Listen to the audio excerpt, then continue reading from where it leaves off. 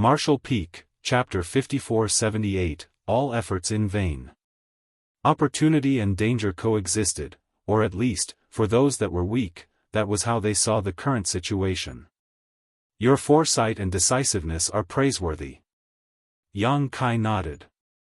Although he was unaware of the present state of the territory gate, he deduced that Wind Mist territory was bound to be thrown into chaos soon. The only way for the inhabitants of this place to avoid a disaster was to quickly flee. Senior Yang is too polite. This is merely an act of self-preservation, Zhao Longji replied. Yang Kai nodded and continued to ask, is there somewhere for you to go? No. We have nowhere to go for now, Zhao Longji answered as he exchanged glances with the other two sect masters. When preparing to flee, Zhao Longji contacted the other second-class great force in the neighboring great territory, intending to shelter there for a while. However, this was not a matter that could simply be consented to despite their usual good relationship, as they feared that if Wind Mist sect had any malicious motives, they would find themselves in a vulnerable state. Therefore, Zhao Longji and the rest could only take one step at a time because they had nowhere to go after they completely evacuated Wind Mist territory. If they were fortunate enough, they might be able to locate a great territory that was not guarded by a strong great force to settle down and then make future decisions based on what happened in Wind Mist territory. Head to the star boundary, Yang Kai sighed as he vaguely sensed their troubles. Who would willingly accept competition, since each great territory possessed their own great forces? As soon as the words left his mouth, Zhao Longji and others were overjoyed. Can we really go to the star boundary?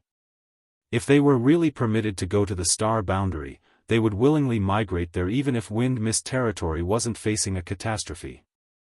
Their response made Yang Kai question in confusion, why can't you go to the star boundary? When Zhao Longji heard his question, he suddenly realized that this individual before him, who had been in retreat for many centuries, might not know much about the star boundary's current situation. So, he explained in a somewhat shocked manner, I'm afraid Senior Yang might not be aware that the current star boundary is not somewhere that just anyone can enter at will. To enter the star boundary, you need to be sponsored by one of the cave heavens or paradises, or by the local great forces of the star boundary. Moreover, there is a restriction on the number of people allowed in. Only then did Yang Kai remember that the star boundary had the world tree clone, which made it extremely attractive to all cultivators. If there were no such restrictions, the star boundary would instantly be overcrowded. Knowing that continuing to speak without understanding the specifics would just cause more trouble, Yang Kai took out a jade slip and used his divine sense to engrave a quick message inside of it before handing it to Zhao Longji. Bring this to High Heaven Palace in the star boundary and someone will settle the following affairs. Zhao Longji was thrilled. With this faith token awarded by the Lord of the Star Boundary himself, entering the star boundary would no longer be an issue. He was under no illusions that he would actually be able to settle in the star boundary, but even remaining in High Heaven territory would be a massive boon. This worked in his favor as well because he was one step closer to his objective, a possibility of the talented Wind Mist sect disciples being able to cultivate in the star boundary in the future, helping them greatly. For this, he was extremely grateful towards Yang Kai. It's not only you few. I need you to evacuate as many people from Wind Mist territory as possible, Yang Kai waved his hand and ordered. He looked in the distance and continued, I'm afraid that this great territory will soon be engulfed in the flames of war. Zhao Longji's heart tightened. He had a question, but it was difficult for him to ask, so he only cupped his fist and said, Rest assured, Lord Yang. I will send disciples to the various spirit provinces of the universe worlds to deliver this message. Anyone willing to follow us shall not be forsaken. Good. Yang Kai simply said. Then, after some thought, he followed up, I still have other responsibilities so I shall take my leave. Spread the news about the Black Ink clan and Black Ink strength along your journey to the star boundary. If any others are willing to follow you, bring them along with you. Zhao Longji realized the seriousness of the issue when Yang Kai said this, so he respectfully agreed. Soon, Yang Kai departed after asking for the exact location of the portal. Zhao Longji frowned as he watched Yang Kai leave, although Senior Yang didn't say much, judging from his words. I'm afraid that Wind Mist territory really is facing a calamity. The sect masters of the other two great forces nodded their heads in agreement. They were not fools, so they had their own speculations and thoughts about the situation. How would Yang Kai have given such a command if the circumstances weren't incredibly dire? The reason why they were sent to the great territory where the star boundary was located was that Yang Kai felt that as the only open heaven realm cradle, the star boundary would be the last bastion of the human race if the Black Ink clan really invaded the 3,000 worlds. Any other great territories could be abandoned, but not high heaven territory. As long as the star boundary remained, the human race would have a chance to make a comeback. After 4 hours, Yang Kai finally arrived at the breach in Wind Mist territory. His heart sank as he looked over the area. The void here was enveloped in incredibly dense black ink strength that formed into a huge black ink cloud. This was the first time Yang Kai had seen such a pure and dense black ink cloud. Even a royal lord's black ink strength wasn't this pure. Black ink strength filled a radius of 1,000,000 kilometers, and it was still spreading out at a speed that was visible to the naked eye. Yang Kai even felt the fluctuation of space principles coming from the center of the black ink cloud. Things were far worse than he imagined.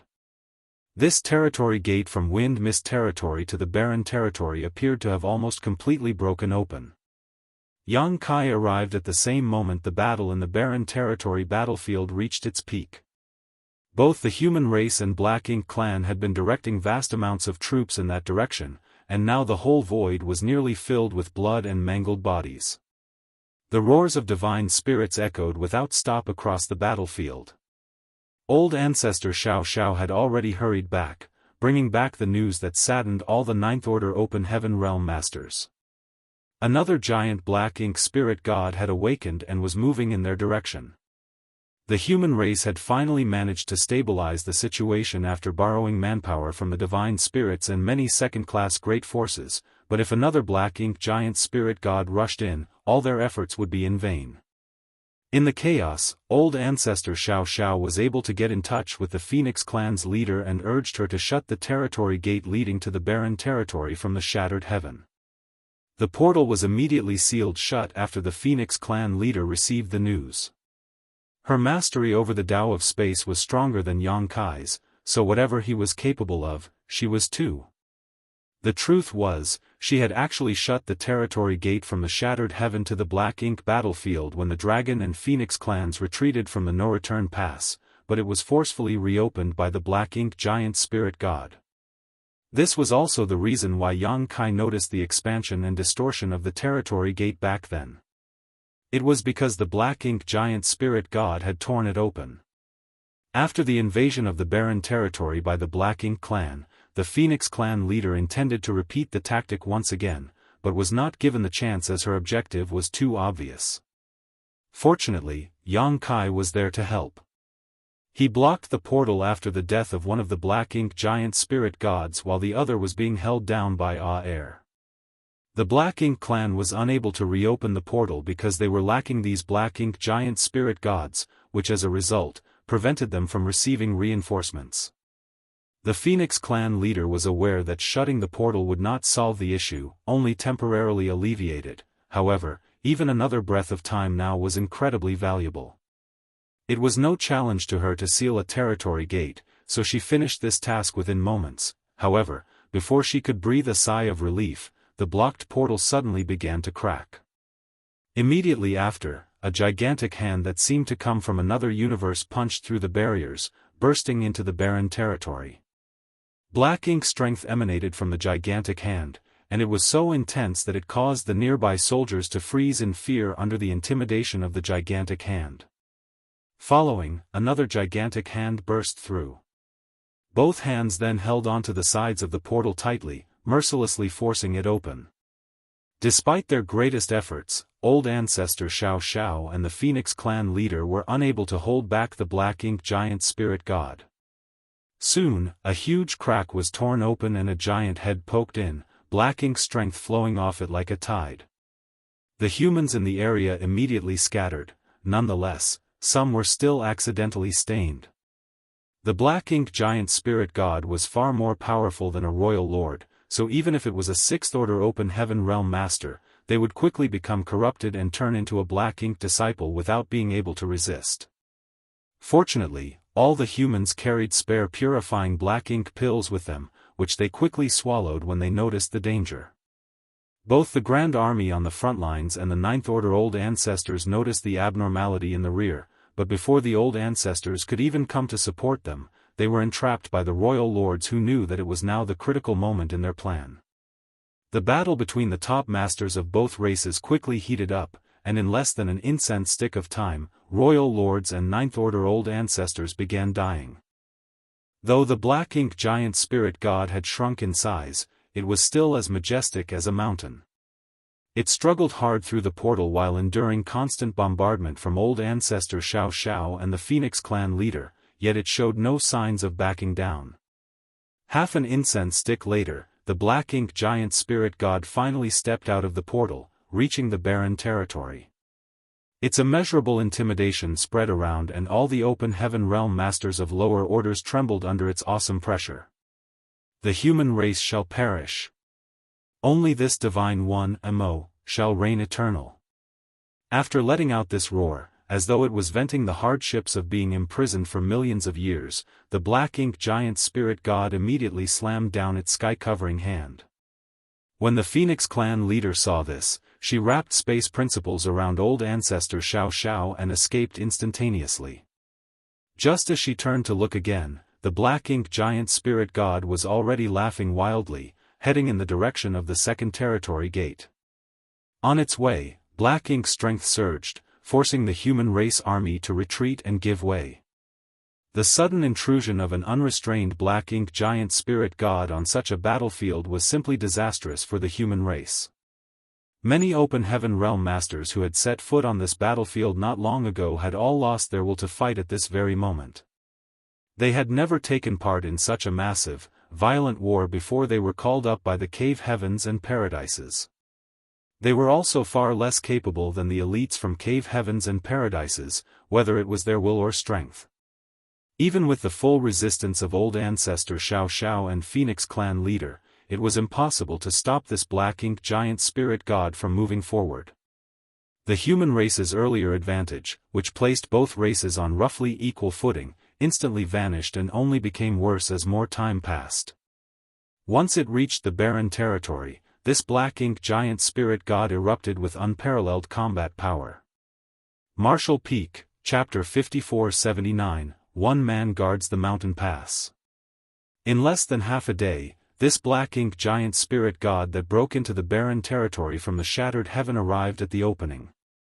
This was where the body of the other fallen black ink giant spirit god was located, the sole clone of Mo that came out of the primordial heaven source grand restriction. After its death, black ink strength that flowed out from its corpse transformed into a black ink ocean, covering a vast swath of the void. With the help of this coverage, the Black Ink clan secretly sent out 3 8th-order Black Ink disciples without alerting the human race. By this time, all of the Black Ink clan's plans had been fully implemented, and the human race was powerless to stop them anymore. With this Black Ink giant spirit god charging in all the way, let alone humans, even the divine spirits appeared small and weak in the face of such existence. The Black Ink giant spirit god opened its mouth and inhaled deeply when it arrived. Immediately, the vast Black Ink ocean was drawn in, accumulating towards its mouth like a whale gulping down water. In just a short while, the Black Ink ocean that filled the void was completely absorbed, strengthening the already ludicrously powerful Black Ink giant spirit god and causing it to grow in size by some 30%. Without the cover of the Black Ink ocean, the condition of the region where the sealed territory gate was located could be seen at a glance. The enormous void appeared to be a layer of thin ice that shimmered like rippling light on water in the midst of its warping and distortion. Along with those ripples of light, dense Black Ink strength could be vaguely felt surging from within as space contorted, as if it was about to shatter apart. The numerous Ninth Order's masters looked at the scene with fire burning in their eyes. They were all aware that the Black Ink clan's plan had reached its most vital juncture and that the Barren Territory and Wind Mist Territory would soon be entirely connected after the boundary wall was broken apart. Judging by the situation, it would not be long now. The Black Ink clan army had begun to gather from all sides, obviously with the intention of guarding the Black Ink giant spirit god and the region as a whole. The conflict over this territory had not ceased as neither the Black Ink clan nor the humans would give up. Now, it was not exaggerated to say that 80% of the two races' armies were gathered in this region. In the past, control of this region had gone back and forth between the human race and the Black Ink clan, however, neither side was able to occupy it for long. However, things were different now. The Black Ink clan now had another Black Ink giant spirit god whose aura had just been strengthened after devouring the Black Ink strength left behind by the fallen soul clone. It would certainly be a challenge to the human race to snatch back this stretch of void from the Black Ink clan now. Under the orders of the Ninth Order Old Ancestor and army commanders, the human race army, from all directions, intensified their assault. Countless powerful divine spirits flitted around the battlefield, cooperating with the army to wear down the Black Ink clan soldiers. As the power of various secret techniques and artifacts continuously blasted towards their enemies, the auras of many lives disappeared one after another. The human race's attacks were repeatedly repulsed however, as the Black Ink giant spirit god that charged in from the shattered heaven had broken the balance of power between the two races all on its own. While the two races were fighting, it sat still in the void. Although it rarely launched attacks, when it did, it carried an absolutely unstoppable force that even the Ninth Order Open Heaven Realm Masters found difficult to resist. Only by working together could the Dragon and Phoenix clan leaders somehow fight back, but they were still clearly at a disadvantage. The scene was incredibly disheartening. All of a sudden, the Black Ink giant spirit god abruptly turned its head to gaze at the position of the half-sealed territory gate, sneered coldly, then thrust out its palm, causing the already thin, sheet-like boundary wall to shatter. At the same time, on the opposite side of the boundary wall, Yang Kai's figure was sent flying several 100,000 kilometers just from the shockwave before he could stabilize himself. After cursing for a moment, he surged his space principles and used instantaneous movement to arrive in front of the almost broken boundary wall. Upon separating from the Wind Mist Territory sect masters, Yang Kai followed their directions to locate this portal. Not daring to delay after witnessing the current state of affairs, Yang Kai tried to close and reinforce the breach. If he had succeeded, he might be able to delay things for a while, even if it wouldn't be enough to stop the Black Ink clan's plan. Yang Kai also found a dying man who was in the same condition as Yiming whom he encountered in the Divine Spirit Ancestral Land. Yang Kai didn't know which cave heaven or paradise this individual came from, but he knew that he was also an Eighth Order Open Heaven Realm Master. Yiming previously carried a soul clone of Mo and used a secret technique to awaken the Black Ink giant spirit god in the Divine Spirit Ancestral Land, overdrafting his vitality and ultimately causing his death. Given Yiming's experience, Yang Kai naturally understood what occurred to this Eighth Order Master before him. This individual also carried a soul clone of Mo. He had clearly unleashed the soul clone to corrode the boundary wall connecting this place to the barren territory. Yang Kai's expression darkened.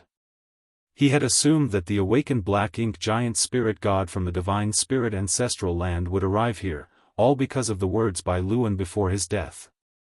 It was Luan who told him about the instability of the passage between the barren territory and the outside world, which could only be completely opened if the Black Ink giant spirit god arrived and collaborated with the Black Ink clan in the barren territory.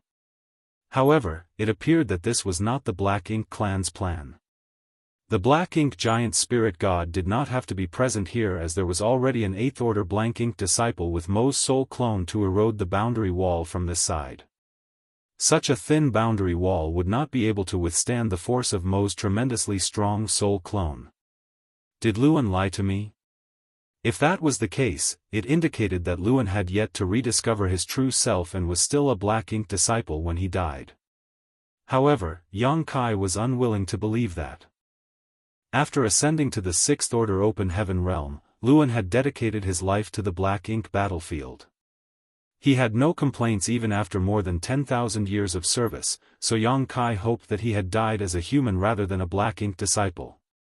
If Luan did not lie to him, the only explanation was that Luan was also unclear about the Black Ink clan's plan. His only mission was to wake the Black Ink giant spirit god in the divine spirit ancestral land with Yi Ming. The task of the 8th Order Black Ink disciple here was to use Mo's soul clone to erode the boundary wall and open the territory gate. Of course, in the current situation, it was pointless to seek answers to these questions. What worried Yang Kai more was where the awakened Black Ink giant spirit god was headed if it was not here. Yang Kai understood almost immediately that it had gone to barren territory, the battlefield of the human race and the Black Ink clan. If that was the case, the human race would not be able to interfere, allowing it to achieve its goal by collaborating with its army and the other Black Ink giant spirit god. Even old ancestor Xiao Xiao could not stop it. As soon as Yang Kai understood everything, he dared not delay anymore. He wanted to quickly block and reinforce the already eroded boundary wall. However, just as he made a move, a tremendous force from the other side of the boundary wall blasted him away again. Yang Kai was so anxious that his eyes burned with fire. Now, he finally understood that the Black Ink giant spirit god had arrived as no one other than a master like it could cause such an impact across a boundary wall, no matter how thin it was. When Yang Kai rushed back a second time, what he saw made even his stalwart heart despair. The boundary wall had entirely shattered, and from the broken territory gate, the aura of another great territory flowed through. Yang Kai could even sense the chaotic energy fluctuating from the opposite side, obviously due to the battle between the Black Ink clan and the human race. And from the broken boundary wall, a giant hand that radiated incredible energy protruded out, continuously enlarging the gap in the broken boundary wall. With such a gigantic hand stuck in the boundary wall, Yang Kai had no hope to block the territory gate again, no matter how proficient he was within the Tao of space. The boundary wall between the barren territory and wind mist territory had been completely broken through. The next instant, a hulking figure with 2 horns on its head and the aura of a feudal lord emerged from the passage, displaying a smug sense of complacency. He noticed Yang Kai standing not far away and immediately grinned wildly, "How lucky of me. There's a human." Saying so, he charged towards Yang Kai. But before he even got close, a pallid light bloomed in his eyes, and his vision became distorted. In that distorted vision, he saw a decapitated body with black blood spurting freely from the neck. For some reason, he felt that this corpse was somewhat familiar. He suddenly came to his senses. "Isn't that my body?" Without figuring out what happened, his consciousness sank into darkness. Following him were more Black Ink clans storming through the passage from the barren territory battlefield to wind mist territory.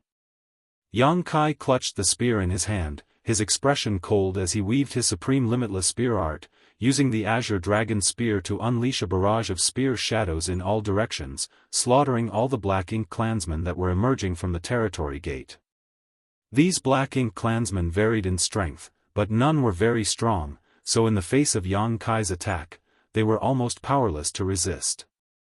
The Black Ink clan were no longer contained in the barren territory battlefield since the boundary wall had been breached. Clearly not interested in battling to the death with the human army, the Black Ink clan poured out of the barren territory once the Black Ink giant spirit god forced open a new portal.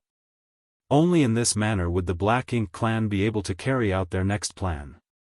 In such a predicament, Yang Kai had no choice but to stand his ground and kill all the enemies that came through. He stood alone in front of the passageway and wielded his spear.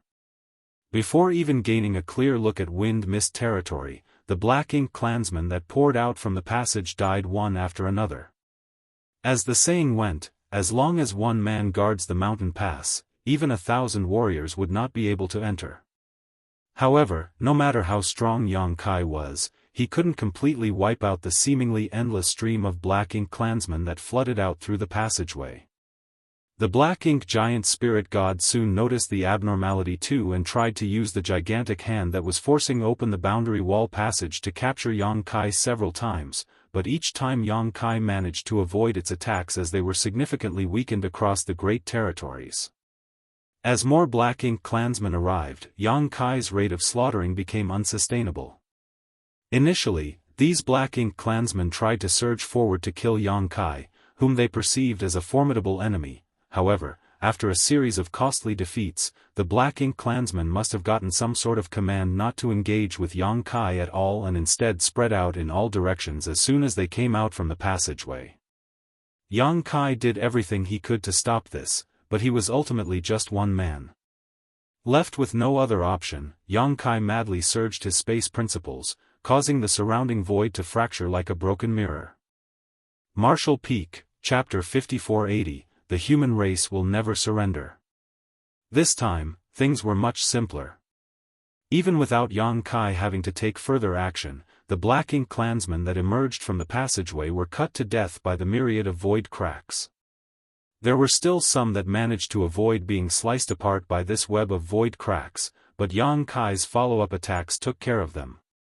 This secret technique was something Yang Kai only recently developed, and while it was not particularly powerful, making it useless against truly strong foes, it was highly effective against masses of weaker opponents.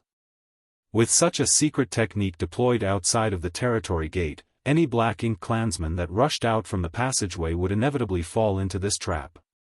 All Black Ink clansmen weaker than feudal lords would perish on contact with the void cracks, and although the feudal lords were slightly more powerful, the innumerable void cracks still severely damaged them. Only the territory lords were immune to the damage caused by this shattered mirror. All the current territory lords were innate territory lords directly created by Mo's power. They were absolutely strong and were no weaker than the human race's finest 8th Order Open Heaven Realm Masters. In less than an incense stick, Black Ink clansmen corpses were piled up as high as mountains outside the exit of the territory gate. It was impossible to estimate how many had died. Additionally, besides the weaker Black Ink clansmen, Yang Kai even managed to kill 2 territory lords right after they appeared. Unfortunately, Yang Kai had reached his limits. More and more Black Ink clansmen were pouring out of the portal, and his space secret technique was starting to crumble, a sign that it would collapse any time from now.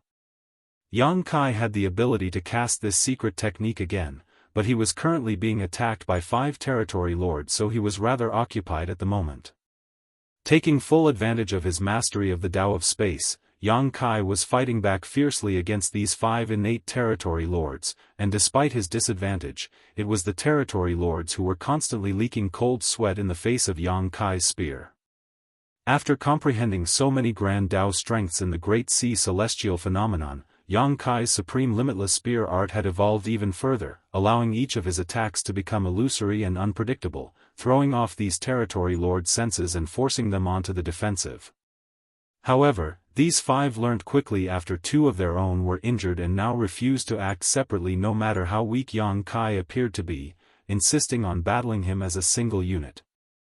Yang Kai repeatedly cursed these 5 territory lords in his heart, but there was nothing more he could do. If they split up and acted independently, Yang Kai could still find a way to break through and pick them off one by one, but facing all 5, he was strong in will, but weak in strength, frequently having to take risks to push them back, which only caused him to suffer more injuries. As time passed, more and more Black Ink clansmen emerged from the barren territory before quickly dispersing in all directions, ignoring the battle between Yang Kai and the 5 territory lords. In no time, their figures disappeared. Yang Kai experienced a deep sense of despondence and silently understood that Wind Mist territory was doomed. The human race would no longer have a place in this great territory with so many Black Ink clansmen arriving and scattering in all directions. Just like a spark, the Black Ink clan would set everything aflame with their Black Ink strength. No great territory could resist now that the Black Ink clan had breached the barren territory and were spreading out unchecked as the human army's main force remained in the barren territory. The human race had been at war with the Black Ink clan for countless generations, losing innumerable lives in the process, but on this day, all those sacrifices were rendered pointless. After today, there would be no peace in the 3,000 worlds. Filled with shame and resentment beyond words, Yang Kai's movement became more and more vicious as all he could think about was butchering every single Black Ink clansman who rushed out from the passage. On the barren territory battlefield, the human race army was equally at a loss when they saw the boundary wall being completely breached and endless Black Ink clansmen streaming into it. No matter how difficult things were previously, the human race army was determined to fight the Black Ink clan to the very end because they were fighting to protect the 3,000 worlds and every great territory teeming with life. However, when the boundary wall was completely breached, allowing the Black Ink clan army to flood out, the determination and will that drove them previously ruptured as well. At that moment, countless were at a loss on the battlefield. Even the old ancestors unconsciously came to a halt. Defeat. The human race had lost. Looking back to some 600 years ago, it seemed like victory was within their grasp. The goal to eradicate the Black Ink clan and put an end to the threat they posed for millions of years was near at hand. They gathered more than 100 great passes and the accumulated heritage of the cave heavens and paradises from the past 100,000 years and launched a grand crusade to the primordial heaven source grand restriction. However, outside of the primordial heaven source grand restriction, two Black Ink giant spirit gods flanked them from opposite sides, causing the humans to suffer their first defeat and forcing them to flee back to the no-return pass. While retreating, hundreds of thousands sacrificed their lives to protect their companions. Despite gaining the assistance of the dragons, phoenixes, and several other divine spirits at the no-return pass, the human army still lost to the Black Ink clan. After this second loss, they abandoned the no-return pass and retreated to the barren territory. Now, after just 200 years of battle, the Black Ink clan managed to break through the boundary wall and completely connected the barren territory with Wind Mist territory. At this moment, the humans had been completely defeated, unable to recover from the invasion of the Black Ink clan. How did things end up like this? No one could figure out the reason. The human race was not weak, and they had never underestimated the Black Ink clan, but today, the Black Ink clan had beaten them. Though the human army remained mighty, right now, they could do nothing but watch. Disheartened, all the soldiers of the human race army secretly wept. At this moment, the barren territory battlefield that was once filled with chaos and death became utterly silent. The only fight that continued was the one between Aer and his opponent. Their battle seemed like it would last until the universe itself shattered and died. These two giant spirit gods had not stopped ever since they first met. Even though it had already been 200 years, neither side seemed to have gained any kind of advantage. Suddenly, someone pointed at the gap in the boundary wall and shouted, "Someone is blocking the Black Ink clan army." The territory gate had been substantially widened now, and the two great territories were entirely connected due to the arm of the Black Ink giant spirit god that stretched across the passageway, allowing the humans in the barren territory to see the view on the opposite side, though the image was blurry thanks to the distortions of the void. Just as all of the soldiers on the barren territory battlefield were losing the will to fight, they realized there was still someone attempting to stop the Black Ink clan army on the opposite side of Wind Mist territory. And it was just one person. This one unknown person had killed millions, causing blood to flow like rivers. Across the passage, black blood and Black Ink strength almost flood the entire void. This discovery soon spread as more and more soldiers looked up to see the scenario in Wind Mist territory. They didn't know who this person was, but they certainly knew that they were fighting alone, with no signs of backing down or becoming discouraged. Seeing this, all of them couldn't help but feel ashamed. That one individual was still fighting on while they, the grandest army the human race had ever assembled, had already given up. It was as if a spark had been lit and was now setting their hearts aflame with the burning desire for victory. The courage and will to resist that had almost died moments ago was stimulated once more, and the need to take action spurred all of them on. They were the guardians of the 3,000 worlds and the human race, fighting against the Black Ink clan on the Black Ink battlefield and fending off the invasion of the Black Ink clan. The sky was truly falling, but if they, the tallest and strongest, did not rise to hold it up, who would? The 3,000 worlds was home to their master sects, their families, their descendants, and everyone they knew and loved. In a battlefield unknown to ordinary people, they constructed an impregnable line of defense with their own flesh and bones, sheltering the entire human race. If they admitted defeat, it would be the end. The human race will never surrender. Suddenly, someone lifted his long sword and yelled furiously. His voice rang out across the void as his world force. That shout was followed by another, then another, and another. Never surrender. The shouts erupted one after the other, forming a torrent that shook the universe. The previously dejected ambience now burned anew. The black-ink giant spirit god guarding the passageway was first fascinated by the human race army's hopelessness and grief. As this was something it had never witnessed before, it was extremely intriguing. But just as it was preparing to stir up trouble to further suppress the humans, they suddenly regained their fighting spirit and determination, even pushing it to new heights. The black-ink giant spirit god was taken aback by what it saw and frowned as it gave it some thought before turning to look at the territory gate. Using its vision that could penetrate the void, it saw a lone human figure fighting against the territory lords in Wind Mist territory. The humans changed so drastically because of him? The black-ink giant spirit god was suddenly enraged. If it had known this would happen, it would have gone all out to murder this annoying human back in the divine spirit ancestral land. Even if the human race did not know who was obstructing the black-ink clan in Wind Mist territory, the black-ink giant spirit god did. Not only did it know, but the Ninth Order old ancestors all understood who it was on the other side. The shift in the mentality of the whole army had also shaken the Ninth Order old ancestors out of their daze. Nobody could have imagined that one person's effort and persistence would inspire the fighting spirit of the entire race. Even they, who had lived for countless years, seemed to have become younger at this moment, with enthusiasm surging in their hearts. The young ones are indeed energetic, no? A Ninth Order old ancestor suddenly said. Yes. There is hope for the human race with youngsters like these. We were like that once, it's a shame that the years have dulled me so. It was not simply due to their old age, but also the constant weight of their responsibilities. Their existences were burdened by their sects, their passes, and their entire race, disallowing them to be as carefree as they were when they were young. Who among you has the courage to be young and passionate with me once again? With a grin, the oldest and most respected old ancestor asked. This old ancestor was born in pure Yang Cave heaven and had lived the longest among all living old ancestors.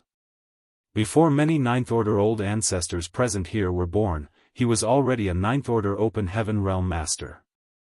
In terms of age, he could even be considered an ancestor among all Ninth Order old ancestors. It should have been like this a long time ago. Ever since I ascended to the Ninth Order open heaven realm and started guarding the black ink battlefield, my spirit has grown dull. Every move had to be made with innumerable considerations for all possibilities. When was the last time I simply took action? All I wanted in my life was to be happy and unrestrained. Indeed, indeed. Stop being so long-winded. Those who are truly young act as soon as the words leave their mouths.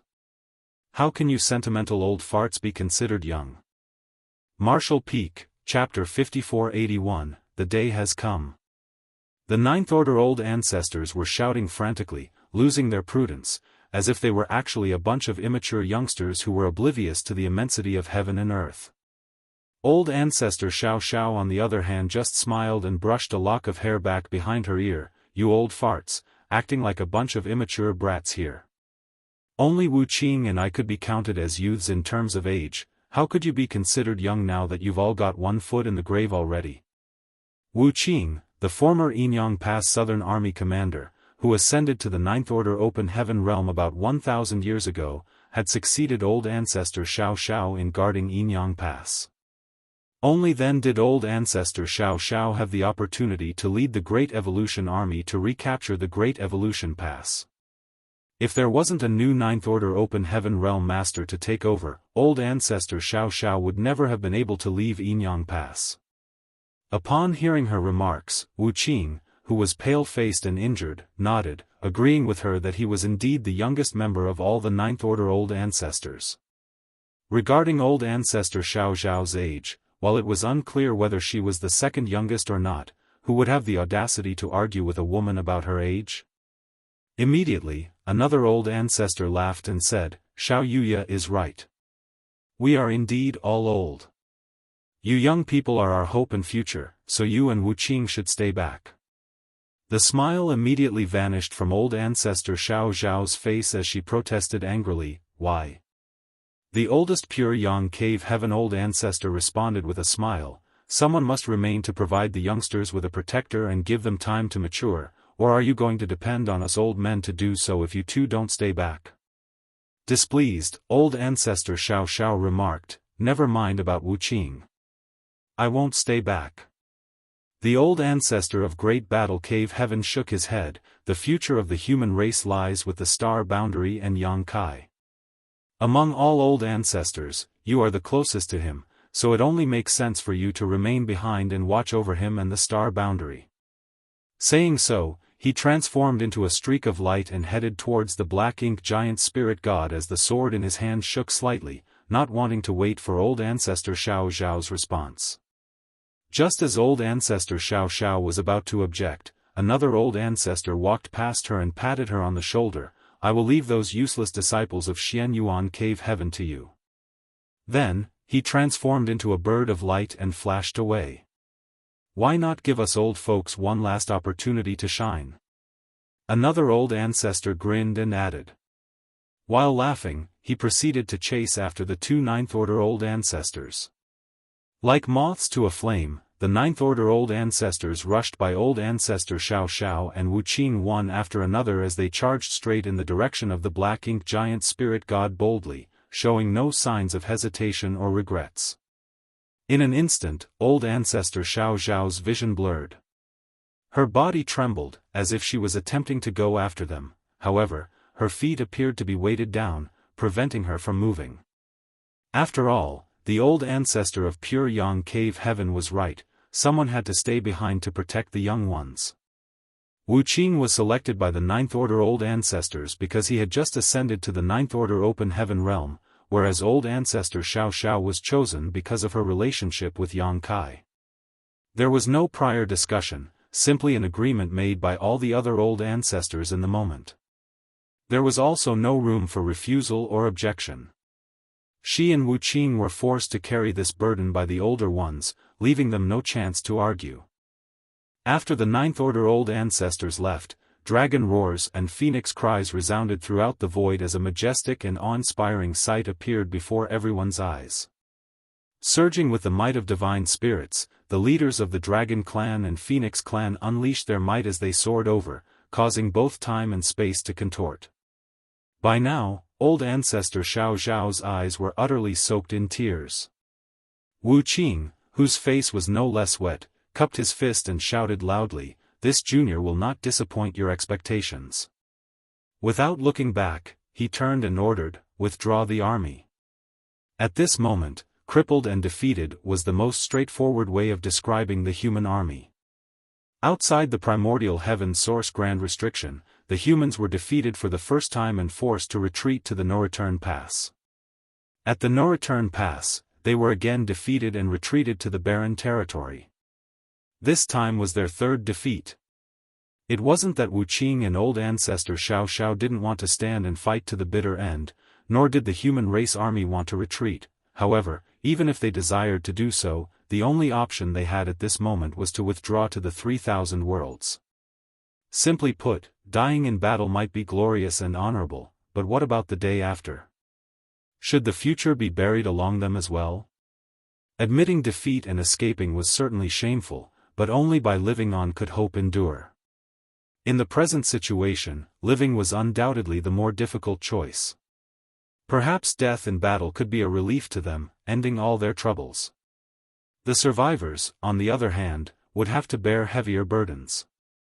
To preserve hope for the future, it did not matter if they had to endure this humiliation.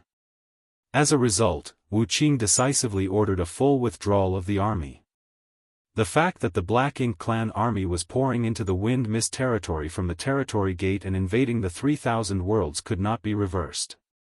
Instead of allowing the human race's current limited strength to be completely destroyed on this battlefield, it was wiser to live with this humiliation and blood feud. One day, sooner or later, they would make the Black Ink clan experience 100 times the pain they endured today.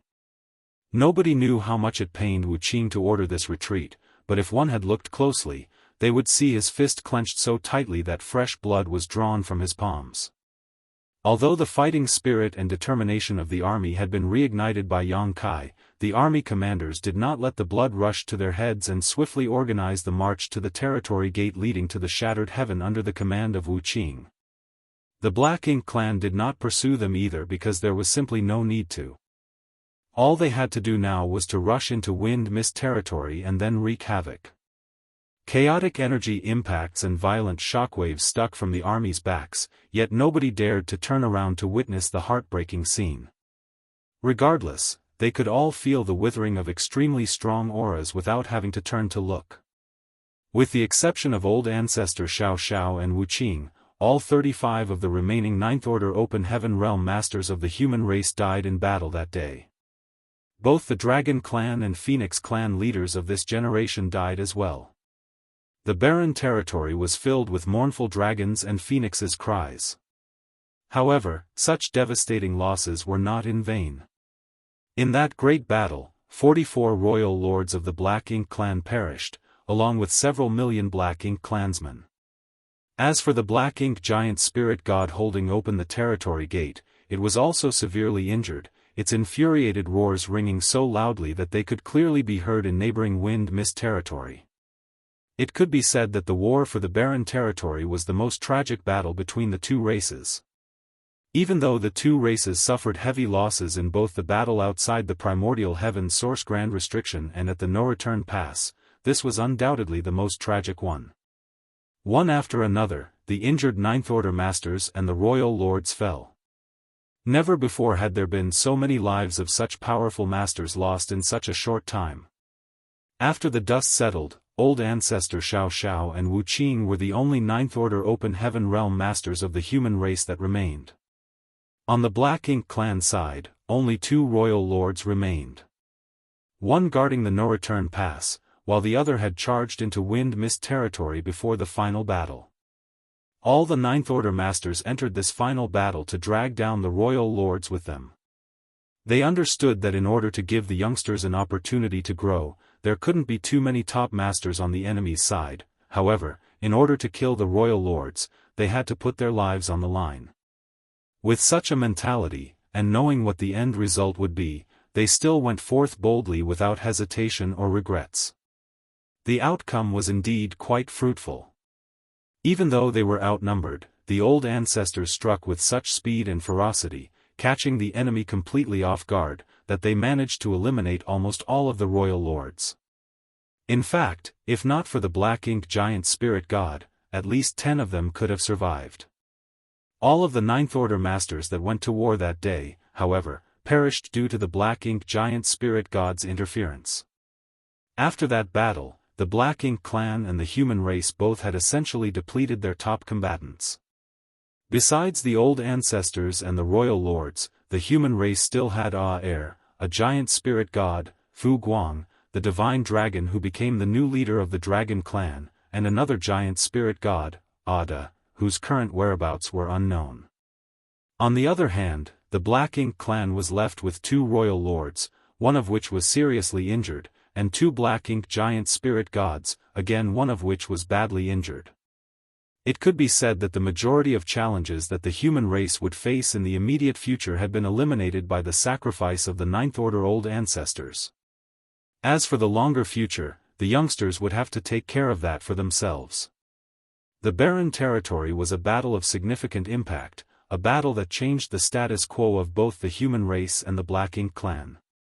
After this war, word about Black Ink's strength could no longer be kept a secret and quickly spread throughout the great territories, sparking terror for some time. Fortunately, the vast human army had retreated from the barren territory. under the command of old ancestor Xiao and Wuqing, and soon split up into numerous divisions that were deployed to the various great territories to maintain control of the situation and begin evacuations. Even the great territories occupied by the cave heavens and paradises would soon be emptied out. At this point, Wuqing's decision to withdraw the army had proven to be the correct one, because enough troops had been preserved to implement this mass migration. Since all these cultivators had personally taken part in the battle against the Black Ink clan and were aware of how bizarre and difficult to handle Black Ink's strength was, none of them slacked or dallied in this task, working as swiftly and diligently as possible. 3 months later, a few hundred masters returned from a bloody journey to Void territory. Among these people, led by the heavenly moon demon spider Zhu Jiuyan, were people like Yang Kai's wives Yu Rumeng and Su Yan, great emperors like Iron Blood Zhan Wuhen, rising stars like Li Wu Yi, and Yang Kai's friends who he met in the Grand Ancient Ruins boundary like Xiang Ying, Fang Yu, and Yang Kai's subordinates like Hui Gu, Wan Bai Feng, and more. Even the Dragon Clan members from the Star Boundaries Dragon Island returned for the first time since they left for the Divine Spirit Ancestral Land to cultivate. Because these individuals shared the same origin, they were all integrated into the Great Evolution Army by old ancestor Xiao before being divided into various divisions and battalions on the barren territory battlefield. Divisions like theirs could be found throughout the great territories now. Old Man Baishi could feel the aura of these people soon after they entered Void territory, and so he swiftly opened the 9 heavenly layers grand array to let them in. After learning the result of war in the barren territory from Zhu Jiuyin, Old Man Baishi sighed heavily. Yang Kai's words were prophetic indeed. This day has really come. Then, Yu Rumeng asked in surprise, "Senior, you spoke with that little bastard?" Old Man Baishi nodded. Yang Kai once returned and told me to take care of it if Void Land needed to be relocated. He did question Yang Kai about the severity of the situation on that day, but the latter simply said it was a precaution. But, looking back, Yang Kai probably had a vague premonition of what was going to happen today, or else he wouldn't have made such a solemn request. Turning his head, Old Man Baishi said to Xiao He, "Tell Lu Shua and Chen Tian Fei to prepare." Xiao He nodded and left upon hearing this command. With Yang Kai's previous warning, Void Land had gotten adequately prepared, so when the time came to evacuate, they could depart at a moment's notice, bringing along those from Void Star City and even the other great forces from Void territory. Marshall Peak, Chapter 5482, Returning to the Chaotic Dead Territory. Gritting his teeth, Yang Kai fled through the void as space principles undulated. Behind him was a royal lord who was hot on his heels, attacking Yang Kai with various secret techniques, forcing him to dodge from side to side. Yang Kai was unaware of the state of the battle in the barren territory and was also unaware that the last of the Ninth Order old ancestors died with the royal lords of the Black Ink clan to pave the future pathway for the human race. The only remaining Ninth Order Open Heaven Realm Masters were Wuqing and old ancestor Xiao. He didn't even know that the human army had evacuated from the barren territory as he was currently running for his life. Previously, he was single-handedly intercepting and killing the Black Ink clansmen flooding out from the barren territory battlefield into Wind Mist territory. Under his attacks, heaven and earth quivered, and the blood of his enemies flowed and pooled into an ocean. The Black Ink clan was naturally enraged by his actions, and immediately, a royal lord passed through the passageway and entered Wind Mist territory. Yang Kai dared not hesitate once he sensed the royal lord's aura, so without pause, he turned and fled. Although he had killed the sheep-headed royal lord by himself outside the Great Sea celestial phenomenon, Yang Kai knew that was due to the multiple coincidences and accidents that aided him. Even so, Yang Kai had to use 4 soul-rending thorns in quick succession in that battle, which caused his consciousness to become vague and blurry, so he wasn't even sure how he killed the sheep-headed royal lord. All he knew was that when he regained his senses, he was already holding the head of the sheep-headed royal lord. Although his strength had significantly improved since then, Yang Kai understood that he was still not capable of defeating a royal lord in a conventional battle. When he was young and weak, he had experienced being hunted down by masters far stronger than him, but what frustrated him so was that even after reaching the 8th Order Open Heaven realm, and becoming extremely powerful, he was still being chased after and hunted by more powerful masters. At this point, only royal lords and black ink giant spirit gods were strong enough to defeat Yang Kai, but he had actually experienced such situations twice in just a few hundred years. As he was escaping this time, Yang Kai secretly swore that after he ascended to the 9th Order Open Heaven realm, he would hunt down lone royal lords and give them a taste of their own medicine. While he was still a 7th Order Open Heaven realm master, he could barely escape from the sheep-headed royal lord with the aid of purifying light, but now that he was in the 8th Order, his situation was significantly better, even without the assistance of purifying light. In other words, though he might not be the royal lord's opponent, without the strength or ability to isolate space, it would purely be a dream for such a master to want to kill Yang Kai. Flee if unable to put up a fight was a principle Yang Kai had been living by and implementing throughout his entire life. However, it was still difficult to shake off a royal lord. Without the aid from the purifying light, there was no way for Yang Kai to isolate himself from the royal lord's aura with his strength alone. That was not to say he couldn't escape, but Yang Kai had some reservations about doing so. The current situation was not only because he was not as strong as the opponent, but also because he had other intentions as well. What worried Yang Kai was wind mist territory. Although he had previously stopped and slain numerous black ink clansmen, many more managed to escape. Now that he was gone, the black ink clan army would undoubtedly charge right in. He knew that wind mist territory was likely to fall in short order, and the catastrophe would subsequently expand to the nearby great territories. Yang Kai could only hope that the human race would be able to react quickly and effectively, as he no longer had any control over problems relating to the survival of the entire race. In the midst of fleeing and dodging attacks, Yang Kai took a glance back and noticed that this royal lord was nearly as strong as the sheep-headed royal lord he previously met. Both of them were innate royal lords directly created by Mo, unlike Mo Zhao from Great Evolution Theater, who cultivated to that realm step by step.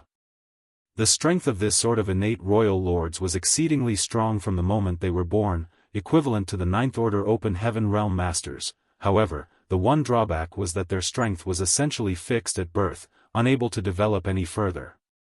Both the innate royal lords and innate territory lords were the same. It could be said that all innate territory lords had no possibility of ascending to become royal lords. Although they were born with the combat power on par with the strongest 8th Order human masters, they did not have the chance to advance further. One would know that just by observing Territory Lord Che Kong, who was an innate territory lord killed by Yang Kai. Che Kong had been born hundreds of thousands of years ago, yet he remained a territory lord. Everything had its pros and cons. Even an ancient supreme entity like Mo could not resolve such issues. This royal lord was not particularly large, so if it weren't for the surging of black ink strength from him, he would not appear much different from an ordinary human. He attacked Yang Kai the moment he emerged from the territory gate on the command of the black ink giant spirit god. Initially, this royal lord thought this would be a simple task, but he never expected that this 8th Order human would be as slippery as an eel, with each of his attempts to capture Yang Kai failing miserably.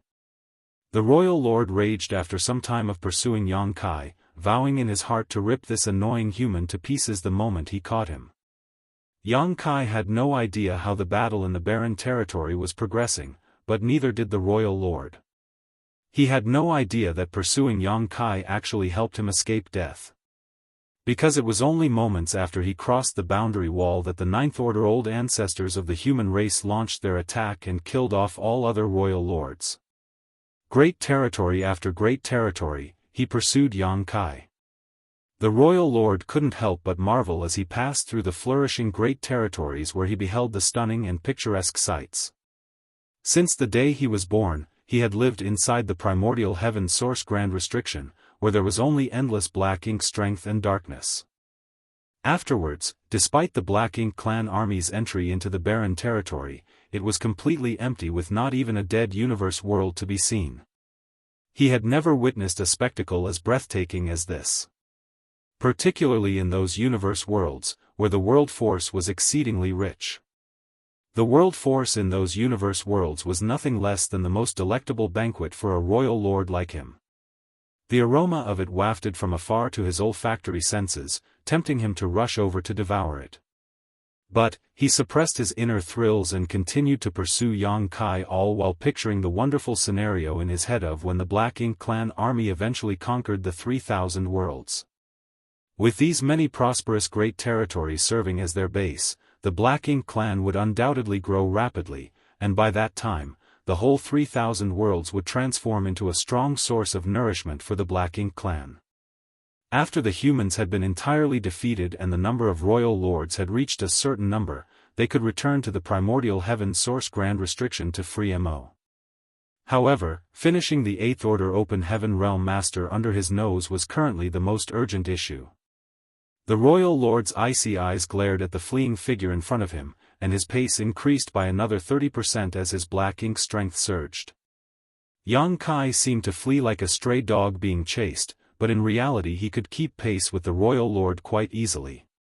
Space principles flared from time to time as he traveled through the territory gates and great territories one after another while leading the pursuer behind him. After a year, Yang Kai finally slowed down, much to the joy of the royal lord, who had been pursuing him day and night as he assumed that Yang Kai had finally run out of energy.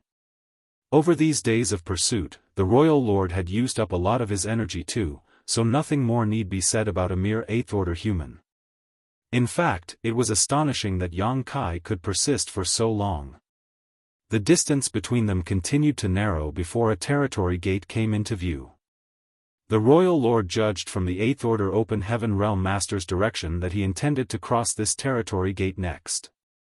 The royal lord had had enough of this chase, so he pushed his strength and unleashed a secret technique, allowing him to condense a hand from pure black ink strength that reached out to seize Yang Kai from a distance. Soon after, Yang Kai was tightly gripped in the palm of the powerful hand.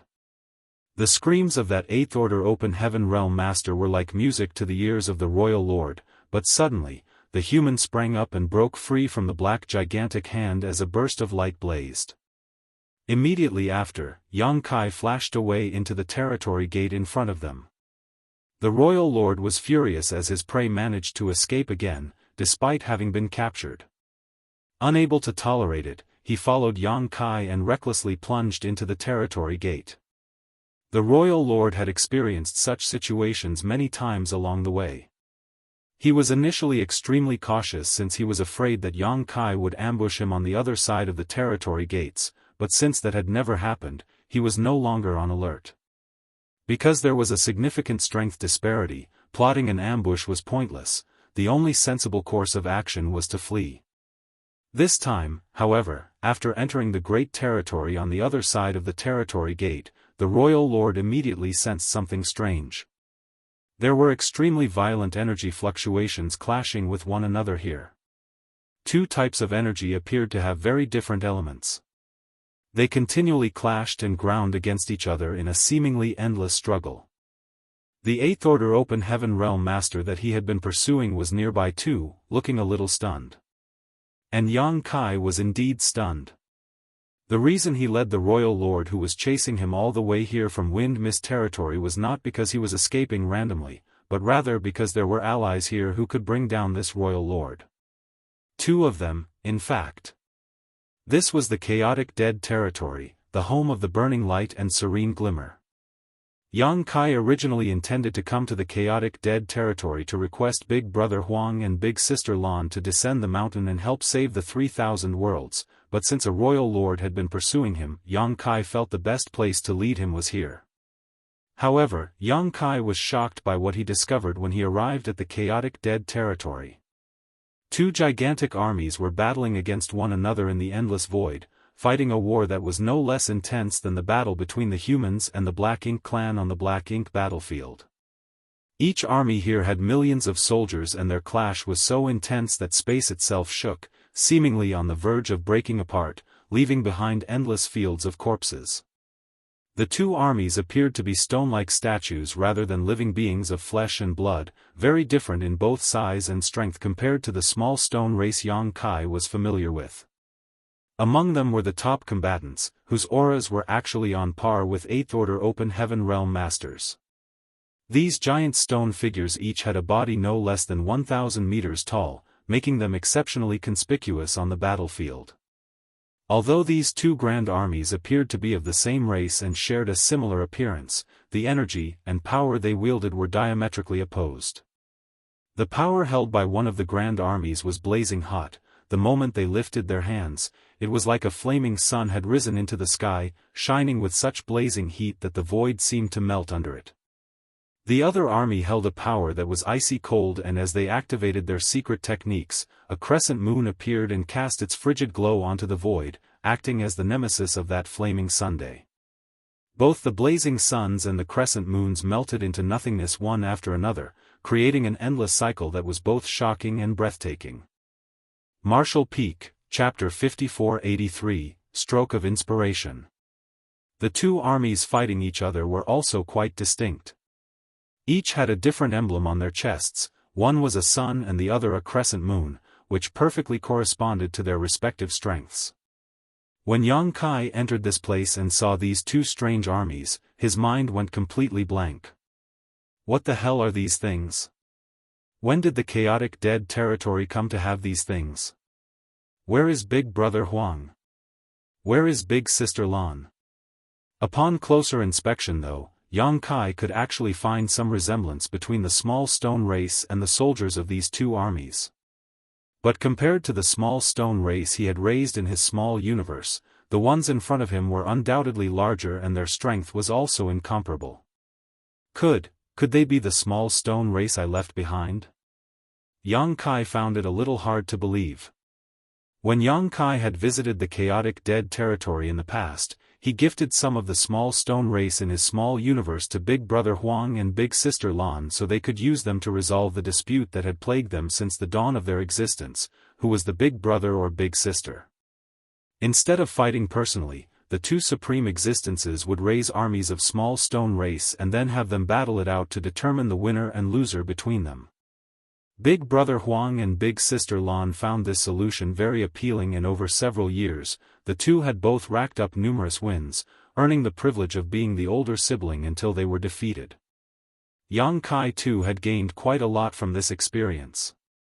The yellow and blue crystals he had taken to the black ink battlefield had all been obtained from the chaotic dead territory, and over the years, he had used purifying light condensed from those crystals to save countless human soldiers who had been corrupted by black ink strength.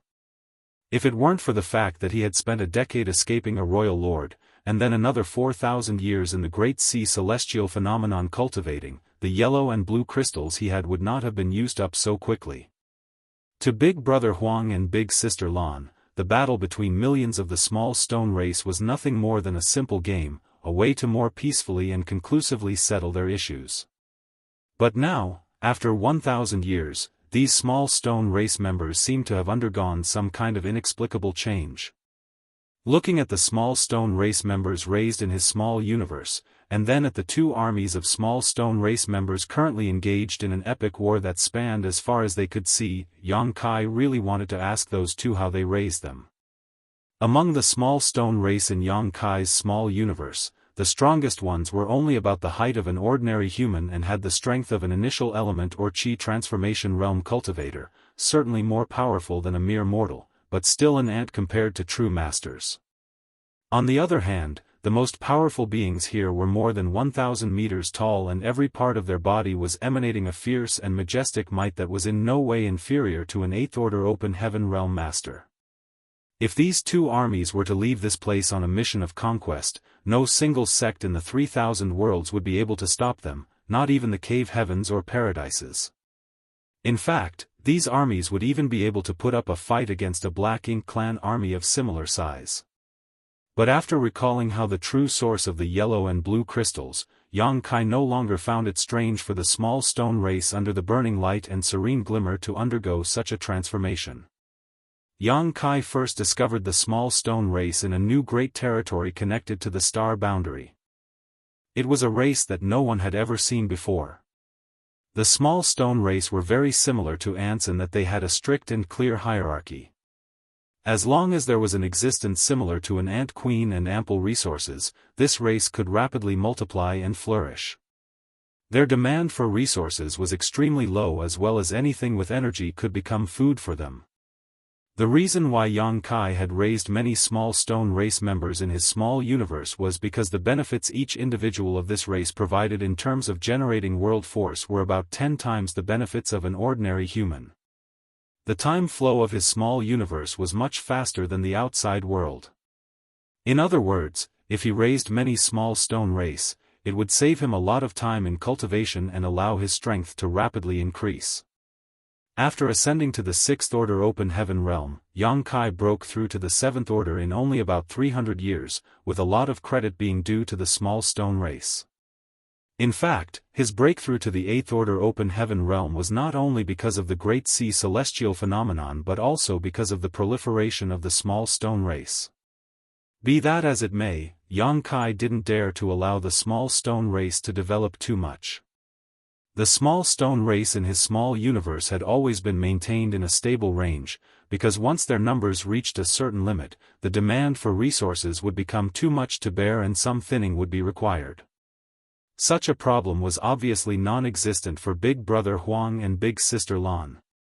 In terms of resources, the chaotic dead territory was the most abundant place in the 3,000 worlds, with yellow and blue crystals literally floating around the void as they were simply the remnants formed from the clash between the burning light and serene glimmer's energy. In other words, if these two were willing, they could allow the small stone race to expand almost without end. Clearly, after 1,000 years of such rapid evolution, the small stone race in the chaotic dead territory had developed to the point where elites comparable to 8th Order Masters had emerged from their ranks. Yang Kai had come to the chaotic dead territory for 2 reasons. Firstly, to ask Big Brother Huang and Big Sister Lan to leave the chaotic dead territory, and secondly, to deal with the tail chasing him. But as soon as he entered this place, the sight of 2 small stone race armies fighting with each other really caught Yang Kai by surprise. By the looks of it, Big Brother Huang and Big Sister Lan's game is still ongoing, and it has already developed to such a ridiculous state. By the time he figured out the reason behind these changes, the Royal Lord had caught up to him. Just as Yang Kai was about to continue fleeing though, a sudden and unexpected change occurred. The 2 small stone race armies that were engaged in a fierce battle suddenly all stopped fighting the moment the Royal Lord appeared. All of the small stone race members, regardless of their height or strength, turned their eyes towards the Royal Lord, as if they were drawn in by some kind of irresistible force. The next instant, the 1,000-meter-tall small stone race members roared angrily towards the sky and beat their chest with both hands, sending pieces of rocks flying off everywhere, before charging straight towards the Royal Lord. Yang Kai could clearly see unbridled hatred burning in the small stone race's eyes. The 2 armies instantly converged into 2 torrents of yin and yang that crashed into the Royal Lord. The Royal Lord was enraged. He was already in a foul mood after having failed to catch Yang Kai time and time again for over a year, so when the 2 small stone race armies started pestering him for no reason, how could he tolerate it? A thick wave of black ink strength surged from him, transforming into a vast black ink cloud that covered a massive stretch of the void. The wave of black ink strength ripped the small stone race members to pieces. Even the small stone race members that were 1,000 meters tall couldn't withstand this kind of force for more than a few breaths before they were broken apart. Nonetheless, the 2 armies courageously pressed forward like moths to a flame, soon surrounding the black ink ocean in multiple layers, as if they were not afraid of death. From the start, the small stone race didn't fear death. Firstly, they didn't have the cognizance to do so as their intelligence was too low for that, and this trait seemed to have remained unchanged, even if the strength of the small stone race in the chaotic dead territory far exceeded that of their ordinary clansmen. Secondly, this kind of slaughter was just a day-to-day occurrence to them. Normally, the small stone race armies would keep fighting and never retreat a single step unless Big Brother Huang or Big Sister Lan gave the order to withdraw. Even when they were facing the Royal Lord right now, the thought of backing down never crossed their minds. More and more small stone race members were sent flying as bits and pieces of rock almost filled the entire void. The fearless charge of the small stone race members sent the Black Ink clan royal lord into a fury, and he kept attacking them without mercy. Amid this fierce battle, he tried using his Black Ink strength to corrupt these strange creatures and turn them into his slaves, but after a few attempts, he was shocked to discover that Black Ink strength, which had terrorized the human race for millions of years, was completely ineffective against these ignorant creatures. This left the royal lord perplexed, wondering what the hell these things were. Much to his shock and dismay, there were living beings in this world who could completely ignore Black Ink strength. Even divine spirits like the dragons and phoenixes only showed a strong resistance against Black Ink strength, but could not totally disregard it. These creatures had wildly varying strength, and they looked as if they were made from stone and had no flesh or blood. The royal lord even saw many small stone race members cannibalizing the corpses of their fallen comrades, grabbing bits and pieces of rocks and tossing them into their mouths before chewing and swallowing. Soon after, the aura of those particular small stone race members grew stronger. Yang Kai was somewhat surprised by the actions of the two small stone race armies until suddenly, he recalled his second visit to the chaotic dead territory. At that time, he had come here in hopes of finding a solution to the corruption of human cultivators by Black Ink strength. It was then that he had obtained the Great Sun and Great Moon marks. Using these two marks on the backs of his hands, Yang Kai could extract the power of the yellow and blue crystals to create purifying light. Back then, Big Brother Huang and Big Sister Lan showed obvious looks of disgust when they sensed Black Ink strength. Back then, Yang Kai had not come into contact with many ancient secrets as his strength was low. He did not have a clear idea of the situation back then, but now he had some idea. If the burning light and serene glimmer really were related to the primordial light, it was only natural for them to hate and reject Black Ink strength, as Black Ink strength was the primordial darkness opposite the primordial light.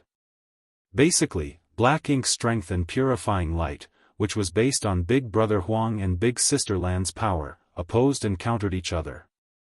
This was probably the reason why purifying light could dispel Black Ink strength. The small stone race, which had inherited these two strengths, naturally had an instinctive hostility towards Black Ink strength. That was why, the moment the royal lord appeared in the chaotic dead territory, the two small stone race armies, who were locked in a fierce battle against each other, stopped fighting and attacked the royal lord, driven by their instincts.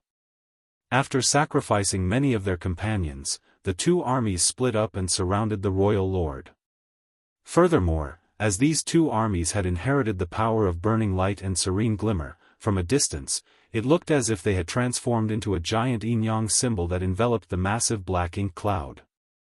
Be that as it may, these two armies couldn't stop this royal lord, and if given enough time, the latter would surely be able to wipe these small stone race members eventually. At this moment, Yang Kai suddenly felt the back of his hands become hot.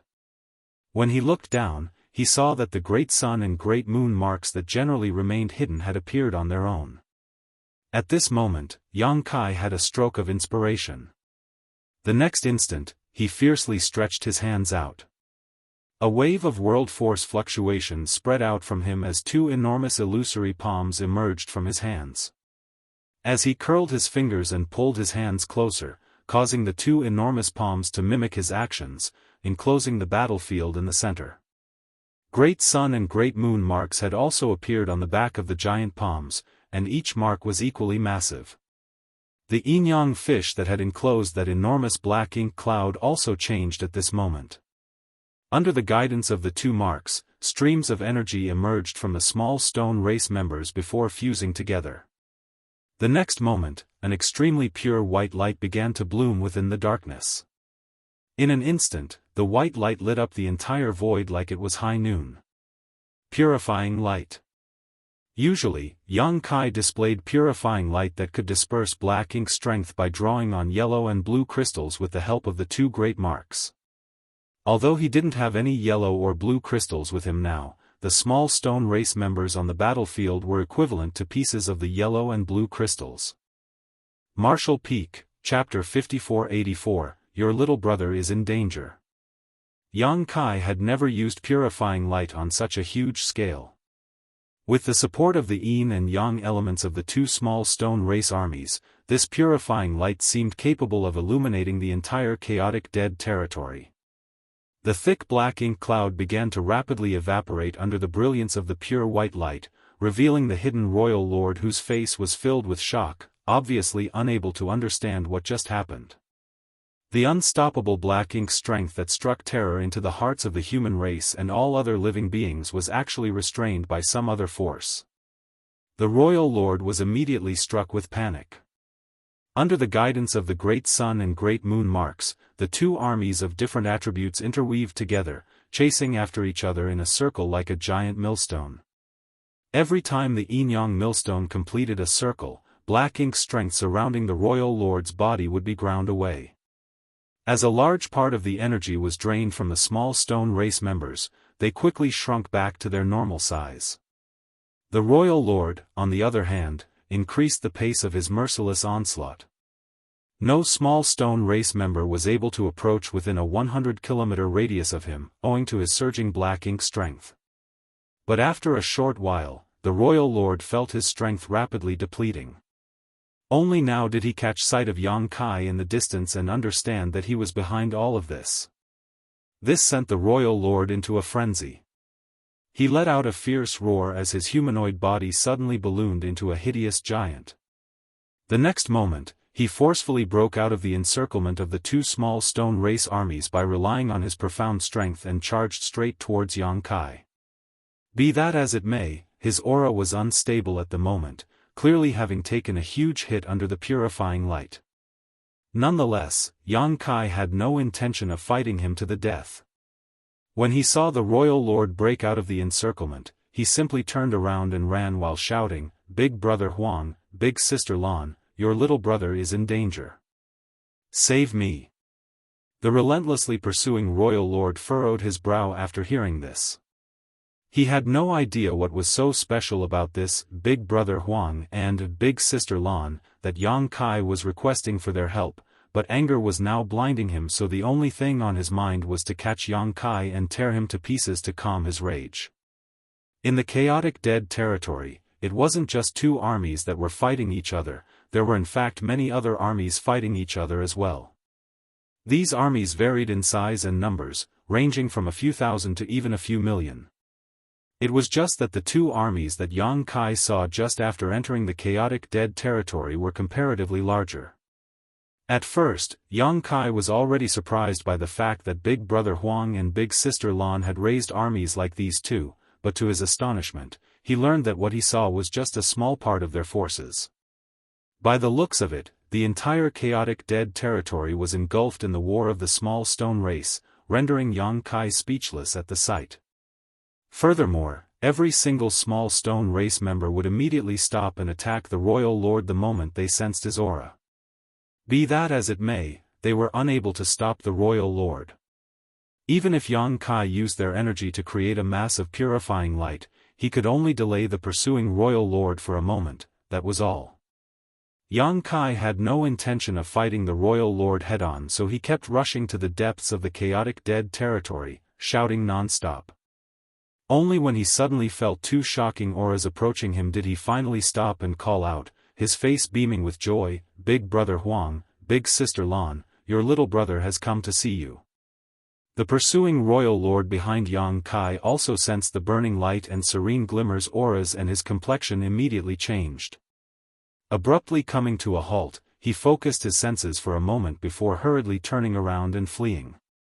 Obviously, he had noticed the strength of the burning light and serene glimmer and also understood why Yang Kai had lured him here. It was to seek help from these two beings. However, just as the royal lord was trying to escape, a golden chain appeared behind him all of a sudden. The chain was emanating an extremely rich yang element aura. Obviously, it was created from Big Brother Huang's strength. The chain wrapped around the royal lord like it had a mind of its own. The royal lord was quite strong too, and his black ink strength surged as he tried to shake off the chains. But suddenly, a small head popped out of the chain. Who knows when Big Brother Huang hid in this chain, but when he did appear, he just lightly blew at the royal lord. This action might have seemed ordinary, but it sent the royal lord tumbling through the void. By the time he regained his balance, a little girl in a light blue dress happened to be standing in front of him, gazing down at him with an innocent and pure gaze. Enraged, the royal lord punched straight at her. The little girl raised her skirt with both hands and gently lifted her foot, kicking the oncoming fist lightly. Oddly though, the little girl's figure remained motionless while the royal lord was sent flying like an arrow fired from a bow. The royal lord was completely terrified. Who the hell are these two? Much to the royal lord's shock, the two humans were tossing him like he was a piece of trash. What terrified the royal lord even more was the fact that he had a faint instinctual fear towards these two insignificant humans. The royal lord tried his best to regain his footing, but right then, Big Brother Huang and Big Sister Lan shot towards him, leaving two trails of light, one yellow and one blue. The two circled around the royal lord and at first, he could still make out their figures, but gradually, he lost sight of them as his vision filled with streaks of yellow and blue light slowly forming a huge net around him. Yang Kai heard the royal lord's roars and snarls. The next moment, the yellow and blue colors fused together, transforming into a pure white light. Big Brother Huang and Big Sister Lan also simultaneously stopped and drifted away. In Yang Kai's sight, the royal lord's figure was no longer visible, leaving only a white cocoon that was radiating a pure and gentle light. This light had the same aura as the purifying light he used, but it was many, many times stronger and more intense than his own purifying light. This wasn't a surprise though, as Yang Kai condensed purifying light from mere remnants of the burning light and serene glimmer's strength, while this purifying light was directly condensed by the two supreme beings. With a deafening bang, the cocoon of light exploded into countless wisps of light. As for the royal lord who should have been trapped in this cocoon of light, he simply vanished. Yang Kai was even unable to sense remnants of his aura. Yang Kai was bewildered at the sight of this as he inwardly praised Big Brother Huang and Big Sister Lan as truly being worthy of being the ancestor of all the divine spirits. Even a master as strong as a royal lord was disposed of with ease by the two of them. If he could persuade them to come forward, there would be no need to fear the Black Ink clan again.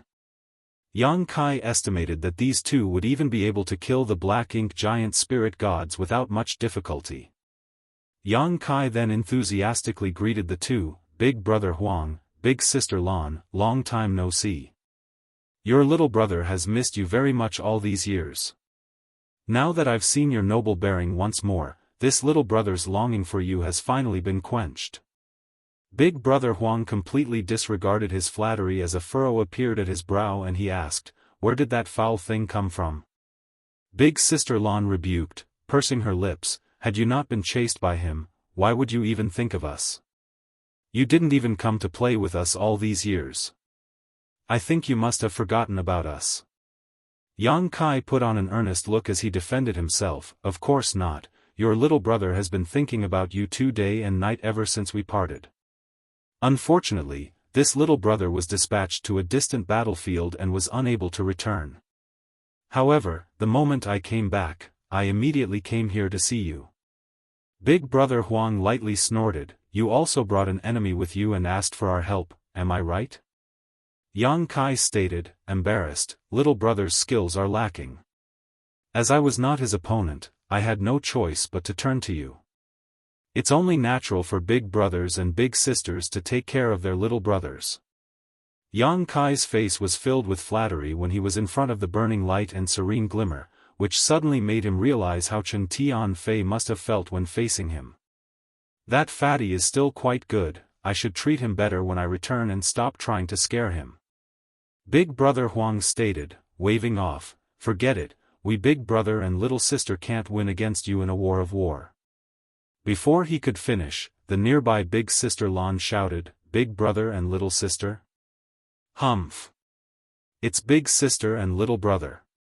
Big Brother Huang shot a disdainful glance at her, "Wait until you have defeated me in this battle. We are big brother and little sister until it is over." Big Sister Lan suddenly became a little dispirited and depressed. Apparently, she had lost the last round. As someone who had accompanied these two for a few years, Yang Kai was not surprised by this familiar sight. Big Brother Huang then turned to Yang Kai and asked, "Tell me, what made you come here this time?" Before Yang Kai could say anything, he interrupted, "Don't say it's because you really missed us." Yang Kai first smiled in embarrassment before he quickly cupped his fist and requested, "The Black Ink clan has invaded the 3,000 worlds and is about to wreak havoc upon all the innocents living in it. Little brother earnestly requests you to descend the mountain and help resolve the human race's crisis." Big Brother Huang slightly frowned. "The Black Ink clan?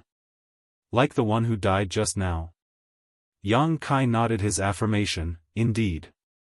He was a royal lord of the Black Ink clan, equivalent to a human Ninth Order Open Heaven Realm Master."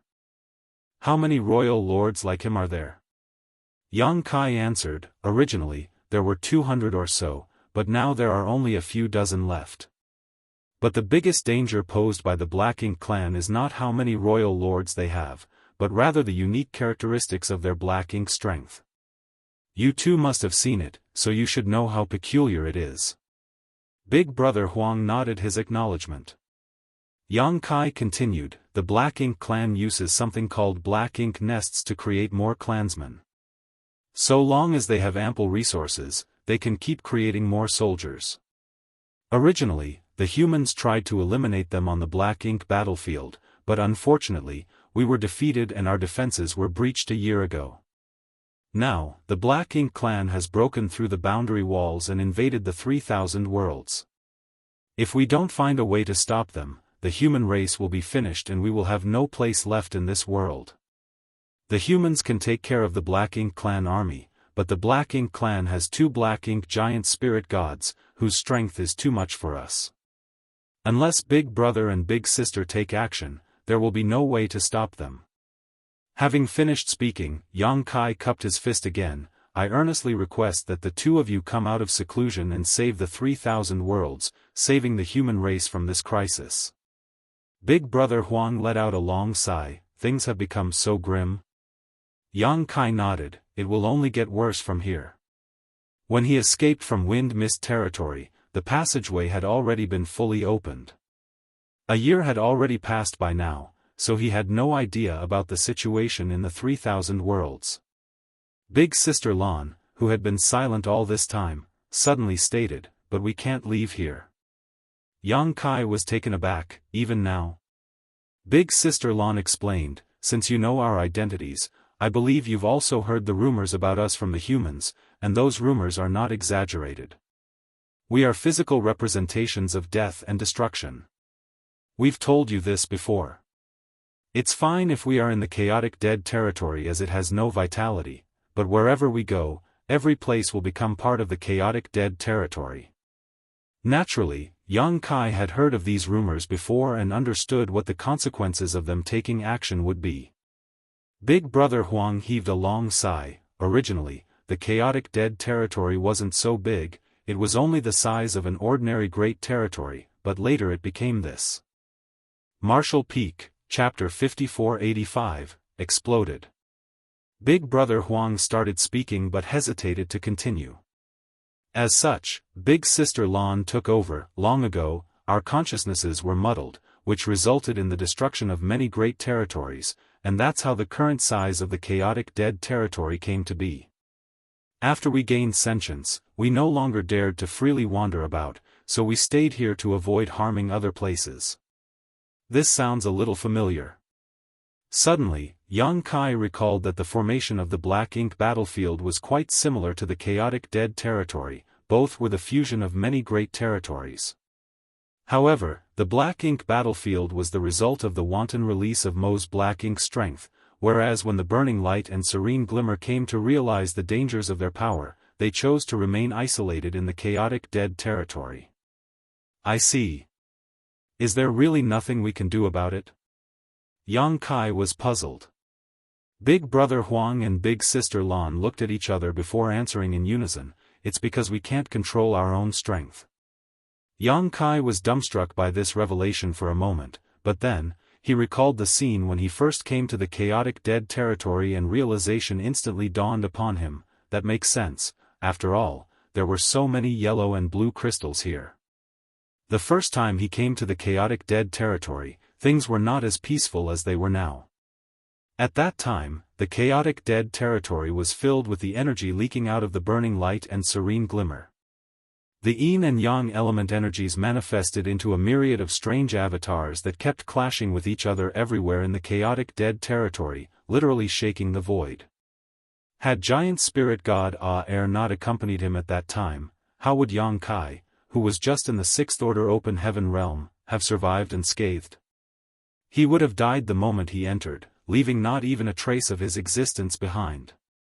This was a place where even the eighth order open heaven realm master could not survive for more than a few breaths. The entrance to the chaotic dead territory was always guarded by the cave heavens and paradises, with an eighth order ancestor and several seventh order masters stationed all year around. It was a mission assigned to eighth order masters in turn. Normally a dozen masters would be present at the entrance, tasked with monitoring the chaotic dead territory and the movements of the burning light and serene glimmer. This mission was both wonderful and terrible. It was terrible because it was very dangerous. Even though the chaotic dead territory did not expand often, sometimes remaining unchanged for thousands of years, and the burning light and serene glimmer never came out, if someday these two supreme beings got bored and decided to take a walk, the masters monitoring the entrance would be the first to suffer. On the other hand, the reason why it was wonderful was that the eighth order open heaven realm masters stationed here would have the opportunity to collect some yin and yang element materials at the outskirts of the chaotic dead territory. If they were in luck, they could easily harvest some seventh order or even eighth order materials.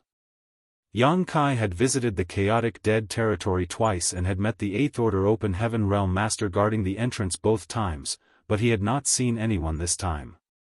Similarly, there was no trace of the cultivators he left behind last time to help serve as generals for these two's war games. Most probably, they had already left to fight against the Black Ink clan. It was precisely because of the dangers of the chaotic dead territory that there was such a shortage of yin and yang element materials, despite the entire chaotic dead territory being absolutely filled with yellow and blue crystals. If the burning light and serene glimmer could perfectly control their own strength, there would be no yin and yang avatars to confront each other, and neither would there be any yellow and blue crystals. It was precisely because they couldn't control their own strength that their energies would leak from their bodies, which would cause all other things. Later on, when Yang Kai left the small stone race in the chaotic dead territory, the two had tried to directly channel their energies into the small stone race, which ultimately caused the small stone race to mutate. It didn't make sense that Yang Kai's small stone race still remained the same after tens of thousands of years in his small universe, while the chaotic dead territory's small stone race had undergone an astonishing transformation. Surprisingly, even members comparable to eighth order open heaven realm masters had been born here, but when the pure energy of the burning light and serene glimmer were taken into account, it was only natural for evolution to occur. The continuous fights between the small stone race were mainly driven by the characteristics of their race, as well as by the burning light and serene glimmer's energies. It could be said that the confrontation between the yin and yang in the chaotic dead territory had never stopped. Only the way they were clashing had changed, and the reason for this change was because it was deliberately directed by Big Brother Huang and Big Sister Lan. Naturally, Yang Kai already knew of this. It was just that he couldn't understand how beings as powerful as Big Brother Huang and Big Sister Lan couldn't control their own strength. Logically speaking, the stronger one was, the greater the control they had of their own strength, but when it came to burning light and serene glimmer, it was the exact opposite. Nonetheless, if what they said was true, the destruction they would cause might be even worse than the Black Ink clan. Yang Kai really wanted these two to leave the chaotic dead territory to deal with the Black Ink giant spirit gods, but by the looks of it, this was just wishful thinking on his part. Unwilling to give up though, Yang Kai asked, "Are you two completely unable to restrain your strength?" Big Brother Huang and Big Sister Lan both vigorously shook their heads like rattle drums. Yang Kai rubbed his aching brow and asked, "Have the two of you ever tried to fuse together?" Like this? Big brother Huang sent a wisp of his great sun force. Big sister Lan didn't say a word as she also sent a wisp of her great moon force. The two wisps of energies of two different colors slowly converged together and quickly fused into a flash of white light. Yang Kai stated, "I don't mean merging your energies, but you two merging together?" The burning light and serene glimmer both stared at him in a perplexed manner. "How do we merge?" For a moment, Yang Kai didn't know how to explain. All he could do was elaborate. There is a black ink battlefield just outside of the 3,000 worlds, which is the front line where various cave heavens and paradises resisted the Black Ink clan. The humans and Black Ink clan have been fighting on that battlefield for countless years. Little brother went to the Black Ink battlefield more than 1,000 years ago, and about 500 years ago, the human race army embarked on a grand crusade to the source of the Black Ink clan, where I met an ancient supreme master and came to learn of some ancient secrets. Big brother Huang and big sister Lan didn't interrupt him, rather both of them summoned a ball of energy that transformed into a mat. They sat down on their respective mats and stared at Yang Kai with great interest. Their eyes were filled with anticipation as if they were waiting for him to continue. It had always been just the two of them in the vast chaotic dead territory, so it was quite boring for them. They rarely got to hear something interesting about the outside world, so naturally, the two were quite happy and excited. Yang Kai shot a profound stare at them. "Some of these things may have something to do with you too." Big sister Lan repeatedly nodded while big brother Huang listened attentively. Yang Kai couldn't help but feel as if he was storytelling, with two loyal listeners sitting in front of him.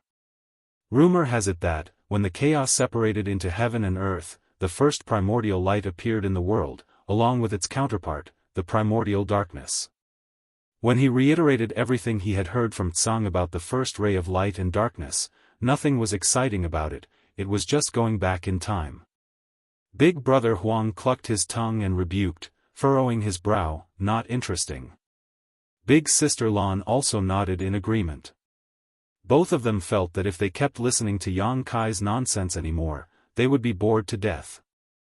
Yang Kai helplessly stated, "You two, it's not a question of whether it is exciting or not, don't you have any ideas?"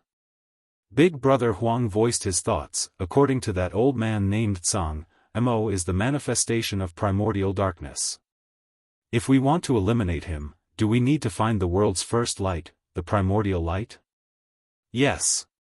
Big sister Lan asked, "Do you suspect we are born from the primordial light?" Yang Kai nodded. "Purifying light is the nemesis of Black Ink strength, and purifying light is the result of the fusion of your energies.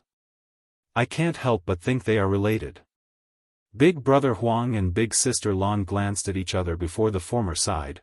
"I didn't expect that after hiding for so many years, it would still be discovered."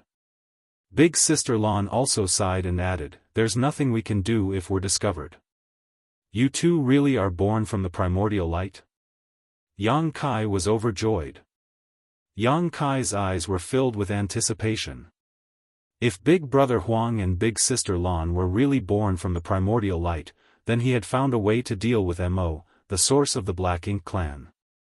As long as he could solve the problem of the source of the Black Ink clan, sooner or later, the entire Black Ink clan would be wiped out.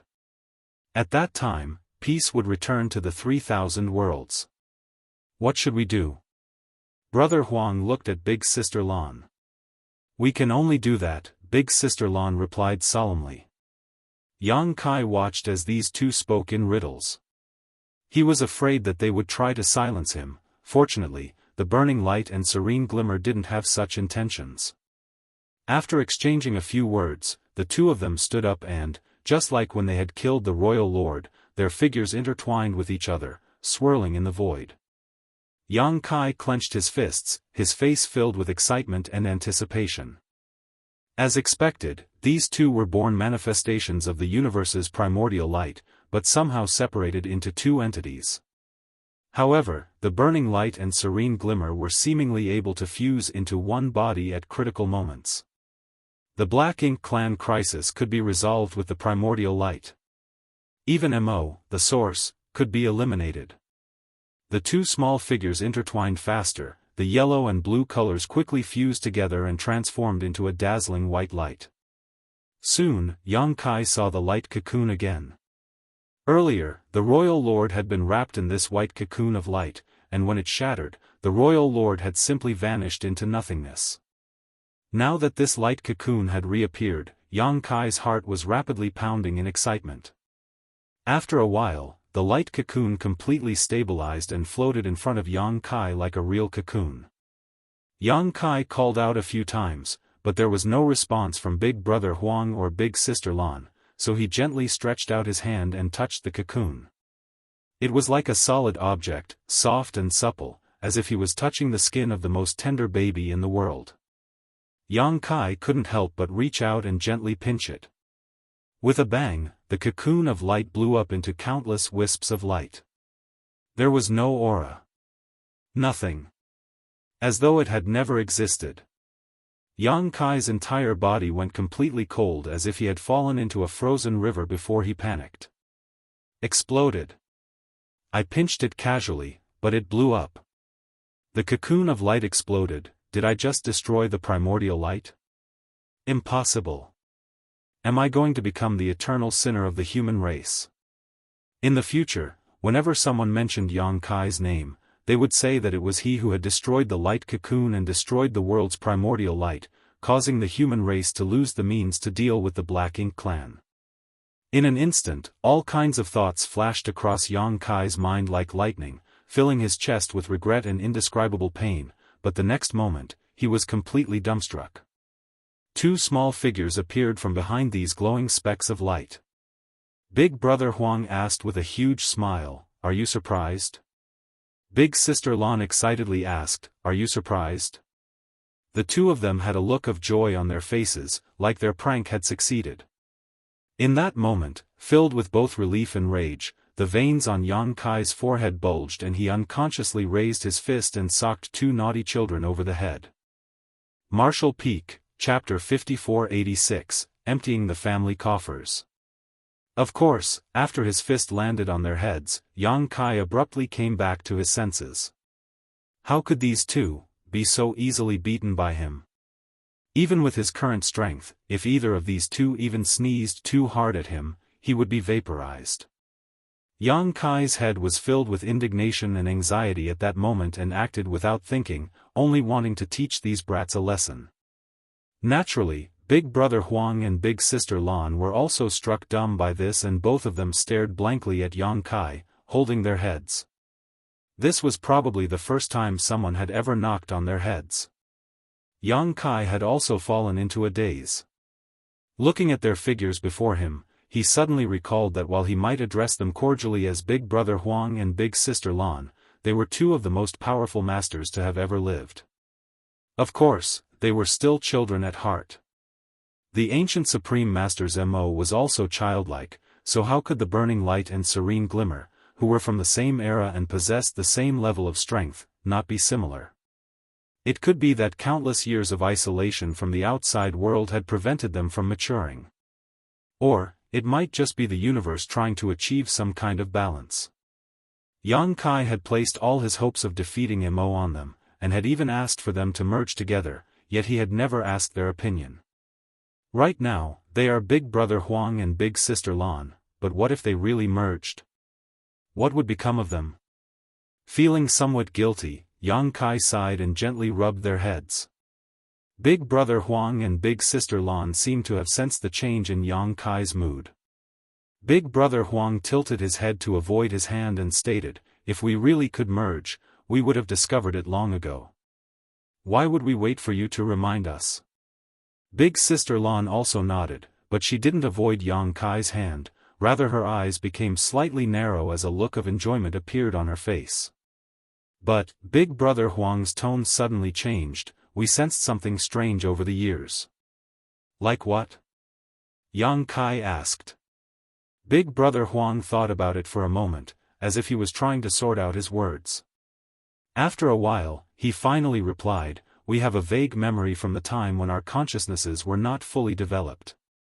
It's as if we brother and sister once existed together somewhere, but one day we suddenly left that place and appeared in the chaotic dead territory. Yang Kai's eyes lit up after hearing this. What kind of place was that? Big Brother Huang shook his head in response. We were ignorant at that time and we only have some vague memories of it now. Big Sister Lan added, I think it's not that we left, but rather that we were abandoned. Abandoned? Yang Kai was shocked.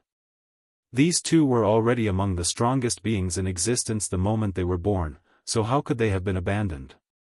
Nonetheless, the only thing he was certain of now was that Big Brother Huang and Big Sister Lan were deeply related to the primordial light, or else their combined strength would not have been able to restrain the black ink strength so easily.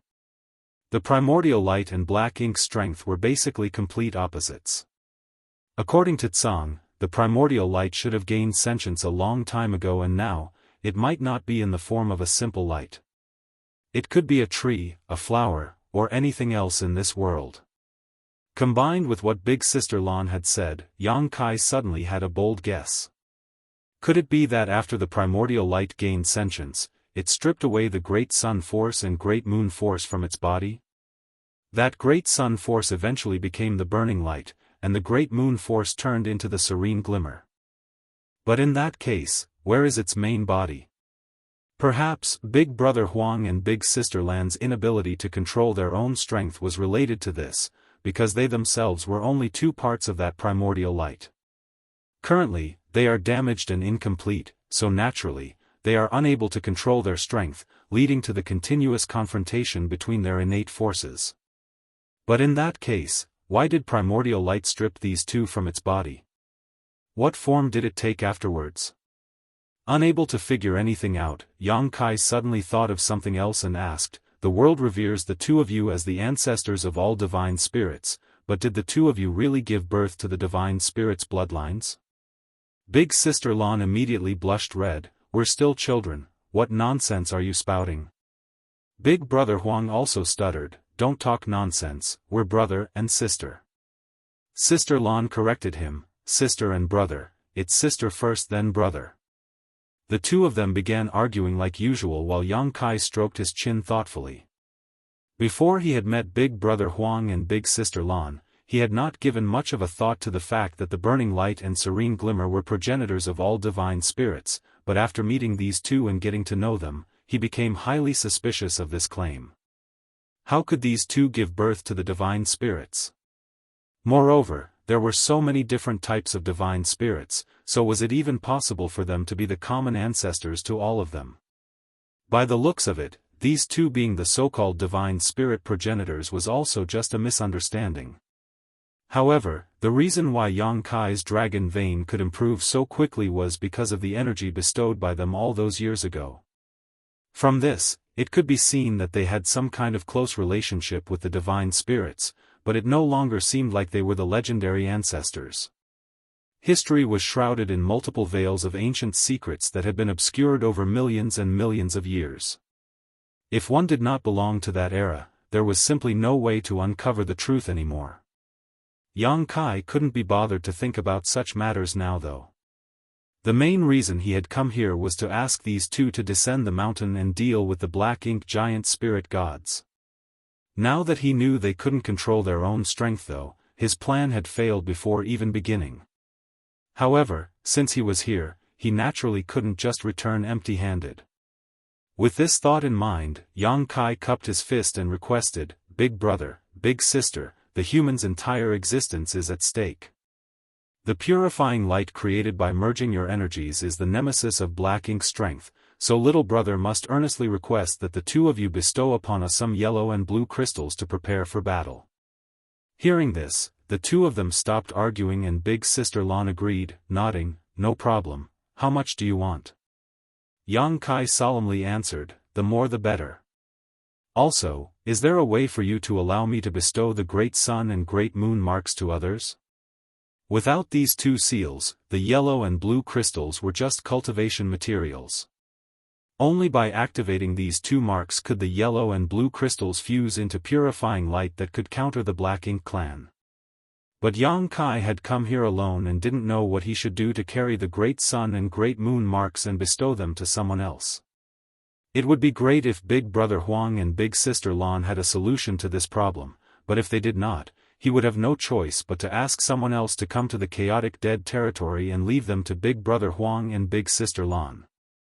He was considering this now because he was currently the only one who could create purifying light.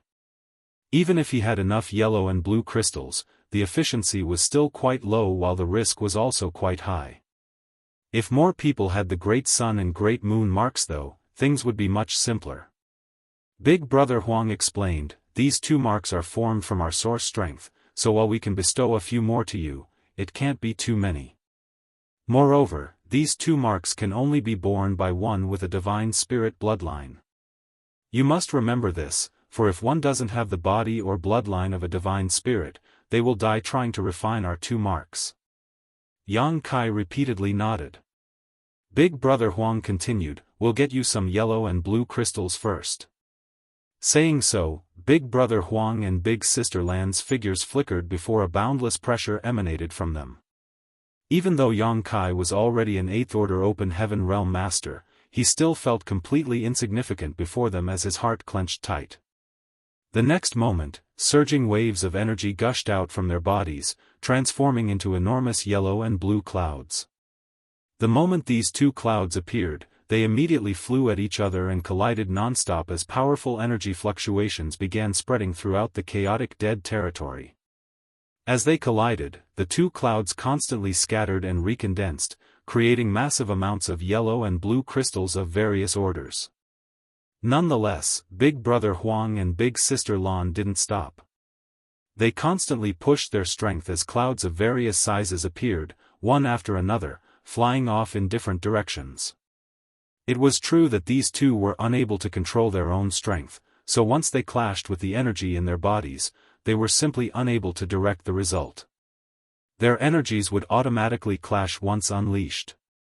Be that as it may, their strength seemed to be limitless. The entire void was filled with clouds of various shapes and sizes in just a few days, and soon after that, yellow and blue crystals were floating everywhere. All the yellow and blue crystals varied in sizes and qualities, some were as small as beads while some were as large as mountains. Since Yang Kai didn't stop them, they had no intention of stopping. While Big Brother Huang kept pushing his strength, he also taught Yang Kai a set of secret techniques. According to him, Yang Kai could create Great Sun and Moon marks by activating this secret technique with his divine spirit source, supplemented with part of their source strength.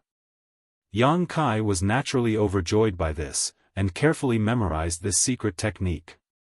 After Yang Kai had completely mastered this secret technique, Big Brother Huang stretched out his hand and pointed towards him as an orange-yellow bead appeared before him.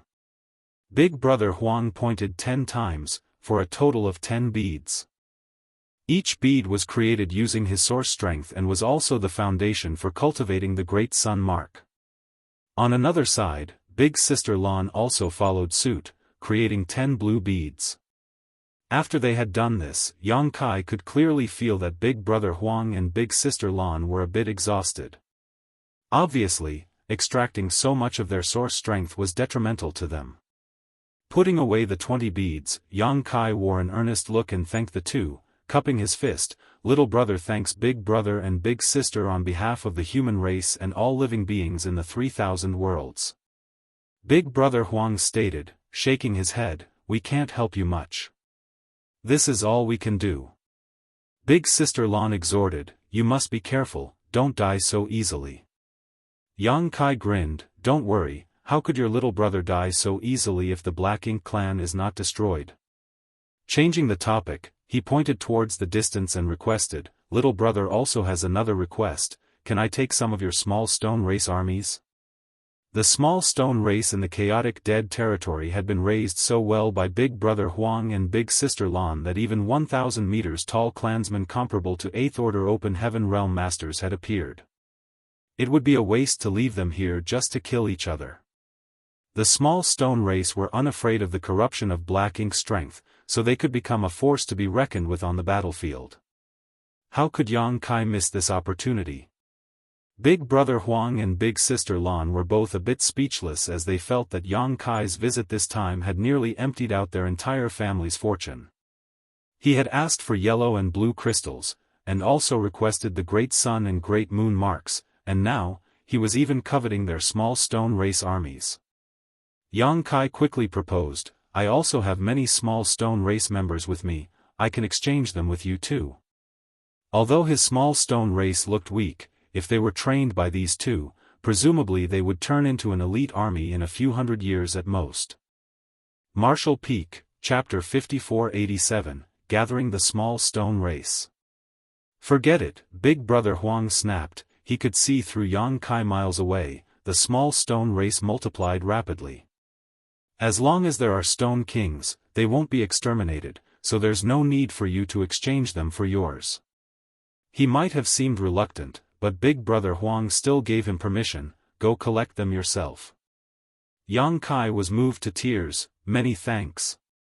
A moment later, Yang Kai came back flying in helter-skelter. There was a massive small stone race army chasing behind him as blazing suns and crescent moons kept flying at him one after another, pushing him into a corner. The small stone race lacked intelligence, only knowing how to act according to their instincts. Normally, they would fight each other because of their different natures, but when Yang Kai tried to collect them, he broke this balance, inviting their wrath. Worse, Yang Kai couldn't fight back, after all, they were going to be his allies in the fight against the Black Ink clan.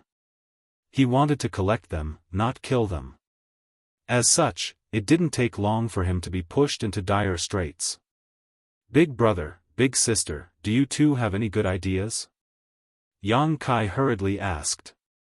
It was quite interesting that though, as he flew over to Big Brother Huang and Big Sister Lan's side, the pursuing army behind him stopped in their tracks. Obviously, they had sensed Big Brother Huang and Big Sister Lan's auras. As far as the small stone race was concerned, the burning light and serene glimmer were the source of their creation and strength, so naturally, they couldn't act presumptuously before these two. Big Brother Huang snapped, are you stupid? Don't you know how to use the Great Sun and Great Moon marks? Yang Kai came to a sudden realization. The Great Sun and Great Moon marks were created from the burning light and serene glimmer's source strength, so, if he wanted the small stone race to obey him, using these two marks was naturally the best option. Previously, Yang Kai had used these two marks to draw energy from the two small stone race armies and fuse them into a purifying light to deal with the Royal Lord, which was a similar kind of act. Having obtained the answer, Yang Kai turned around and rushed towards the two small stone race armies. He activated the Great Sun and Great Moon marks before even reaching them and, as expected, the armies did not attack him and he was able to smoothly pull them into his small universe. To prevent them from causing trouble in his small universe, Yang Kai had deliberately set up two regions and sealed the small stone race with his world force. One region was used to house Big Brother Huang's Great Sun small stone race, while the other was used for Big Sister Lan's Great Moon small stone race. After several months of hard work, one small stone race army after another was taken in by Yang Kai, their total number crossing into the millions. Among them, there were 100 or so 1,000-meter-tall small stone race masters that were comparable to 8th-order humans. There weren't many of such small stone race members as only an army of 1,000,000 small stone race would have one or two. At first, Yang Kai was a bit worried that his 8th-order open heaven realm small universe wouldn't be able to accommodate these small stone race members. After all, if they were true 8th-order open heaven realm masters, he wouldn't be able to put them into his small universe at all. Everyone's small universe had a limit, and higher-order open heaven realm masters could only take in lower-order open heaven realm masters. If they tried taking in someone of the same order, they would be helpless. But after giving it a try, Yang Kai found that it was not a problem to take in the 1,000-meter-tall small stone race members.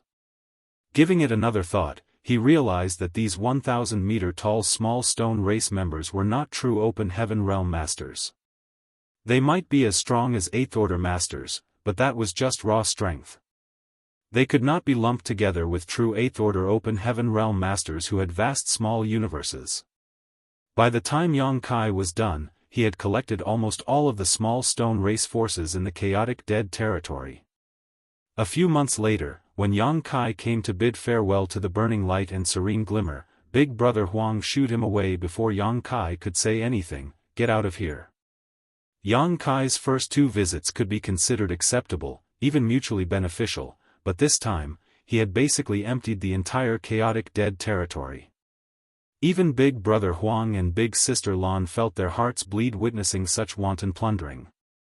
Putting everything else aside, it took them over 1,000 years to raise their current small stone race armies, so it would naturally take them just as long to nurture another such army. Yang Kai also knew that he had gone too far this time, yet he had no choice but to be this shameless for the sake of the human race. After a moment of silence, he stated, "I'll come visit you when I have the time." Big Brother Huang rolled his eyes, "I'd rather you not." An embarrassed but polite smile appeared on Yang Kai's face, but just as he was about to leave, he suddenly asked, "By the way, do you know how to find the giant spirit gods?" There were 2 giant spirit gods he knew of, one was Ada who had appeared outside the star boundary all those years ago, and the other was Air who had led him into the chaotic dead territory. Air was previously seen in the barren territory, battling with the Black Ink giant spirit god, but there was no news of Ada. The Black Ink clan had 2 giant spirit gods, and as Big Brother Huang and Big Sister Lan couldn't descend the mountain, Yang Kai felt that it would be best if he could find Ada so that the humans could make up for the lack of top masters among their ranks. Hearing this, Big Brother Huang and Big Sister Lan both shook their heads. But Big Sister Lan added, "If it's the giant spirit gods, you don't need to look for them. If the Black Ink clan is as you say, then no matter where the giant spirit gods are hiding, they will be provoked by the Black Ink clan sooner or later." Yang Kai pondered for a moment before realizing that this was indeed the case. He cupped his fist and bade his farewells, "Little brother understands. Big brother, big sister, please take care, this little brother will take his leave now." Turning around, he transformed into a streak of light as he flew straight towards the territory gate. A few days later, Yang Kai finally exited the chaotic dead territory. He then immediately took out his universe chart, and after confirming his route, he made straight for the next territory gate. Although he didn't know the current situation on the barren territory battlefield, he knew it was now connected to Wind Mist territory thanks to the Black Ink giant spirit god. The appearance of this gap in the boundary walls meant that the human race had suffered a strategic defeat on the barren territory battlefield. Regardless of what advantages the humans might be able to gain on the main battlefield, the fact that they were unable to stop the Black Ink clan from invading the 3,000 worlds could only be considered a complete failure. The main forces of the human race were all gathered in the barren territory, while the Black Ink clan had invaded Wind Mist territory through the newly opened territory gate. In other words, the human race could no longer contain them. It had been roughly a year and a half since the Black Ink clan army broke out of the barren territory, so it was hard to say what the current situation of the 3,000 worlds was. Yang Kai was not worried about the star boundary, as with the world tree clone present there, the star boundary would be the foundation of the human race's future. If he was right, the cave heavens and paradises would protect the star boundary at any cost, because only by protecting the star boundary would there be hope for the human race. If Yang Kai was one of the old ancestors of the cave heavens and paradises, he would definitely have the remnants of the human race retreat to the star boundary and use High Heaven territory as the final pure land to resist the Black Ink clan, defending it at all costs while they waited for the younger generations to grow. There was no need to worry about Void Land either as, before all this, he had warned Bai Shi.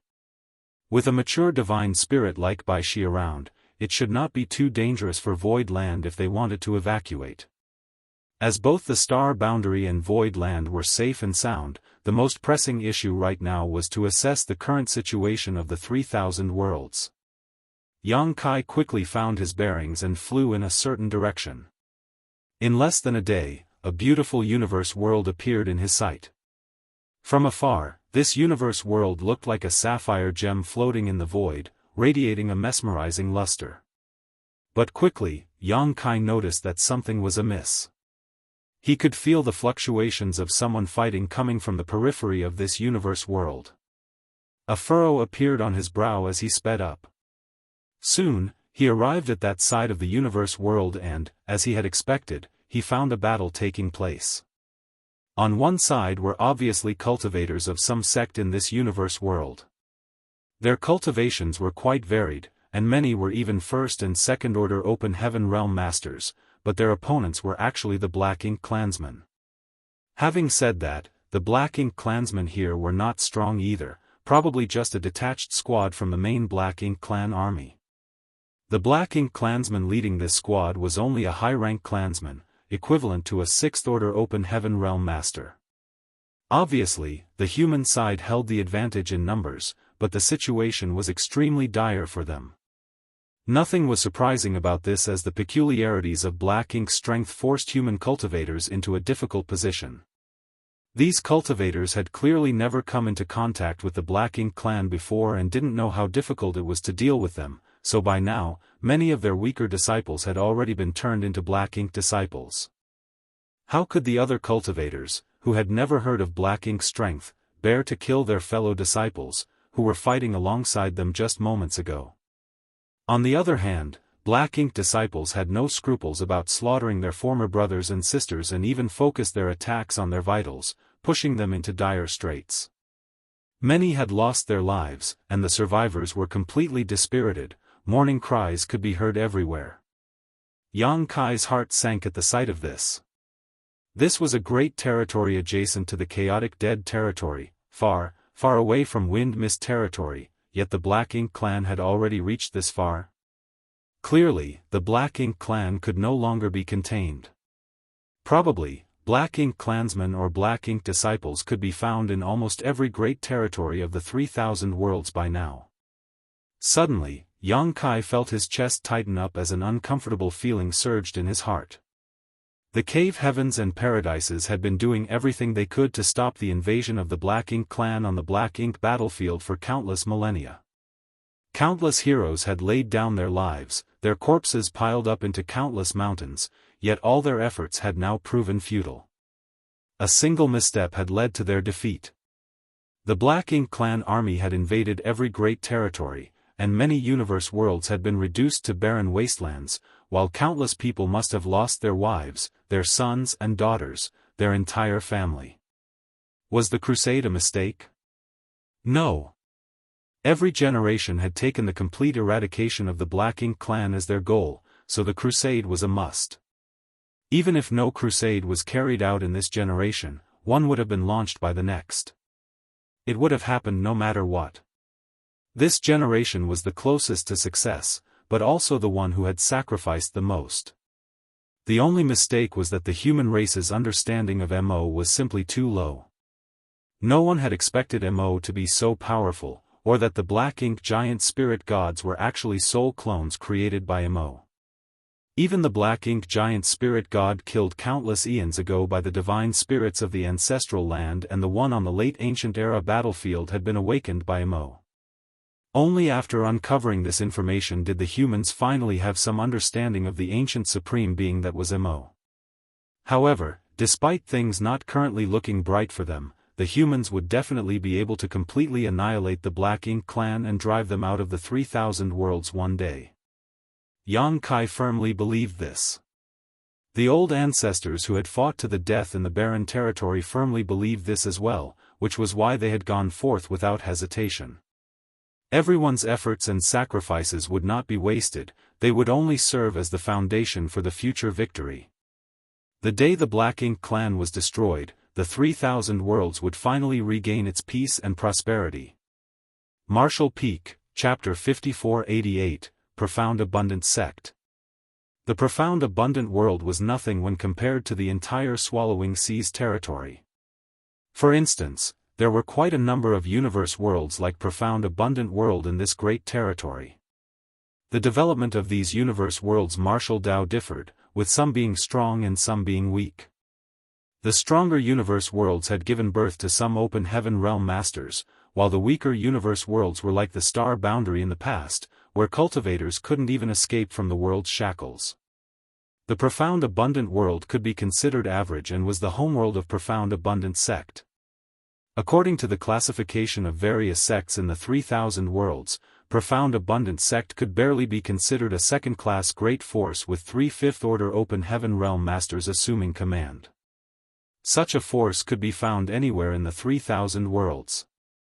They were neither at the top of the ladder nor were they at the bottom, most of the time having to rely on the stronger second-class great forces to survive. The most powerful force in the entire Swallowing Seas territory was undoubtedly the Swallowing Seas sect, hence the name for this great territory. Nearly a month ago, Swallowing Seas sect announced that the Black Ink clan had invaded the 3,000 worlds on a massive scale.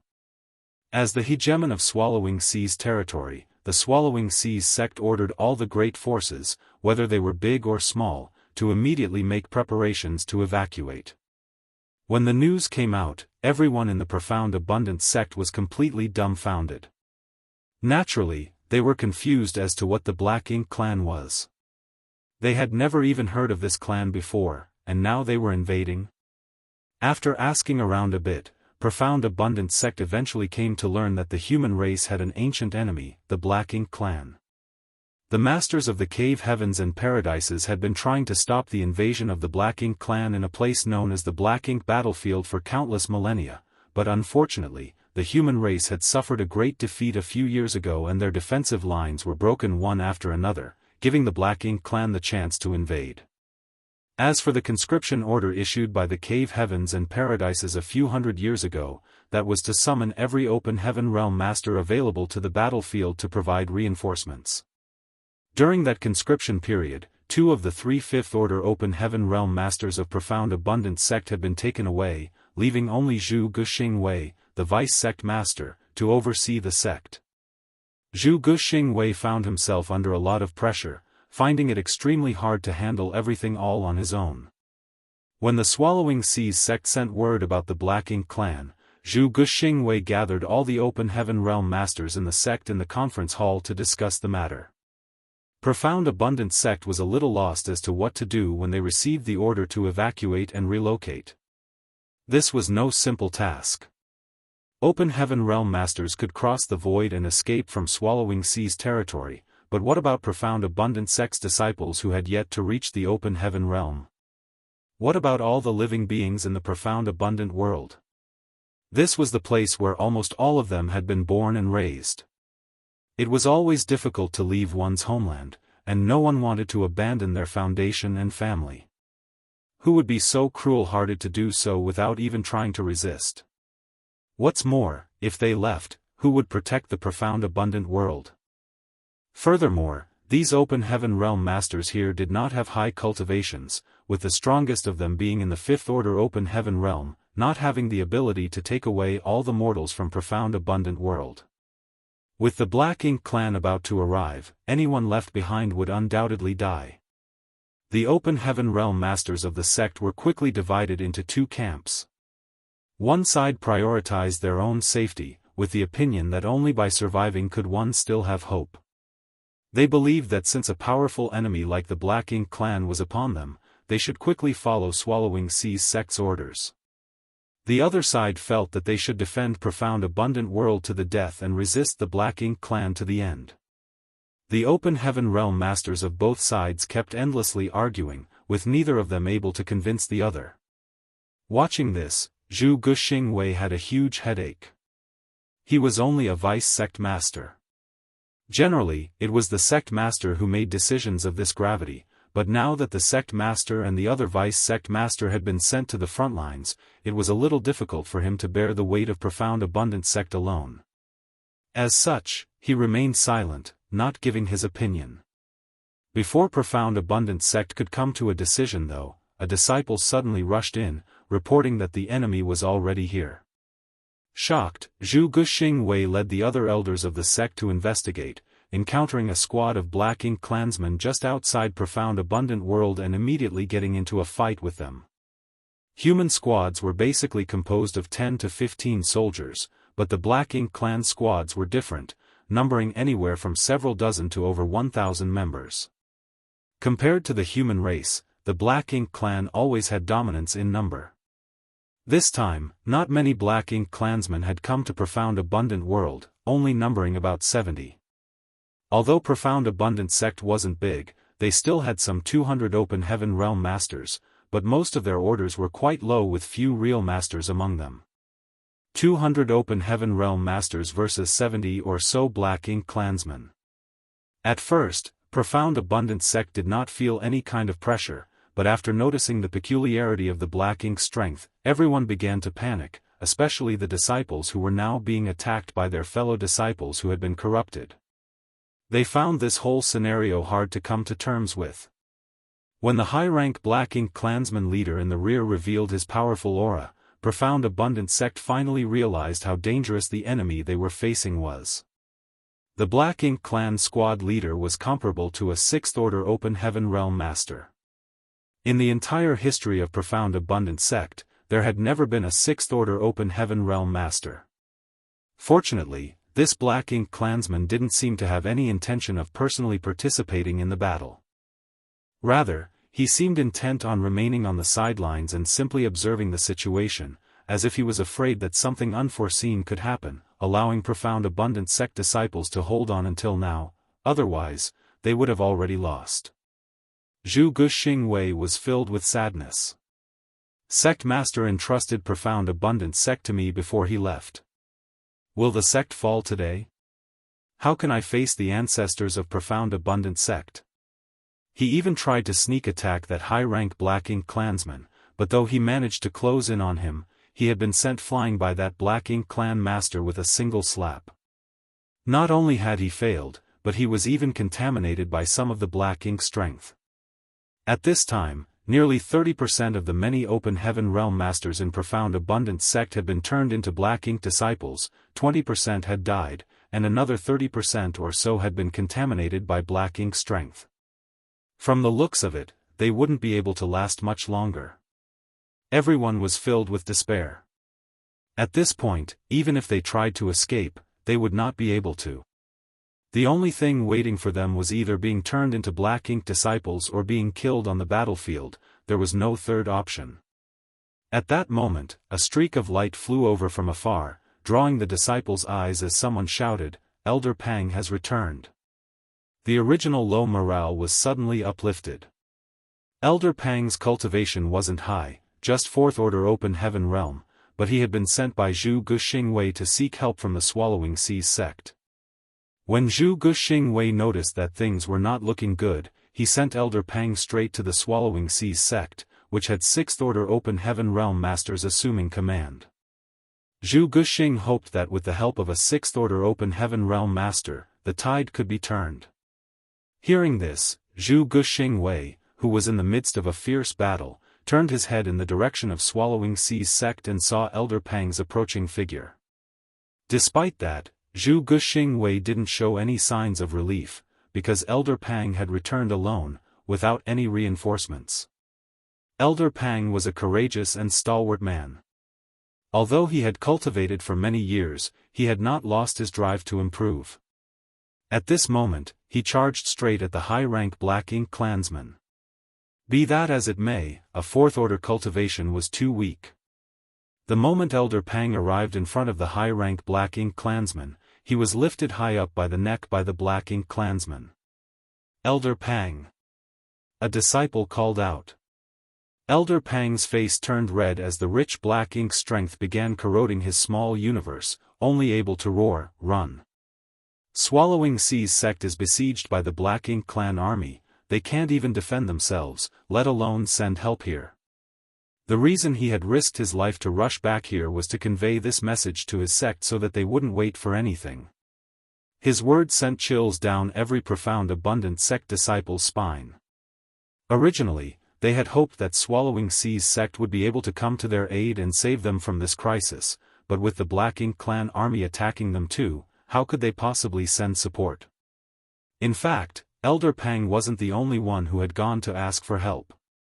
Another elder had gone to another sect that was on good terms with Profound Abundance Sect. That sect was very close to the Profound Abundance Sect, so logically speaking, they should have arrived to help long ago.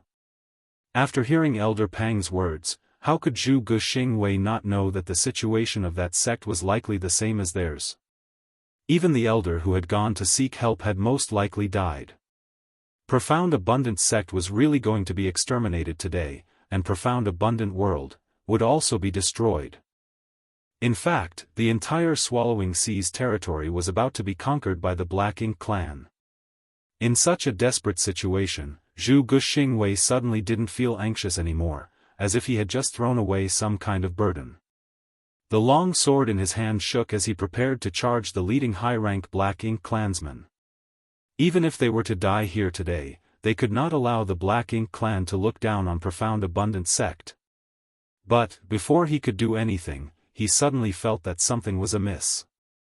The next moment, the surrounding space started to distort as void cracks began to emerge like the cracks on a mirror. The next moment, the Black Ink clan squad that made the entire Profound Abundance sect helpless was sliced into pieces by the innumerable cracks. Zhu Guxingwei clearly saw a crack appear on the neck of the high-rank Black Ink clansman, cutting right through it.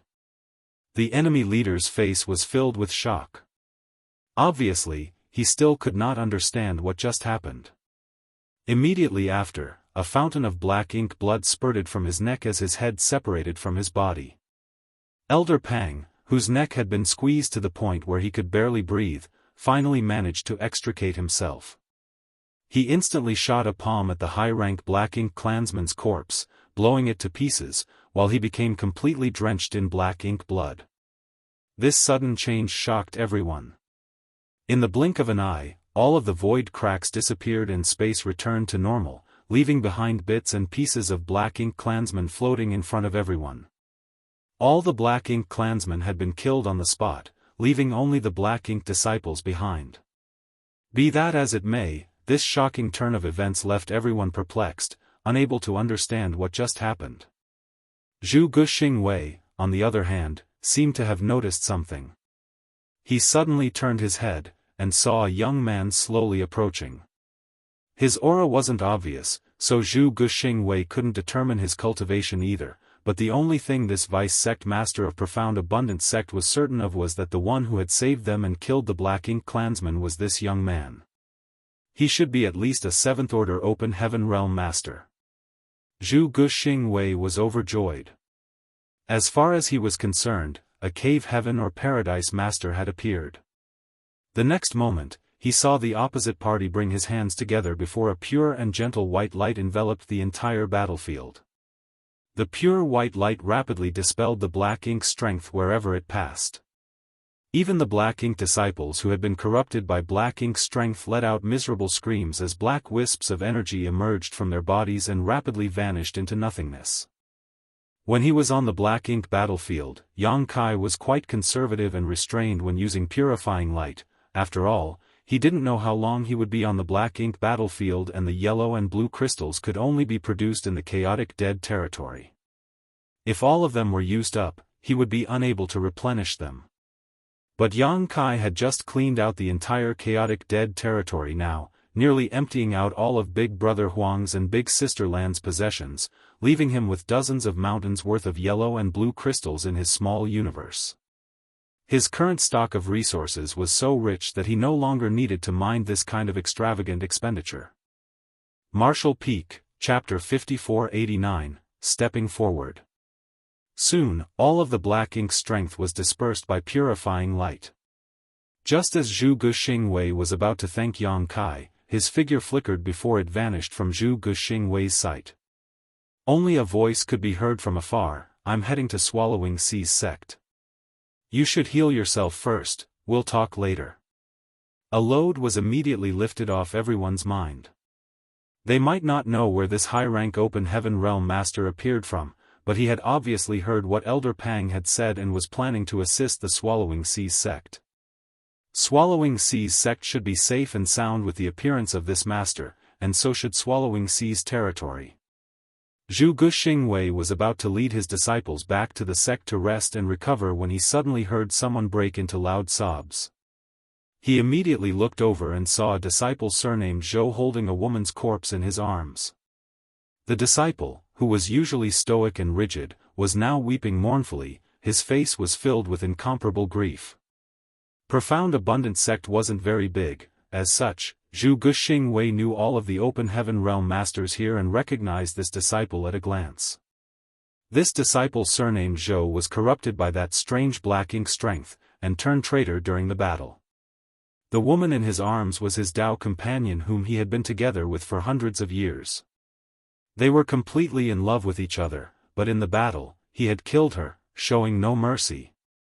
Even though this was the first time they had fought the Black Ink clan, the first time they had faced Black Ink's strength, this scene made everyone understand just how treacherous it was. This was an energy that could completely warp a cultivator's mind and will. Once they were completely corrupted by this energy, they would no longer recognize their friends and family.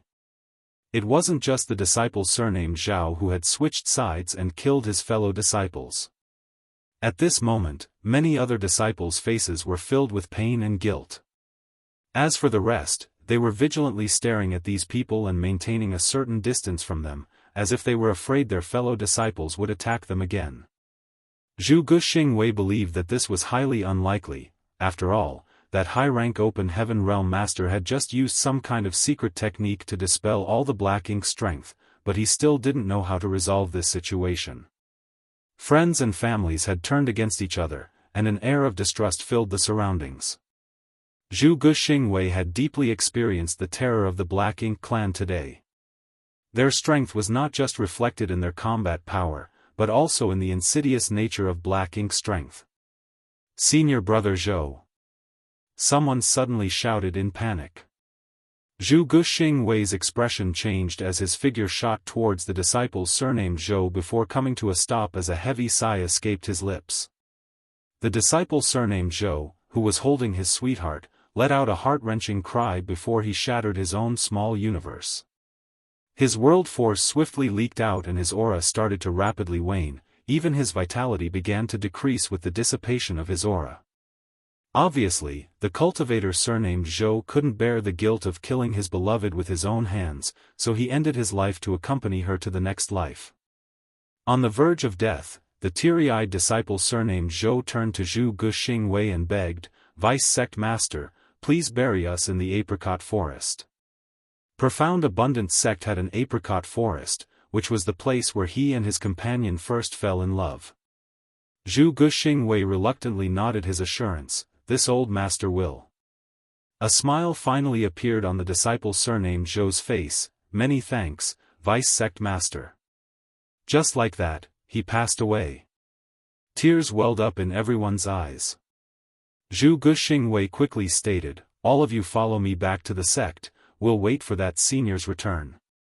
He was truly worried that the other disciples wouldn't be able to bear the guilt in their hearts and chose to end their own lives like the disciple surnamed Zhou, so he immediately mustered his strength and wrapped everyone in it before flying towards the Profound Abundance Sect. As the hegemon of Swallowing Sea's territory, the Swallowing Sea's sect was quite powerful, almost comparable to the Void Land of 1,000 years ago. After many years of accumulation, they had 7 Sixth-Order Open Heaven Realm Masters, 2 of whom had the qualifications to break through to the 7th Order. However, as were they scared of what might happen, and lacked the necessary resources, they did not dare to casually attempt a breakthrough and had languished in the 6th Order until now. Previously, half of the Swallowing Sea's sect 6th Order Open Heaven Realm Masters had left under the Cave Heaven and Paradise's conscription order. 2 months back, a squad claiming to belong to the Mo Sha Western Army arrived at Swallowing Sea's sect, asking them to send a message to all the sects in the Great Territory to prepare for evacuation and relocation. The Black Ink clan army was approaching. Swallowing Sea's sect had never heard of the Mo Sha Western Army, they only knew of Mo Sha Heaven, which was one of the 36 cave heavens. Swallowing Sea's territory itself fell under the loose jurisdiction of Mo Sha Heaven. One of the members of the squad belonging to the Mo Sha Western Army was a 6th Order elder who had been recruited from their Swallowing Sea's sect. This elder had participated in the battle against the Black Ink clan in the Barren Territory and was the last surviving 6th Order elder who had been recruited from the Swallowing Sea's sect. The other 3 6th Order elders, including one of their Vice Sect Masters, had all died in battle. After this elder, who was originally from Swallowing Sea's sect, explained everything, Swallowing Sea's sect quickly understood the dire crisis they were facing. How could they dare to be negligent after hearing straight from one of their own elders? Disciples were quickly sent out to the various great forces to relay the evacuation orders while the sect actively prepared to withdraw. Unfortunately, the Black Ink clan army arrived before they could depart. Worse, they were faced with a true Black Ink clan army. Although no territory lord was overseeing this army, there were a dozen feudal lords and some 50,000 Black Ink clan soldiers. Swallowing Sea's sect's entire roster did not exceed 3,000, of which only about 10% were Open Heaven Realm Masters. How could they be a match for such a powerful enemy? Fortunately, the squad belonging to the Mo Sha Western Army was quite strong. They had a total of 13 soldiers, of which 2 were 7th Order Open Heaven Realm Masters. They also had a somewhat functional squad-class warship. Much to everyone's shock, this squad actually charged the Black Ink clan army, killing one of the Black Ink clan feudal lords and injuring another. Be that as it may, 2 fists could not block 4 palms, and the squad was forced to withdraw. Their warships had suffered serious damage during the battle in the Barren territory, and after going through another deadly conflict, it was all but scrapped now. Without the help of a warship, the squad's combat effectiveness dropped dramatically and they were left with no choice but to retreat to Swallowing Sea's sect to take advantage of their sect defending array to contend with the Black Ink clan. Swallowing Sea's sect's sect defending array was also quite extraordinary, as over the millennia it had been reinforced and enhanced by the sect's array masters. Although it was not impregnable, it would not be a problem to hold on for 3 to 5 months. The difficult part was how to break out of this encirclement. One day, the array would be broken, and if the Swallowing Sea's sect had not managed to escape before then, they would all die. But now, 50,000 soldiers of the Black Ink clan army had surrounded the Spirit province where the Swallowing Sea's sect was situated. Basically, they had no route to escape. At this moment, Swallowing Sea's sect master Yang Qing looked towards the rioting Black Ink clan army outside the Grand Array with a worried frown. Standing not far from him was the squad leader of the Mo Sha Western Army squad, Wang Xianxia. According to the elder who had evacuated with this squad, their mission was to assist in the evacuation of Swallowing Sea's territory's cultivators. Many squads like them were dispatched to different great territories of the 3,000 worlds. The evacuation and migration was not only limited to Swallowing Sea's territory, but rather included all other great territories. Yang Qing had also asked where they should retreat to. Wang Xianxia had told him that their destination was the great territory where the star boundary was located. The 2 remaining old ancestors of the human race, Xiao Xiao and Wuqing, felt that the star boundary was the foundation and hope for the revival of the human race, so it had to be protected no matter what. That place would be the last pure land for the human race to survive in. At first, Yang Qing was a little reluctant to part with Swallowing Sea's sect and its 10,000-year foundation, but Wang Xianxia, on the other hand, gave him a wry smile.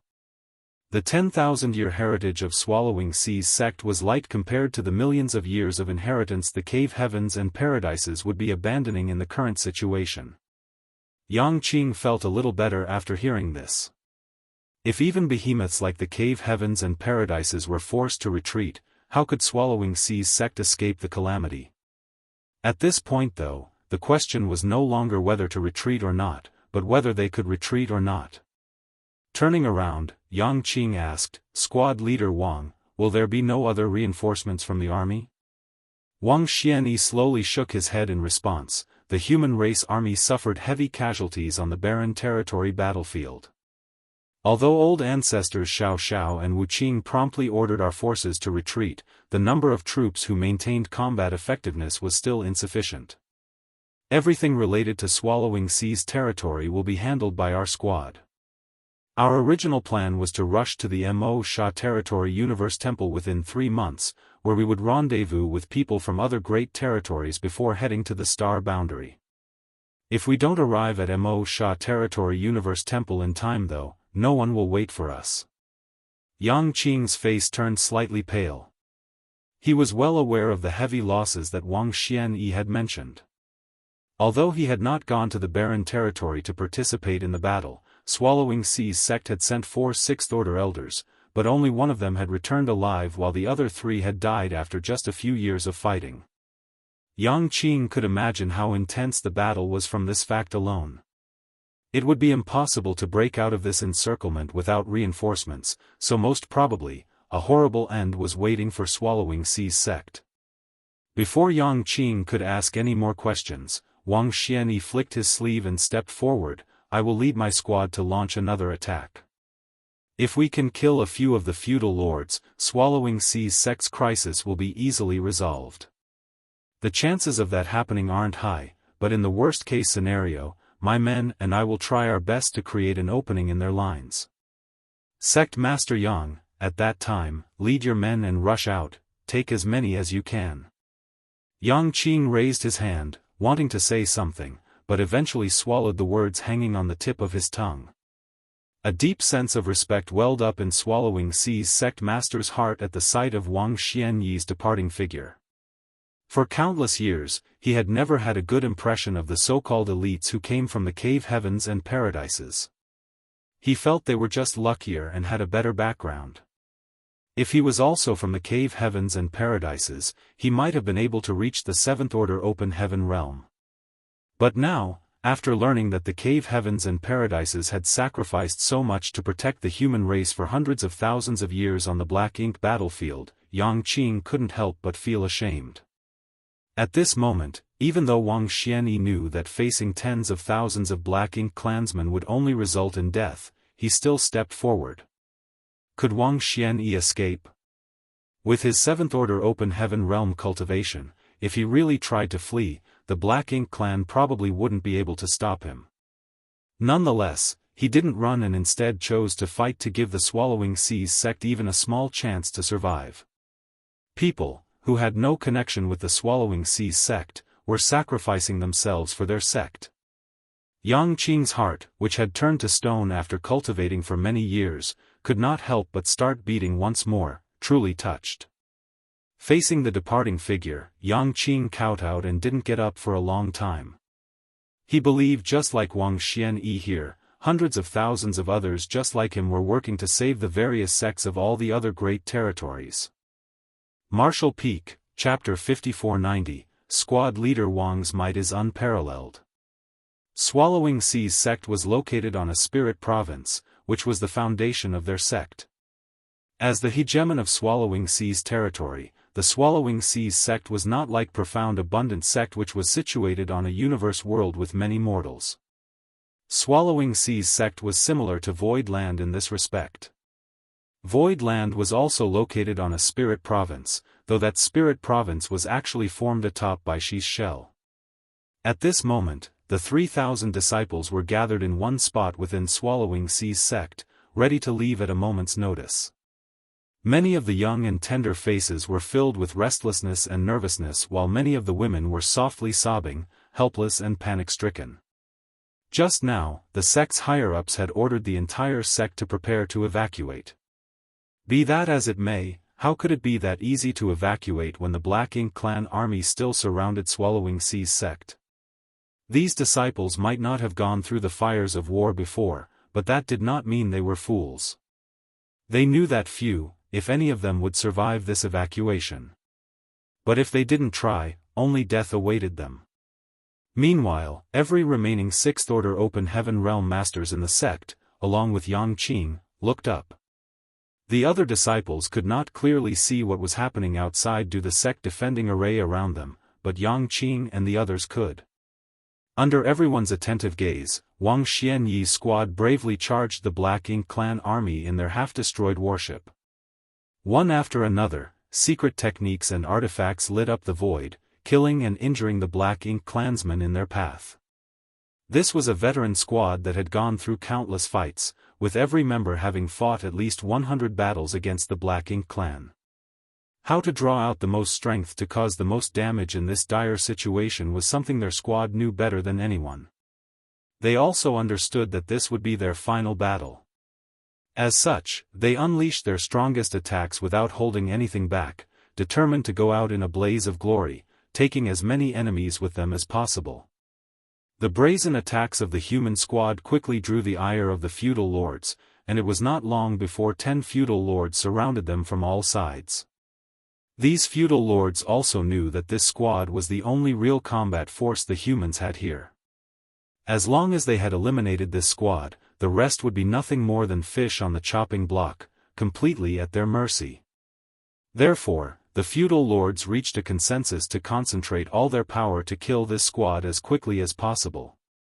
The feudal lords immediately launched a joint attack, their powerful energy fluctuations clearly felt by everyone back in the Swallowing Seas sect. Yang Qing and the others couldn't help but become nervous, their eyes cracked wide open as they stared fixedly without even daring to blink. The warship, which was already not that far from being sunk, exploded under the bombardment and several squad members were heavily injured. Even Wang Xianxia and his vice squad leader were thrown out by this powerful wave of attacks, their responses becoming more and more sluggish. Furthermore, the feudal lords launched another salvo of attacks before they could recover. Wang Xianxia's expression became grim as he shouted, "Formation!" In the blink of an eye, the 13 members of the squad moved closer, standing in a crisscross manner as their auras linked with one another. In the blink of an eye, the 13 soldiers formed a rudimentary battle formation with the two Seventh-Order Masters acting as the core. As everyone simultaneously circulated their world force, a dazzling flash of light blinded everyone outside. The next moment, the 13 figures were nowhere to be found, in place of them was a monstrous sword. The might of this enormous sword was simply otherworldly, and its sword intent rippled across the open sky. Nonetheless, when the attacks of the feudal lords and Black Ink clansmen rained down on it, its aura rapidly began to dwindle as groans and the sound of someone coughing up blood came from inside. Obviously, some of the squad members were critically wounded. Still, the giant sword condensed of pure world force managed to maintain coherence before flying straight at the two nearest feudal lords. Seeing this, the two feudal lords quickly tried to retreat and hide behind the army they commanded to move forward, but for some unknown reason, they suddenly felt as if a mountain was pressing down on them and they were simply unable to move. The next moment, the enormous sword of light brushed past the two feudal lords, splitting them in half like tofu. The two feudal lords' eyes bulged in shock and disbelief, as if they were unable to understand how they died. Inside the giant sword, Wang Xianxia was also slightly taken aback. Although the battle formation they had assumed was good, it should not be this strong. Nonetheless, the current situation was critical, so he did not have time to dwell much on it and simply assumed that these two feudal lords had been overconfident and careless. As such, the sword of light spun around and flew towards the next closest feudal lord. The dissipation of the two feudal lords' auras could clearly be felt through the sect-defending array of Swallowing Seas sect. Such an obvious movement was noticed even by the disciples of lower cultivation. This immediately sent many disciples into a panic, having no idea whether the ones who had fallen were friends or foes. Sensing the restlessness among his disciples, Yang Qing raised his arm and shouted, "Don't panic, our Seventh-Order allies just killed two of the feudal lords." Swallowing Seas sect had a rough understanding of the classification of the Black Ink clan through Wang Xianxia and the others' explanations over the past few days. As such, they knew that the so-called feudal lords were on par with the Seventh-Order Master. As far as Swallowing Seas sect was concerned, Seventh-Order Open Heaven Realm Masters were unreachable existences, yet now, two such feudal lords had been killed. How long had it been since the battle began? After hearing this news, the taut nerves of the disciples relaxed significantly. Although they couldn't see anything, everyone still turned their eyes towards the outside, hope and expectation returning to their faces. As soon as Yang Qing's voice fell, everyone could feel the dissipation of another master's aura. Immediately after, they felt another. And another. The disciples were completely dumbstruck, completely oblivious to what was happening outside, all of them turning to Sect Master Yang Qing, hoping for an explanation. Yang Qing's face flushed red as he shouted, "5 of the feudal lords have been killed. Team leader Wang and his men's might is truly unparalleled." The other Sixth Order elders around him nodded in agreement.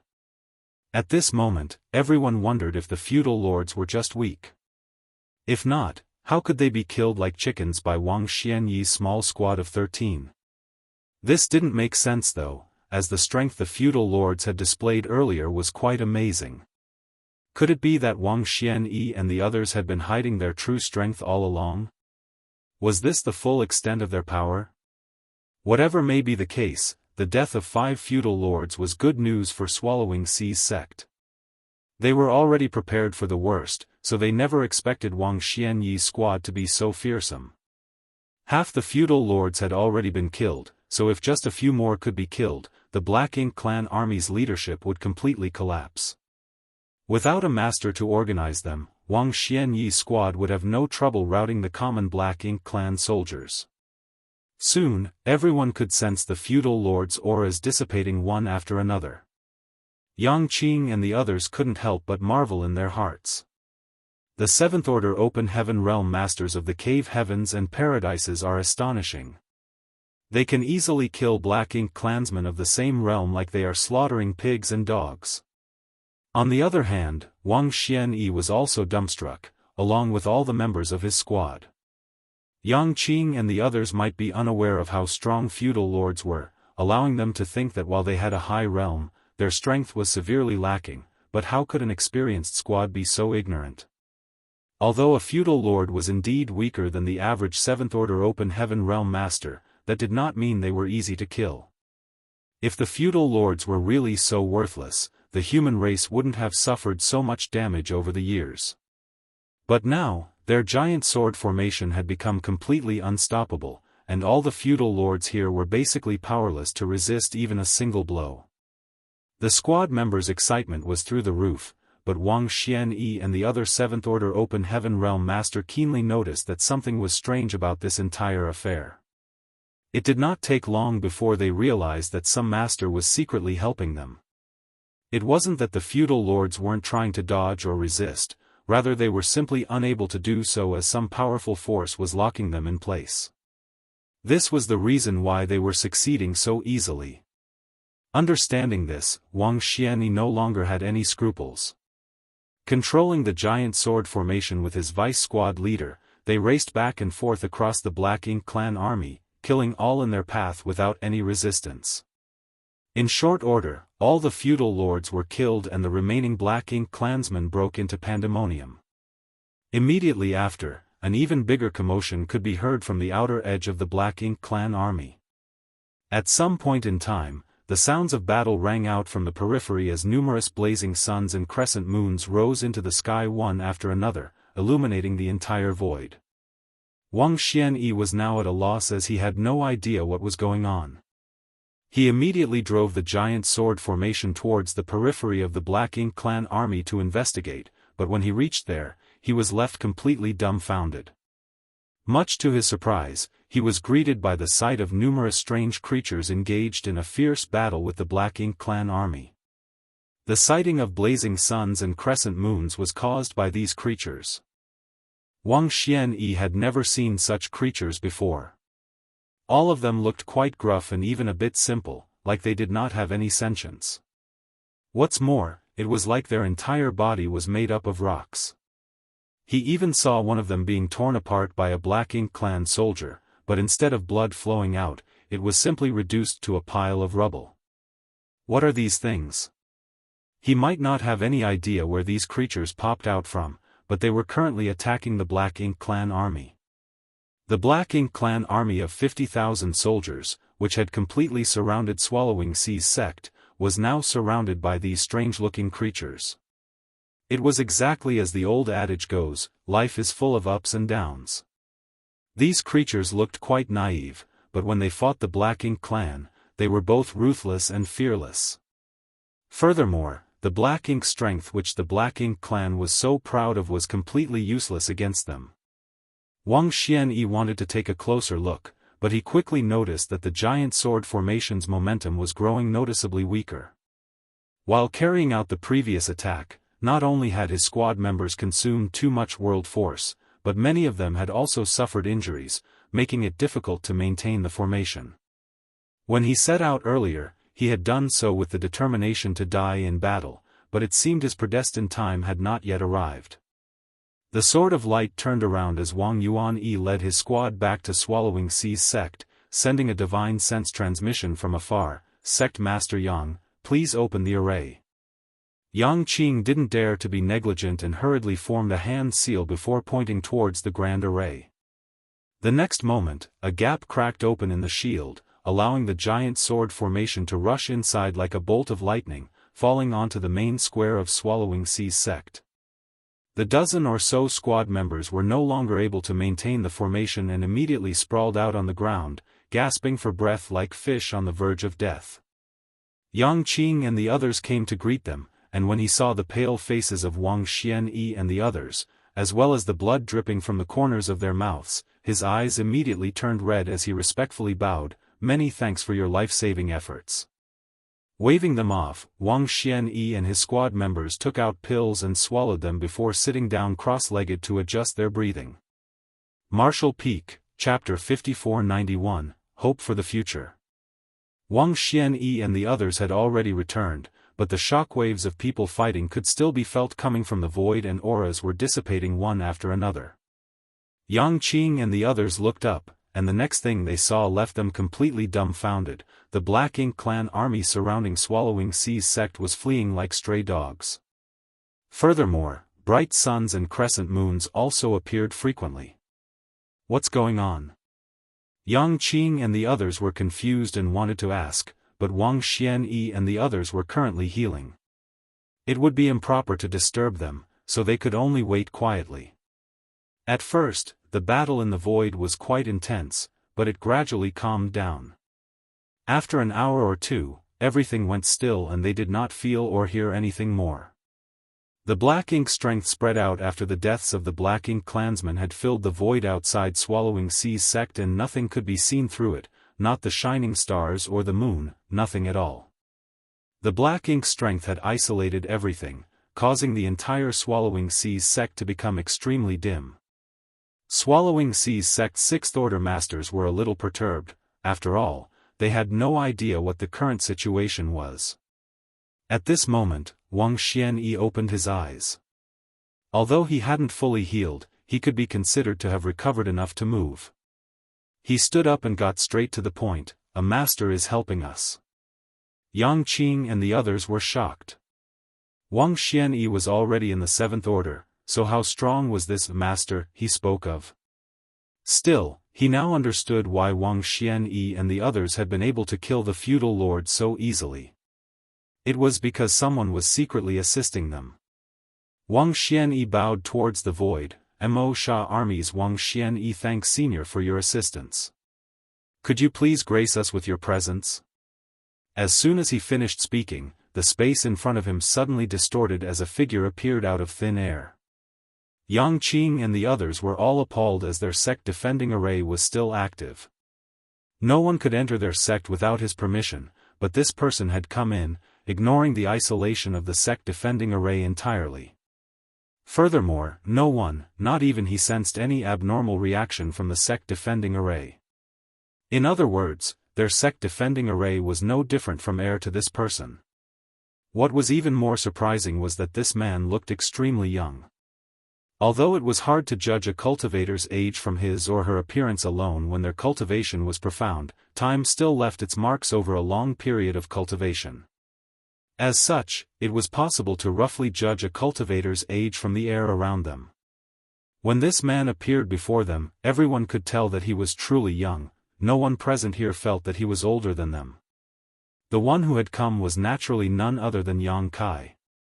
He wasn't trying to act mysterious, he just wanted to observe the battle between the small stone race army and the Black Ink clan army without his direct interference.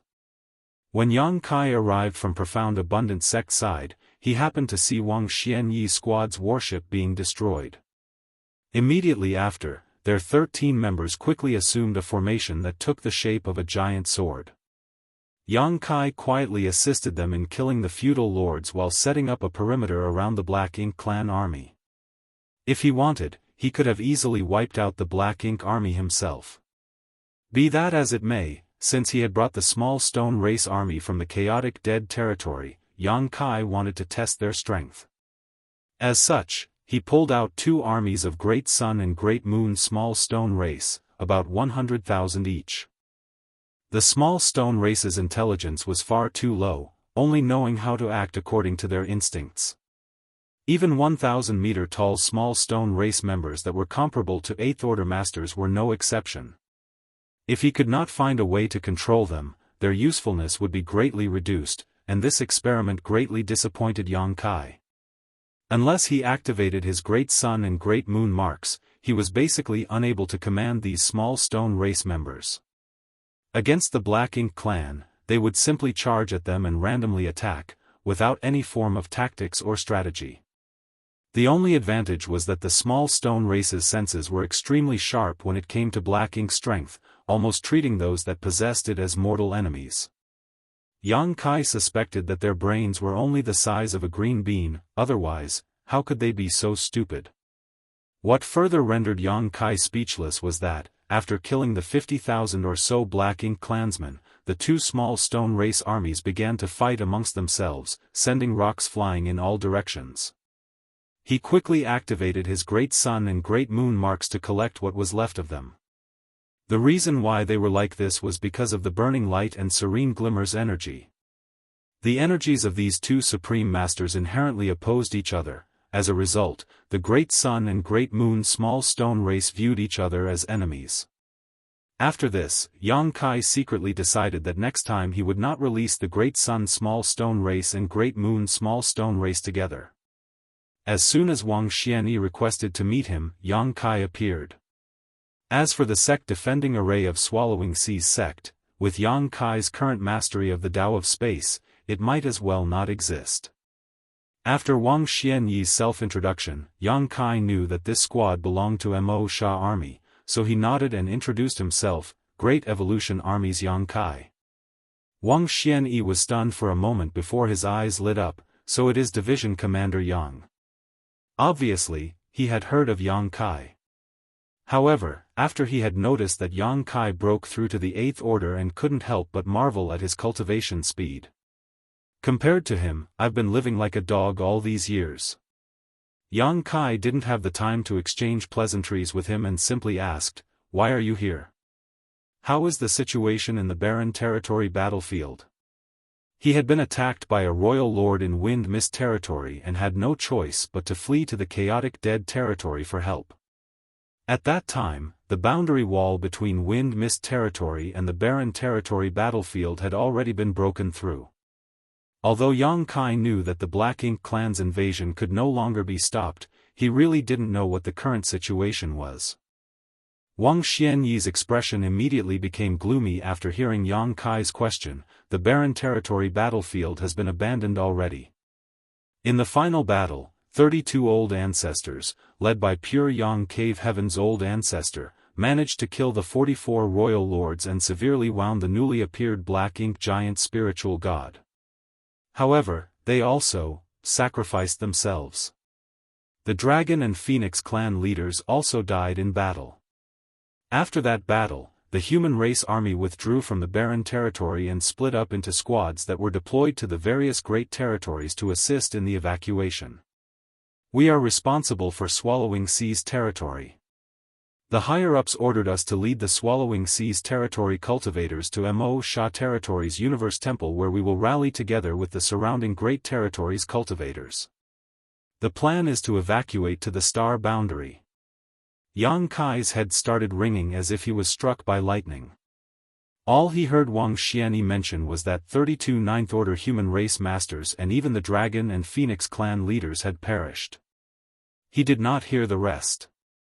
After the Primordial Heaven Source Grand Restriction and the No-Return Pass battles, not many of the 100 or so Ninth Order old ancestors were left, but now, 32 more had fallen on the barren territory battlefield, which was almost all of the human race's top masters. Does the human race still have any Ninth Order Open Heaven Realm masters left? In an instant, Yang Kai's face went pale as he stumbled. Yang Qing and the others also wore blank expressions. For 6th Order Open Heaven Realm masters like them, 7th Order Open Heaven Realm masters like Wang Xianxia were already unparalleled existences, while 8th Order Open Heaven Realm masters like Yang Kai were simply beyond their ability to meet. Yet the human race had lost 32 Ninth Order Open Heaven Realm masters on the barren territory battlefield, along with the leaders of the Dragon and Phoenix clans. The leaders of the Dragon and Phoenix clans were legendary existences that were rumored to be as, or even more powerful than the Ninth Order Open Heaven Realm Master.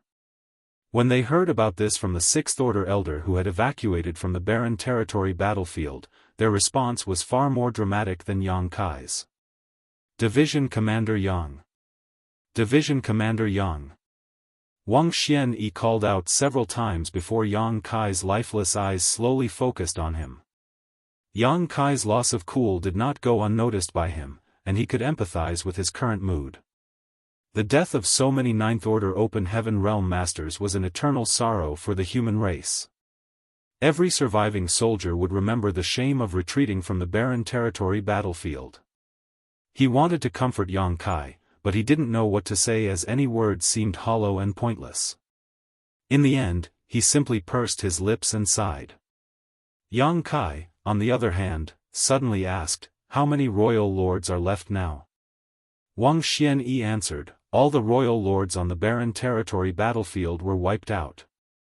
As for whether there are royal lords left in other places, I have no idea." Yang Kai immediately understood the old ancestors' intentions. They were paving the way forward for the younger generation. All the royal lords on the barren territory battlefield were annihilated, while the royal lord who had chased Yang Kai to the chaotic dead territory was killed by the burning light and serene glimmer. In that case, there was only one royal lord left, and that was the one who was guarding the no-return pass. Yang Kai had met him before and was forced to use the corpse of the Black Ox and Azure Void Old Ancestor to deal with him. At the moment, all the royal lords were innate royal lords, and even the territory lords were all innate territory lords. There was no way for innate territory lords to become royal lords. In other words, if the Black Ink clan wanted to produce new royal lords, they would need to raise them from scratch, which would take a very, very long time. As such, the human race had gained some breathing room to grow. The old ancestors knew that their current generation was unable to solve the problem of the Black Ink clan, so they had left their hopes to the next generation. For this reason, they were even willing to sacrifice their lives to take out all of the royal lords on the barren territory battlefield. Was there any hope for humanity's future? Yes, there was. It was none other than the star boundary. Yang Kai could even say that he himself was that hope as well. Because whether it was the star boundary or his own small universe, both received feedback from a world tree clone, which could produce a large number of prodigies, especially his small universe where the flow of time was 7 times faster than the outside world. In some ways, he was even more useful than the star boundary. Of course, the star boundary was much larger than his small universe, and so was its population. This was something his small universe could not compete in. Overall, the star boundary and small universe had their advantages and disadvantages. Combined with what Wang Xianxia had said before, the goal of the evacuation was the star boundary. The old ancestors' plan was quite obvious. The next generation would shoulder the heavy burden of revitalizing the human race. It was both a pressure and motivation. Only by purging the universe of the Black Ink clan could they live up to the sacrifices of the many old ancestors. Yang Kai wasn't a fool. When he first learned that the old ancestors had died in battle, he had lost his composure, but after he had calmed down, he instantly understood their intentions. Taking a deep breath, Yang Kai asked again, "Are there still any Ninth Order Open Heaven Realm Masters left?" Wang Xianxia nodded his affirmation. "Right now, there are 2 left, one is Old Ancestor Wu Qing and the other is Old Ancestor Xiao. Both old ancestors are currently guarding the Wind Mist Territory's passageway against the heavily injured Black Ink giant spiritual god, just to be on the safe side." Yang Kai finally calmed down. Old Ancestor Xiao was still alive. Among all the Ninth Order Open Heaven Realm Masters, he undoubtedly had the most contact with Old Ancestor Xiao, and she had also taken care of him the most. He was glad to hear that she was alive. It was truly a small blessing among so many misfortunes. Martial Peak, Chapter 5492, Refining the Profound Abundant World. Yang Kai silently calculated the difference in strength between both sides. On the Black Ink clan's side were 2 Black Ink giant spiritual gods and 1 royal lord. Whereas the human race had 1 giant spiritual god, 2 Ninth Order Open Heaven Realm Masters, and if the Dragon clan's Fu Guang didn't die, the Dragon clan also had a divine dragon. Furthermore, there was also the giant spiritual god Ada whose whereabouts remained unknown. As such, in terms of top combat strength, the human race actually had the advantage once Ada was added. Be that as it may, since the Barren Territory's defensive line was broken and the Black Ink clan had launched a massive invasion on the 3,000 worlds, these top masters alone couldn't stop them. Black Ink's strength was quite treacherous and extremely difficult to deal with, able to turn an entire great territory into the Black Ink clan's territory in an extremely short time. In addition, the human race army had suffered heavy losses over the years. Who knows how many great territories were suffering with the heavy losses the human race army had suffered. It was also unknown how many great territories were currently tormented by the Black Ink clan. Who knows how many humans had been corrupted by Black Ink strength and turned into the Black Ink disciples. A mass evacuation of the 3,000 worlds was a must. Yang Kai suddenly thought of a problem: what about the mortals and the countless cultivators who can't cross the void? A great force like Swallowing Sea's sect still had the ability to evacuate the entire sect. After all, they only had a few thousand disciples, so with some flight-type artifacts everything was solved. But what about Profound Abundant sect? What about the Profound Abundant world? Just like the star boundary, the Profound Abundant world had billions, if not trillions of mortals living on it. Profound Abundant sect couldn't take all of them away, nor did Swallowing Sea's sect. If they were to be left behind, the only thing waiting for them was to be turned into Black Ink disciples, enslaved and ruled by the Black Ink clan, completely at the enemy's mercy. Yang Kai had never given much thought to this before. In the current situation, evacuating and relocating to the star boundary was the only option, but only now did he suddenly realize this huge problem. Gloom immediately took over Wang Xianyi's face as he replied, pursing his lips, "There's nothing we can do." He and the other Seventh Order's small universe could accommodate some living beings, but there was always a limit, and once they exceeded this limit, it would affect their strength. There were over a dozen universe worlds in Swallowing Sea's territory, each one massive in both size and population. The 2 Seventh Order Masters' small universes couldn't contain so many mortals in them no matter what. The evacuation of the 3,000 worlds was quite a quandary, and every squad responsible for this mission had considered this issue. In the end, all they could do was bring as many with them as possible, but most of them would have to be abandoned. This was an extremely cruel decision to make, but also the only option. Yang Kai remained silent for a moment before stating, "Squad Leader Wang, assist Swallowing Sea's sect in evacuating. I'll go to the Profound Abundant world." Wang Xian heaved a sigh and consoled, "Division Commander Yang, there is a limit to everyone's ability. All we can do is try our best." Obviously, he had misunderstood something. He thought that Yang Kai couldn't bear to stand by and watch, and wanted to go to the Profound Abundant world and use his small universe to bring out as many people as possible. Yang Kai nodded his acknowledgement before handing a space beacon to Wang Xianyi, instructing him to keep it close to him before disappearing. Using instantaneous movement, it only took Yang Kai half an hour to arrive in the outer void of Profound Abundant world. It was quite a beautiful world. A huge universe world was like a lustrous sapphire in the starry sky. Once a beautiful universe world like this was occupied by the Black Ink clan, though, this beautiful gem would be covered in dust. There were more than a dozen such universe worlds in Swallowing Sea's territory and countless more across the entire 3,000 worlds. Did the human race really have to abandon them all? Yang Kai was extremely unwilling and racked his brain to think of a way to resolve this issue. After staring for a while, Yang Kai suddenly sat down cross-legged before his divine sense started surging towards the vast universe world like a tidal wave. Although Profound Abundant world was quite big, the divine sense of an 8th Order Open Heaven Realm Master was extremely powerful. Not to mention, it was Yang Kai, whose soul was abnormally strong. Even an ordinary 8th Order Open Heaven Realm Master would be able to cover the entire profound abundant world with a single thought, so much less needed to be said about him. The next moment, Yang Kai began manipulating space principles, squeezing the void from all directions. At the same time, his hand quickly formed hand seals as beams of light shot towards profound abundant world. These beams of light disappeared into the universe world before dazzling flashes lit it up. He wanted to refine the entire profound abundant world into a world bead. Yang Kai had refined world beads a long time ago in the star boundary. At that time, Yang Kai's cultivation wasn't very high, only in the Emperor realm. Even his mastery in the Tao of space wasn't very high, but he was still able to refine simple world beads. World beads were a kind of storage artifact based on Yang Kai's original small sealed world and could accommodate living beings.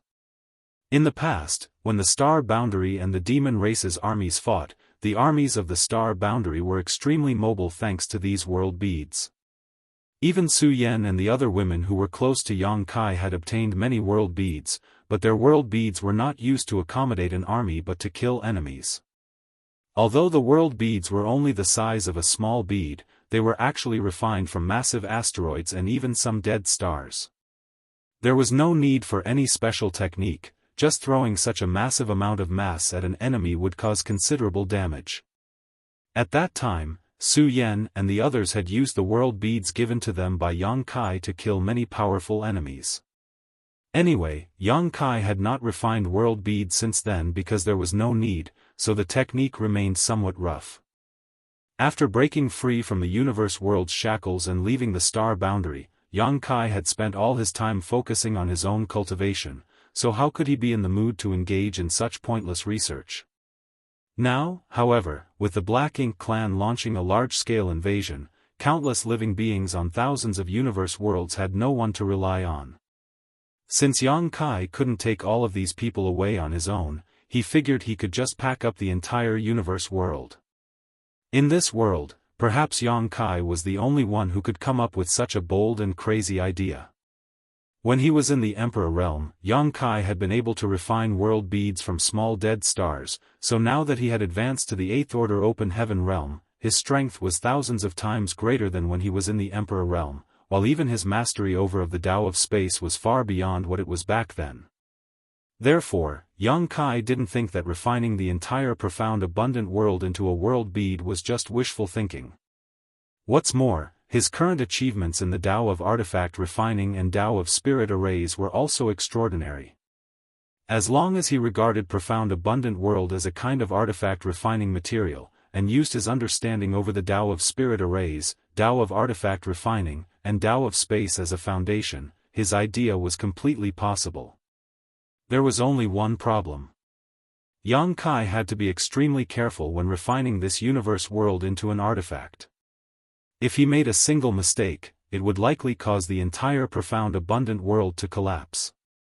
At that time, the living beings of the profound abundant world were destined to suffer massive casualties under natural and man-made calamities. Be that as it may, Yang Kai had no other choice. He couldn't just teleport away all the living beings in this world before refining it.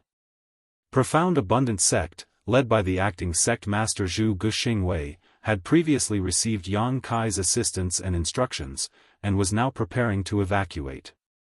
The sect was not as powerful as Swallowing Sea's sect, but the number of disciples they had was a dozen times higher, reaching the tens of thousands with widely varying cultivations. After all, occupying an entire universe world made it easier to select, accept, and house disciples. Profound Abundant Sect, of course, had its own flight-type artifacts, a few ships of different sizes, which were normally only used by the sect's top masters when they went out, but now they were being repurposed as evacuation ships. But even if these ships were filled to the brim, they could only carry 5,000 people at most, so it had become a huge problem to decide who would leave and who would stay from tens of thousands of disciples. Everyone had family and friends, and no one wanted to leave them behind. In less than half a day, the quota of 5,000 people had been filled after much deliberation by the elders, but there were still many whom they needed to bring with them. For a moment, the elders in the main conference hall broke into a heated argument, giving Zhu Guxingwei a massive headache. He was the acting sect master, but how could he have imagined that during his tenure, he would be faced with an event that would put the survival of Profound Abundant sect in jeopardy? Just as everyone was arguing, everything began to lightly shake.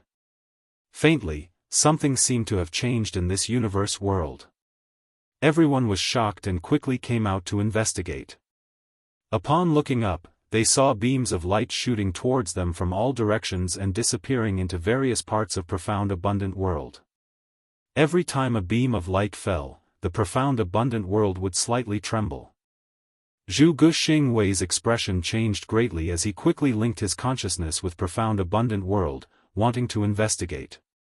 The reason he was able to accomplish this was not because of his extraordinary strength. His cultivation of the Fifth Order Open Heaven realm might be strong, but it was not that strong. He was able to do this because when he was in the Emperor realm, he had been recognized by the Profound Abundant world's will, making him a great emperor. His identity was similar to Yang Kai's status in the star boundary. Having received the acknowledgement of this world's will, Zhu Guxingwei's perception of the changes in the Profound Abundant world was naturally sharper than others.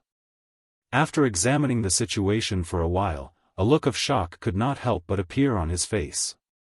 The entire Profound Abundant world seemed to be undergoing some kind of refinement. The method of this refinement was extremely profound and left markings all across the universe world. Zhu Guxingwei had no idea what the purpose of this refinement was.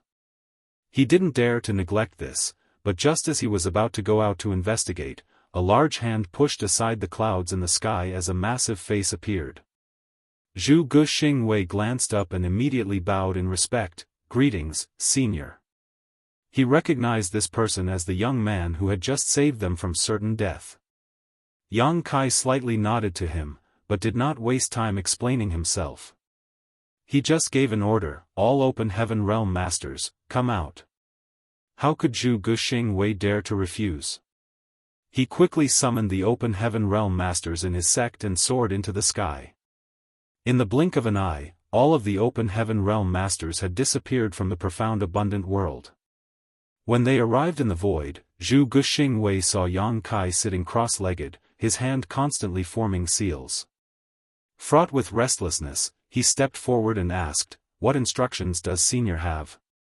Yang Kai replied, "None, you're just a hindrance inside." They were indeed a hindrance, especially since this was Yang Kai's first time refining an entire universe world into a world bead. He wasn't very familiar with the process, and the Open Heaven Realm Masters of the Profound Abundant world were creating further disturbances in his refinement. Now that they had all left Profound Abundant world, the process became much smoother. A look of distress appeared on Zhu Guxingwei's face. He had no idea how he and the others were hindering Yang Kai, but he didn't dare to ask any more questions. The group of over 200 Open Heaven Realm Masters could only silently stand on one side, watching Yang Kai. Slowly, they discovered that the void in front of them was starting to distort and couldn't help but be shocked. They knew that this senior expert was about to do something astonishing to their Profound Abundant world. Martial Peak, Chapter 5493, Success. Zhu Guxingwei was restless, his mind was filled with many questions, but he did not dare to ask, which only fueled his anxiety. Yang Kai suddenly asked, "How many universe worlds does this territory have?" Zhu Guxingwei quickly replied, "Reporting to Senior, counting the Profound Abundant world, there are a total of 14. Yang Kai nodded in response, "Pick 13 people and send them to these 13 universe worlds. Give each of them one of these and tell them to wait for my message." Saying so, he sent out 13 space beacons with a wave of his hand. Yang Kai knew that time was of the essence, as the Black Ink clan had launched a large-scale invasion. If he could save even a little bit of time traveling, perhaps he could save more people.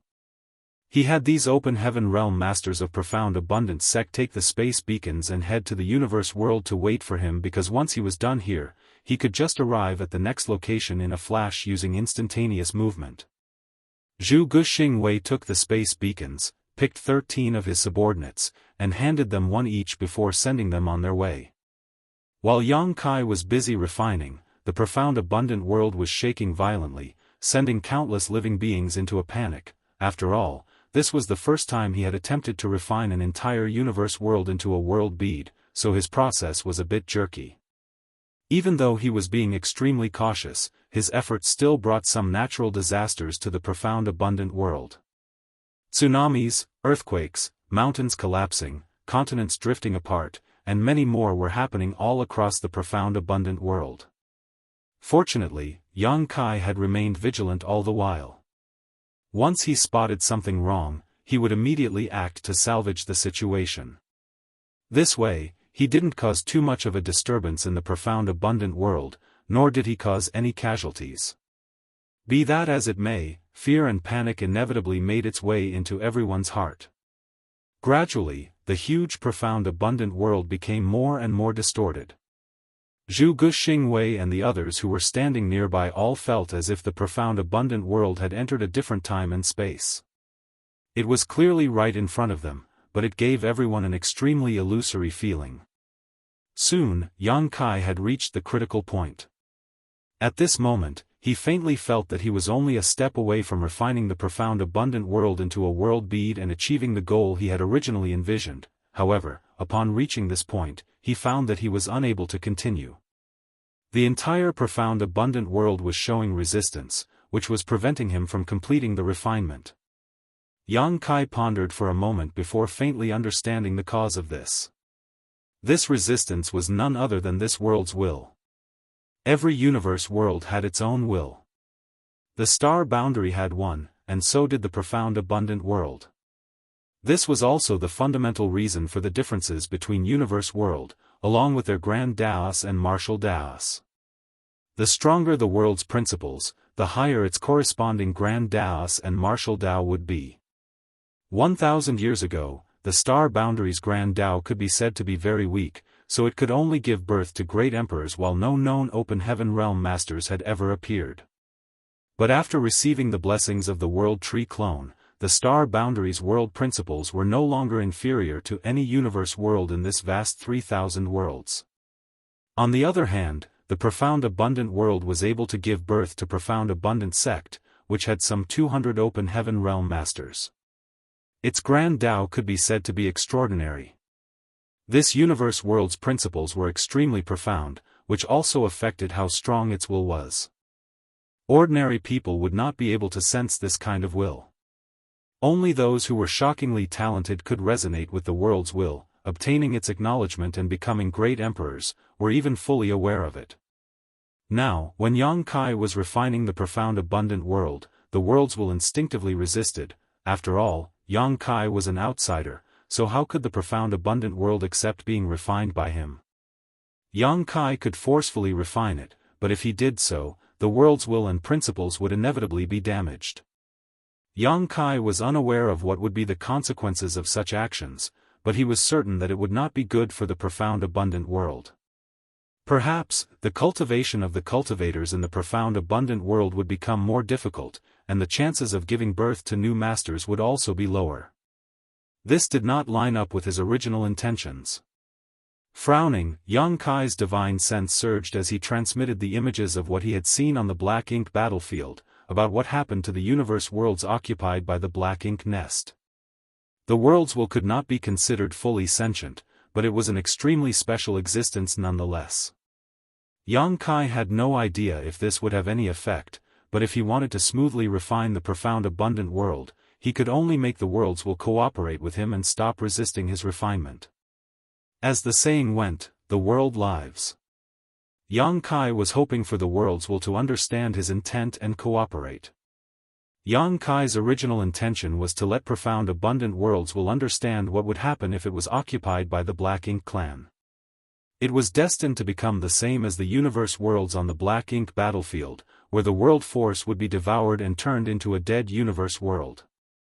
Much to Yang Kai's surprise, it actually worked. After showing the scenes he had seen on the Black Ink battlefield, the resistance of the profound abundant worlds will became much weaker. Yang Kai was overjoyed by this discovery. Striking while the iron was hot, he continued to transmit what he had seen to the world's will using his divine sense. The world's will's resistance became weaker until it was almost non-existent. At this moment, a heavy sigh suddenly rang in Yang Kai's mind, like the tolling of a loud bell. Yang Kai's mind instantly went blank as he faintly felt as if he had become one with the profound abundant world, and there was no disjunction between the two. Another inexplicable feeling surged in Yang Kai's heart, before his consciousness crossed a vast distance and arrived at an unknown place in a flash. There was nothing but endless darkness around him, and for some reason, he could not lift a finger. He was even unable to sense his own existence. Yang Kai was beside himself, not understanding how he had encountered such a strange phenomenon when he was only refining the profound abundant world. He calmed himself down though and didn't panic. He couldn't feel the passage of time at all. After an unknown amount of time, a tiny bit of light appeared in the endless darkness. When the primal chaos first parted, and heaven and earth were created, a fearsome power capable of destroying the entire universe erupted from this point. This kind of power was something even the black ink giant spiritual god, or even Mo itself, could not compare with. This was the power of the entire universe. Suddenly, the constraints binding the light instantly disappeared as everything expanded endlessly, transforming into one great territory after another. These great territories then gave birth to primitive universe worlds. The profound abundant world was one of them. After an unknown period, the profound abundant world gradually gathered the 5 elements, yin and yang, and was acknowledged by the heavenly way. It slowly perfected its world principles, transforming into a true universe world. Slowly but surely, the deathly still world started to gain vitality. This vitality rapidly spread, gradually transforming, filling it with life. Yang Kai understood that this was the process of the profound abundant world's formation. He seemed to be personally experiencing it after merging with its will. In fact, he had experienced this feeling once before, when he was acknowledged by the star boundaries will and became a great emperor. However, the current experience was different from the last. This time, the feeling was clearer, and the history of this place was even more ancient. Yang Kai suddenly realized something and made a bold guess. It was just that he was temporarily unable to investigate these insights as his cultivation was too low and he did not have the time. He had no way of verifying this conjecture either. Yang Kai didn't know how long he had experienced these events for, but to Zhu Guxing Wei and the others, it had only been half a day. In just half a day, Yang Kai's entire body became distorted and illusory like the profound abundant world, as if he didn't exist. Zhu Guxing Wei and the others also had no idea what had happened to Yang Kai. As there was a massive gap in their strength, and in the way they cultivated, they didn't dare to disturb him. Only after some time did Yang Kai's figure suddenly materialize, allowing them to once again perceive his existence. The profound abundant world, on the other hand, was still the same, the void around it distorting as if it was not in the same space as them. Suddenly, Yang Kai broke into a long laughter and stood up, "Success." Saying so, he stretched out his hand and grabbed towards the profound abundant world. What Zhu Guxing Wei and the others saw next was quite difficult for them to accept. Yang Kai's hand pierced through the void, seemingly passing through the surface of water, gently scooping something out of it. When Yang Kai withdrew his hand, the warped space suddenly collapsed and the profound abundant world disappeared. Zhu Guxing Wei was beside himself in shock and could not help but cry out, "Where is the profound abundant world?" The 200 or so open heaven realm masters were also alarmed and bewildered. The profound abundant world that had raised them had actually disappeared right before their eyes. How could they accept this? They still had friends and families in the profound abundant world. "Don't panic." Yang Kai smiled and stretched out his hand towards everyone, "Take a look at this." Zhu Guxing Wei and the others shot a glance over and saw a round bead in Yang Kai's palm. The surface of this bead was gray, but deep blue inside, as if a sapphire was embedded inside it. The sapphire embedded inside was extremely familiar, whether it was its shape or color distribution. It was the same as the profound abundant world, the only difference was its size. After all, the profound abundant world was a universe world, extremely vast, whereas the object in Yang Kai's hand was only the size of a large marble. Zhu Guxingwei focused his gaze, trying to see through the fog on its surface.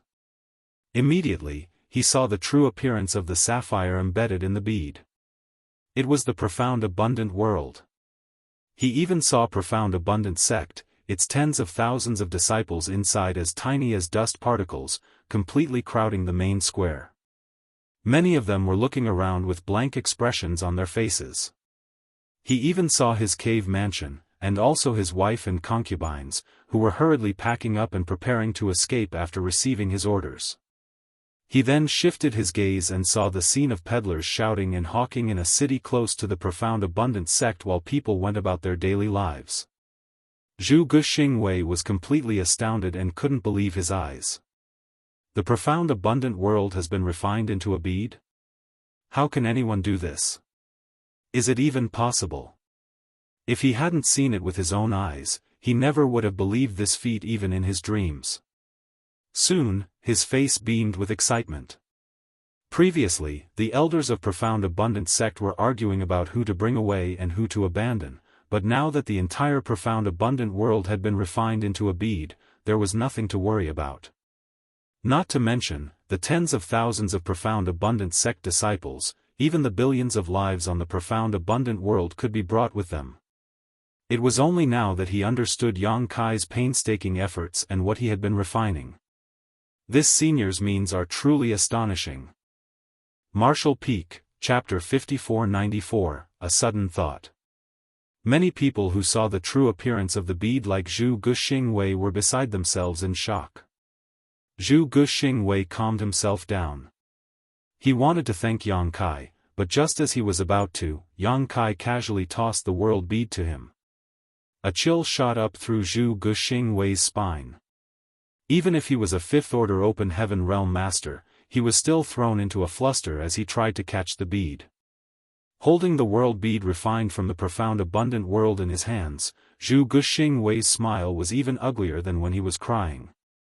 He looked at Yang Kai, stuttering, "Senior, this. What do I do now?" Although it was good news that the entire profound abundant world had been refined into a world bead, how could he keep it? He was afraid that if he made any slight movements, he would cause the entire profound abundant world to collapse. Yang Kai, on the other hand, waved his hand in a totally unconcerned manner and stated, "There's no need to be so cautious. I've also refined the void around your profound abundant world to insulate it. As long as you keep it close to you and prevent it from coming into contact with any powerful shocks, like the attacks of an open heaven realm master, the profound abundant world won't be in any danger." Zhu Guxingwei suddenly understood why the outer layer of the bead was gray. It was actually a buffer space surrounding the profound abundant world. This revelation finally put Zhu Guxingwei at ease. Following Yang Kai's instructions, he put the world bead in his pocket close to his chest, and also patted it to check. Even then, he was still not completely at ease, but it would have to do for now. Then, he earnestly bowed to Yang Kai. "Senior's great kindness is something that the entire profound abundant world will never forget." Yang Kai lightly nodded his acknowledgement before stretching his hand out, poking into the void. The next moment, a portal appeared in front of him, one that led to Swallowing Sea's sect with the help of the space beacon he had given to Wang Xianxia. "Go in and join up with Swallowing Sea's sect." Zhu Guxingwei thanked him once more before leading his 200 or so disciples through the portal. The next moment, they arrived at Swallowing Sea's sect, where they saw Wang Xianxia, Yang Qing, and the others. After chatting, when everyone came to learn about Yang Kai's feat of refining the profound abundant world, they were thoroughly shocked. Even someone like Wang Xianxia, who was someone from the cave heavens and paradises, had never heard of people refining a world into a bead. Thus, he was in great shock, but more than that, he was overjoyed. Originally, the evacuation and relocation could only ensure the safety of the top cultivators from various sects and great forces. They were completely powerless to help the myriad living beings in all the defenseless universe worlds. Now, thanks to Yang Kai, everyone in the entire Swallowing Seas territory could evacuate. Not just Swallowing Seas territory, as long as there was enough time, the same feat could be repeated in many other great territories. Wang Xianxia couldn't help but recall the question Yang Kai had asked him before, what about the mortals? His answer at the time was that they were powerless to do anything. Even so, Yang Kai had come up with a solution in just a few days, causing an enormous sense of admiration to well up in his heart. Meanwhile, Yang Kai had already arrived at another universe world's location via a different space beacon. Previously, he had asked Zhu Guxingwei to gather 13 disciples and send them to the 13 other universe worlds in this territory carrying a space beacon each, which saved him the time he would have spent on traveling. This universe world was the closest to the profound abundant world, and it also had a sect overseeing it with strength similar to profound abundant sects. They also had a good relationship with profound abundant sect. Previously, when profound abundant sect's open heaven realm masters were fighting with the Black Ink clan, Zhu Guxingwei had sent 2 elders out to seek help. One of them was Elder Pang, who had gone to the Swallowing Seas sect.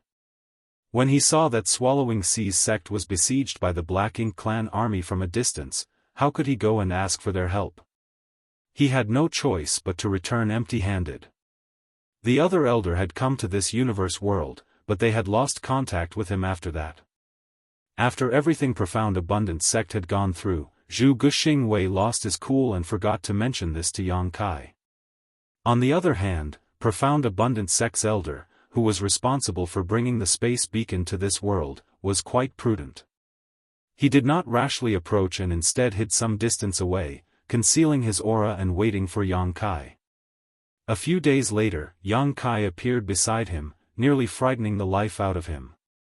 When this elder saw that it was Yang Kai though, he finally relaxed and quickly reported everything that had transpired.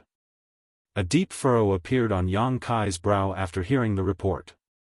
He immediately focused his gaze towards the universe world, and as expected, he saw some Black Ink clansmen and Black Ink disciples moving about. The sect governing this universe world had been completely defeated by the Black Ink clan, and almost all the surviving cultivators had been converted into Black Ink disciples. Fortunately, these Black Ink clansmen were not that strong and were not many in number, just a squad about the same size as the one that had gone to attack the profound abundant world. The leader of this Black Ink clan squad was only a high-rank clansman, that was all, not even qualified to own their own Black Ink nest. If a feudal lord was here, and if he had planted his Black Ink nest, the entire universe world would be flooded with Black Ink strength, at which point it would be impossible to reverse the situation. Although the current situation was not something to rejoice, it was still salvageable. For Yang Kai, it was as easy as snapping his fingers. The profound abundant sect elder standing next to Yang Kai only saw the latter stretch his hand out and grasp towards the universe world. And when he pulled his hand back, the profound abundant sect elder saw several dozen strange-looking Black Ink clansmen appear in front of them. These Black Ink clansmen had no idea what just happened. They were suddenly captured and brought out into the void, so they were completely confused. Immediately after, a fearsome force swept through them from all directions, wiping out these several dozen Black Ink clansmen in the blink of an eye. Yang Kai then brought his hands together as a beam of purifying light shot down towards the sect below, enveloping all the Black Ink disciples and dispelling the Black Ink strength in their bodies. After having taken care of the Black Ink clansmen and Black Ink disciples, Yang Kai waited for the cultivators in the sect below to recover before sending a divine sense transmission. A moment later, a Fifth Order Open Heaven Realm Master, leading a group of Open Heaven Realm Masters, rushed over to greet him. Yang Kai didn't waste time chatting with them and directly opened a portal to Swallowing Seas Sect Space Beacon, ordering them to head over and meet up with the others. Seeing that Yang Kai was an 8th Order Ancestor rank figure, the 5th Order Master didn't dare to object and simply led his subordinates into the portal. After the profound abundant sect elder responsible for bringing the space beacon here had also left, Yang Kai began refining the universe world. Having done it once before, this second attempt was naturally smoother and he did not even feel resistance from the world's will. This second universe world gave Yang Kai the feeling that it was actively cooperating. This only further confirmed his suspicions. Just like that, Yang Kai traveled from one universe world to the next. After arriving at each universe world, he would open a void corridor to the Swallowing Seas sect and order the Open Heaven Realm masters of the respective universe worlds to go on ahead. Without the complication of Open Heaven Realm masters, Yang Kai was then able to smoothly refine the world bead. Not every universe world had Open Heaven Realm masters. Every single universe world in Swallowing Seas territory had humans living on them, but the level of their martial Daoist differed quite significantly. The higher the level, the easier it was to cultivate and give birth to Open Heaven Realm masters.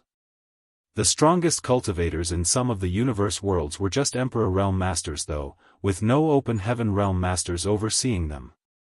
In other words, refining them was even easier. After more than a month, Yang Kai had finished refining all 14 universe worlds in Swallowing Seas territory. Aside from the original Profound Abundant world, which had been handed over to Zhu Guxing Wei, Yang Kai had kept the remaining 13 with him. With this matter settled, Yang Kai's next stop was the Swallowing Seas sect. At this point, Swallowing Seas sect and the other cultivators who had rushed to this place, under the leadership of Wang Xianxia and his squad, were prepared to move out at a moment's notice. When they noticed Yang Kai's arrival, Wang Xianxia hurried over to salute him. After exchanging some pleasantries, Yang Kai came to learn that everyone was ready to leave, so he immediately stated, "There's no time to delay, we need to set out right away." To evacuate, the Swallowing Seas sect would first head to Mo Sha Territory's Universe Temple, where they would rendezvous with cultivators from the neighboring Great Territories, and then, they would head to the Star Boundary under the protection of Mo Sha Cave Heaven's Masters. Although it would be quite a lengthy journey, with Mo Sha Cave Heaven and Mo Sha Army's 8th Order Open Heaven Realm Masters protecting them, it would still be much safer than the cultivators of each great territory heading out alone. The evacuation plans of every cave heaven and paradise were basically the same. For example, the dozen-plus great territories under Pure Yang Cave Heaven's jurisdiction all needed to arrive at the Pure Yang Territory's Universe Temple within a set period of time, where they would coordinate with the Pure Yang Army's masters. Furthermore, Pure Yang Army squads like Wang Xianyi's squad had gone to various great territories to assist the local sects and forces in their evacuation. This was a great migration that involved the entire 3,000 worlds with no sect being able to avoid it. Just as Wang Xianyi had said before, even colossal forces like the cave heavens and paradises would have to abandon their sect's ancestral foundation, which had been passed down through countless millennia. As long as they were alive, they would be able to take back their foundation sooner or later, but if all of them died, then nothing would be left. Already, not much time was left before the deadline. If Swallowing Seas Territories group couldn't arrive in time, Mo Sha Army's masters wouldn't wait for them. This was something that had already been agreed upon. So no matter what, they had to arrive at Mo Sha Territory's Universe Temple before the deadline. "Is Division Commander Yang not coming with us?" Wang Xianyi asked. Yang Kai shook his head, "I must head to the other great territories." Wang Xianyi immediately understood that Yang Kai wanted to refine more universe worlds and save more people. Wang Xianyi was filled with deep veneration and cupped his fist, "Division Commander Yang, please take care. Although all the royal lords have been wiped out and the 2 black ink giant spiritual gods are restrained, the number of territory lords is still quite high. The current territory lords are all innate territory lords, who are as strong as our strongest 8th Order Open Heaven Realm Masters." He thought that since Yang Kai had just broken through to the 8th Order Open Heaven Realm, he should not be that strong, thus his warning. How could he have known that territory lords were no longer Yang Kai's opponent?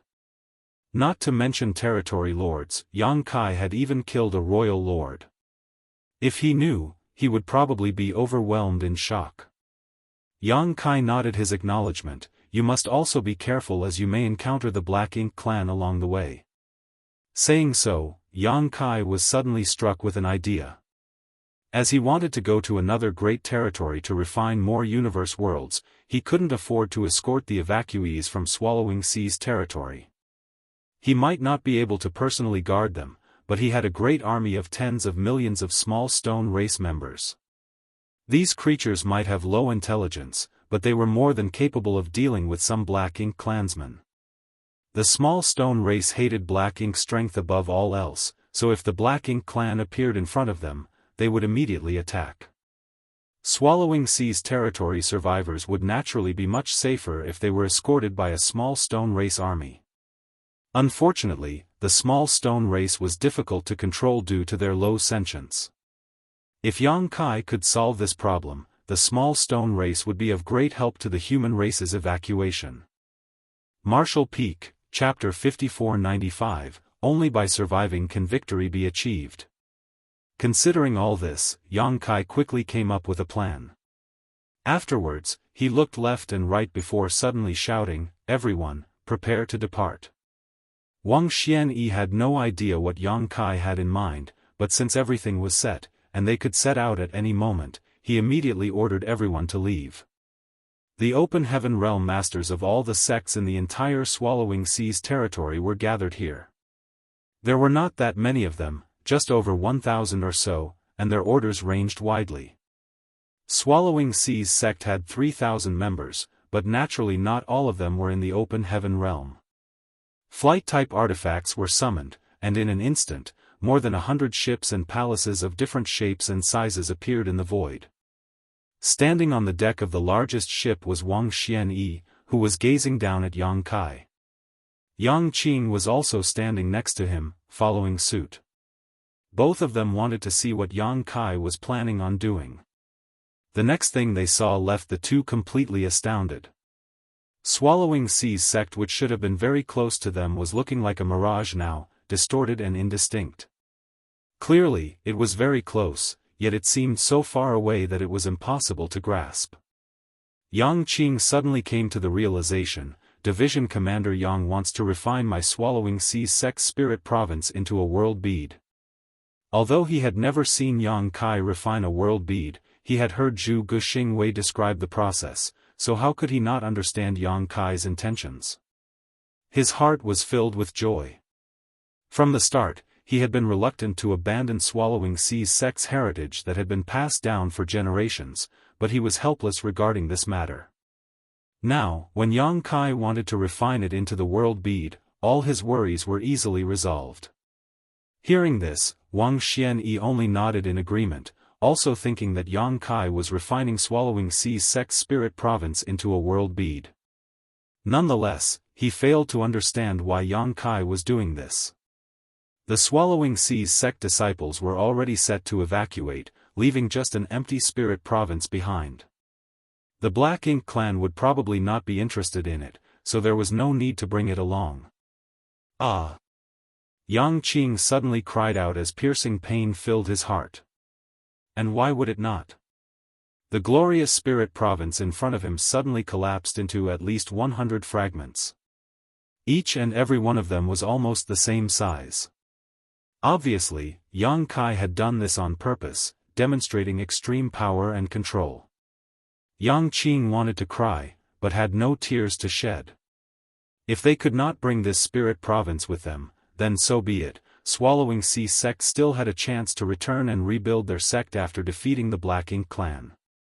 But all his hopes had been shattered to pieces, just like this spirit province. His initial joy quickly disappeared as he couldn't understand why Yang Kai was doing this. Nevertheless, he didn't dare to ask any questions. He just consoled himself that Yang Kai's actions must have a deeper meaning. Soon, Yang Kai reached out and grabbed towards the distorted void. Every time he did so, an asteroid would disappear, and soon all of them were collected. After silently working at something for a while, Yang Kai appeared on the deck where Wang Xianxia was using instantaneous movement. He then handed him over 100 newly refined world beads before instructing, each of these world beads contains 10,000 small stone race soldiers. If you run into a Black Ink clan army, use them to defend yourselves. Wang Xianyi's eyes lit up when he heard this. are these small stone race soldiers the ones who were attacking the Black Ink clan before?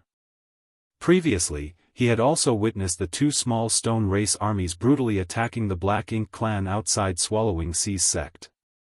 Although these strange creatures seemed simple, even somewhat stupid, they were perfect for dealing with the Black Ink clan as they seemed to be able to ignore the corrosion of the Black Ink strength.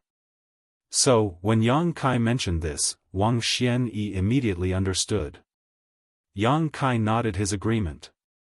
He himself couldn't escort these people all the way to Mo Sha territory, but it was no problem for him to pack up a small stone race army and send them with these people. Even if Wang Xianxia and the others couldn't control the small stone race, all they needed to do was toss them out when they encountered the Black Ink clan, and the small stone race members would immediately attack. The reason why Yang Kai had divided the million-strong army into 100 smaller groups was because he had also considered how difficult it would be to retrieve the small stone race after a battle. As Wang Xianxia and the others didn't have the Great Sun and Great Moon marks, the small stone race would not obey their orders, and if they really released them, there was a high chance they would simply run off. 1,000,000 small stone race soldiers was enough to protect them from any kind of threat. Also, they would be of great help even to the other cultivators in Mo Sha territory. With 1,000,000 small stone race soldiers escorting them, their journey to the star boundary would be much safer. Many thanks, Division Commander Yang. Wang Xianxia bowed in gratitude, amazed by Yang Kai's generosity. He had never seen or heard of the small stone race before, but now Yang Kai had gifted him 1,000,000 of them in one go. That was truly generous. Their warship had already been destroyed, which had greatly affected their squad's combat and defensive strength, but 1,000,000-strong small stone race army was more than enough to make up for that. Yang Kai added, I only recently obtained these small stone race soldiers, so I haven't been able to figure out how to control them effectively. Their characteristics are that their intelligence is extremely low, and they rely mostly on their instincts to act. If any of you is proficient in beast taming techniques, I suggest you experiment and try to find a way to control them. It was not probably impossible to control the small stone race using beast taming techniques, but as Yang Kai wasn't versed in any good beast taming techniques, he couldn't run these tests himself. Wang Xianyi's eyes lit up after hearing this and repeatedly nodded, understood. Many cultivators more or less knew a beast taming technique, though the quality and profundity varied wildly. If they could find a feasible method, it would give them far better control over the small stone race in battle. Go, Yang Kai waved off. Wang Xianxia cupped his fist and bid his goodbye, take care, Division Commander Yang. Having said his farewell, he gave a shout as the fleet of 100 or so flight-type artifacts filled with cultivators led by Swallowing Sea's sect's largest ship flew towards the territory gate, rushing towards Mo Sha territory. On the lead ship, Wang Xianxia looked back, but Yang Kai was nowhere to be seen. Calming himself down, he gathered a group of sect masters and Sixth-order Open Heaven Realm masters from the various sects and gave each of them a world bead with an army of 10,000 small stone race members. Then, following Yang Kai's instruction, he asked them to look for cultivators who were proficient in beast taming to begin searching for an effective method to control the small stone race soldiers. All of them were overjoyed after obtaining the army of 10,000 small stone race members. Wang Xianxia then deployed them to various ships to guard the fleet. Like this, all the cultivators in Swallowing Sea's territory began to evacuate. At the same time, fleets from every great territory were rushing towards the great territories where the various cave heavens and paradises were located. Some of the evacuation went completely smoothly. After all, the Black Ink clan would need some time to invade all the great territories of the 3,000 worlds, so if the cultivators could gather before the Black Ink clan reached their lands and immediately rushed to the designated Universe Temple, they would encounter no dangers. Other great territories were less fortunate though and were invaded by the Black Ink clan army before they could evacuate. Many sects were occupied by the Black Ink clan and their cultivators all transformed into Black Ink disciples. There were other instances where Black Ink clan armies pursued fleeing evacuation fleets, leading to battles of different scales breaking out across the 3,000 world, throwing everything into chaos. After parting from Wang Xianyi's group, Yang Kai immediately rushed to the adjacent Great Territory. This Great Territory was still under the jurisdiction of Mo Sha Cave Heaven, and the situation here was similar to Swallowing Sea's territory. The Black Ink clan had already invaded, but the cultivators of the various sects were still desperately resisting. Just like Wang Xianyi's squad, there was also a human race squad in this Great Territory, responsible for coordinating the evacuation. When Yang Kai arrived, he easily eliminated all of the Black Ink clan invaders and then sent away the fleet. He also gave them 100 or so world beads containing small stone race troops. After that, he began refining the universe worlds where the human race lived. He knew that he couldn't save everyone as the Black Ink clan's invasion was happening everywhere. He could save the humans of a few great territories, but there were more than 1,000 great territories in the 3,000 worlds, so how could he possibly save them all by himself? All he could do was try his best. At first, the situation in the great territories Yang Kai arrived at were still manageable. For example, in the Swallowing Sea's territory, he had refined a total of 14 universe worlds into world beads, saving almost all the humans living there. But as time passed, the situation of the great territories deteriorated rapidly. After the order was issued, all the cultivators of various great territories were forced to evacuate, leaving behind only weaker cultivators and mortals who were unable to break free from their universe world's shackles.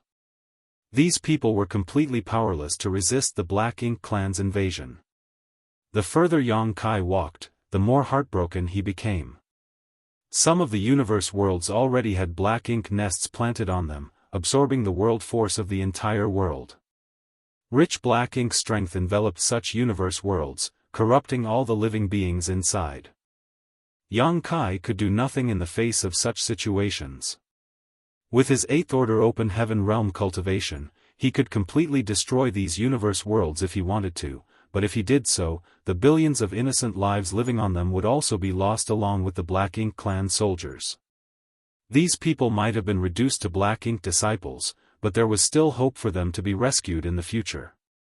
How could Yang Kai bring himself to ruthlessly slaughter them? The only option he was left with was to destroy the Black Ink nest, and all of the Black Ink clansmen around. There was nothing else he could do. At this point, he also got to experience the helplessness Wang Xianyi felt when he answered his question. The universe worlds which had been completely devoured by Black Ink strength now were filled with billions of Black Ink disciples. Even if he didn't lack yellow and blue crystals, he couldn't purify them all. It would drain a lot of yellow and blue crystals, and was too time-consuming, while time was what he was most short of. The faster he moved, the more people he would be able to save. Along the way, Yang Kai not only witnessed scenes of disaster and despair though, he also had encountered many heroic deeds. Many sects and cultivators weren't strong, but they had the courage and determination to fight to the death with the Black Ink clan, refusing to withdraw with the other cultivators of their great territory and instead choosing to remain with the universe worlds that had raised them, using their lives and blood to protect them for as long as they could. Cultivators of many such sects faced total annihilation in the battle, leaving not one survivor behind. Such resistance deeply angered the Black Ink clan, so what awaited them was death. Yang Kai's mood became even gloomier when he saw such scenes. The order to retreat was not given because they were timid or cowardly, but because it was the best course of action in this situation. After all, only by surviving could they turn the situation around. Their decision to stay and fight to the death may have been praiseworthy, but from a strategic standpoint, it was utterly meaningless. Who was right and who was wrong, nobody could say for sure. It was just a matter of one's choice, and everyone had to face the consequences of their actions. Just like Yang Kai, who had chosen to roam various great territories and refine universe worlds into world beads to save more lives, causing him to bear witness to far too many tragedies. Marshall Peak, Chapter 5496, Old Tree. 20 years went by in a flash. Over the past 20 years, Yang Kai traveled to hundreds of great territories and accumulated over 2,000 world beads. Each world bead was a complete universe world with its 7 elements: will, and world principles intact. The number of humans he had saved was difficult to calculate. But this was already the limit. There were still many great territories Yang Kai had yet to set foot in, but now that 20 years had passed since the Black Ink clan's full-scale invasion began, it was difficult for him to find any universe world that had not been devoured by Black Ink strength. The Black Ink clan could be found in every great territory, and almost every universe world that had a living being on it had a Black Ink nest planted on it. Countless mortals and cultivators with low cultivations had been reduced to Black Ink disciples, and the world force each universe world had accumulated over countless eons had been reduced to nourishment for the Black Ink clan. Of the tens of millions of small stone race soldiers he started with, Yang Kai was now left with less than 10 million, the rest were all given away to others. Over the past 20 years, the number of Black Ink clansmen who had lost their lives at Yang Kai's hands was also incalculable, with just the number of territory lords who had died at the end of his spear reaching over a dozen.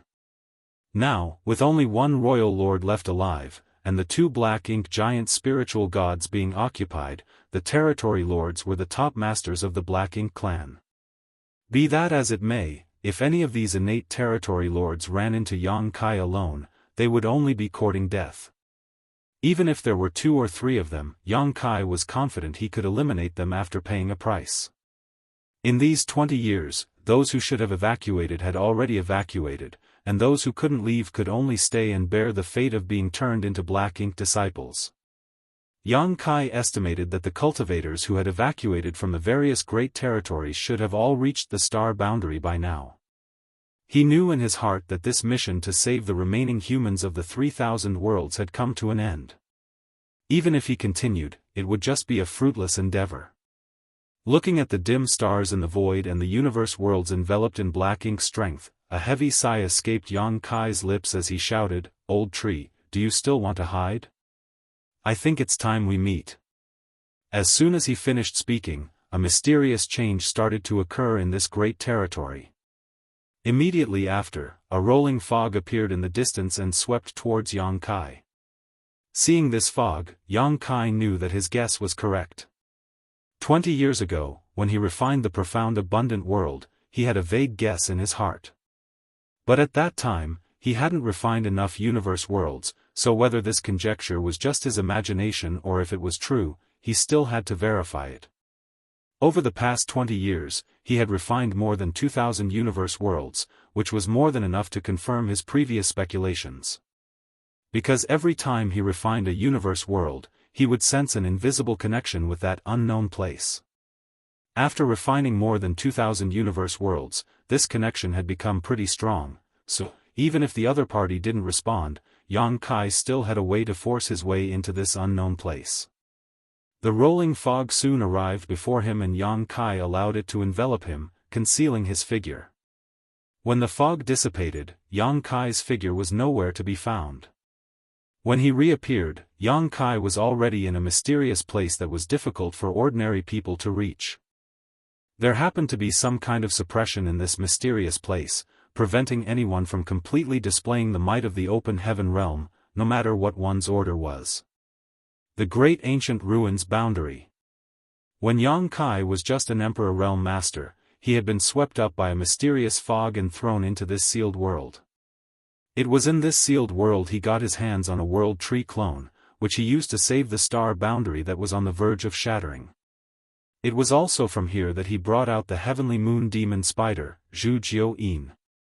According to Tsang, the world tree was one of the most ancient existences in the universe. In the past, the 10 martial ancestors had relied on the world tree to comprehend the mysteries of the open heaven realm, which they later passed down to the wider human race, allowing it to gain a foothold in the universe where the monster race ran rampant. The people who obtained the favor of the world tree were also a means of protection for the mysterious heavenly way. Tsang's group of 10 were chosen by the heavenly way, and they had sealed Mo in the primordial heaven source grand restriction for millions of years. If not for their actions, how could the current 3,000 worlds still exist? Perhaps the entire universe would have become the Black Ink clan's paradise eons ago. After Tsang's group, there were likely more candidates. The World Tree clone in Yang Kai's small universe also belonged to a previous candidate who had fallen ages ago. As for Yang Kai himself, he should have been chosen recently. This method of self-preservation was seemingly performed through the World Tree, so no matter what, the World Tree was an indispensable and important link. Mo had said that the old tree had always been hiding from it, afraid of it. In the past, Yang Kai didn't know what Mo meant by this. Both of them were among the most ancient of existences, so although Mo's strength was hard to imagine, how could it be that the World Tree was weak?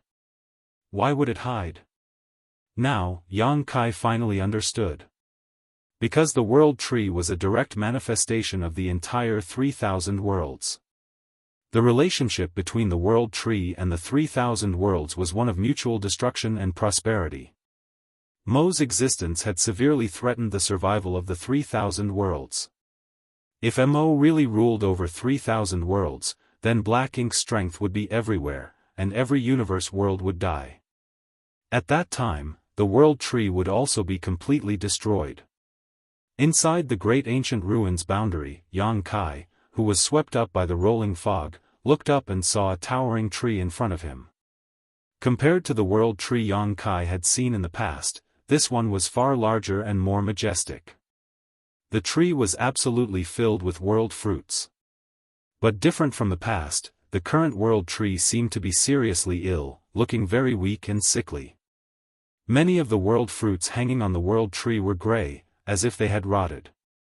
Yang Kai could even feel Black Ink's strength coming from these fruits. He had actually witnessed this scene before.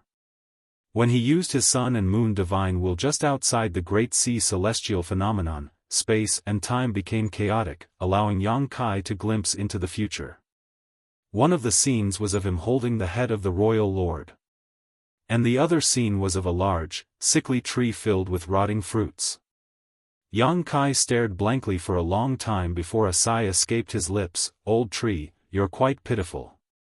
The World Tree's body swayed slightly as its huge leaves rustled, looking like it was protesting Yang Kai's ridicule.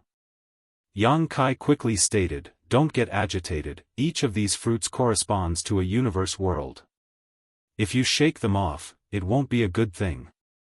When he first came here, Yang Kai's strength, vision, and insight were all too shallow, so he only knew that the world fruits could help a person break through to the next order of the open heaven realm. He was totally oblivious to the true mysteries of these world fruits.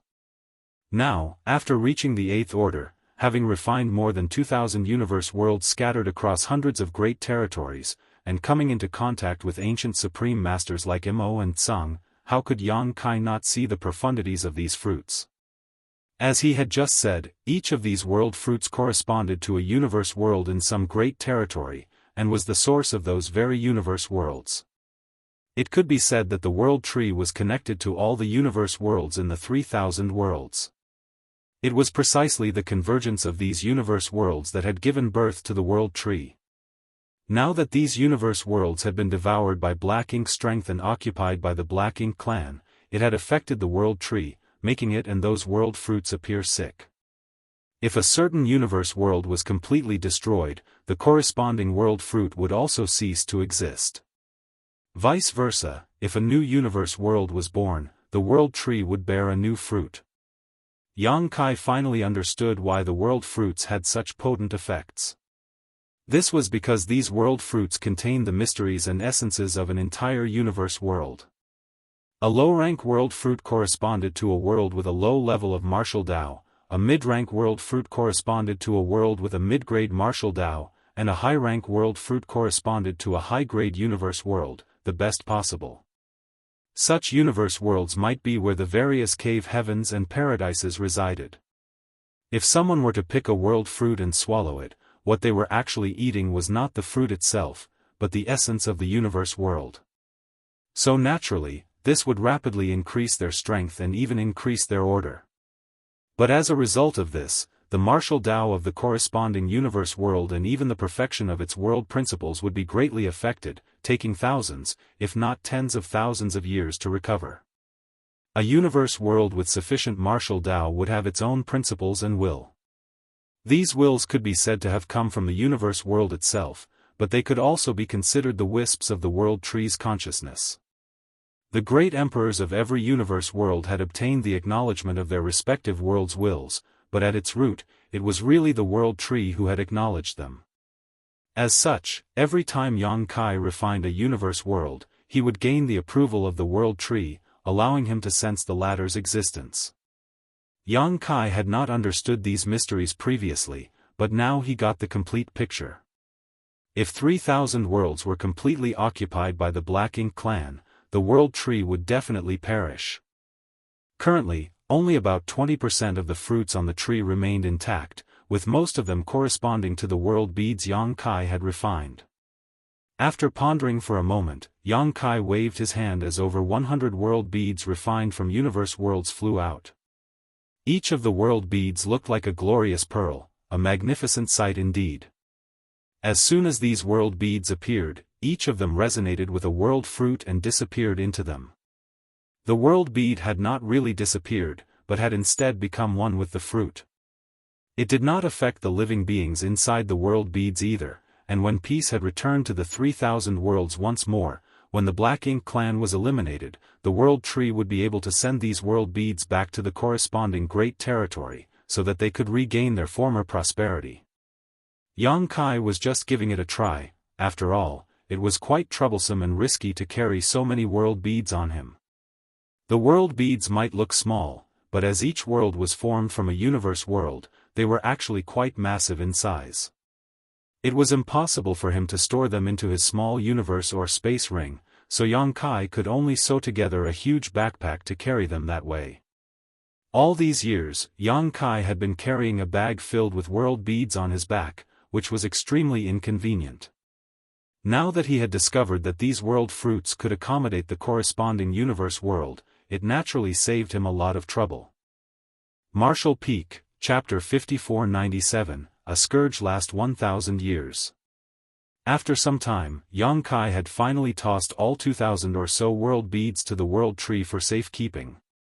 What surprised Yang Kai was that after obtaining these 2,000 or so world beads, the world tree's condition seemed to have improved a little, but he was not sure, it might have just been his imagination. On top of that, Yang Kai was also concerned about the still intact world fruits on the world tree. The world fruits corresponding to the universe worlds he had refined were intact because they were saved and not corroded by Black Ink strength, but in addition to those world fruits, there were several dozen more that were still completely healthy. These fruits were not showing any features similar to the other ruined fruits, neither were they emanating any Black Ink strength. Yang Kai even had a special connection with one of these fruits, feeling very close to it. This feeling greatly surprised him. It was just a world fruit, so how could he feel close to it? After examining it for a moment though, Yang Kai raised his brow and asked, "Is this the world fruit of the star boundary?" He was a great emperor recognized by the star boundary's will, so the world fruit corresponding to the star boundary naturally gave him a different feeling from the rest. This world fruit was a mid-rank world fruit. In other words, if one ate it, it could allow a cultivator in the third order to the fifth order open heaven realm to advance an order, and allow them to have better future prospects by increasing their innate limit. But correspondingly, the star boundary would have to pay a huge price. Perhaps its martial Dao level would be greatly affected and its world principles would be damaged. Yang Kai's heart clenched as he recalled the low-rank world fruits and mid-rank world fruits he had obtained. Back then, he had obtained more than a dozen or so fruits from the old tree, causing harm to some universe worlds. As if the world tree sensed his thoughts, it swayed again. Although the world tree did not speak or transmit anything via divine sense, Yang Kai could clearly tell what it wanted to say. The corresponding universe worlds of the world fruits he had taken back then didn't have any highly sentient lifeforms on them, so his actions didn't cause much harm overall. At most, it would have delayed the development and evolution of those universe worlds by a few thousand years. Knowing this, Yang Kai felt less guilty. But very soon, he had another feeling. By using this world fruit corresponding to the star boundary as a beacon, he might be able to create a passage to the star boundary and return to it. Yang Kai's heart skipped a beat as he hurriedly checked the other world fruits that were still intact. After checking them with his divine sense, he discovered that his guess was right on mark. He could indeed open a void corridor with the help of these world fruits and arrive directly at the universe worlds corresponding to these fruits. He could even tell which great territory these universe worlds were located in by observing the void around them through this link. Yang Kai's expression changed as he couldn't help but ask, "Old tree, could this place be considered a transit point for 3,000 worlds?"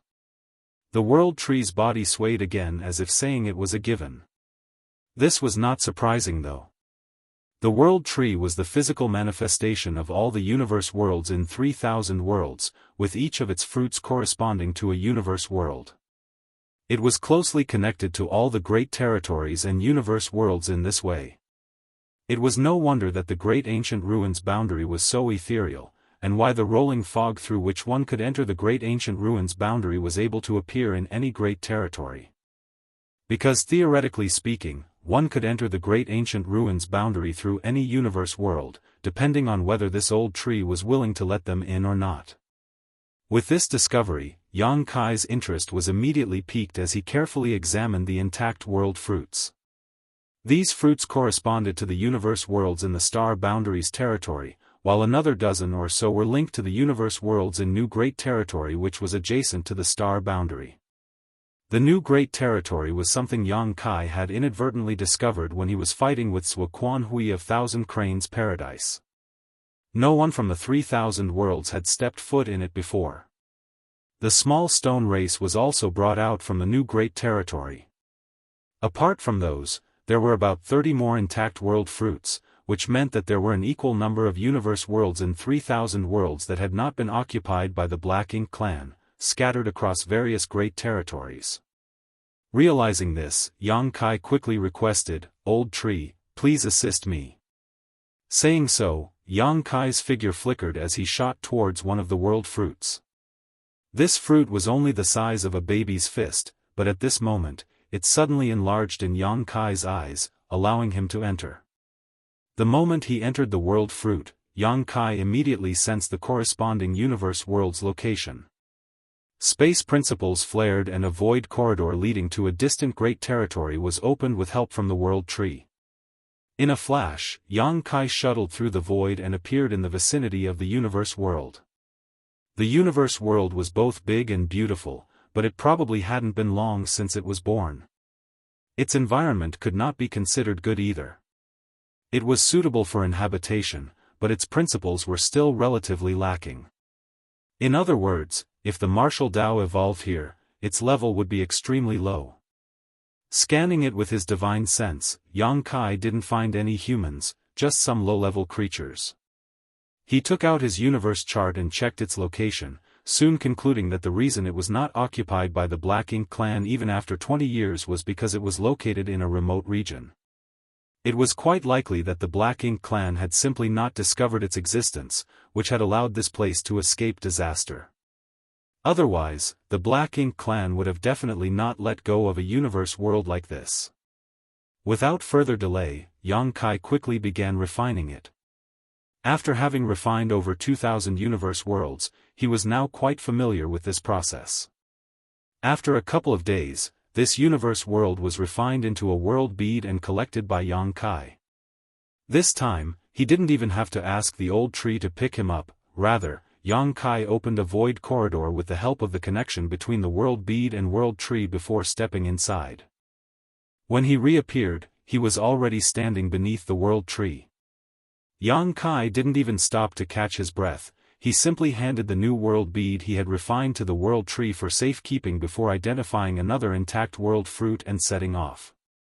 At this moment, he couldn't help but feel a little frustrated. Had he known that the world tree could connect to the various great territories and universe worlds, he would have contacted it long ago. He could have easily traveled to other great territories with the help of world tree, saving him massive amounts of time. Had he done so earlier, he might have been able to save even more universe worlds. It was just that he had no idea about the world tree's stance, so he didn't dare to rashly disturb it. It was only after he had refined more than 2,000 universe worlds and was closely connected to the world tree that he called out to it.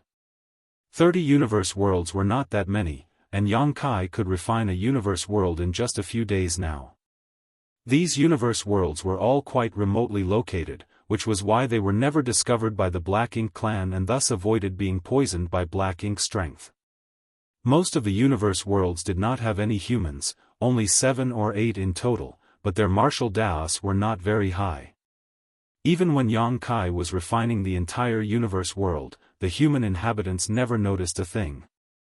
Today, Yang Kai arrived in the vicinity of another universe world with the help of the world tree, but just as he started refining it and reached a critical point, he noticed fluctuations of battle coming from the distance.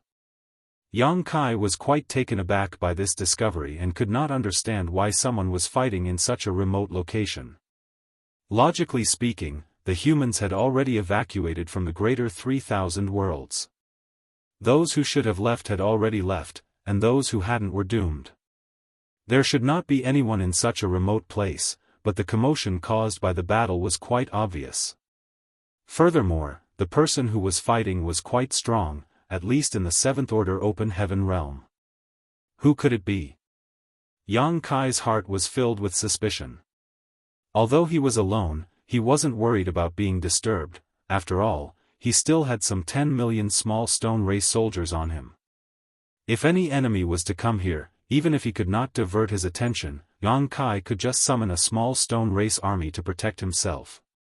He paid no heed to the battle and decided to only take a look after he had refined the universe world before him. But contrary to his plans, the battle was getting closer and closer, as if both sides of the battle were approaching him. Yang Kai still ignored it. The other party's approach shouldn't be intentional, but it was still good news for him. The only ones who could be fighting at this time would be humans and Black Ink clansmen. If they were to approach him, he might be able to provide some assistance to the human side. About half an hour later, the sounds of the battle really grew closer and now, a strange look appeared on Yang Kai's face because he felt a familiar aura. Yang Kai was immediately overjoyed. What a coincidence! I was planning to look for him after finishing with this business, but who would have thought that I would run into him here? As the old saying goes, a good man does not live long, but a scourge lasts 1,000 years. Guess that makes this bastard immortal. The next moment, Yang Kai sent a message to the other party via divine sense. The human who was fighting with the Black Ink clan was momentarily taken aback, but was soon overjoyed and quickly started approaching Yang Kai's position. From the distance, he saw Yang Kai using some kind of strange technique, causing the universe world in front of him to twist and distort like a reflection in the water, which greatly surprised him. What are you doing? Yang Kai snapped back, why do you care? What are you doing here? It was none other than Wu Kuang, his entire body covered in blood, cutting quite a sorry figure. Wu Kuang broke into carefree laughter after hearing Yang Kai's question and replied, I'm currently being pursued by a team of Black Ink clansmen. He was acting smug, as if being chased around was something to boast about. Yang Kai also admired his shamelessness before glancing behind Wu Kuang and frowning slightly. Is there a territory lord? Wu Kuang was a 7th Order Open Heaven Realm Master, and had mastered the heaven-devouring battle law. It was a simple matter for him to deal with ordinary feudal lords. Since he was being pursued and in such a sorry state, obviously, a territory lord must have taken action. Wu Kuang secretly circulated his strength, preparing to flee at any moment. If you can't fight, then it's better to run away, otherwise, there will be no one to even collect your corpse. He could also tell that Yang Kai was currently doing something important, and got worried that he wouldn't be able to help. Yang Kai smiled proudly, it's just a territory lord, don't worry and take a rest, just wait and watch how I take care of him. Just a territory lord. Wu Kuang was beside himself in shock, unable to believe that such arrogant words were coming from Yang Kai's mouth. He then scanned Yang Kai with his divine sense before his expression changed greatly. You've reached the 8th Order Open Heaven Realm? Martial Peak, Chapter 5498, Old Thief, don't touch my small stone race soldiers. Wu Kuang and Blood Crow had talked quite a bit while fighting in the barren territory battlefield, so Wuquang had learned a lot about Yang Kai and knew that the latter had long since broken through to the Seventh Order Open Heaven realm and had even killed a number of territory lords. However, Yang Kai had disappeared after the battle outside the Primordial Heaven Source Grand Restriction, with no one knowing if he was dead or alive. So, Wuquang also had no idea. In truth, he didn't care much about Yang Kai's life or death, so it was a huge surprise to actually run into each other in this place. Furthermore, Yang Kai was already an Eighth Order Open Heaven Realm Master. Wuquang's heart was filled with bitterness. He knew that he would not lose to anyone in this world when it came to cultivation speed. After all, the heaven-devouring battle law was both exquisite and ingenious. It was definitely the best cultivation technique in existence. Even Blood Crow, who cultivated the Grand Evolution Immortal Blood Light scripture, was forced to admit defeat before him. Yet, it had not been long since Yang Kai had advanced to the Seventh Order, so how could he already have reached the Eighth Order so quickly? Did you secretly cultivate the heaven-devouring battle law? Wuquang made a wild guess. Yang Kai sneered, do you think I use it so haphazardly like you? Wuquang sized him up before vigorously shaking his head left and right, then this doesn't make sense. If he hadn't cultivated the heaven-devouring battle law, how could his cultivation increase so rapidly? Yang Kai wasn't like him, so he would only be dooming himself if he cultivated the heaven-devouring battle law without the flawless purifying golden lotus. Yang Kai disdainfully sneered, this king's aptitude is not something you can fathom. Wuquang could not wait to slap him to death. No one had ever dared act so arrogantly in front of him. While the two were bickering, an army of about 100,000 Black Ink clansmen had already arrived, led by a territory lord and a dozen or so feudal lords. Wuquang still maintained a ready-to-flee posture, and was no longer in the mood to bicker with Yang Kai. If you have any tricks up your sleeve, hurry up and use them. If you delay any more, I'm afraid we'll both die here today. Yang Kai snorted lightly before opening a portal to his small universe. The next moment, a 1,000-meter-tall small stone race member stepped out, followed closely by another. He had collected millions and millions of small stone race members from the chaotic dead territory back then, and these 1,000-meter-tall small stone race members were all comparable to Eighth Order Open Heaven Realm Masters. In the beginning, Yang Kai had over 100 of these 1,000-meter-tall giants, but after distributing most of the small stone race army to the evacuating human forces as protectors, he was left with just 10 million small stone race soldiers, of which just 2 were 1,000-meter tall. On one side was an innate territory lord, while on the other was 2 1,000-meter-tall small stone race masters. It was a fairly even match. Right behind these 1,000-meter-tall small stone race members though was a densely packed army of the small stone race. In an instant, hundreds of thousands charged out of Yang Kai's small universe, and more were still appearing.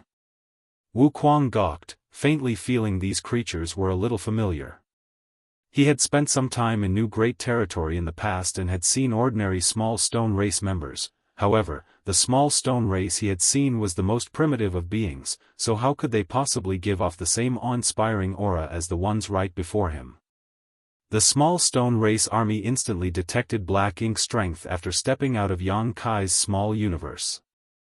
The two leading 1,000-meter-tall small stone race masters furiously roared towards the sky before leading their army towards the Black Ink clan, as if they had just seen an absolutely irreconcilable enemy.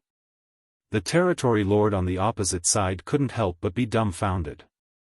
They had come here chasing a Seventh Order Open Heaven Realm human, but now they were suddenly attacked by a massive army. He was caught a little off guard. But soon, the territory lord recognized these small stone race members. Over the past 20 years, the Black Ink clan had encountered armies of similar creatures when they were pursuing the humans through the various great territories. These creatures were extremely valiant when they fought with Black Ink clan army, causing them to suffer defeat many times at their hands. More importantly though, these creatures didn't fear the corrosion of Black Ink's strength at all, which gave the Black Ink clan a serious headache. Apart from directly killing them, the Black Ink clan had yet to find an effective method to deal with them. The Territory Lord had never imagined that he would encounter such a formidable enemy here. Moreover, the enemy's numbers were several times greater than his own. On top of all that, there was even an 8th Order Open Heaven Realm human staring at them with hostility. The Territory Lord instantly wanted to retreat, but before he could do so, the two 1,000-meter small stone race members had already surrounded him. Helpless, the Territory Lord could only retreat while fighting. As for his own army, he couldn't give a damn about them right now. In this situation, his life was naturally more important. The sudden appearance of the small stone race army had thrown the Black Ink clan pursuers into disarray. Wu Kuang, on the other hand, was in high spirits. He was chased by this Black Ink clan army for several months already, during which time he had several brushes with death. In short, he was dead tired. Any other 7th Order Open Heaven Realm Master would have long succumbed to exhaustion. It was only thanks to the wonders of the heaven-devouring battle law that he was able to keep his life. Since the tables had turned with Yang Kai's help, how could he just sit back and watch? Of course, Wu Kuang wanted to take revenge. Activating the heaven-devouring battle law across a wide area, Wu Kuang began drawing everything into himself. Not only did he devour the Black Ink clan's Black Ink strength, but he also devoured the energy of the small stone race. If it had only happened once or twice, it could have been explained as an accident, but after tasting the benefits contained in these small stone race, Wu Kuang became more unrestrained, and the heaven-devouring battle law's range enlarged. Not only did the Black Ink clan endlessly cry out in grievance, but even the small stone race army suffered numerous casualties. The small stone race in Yang Kai's hands had all evolved with the help of the burning light and serene glimmer, so to Wu Kuang, their energy was far more beneficial than Black Ink strength. Yang Kai saw this and immediately cursed, "Old thief, don't touch my small stone race soldiers." It was only because he had reached a critical juncture in his refinement of the universe world that he couldn't handle other matters, otherwise, he would definitely beat Wu Kuang up. Wu Kuang assured, laughing loudly, "It was a mistake, a mistake. Don't worry about it." But at least after that, he acted with some discretion. Yang Kai quickly concentrated on refining the universe world, and half a day later, he stretched out his hand and made a scooping gesture in the void, as if he was trying to pluck the moon's reflection from a lake. The next moment, the universe world disappeared and a world bead appeared in his hand. Having finished, Yang Kai arrived in front of the Territory Lord who was being attacked by the two 1,000-meter small stone race members in a flash. Not even using his Azure Dragon Spear, he just unleashed a simple punch. However, this one punch made the Territory Lord's chest cave in as he spurted a mouthful of blood. The Territory Lord was already struggling under the two-pronged attacks of the two small stone race giants, so how could he resist Yang Kai's sudden attack? It wasn't that he didn't want to escape, but the 1,000-meter tall small stone race members' attacks were too strong and fearsome, giving him no room for escape. The Black Ink clan army under him had suffered continuous casualties at the hands of the small stone race, dropping to around 30,000 in total from an original 100,000. Now, with the 8th Order Master joining in, he knew that his death had come. Driven into desperation, the Territory Lord became ruthless. His Black Ink strength started madly surging, making it look like he was prepared to die as long as he could drag them down with him. Be that as it may, how could Yang Kai allow him to do as he wished? Utilizing numerous Dao strengths, one after another, Yang Kai beat the Territory Lord dizzy. Coupled with the cooperation of the two small stone race masters, the Territory Lord was completely powerless to do anything. In the time it takes to boil a cup of tea, the Territory Lord was blown to pieces by Yang Kai's fists, spurting black blood everywhere. Wu Kuang, who saw everything from a distance, had his brow twitching visibly. When Yang Kai had scoffed at it being just a Territory Lord, he thought that this brat had become a braggart. Even if Yang Kai was an 8th Order Open Heaven Realm Master, he would have had his hands full against a Territory Lord. By the looks of it, this brat's strength was simply abnormal. Although he was assisted by two small stone race members, Yang Kai's strength was the key. Wuquang was still secretly absorbing some of the small stone race members' energy, but after witnessing Yang Kai's strength, he didn't dare act presumptuously anymore, lest he be beaten black and blue. He was someone who had been famous for tens of thousands of years before Yang Kai was born, so being taught a lesson by a junior like him would have made him lose all face. Without the support of the territory lord, the remaining Black Ink clan army found it even harder to resist the encirclement of the small stone race army. Yang Kai did not make any further moves, whereas the two 1,000-meter-tall small stone race members fought their way into the encirclement, wiping out all of the Black Ink clan soldiers in less than half an hour.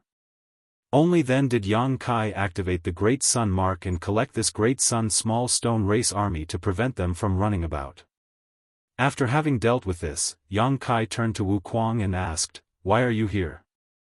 When he was in the Shattered Heaven, Yang Kai had asked a pair of Heavenly River Palace disciples about Wuquang's whereabouts, but they could only tell him the latter had disappeared some years ago. The Shattered Heaven Masters should have already been evacuated back to the star boundary, however, Yang Kai hadn't expected to encounter Wuquang here either. Wuquang casually replied, "After the human race army in the barren territory retreated, this king decided to wander off alone. As far as others were concerned, retreating to the star boundary with the army was the safest option, but to Wuquang, this was a good opportunity to apply his talents. When he was in the Shattered Heaven, he had still restrained himself a little. After all, the heaven-devouring battle law was not a glorious cultivation technique. If some master from one of the cave heavens or paradises decided to exterminate evil and uphold righteousness, they might just kill him. Even when he was extra careful, Wuquang still managed to provoke Withering Flame Divine Monarch and was hunted all the way to the Shattered Ruins. By some chance and coincidence, he entered the Divine Spirit Ancestral Land and then followed a group of Divine Spirits to the Barren Territory battlefield.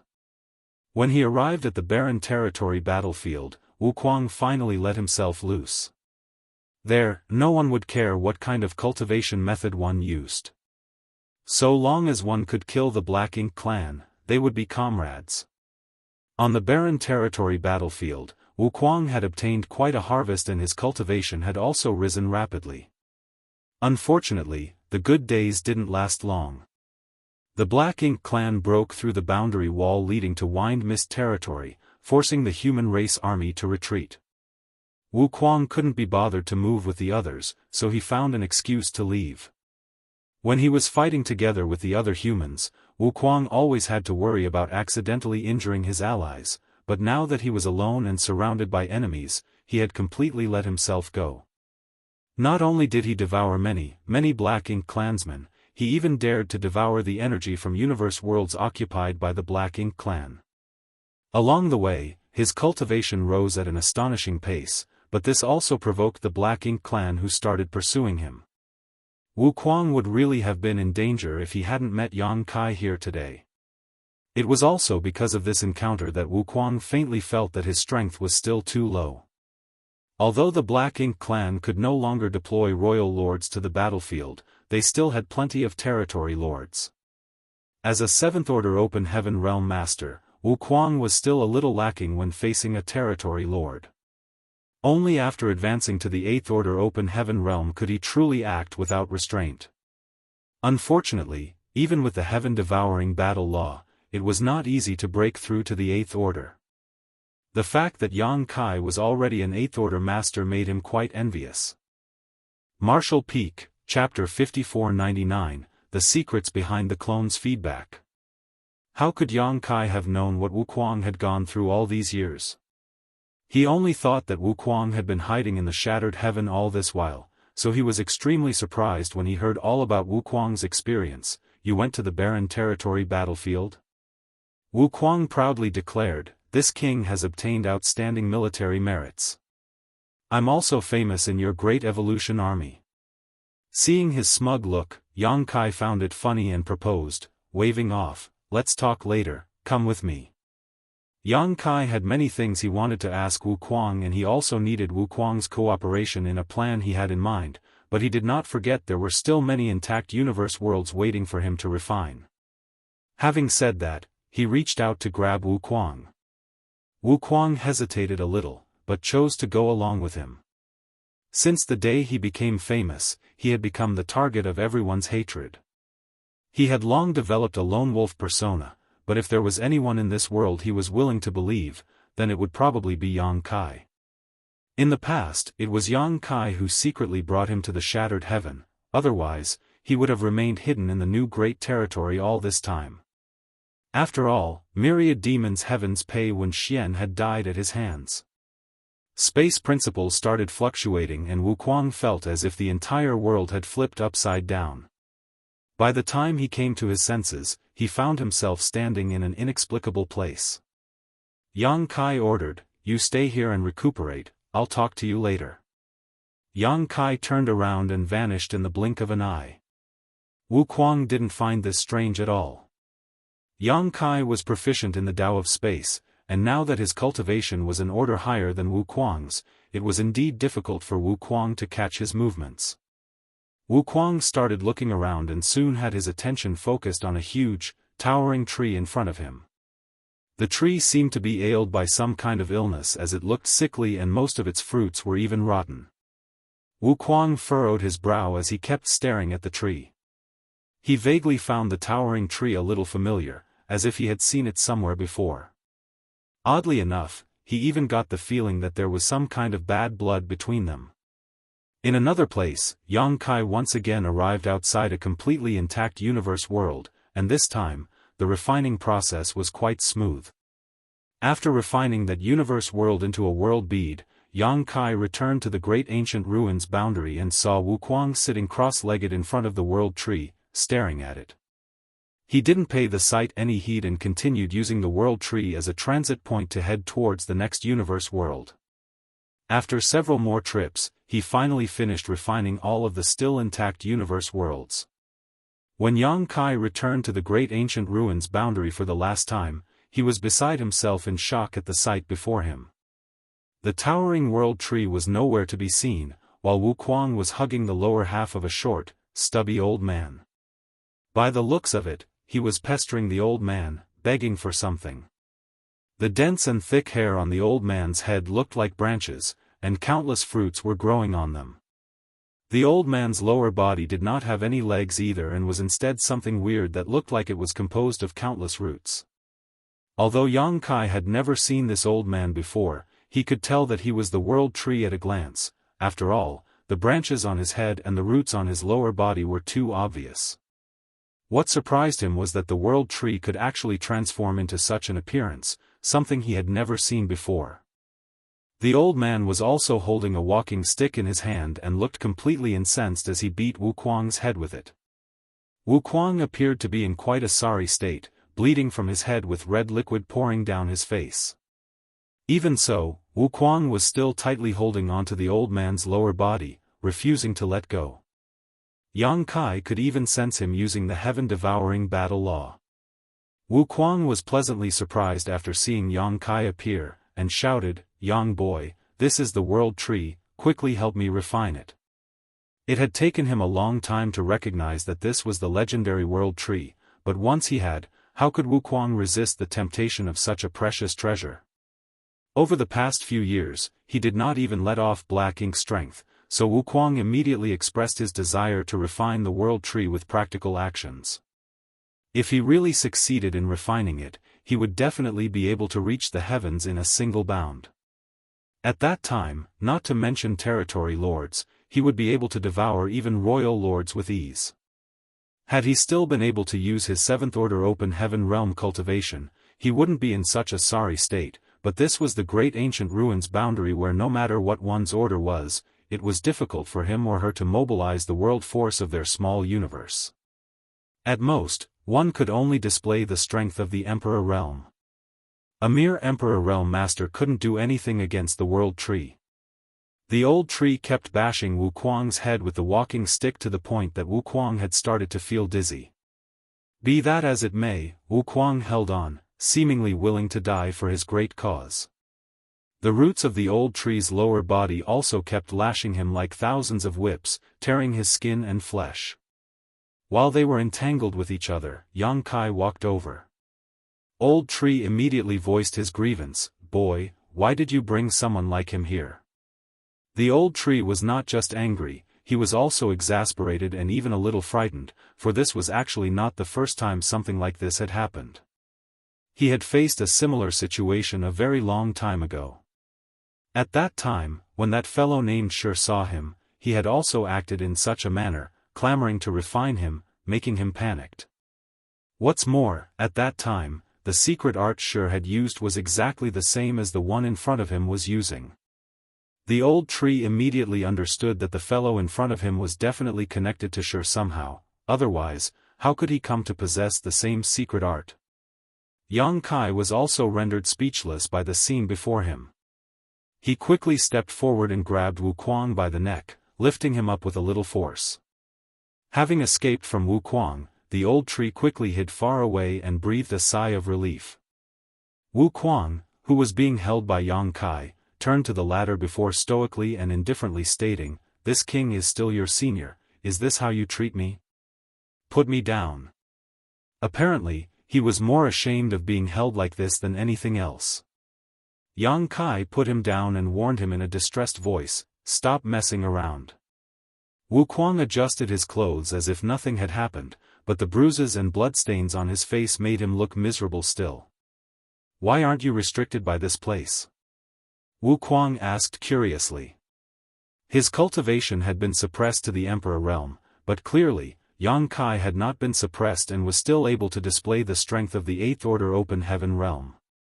Otherwise, it would have been impossible for him to pick him up like a chicken. Yang Kai explained, "I have refined many universe worlds and obtained the old tree's approval, so naturally I am not restricted here." Wuquang was absorbed in his thoughts after this revelation.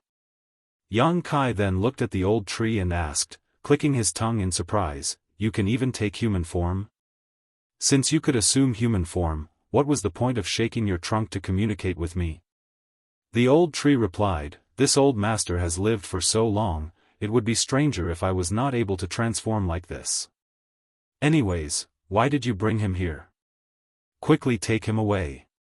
Although Wuquang's cultivation was locked at the Emperor realm, the old tree didn't feel safe with him.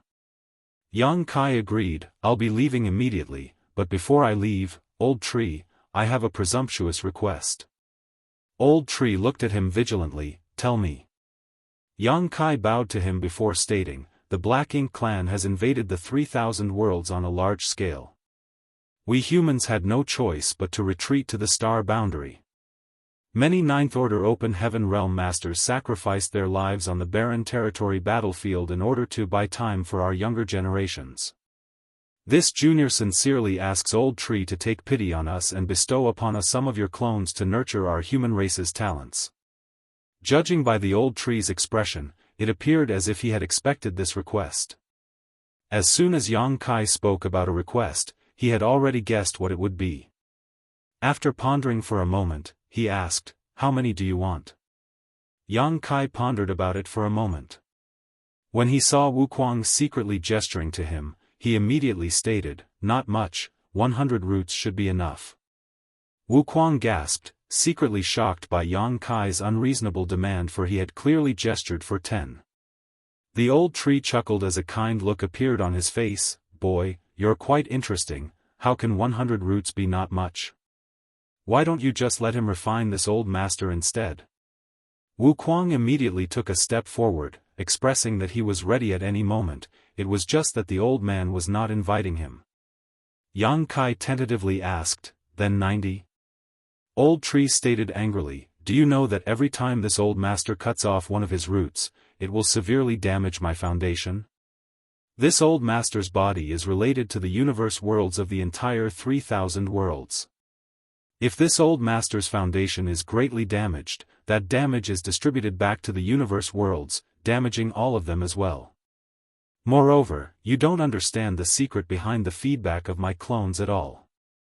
If you understood its intricacies, you wouldn't have made such ridiculous demands." Yang Kai had really never thought about the feedback of the World Tree clone. He only knew that the World Tree clone was extremely beneficial to the living beings below the Open Heaven realm, but he had never thought about the reason behind it. After hearing the old tree say so much though, he realized that there was some great secret behind it. He thus humbly requested, "Please enlighten me, old tree." The old tree looked at him deeply before answering, "The reason why this old master's clones are able to nourish a universe world is not because of its own abilities, but because all my clones are closely related to this old master. My clones draw energy from other universe worlds through this old master's body to nourish that particular world. Still, this extraction will affect the development of all other universe worlds as well." Realization suddenly dawned upon Yang Kai. Does old tree mean that the reason the star boundary is so prosperous now is that it extracts good fortune and energy from other universe worlds to nourish itself? Old tree nodded his affirmation, "Exactly." This was the first time Yang Kai had heard of such a thing, but since it was mentioned by the world tree himself, it was obviously not a lie. And after he gave it another thought, Yang Kai found this answer quite reasonable. If that's the case, doesn't it mean that having more clones isn't the better choice? Yang Kai immediately realized that the benefits of these clones did not lie in themselves. The nourishment provided by these clones did not actually come from them, but rather was the energy extracted from other universe worlds. This extraction could not be without limitations under the premise that it did not damage the development of other universe worlds. If there was only one clone, this kind of feedback would be extremely powerful, but if there were two clones, the feedback energy would also be divided into two. The more of them there were, the less the feedback there would be. After all, the total number of universe worlds in 3,000 worlds was fixed. No wonder old tree had said that if he understood the mysteries behind it, he wouldn't have made such a ridiculous request. If the benefits of the clones were because of the energy extracted from the other universe worlds, then having too many clones would be useless. Yang Kai suddenly thought of something and asked, "What about the clone in a cultivator's small universe?" The old tree replied, "Naturally, the same is true for it too. Your small universe also has one of my clones. Previously, it was difficult for you to detect it, but now that you've refined so many universe worlds, if you calmly sense it, you'll definitely be able to see through it." Martial Peak, Chapter 5500, Acknowledge Me as Your Master. Yang Kai didn't place much importance on these concerns before, but he quickly performed a deeper investigation and realized that, just as the old tree had said, the world tree clone in his small universe drew its nourishment from somewhere else, and the direction it drew nourishment from had a lot to do with the universe worlds he refined. So that's how it is. The nourishment from the clone feedback was not created out of thin air but from the strength of many universe worlds. The prosperity of the star boundary was also due to the power drawn from other universe worlds. But, old tree, now that most of the universe worlds have been conquered by the Black Ink clan, why don't I feel a reduction in the incoming nourishment? Yang Kai was a little puzzled. If what the old tree claimed was true, only the 2,000 or so universe worlds that he refined among the rest remained intact, whereas the rest were conquered by the Black Ink clan. Most of the universe worlds conquered by the Black Ink clan already had a black ink nest planted on them, consuming their world force clean. There were far fewer universe worlds now, which should have meant less nourishment from the world tree clones. However, Yang Kai did not feel that was the case. Instead, the nourishment from the world tree clone in his small universe remained the same as it was previously, and it was most likely the same for the star boundary. Old tree replied, "If you only need to nourish one world, input from only a few universe worlds is required, somewhere between 100 to 200. The universe worlds you saved far exceed that number." Understanding this, Yang Kai rejoiced. If he hadn't saved all these universe worlds throughout these years, the nourishment from the world tree clones would have vanished altogether after the Black Ink clan had taken control of every universe world. By that time, the star boundary would no longer deserve its title as an open heaven realm cradle, and even the clone in Yang Kai's clone in his small universe might lose its power. Yang Kai couldn't help but feel a little frightened. Fortunately, he had been working hard to refine universe worlds these past 20 years, which led to this unexpected benefit. Wu Kuang secretly asked Yang Kai, "How many universe worlds did you save throughout the years?" "Around 2,000, he simply replied. After some silent calculation, Wu Kuang said again, if that's the case, it shouldn't be a problem to have another 15 World Tree clones. According to the World Tree, it only required 100 to 200 universe worlds to share their power to nourish a universe world, so if there were more than 2,000 left, it shouldn't be a problem to have 15 more World Tree clones. Realizing that, he hurriedly told Yang Kai, "Hey, brat, I want one." Who in the open heaven realm wouldn't crave the mystical effects of a World Tree clone? Though Wuquang was proficient in the heaven-devouring battle law and his cultivation had advanced rapidly and without problems throughout the years, he could sense some instabilities in his foundation. If he managed to acquire a World Tree clone to protect and sustain his small universe, all those potential problems would be solved. It was precisely because of this consideration that after recognizing the World Tree, Wuquang anxiously wanted to refine it. However, due to him being relatively weaker than the other, he was beaten back by Old Tree. Unfortunately, Yang Kai realized something and shook his head. "I'm afraid there won't be that many." With a nod of approval for Yang Kai, the Old Tree remarked, "Indeed." Wuquang might be unclear about it, but Yang Kai and Old Tree knew clearly that though it only required 100 to 200 universe worlds to nourish a World Tree clone's world, there was an issue. There were currently 2 active clones out there, one in the star boundary and one in Yang Kai's small universe. However, the latter required an immense number of universe worlds as time flowed significantly faster there than in the outside world. Understanding this, Yang Kai respectfully asked, "Old Tree, how many more can you offer?" After a moment of deep consideration, the Old Tree tapped the walking stick in his hand and sighed, "Only 3 more. Anything more than that will affect the strength of nourishment." Wuquang's expression turned dark. If there are 15 more, he may be able to get one, but if it was just 3, Yang Kai might not be willing. After all, he wasn't that close to Yang Kai. Without trying to negotiate, as he knew it would be pointless, Yang Kai bowed and said while cupping his fist, "Old Tree, please give me 3 of your clones." The continuance of the World Tree was linked to the survival of 3,000 worlds, so Yang Kai believed that at times like this, Old Tree would not be stingy. 3 World Tree clones was likely the maximum he could offer. The Old Tree gave a light nod, and the numerous roots on its lower body squirmed.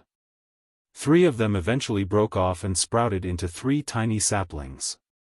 Just as Wuquang prepared to dash forward to snatch one, space around him froze and he became immobile. He knew clearly that it was Yang Kai's doing. This brat who manipulated space principles was stopping him, causing him to squirm and glare at Yang Kai. Yang Kai naturally ignored him. After carefully putting the 3 clones into his small universe, he thanked the Old Tree. The Old Tree waved his hand, "This old man can only do so much. The future of the 3,000 worlds is in the hands of you humans. If you win, I can continue to live, otherwise, I will inevitably perish as well. Old Tree may rest assured, the human race will not be defeated. However, Junior may come visit you somewhat frequently in the future," stated Yang Kai immediately. Now that he could use the World Tree as a transit point to travel around the Great Territories, he would undoubtedly arrive here frequently in the future. However, this method of travel had its limitations. After using the World Tree to travel back and forth many times, Yang Kai realized that, though this approach enabled him to connect to the World Tree at any moment and arrive at the Grand Ancient Ruins boundary, he had to connect to a universe world of a particular great territory if he wished to travel from the Grand Ancient Ruins boundary to that great territory, as he needed to make use its world will. The reason he could travel across almost every great territory currently was even though most of the universe worlds were occupied by the Black Ink clan, the universe world's wills had yet to completely vanish. As long as the universe world still had some semblance of will, it indicated that the World Tree was still linked to it. But after some time, it would become difficult for Yang Kai to do this.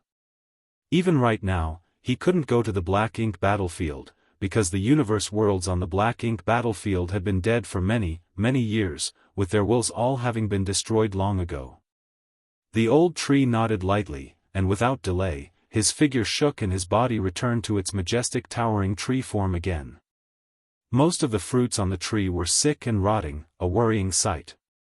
By the way, old tree, this junior wants to bring out all the divine spirits here since they have strong combat abilities. Yang Kai made such a request. There were no other sentient living beings in the Grand Ancient Ruins boundary except for the divine spirits. These divine spirits' strength were restricted by the Grand Ancient Ruins boundary as well, so they weren't very powerful. Even once they departed from here, it would take many years before they completely familiarized themselves with the outside world's principles and slowly restored their true strength. This was the case with Zhu Jiuyin back then. She had power equivalent to an 8th Order Open Heaven Realm Master, yet when she first left the Grand Ancient Ruins boundary, she could at most display power similar to a 7th Order Master. After that, it took decades to slowly return to her peak. There were quite a number of divine spirits in the Grand Ancient Ruins boundary, with Yang Kai having seen dozens of them back when he first came here. There were also a number who he had not met. Every single divine spirit here was like another high-rank Open Heaven Realm Master, so bringing them along would be of great help now that the human race was in a vulnerable state. Additionally, these divine spirits had always wanted to escape from the Grand Ancient Ruins boundary, so Yang Kai thought that they would also be willing to leave with him. Old Tree replied, "If you wish, this old master has no objection, but do keep in mind that the ancestors of these divine spirits have histories of wicked deeds that put the 3,000 worlds in jeopardy. The current generation is innocent of those crimes, but you should be careful." Yang Kai now understood why there were so many divine spirits gathered here. It was because these divine spirits' ancestors had done something to threaten the stability of the 3,000 worlds, therefore, the old tree imprisoned them here. However, he was not a merciless jailer and gave a chance for these divine spirits to escape this prison. Each time the Grand Ancient Ruins boundary opened, the divine spirits could select a bearer from among the humans that were swept inside to engage in the spirit-seizing war, and the bearer that won would be able to leave the Grand Ancient Ruins boundary with the divine spirit that chose them. Back then, Zhu Jiuyin had chosen Yang Kai, otherwise, she would not have been able to escape the Grand Ancient Ruins boundary. To the human race, the Grand Ancient Ruins boundary was a sealed world that they yearned to enter, but to the native divine spirits, it was a prison. Many divine spirits never got the chance to leave this place and simply passed away here. After all, the opening of the Grand Ancient Ruins boundary was too rare. This junior will tame them well. Saying so, he flashed and disappeared into thin air. Wu Kuang, who was still left frozen in place, cursed Yang Kai furiously. The next moment, a branch from the old tree flicked over and knocked Wu Kuang to the ground, causing the latter to explode in rage. He had never suffered such humiliation in his entire life of cultivation, not even in the brutal battle with other great emperors in the Shattered Star Sea. In a certain mountain valley, a divine spirit resembling an ox with a height of about 3,000 meters was sleeping soundly. It looked exactly like a mountain as it lay there, with white smoke puffing from its nostrils as it snored. In the Grand Ancient Ruins boundary, the divine spirits remained essentially inactive because there were no other sentient beings besides them on usual days. It was not until the opening of the Grand Ancient Ruins boundary that humans would flood in, making the atmosphere slightly livelier. While this divine spirit was sleeping soundly, a voice sounded next to his ears, "Zhu Jian, recognize me as your master, and I shall bring you along to leave the Grand Ancient Ruins boundary. Are you willing?" The next moment, Zhu Jian awoke, and as he opened his eyes, he saw a human figure. He briefly felt lost for a moment before bursting with excitement. A human. Does that mean that the Grand Ancient Ruins boundary opened? Every opening of the Grand Ancient Ruins boundary was an extremely rare opportunity for the divine spirits who were trapped here. The remaining divine spirits had been jealous of Zhu Jiuyin for many years ever since she escaped from here last time. Now that an unfamiliar human had arrived and was standing right in front of him, Zhu Jian believed that his chance had finally come. Rising slowly and purposefully releasing the pressure of a divine spirit, Zhu Jian looked down onto the tiny human and laughed sarcastically. "You want me to accept you as my master? Are you dreaming? Have you ever heard any divine spirit acknowledging any other as their master?" Yang Kai thought for a while before shaking his head, "No. The divine spirits had always been arrogant beings, how could it lower their heads for a mere human? Marshall Peak, Chapter 5501, Submit to Me. There has never been a precedent, but after today there will be many. Yang Kai grinned meaningfully. Zhu Jian couldn't help but laugh. Given your tiny figure, you have quite a big mouth. How would you be able to make this majestic Zhu Jian recognize you as my master? Instead, I will give you some opportunity if you submit to me. The divine spirits of the grand ancient ruins boundary and their chosen bearer had a mutually beneficial relationship. These chosen human cultivators could often benefit from the divine spirit and quickly get stronger. Gu Pan, Chu Huashang, Ning Dao Ran, and other powerful youths from that time were all the same. The divine spirits also wished for these bearers to be as strong as possible because they would be taking part in the spirit-seizing war. Only when their bearer was powerful would they be able to seize the opportunity to leave this cage. Zhu Jian wasn't lying when he stated he would give Yang Kai opportunities, as he actually planned to do so.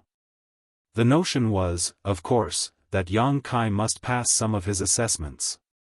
Zhu Jian would not want to waste his time if this human was mediocre. Saying so, Zhu Jian raised a hoof and pressed it down at Yang Kai. Though his movements weren't particularly fast, the pressure of a divine spirit became stronger with every meter it descended. Zhu Jian could almost foresee the sight of the human trembling under his majestic self. He had done this many times before, and each time, those humans would submit and become well-behaved. However, this time was destined to be an exception. Yang Kai simply lifted his hand and stopped Zhu Jian's hoof dead in its tracks. The sight was akin to an ant lifting its limb and holding up an elephant's foot. I'm short on time, so let's stop the nonsense and get right to the point. Just as the voice of the human sounded in Zhu Jian's ears, he immediately found himself lifted before being slammed down onto the floor. There was a huge explosion as it seemed like the entire grand ancient ruins boundary shook. The mountain valley cracked, with spider web-like fissures spreading out from a massive depression that had just been opened up at its center. From inside the crater, Zhu Jian's figure could be vaguely seen through the dust and debris. Zhu Jian was so flabbergasted he didn't even get angry from being smashed to the ground. In the grand ancient ruins boundary, Zhu Jian could unleash strength equivalent to a second-order open heaven realm master, which while powerful, was a huge gap from his true strength. Still, how could Yang Kai toy with him like this when all humans who arrived here were no stronger than Emperor Realm Masters? Hong hong hong. More bangs and explosions sounded one after another as in a flash, Zhu Jian's rising wrath transformed into terror. He became dizzy as a result of being repeatedly thrown around and smashed into the ground. He had never before, since his birth, come across a situation that made him feel this helpless. Only after 100 times did Yang Kai release him. Zhu Jian lay limp on the ground, twitching all over as if all the bones in his body had been dislocated, his eyes filled with fear and uncertainty. "Acknowledge me as your master, and I will take you out," repeated Yang Kai as he stood on the bridge of Zhu Jian's nose and stared straight into his eyes. As if just waking from this nightmare, Zhu Jian roared in fright, "You're not suppressed by the grand ancient ruins boundary." Yang Kai's might was clearly not that of the Emperor realm, but of the open heaven realm. Despite never having witnessed the true strength of a human open heaven realm master, Zhu Jian could instantly identify that the human in front of him was someone in the high-rank open heaven realm. "Stop talking nonsense and recognize me as your master already," Yang Kai urged impatiently. There were a lot of divine spirits in the grand ancient ruins boundary, so he didn't want to waste time convincing each one of them. He only wanted to dispatch these divine spirits to the battlefield as swiftly as possible so that they could be of some use against the Black Ink clan. Despite how humiliated Zhu Jian felt, a divine spirit's pride was not something that could be dampened so easily. As for submitting to an inferior, that was impossible. Thus, he roared, "In your dreams. This Zhu Jian will not submit so easily." Yang Kai nodded lightly, then complimented him, "Seems your backbone is quite sturdy." Immediately, Yang Kai lifted his hand, and the 3,000-meter-tall Zhu Jian floated up into the air. Zhu Jian frantically struggled, but it was of no use as there seemed to be an invisible set of shackles which kept him in place. The next moment, Yang Kai raised a flame from his free hand, within which a three-legged exotic bird cawed. Throwing the golden crow's true fire in his hand towards Zhu Jian, it soon exploded and burned furiously, enveloping the whole beast. Then, Yang Kai took out a massive knife from somewhere as he swept his gaze back and forth across Zhu Jian's juicy, meaty body. By now, Zhu Jian was panicking. The golden crow's true fire made him suffer excruciating pain, but that was still barely bearable. After all, he was a mature divine spirit whose power was just being suppressed by the grand ancient ruins boundary.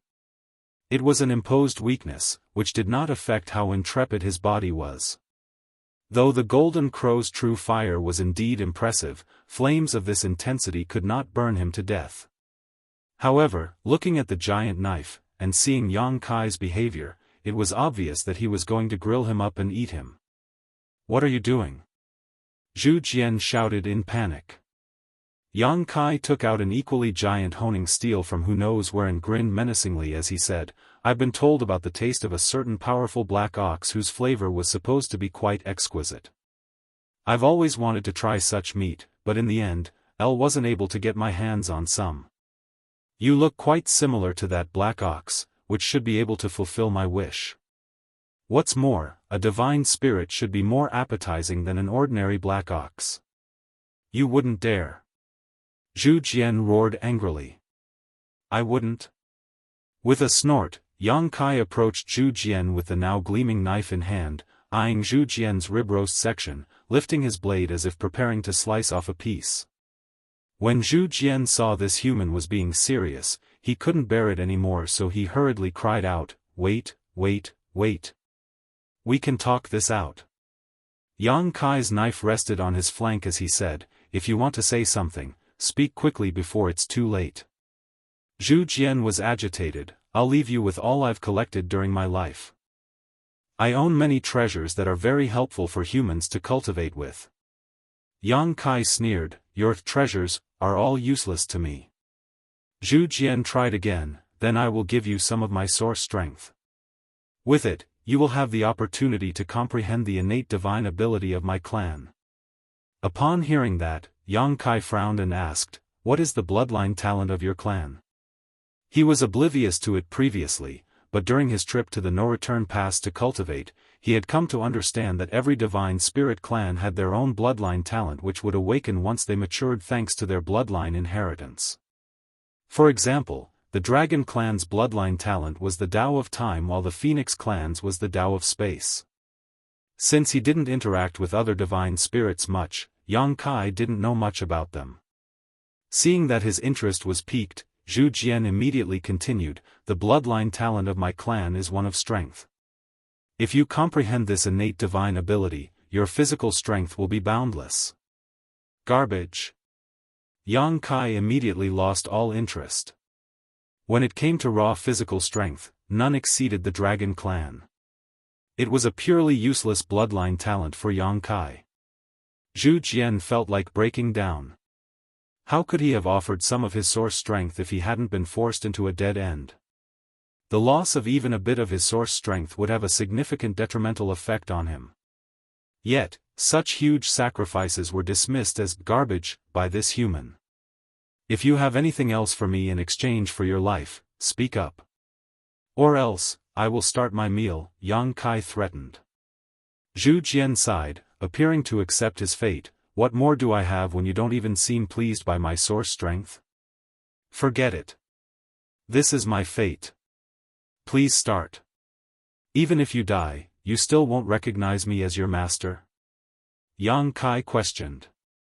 Zhu Jian was greatly humiliated. Even so, his words oozed contempt as he spoke, "Trivial human, it will bring shame to all divine spirits for this Zhu Jian to submit to you.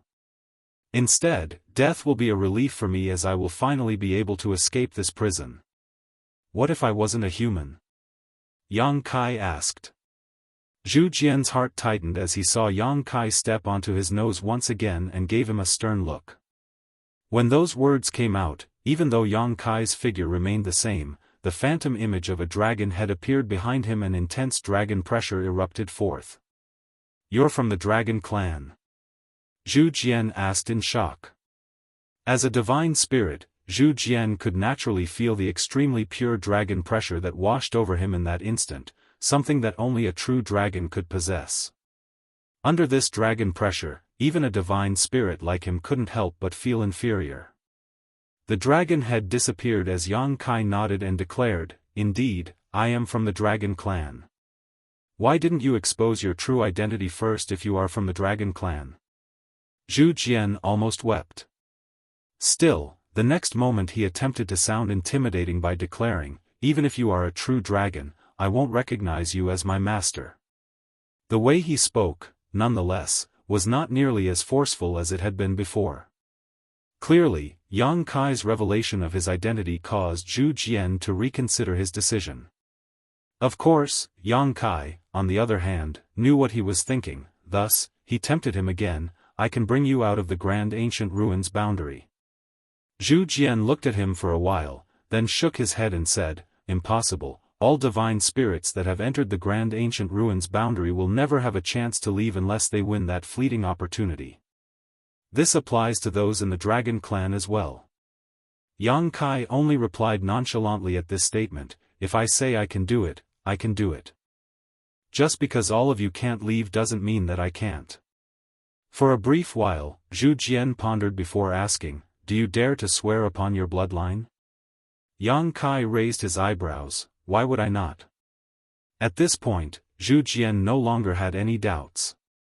To any divine spirit, an oath sworn on one source was binding, while one sworn on their bloodline was of even greater significance.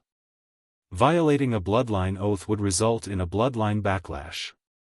In light cases, their bloodline would forever be destroyed, whereas in the worst case, they would lose their life. Worse yet, a bloodline oath concerned not just an individual, but an entire clan, meaning it was a matter of honor to one's whole race and would be enforced with a corresponding level of intensity. This was one of the most ancient oaths in existence. "How are you going to get out of the grand ancient ruins boundary?" Zhu Jian inquired while frowning. Yang Kai shook his head, "Of course, I have my own means. You don't need to ask. Even if you are from the dragon clan, I can't possibly acknowledge you as my master. Even so, I can swear loyalty to you," Zhu Jian stated after giving it some thought. "What's the difference?"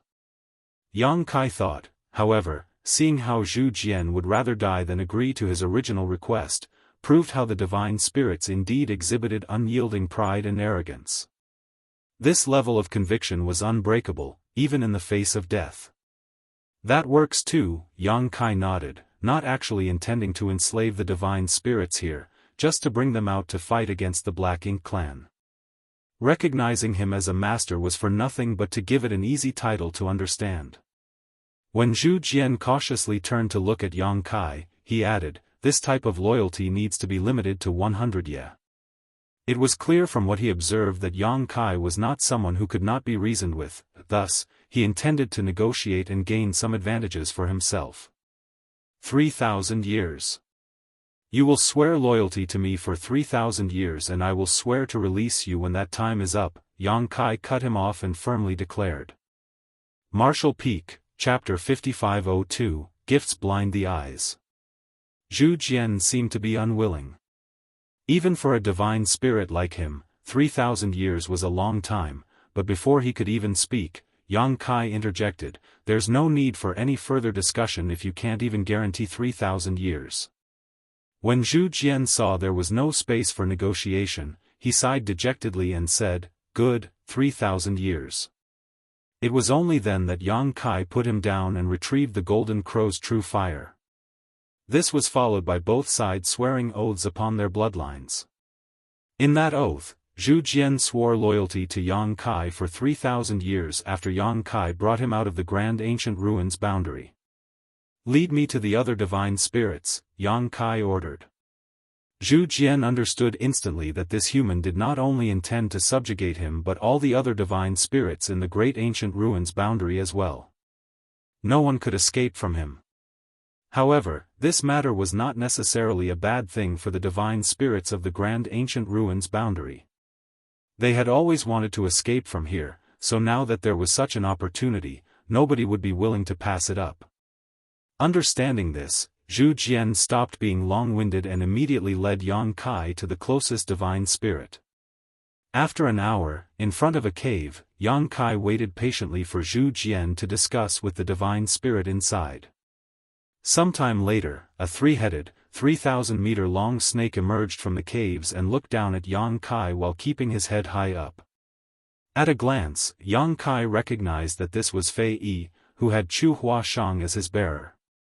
The middle head of Fei Yi's three heads asked, "You are able to take me out of the Grand Ancient Ruins boundary?" Yang Kai nodded, "I dare not go against my bloodline oath." Fei Yi nodded, "If that's the case, I can work under you for 3,000 years. Yang Kai was spared a great deal of hassle thanks to Zhu Jian's mediation. The two parties once more swore an oath, just like Yang Kai did with Zhu Jian. For the next half a month, Yang Kai wandered around the Grand Ancient Ruins boundary and met one divine spirit after another. The subdued divine spirits helped convince the new ones, making things simpler. As Zhu Jian was the first to surrender to Yang Kai, he played a vital role in the subsequent subjugation process, so he also subconsciously took on the role of leader. When Yang Kai returned to the old tree again, there were over 100 divine spirits of various shapes and sizes following him. These divine spirits had a wide range of strength, but the one undeniable fact was that all of them were at least on par with 7th Order Open Heaven Realm Masters. The 100 or so formed quite a strong force. On the other hand, Wuquang remained immobile and stuck in place. He was so furious after seeing Yang Kai's return that his nose puffed smoke. If he were able to speak, he would have cursed Yang Kai to death. In front of the world tree, Yang Kai bowed, "Old tree, I want to send them to the star boundary through you." On the trunk of the world tree, old tree's face emerged, "Help yourself." Yang Kai nodded and connected to the world fruit on the world tree that corresponded to the star boundary. Then, he manipulated space principles which prompted a void corridor to appear in the next instant. He turned to look at the numerous divine spirits following behind and declared, "You can enter the 3,000 worlds from here. Now that the 3,000 worlds are at war, we need you to help us in our fight against our enemies. Go to the star boundary's high heaven palace and search for a woman named Hua Qingxi. Tell her that I sent all of you as reinforcements. Remember, you must obey her commands when I am not around. If you dare to commit crimes or disobey her orders, I have plenty of ways to make you suffer." Many divine spirits felt the foreign aura coming from the portal, making them thrilled. Despite Yang Kai's repeated assurances that he would lead them out of the Grand Ancient Ruins boundary, it wasn't until they saw his ability in action that they were able to completely trust him. After going through this portal, they could finally escape the restrictions of the Grand Ancient Ruins boundary and restore their power as true divine spirits.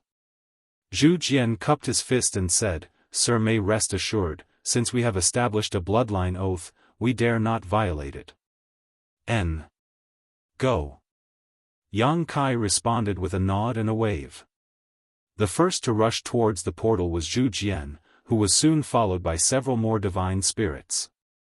They all shrunk their figures to travel through the portal, disappearing one after another. It was only after all of the 100 or so divine spirits crossed the portal that Yang Kai shut it. There would certainly be a disturbance with the arrival of 100+ divine spirits at the star boundary, but that was not Yang Kai's concern now. Grabbing Wuquang, Yang Kai addressed the world tree, "Old tree, I need to go to Black Territory. May I ask you for guidance?" Each fruit on the world tree represented a universe world which still had its grand Tao intact. These universe worlds were scattered throughout the great territories, but there were none in Black Territory. This was because the entire Black Territory was a dead territory, with no universe worlds remaining. Yang Kai couldn't enter the Black Ink battlefield or Black Territory directly, so the next best option was to travel to the Great Territory adjacent to Black Territory and enter from there. Yang Kai could only consult the old tree, because he was unsure which world fruit corresponded to the relevant universe world closest to black territory. Given that the world fruits were grown on the world tree, it would know better than anyone which world fruit corresponded to which universe world. After hearing what Yang Kai had said, the old tree said nothing, but one of its fruits immediately lit up. Yang Kai understood what this meant. As he looked up, he saw a black, almost withered fruit emanating black ink strength from within. Such fruits were not uncommon and represented universe worlds that had been corroded by the Black Ink clan, quickly losing their world force and grand Tao. This was not the worst-case scenario, but it also wasn't a good situation. After a few years, the sickly fruits would ultimately become completely black, and in the end, they would eventually wither and fall off. Take care, old tree. Yang Kai offered his thanks and headed towards the world fruit while carrying Wuquang. The small world fruit got bigger in front of their eyes, and transformed into a universe world. When Yang Kai and Wuquang recovered, they had already arrived on the outskirts of the universe world. Looking from afar, a black ink nest was ravenously absorbing the remnants of its world force. Furthermore, dense black ink strength enveloped this whole universe world. Yang Kai sighed even though he had encountered numerous situations like this throughout the years. This universe world was on the brink of falling. There was no longer a need to refine a universe world that was filled with black ink strength like this one. All the living beings here had already been transformed into Black Ink disciples, becoming servants of the Black Ink clan. Of course, Yang Kai could destroy the entire universe world, but that meant killing all the transformed Black Ink disciples as well. There were hundreds of millions of them, so how could Yang Kai be merciless enough to slaughter them? At this moment, Wuquang finally managed to break free from Yang Kai's grasp and erupted into a fit of rage, roaring, "You brat! I will remember this and never let you off." But, with a single sentence, Yang Kai tamed his enormous rage. "I'll give you a world tree clone." Wuquang was momentarily stunned, his anger fizzling out as he asked in disbelief, "Really?" Yang Kai had obtained 3 clones from the world tree. Though Wuquang desperately wanted one, he knew Yang Kai wouldn't be willing to give it to him. If it wasn't because he was weaker than Yang Kai, he would have already snatched one away. Unexpectedly, Yang Kai offered a clone to him willingly, which made him both shocked and delighted. If he were given this clone, which would stabilize and fortify his small universe, Wuquang would not need to worry about signs of his small universe being unstable due to any sudden increase in strength. He could also maximize the effects of his heaven-devouring battle law with no need to worry about any kind of side effects in the future. Yang Kai then replied, "But, you'll have to follow me somewhere." Wuquang became alert at once. "Where?" "Don't ask so much. You'll know when we arrive." Saying so, Yang Kai simply took out a world tree clone and threw it to Wuquang. Wuquang quickly accepted it and made sure that it was real before becoming overjoyed. As soon as he put it in his small universe, he felt that his aura grew somewhat denser. He could feel that his small universe started getting perfected after he had placed the world tree clone inside, and in time, Wuqianag was confident there would be even more benefits as the world tree clone grew. He also learned about the mystery of the world tree clone from the world tree, like how it absorbed the power of other universes' worlds. With this world tree clone, he would be able to save many years of cultivation and ascend to the 9th order open heaven realm in no time. Unlike other cultivators, Wuquang was not bound by the restrictions of the open heaven realm. Nobody knew how or why, but after acquiring the body of great demon god Mo Sheng, he directly ascended to the 5th order open heaven realm. Logically speaking, the 7th order open heaven realm should be his limit. Wuquang was currently in the 7th order open heaven realm already, but despite that, he felt that his martial Tao had not reached its peak.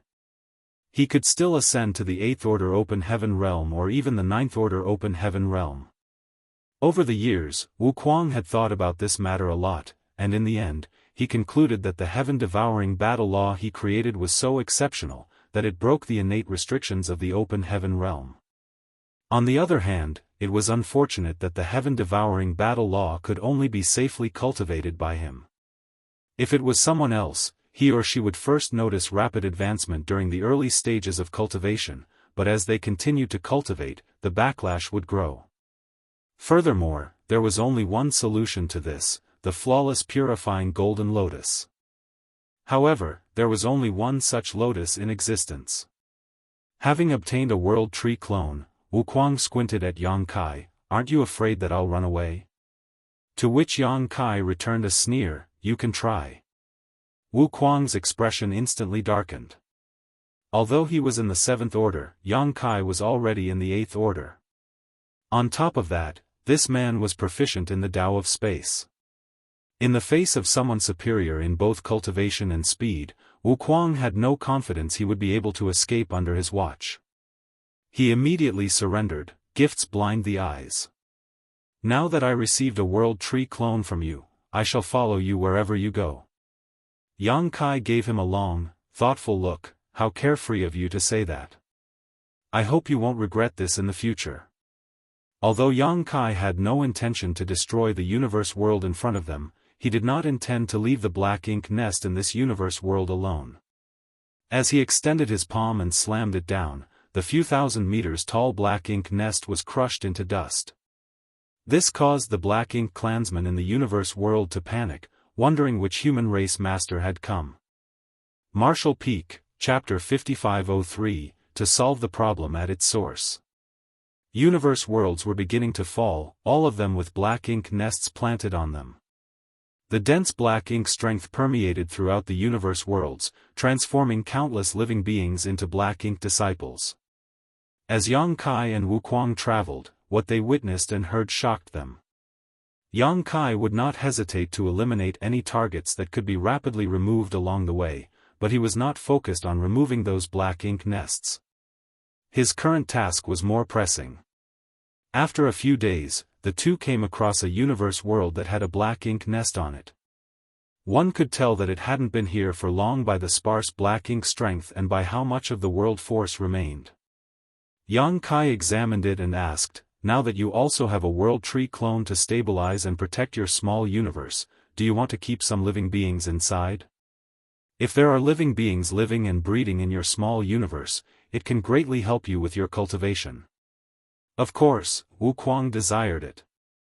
The small universe of a high-rank open heaven realm master had already evolved from immaterial to material, capable of hosting living beings in it. However, owing to how often one would engage in battles, and how detrimental that would be to a small universe, few high-rank masters would ever raise living beings in their body.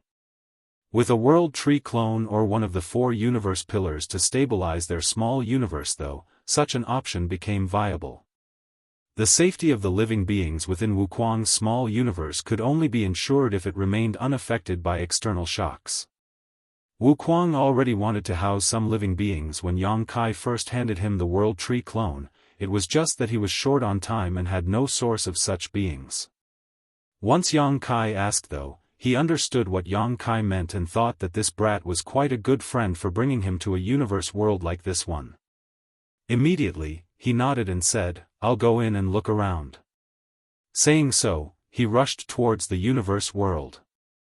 If Yang Kai and Wuquang chose to ignore this universe world, the living beings within it would all transform into black ink disciples after a few years. This universe world's world force would be completely gone and it would break apart and die soon enough as well. In this vast universe, there were countless universe worlds like this one. When Wuquang entered the universe world, he recklessly took in all the living beings he could find. Yang Kai was able to see clearly how Wuquang immediately incorporated all of the busy, packed cities of living beings into his small universe. Even the black ink nest and the black ink clan that were plundering this universe world were not spared. Wuquang's heaven-devouring battle law could consume everything and anything, so while it might be difficult to take in and resolve black ink strength for others, to Wuquang, it was just another method to enrich his heritage. In less than 10 days, there were no more living beings in this universe world, they had all been taken into Wuquang's small universe. Yang Kai couldn't help but feel surprised. Even though this universe world was fairly small, and it had recently been attacked by the Black Ink clan, there were still a billion living beings inside. Being able to take in all those people as a mere seventh-order open heaven realm master demonstrated that Wuquang's small universe was far from average. When Wuquang returned happily, Yang Kai purged all the black ink strength from this universe world and began to refine it. This confused Wuquang. There are no longer living beings in this universe world and its world force is also close to being completely depleted. It can't be saved, so why bother? I have my reasons, Yang Kai replied. Without wanting to bother him, Wuquang simply sat cross-legged beside him and began to sort the living beings in his small universe.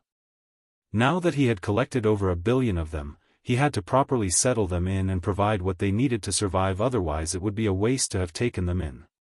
Thus, they both worked in silence. 2 days later, Yang Kai refined the universe world into a world bead. The only difference from the others that he previously refined was that this one was empty and devoid of any living beings and had barely any vitality. After informing Wuquang, they continued traveling.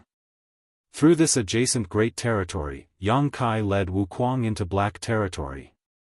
As expected, there was no trace of the Black Ink clan here. This great territory simply contained an empty void, so the Black Ink clan would certainly not be interested in it.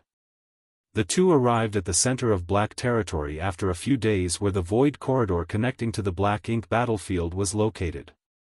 Previously, Yang Kai used this void corridor to return to the 3,000 worlds from the Black Ink battlefield.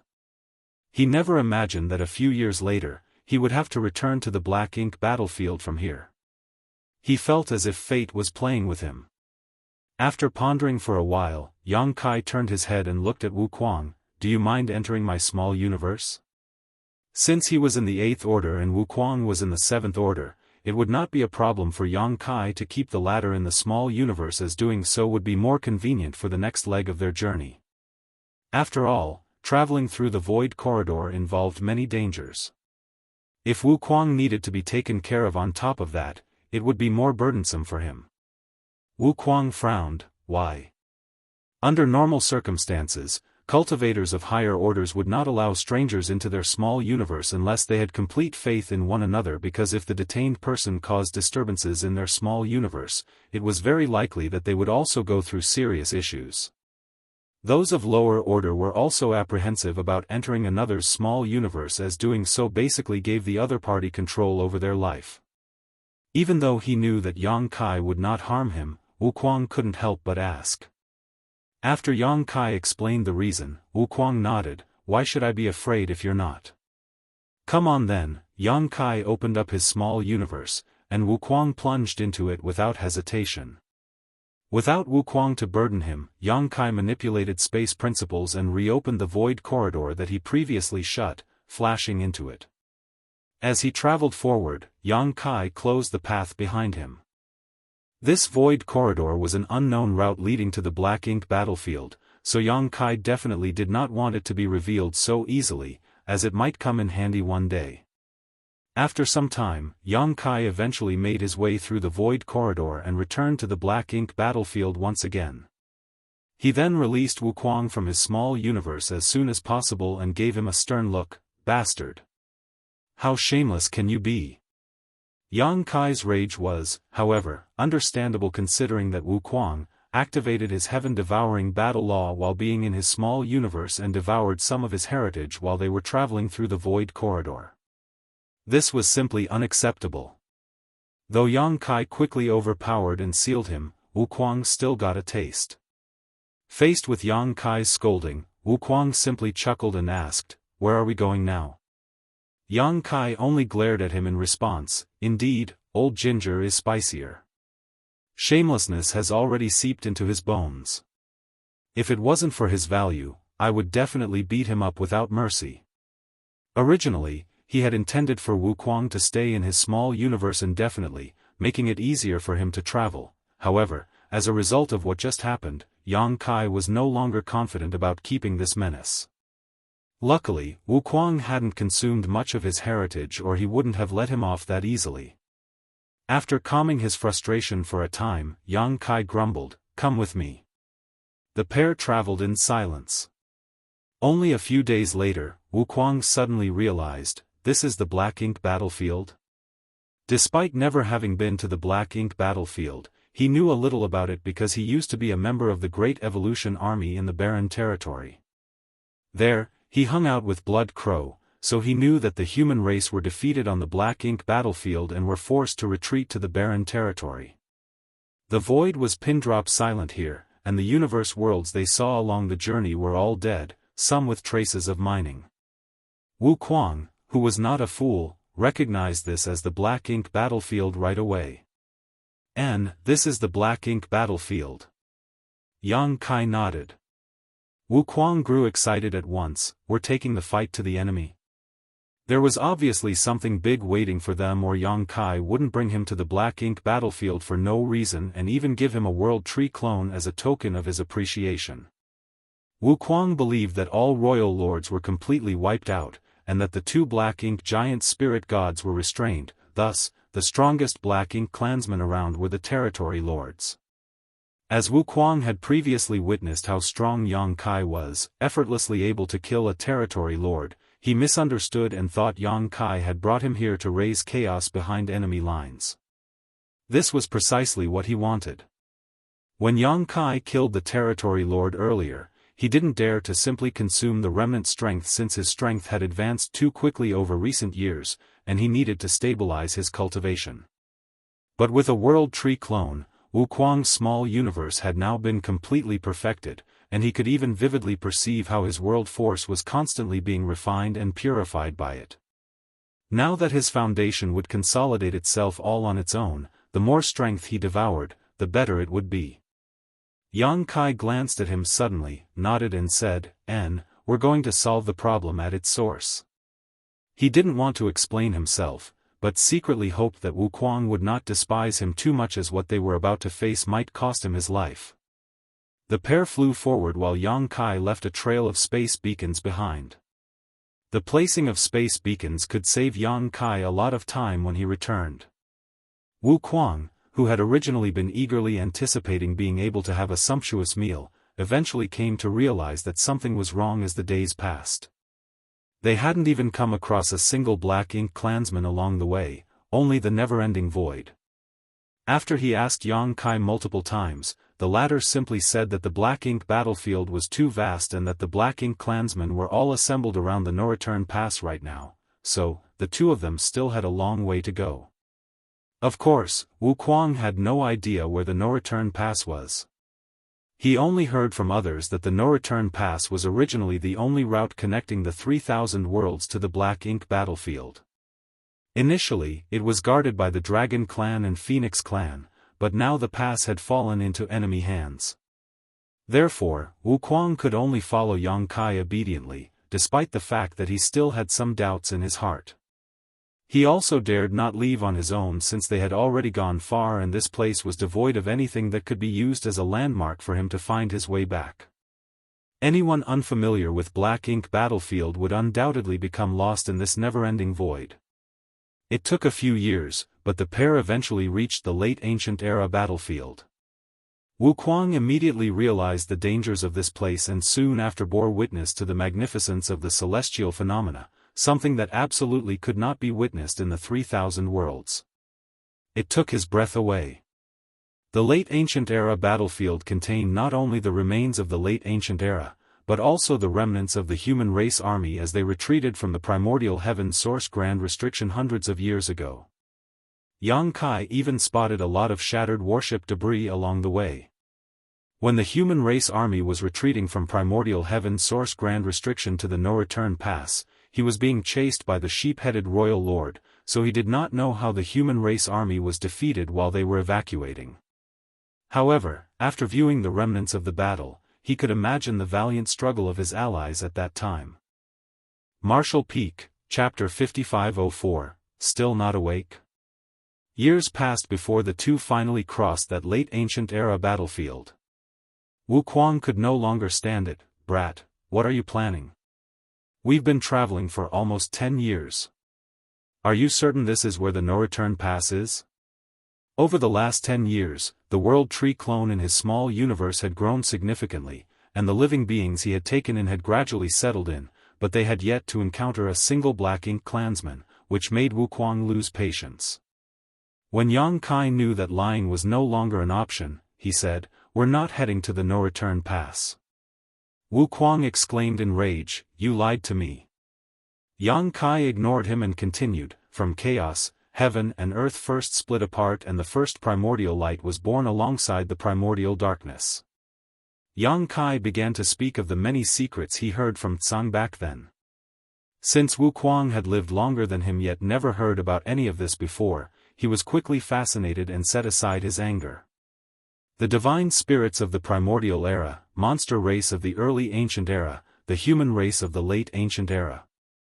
The change of dominance of these races represented the change of each era.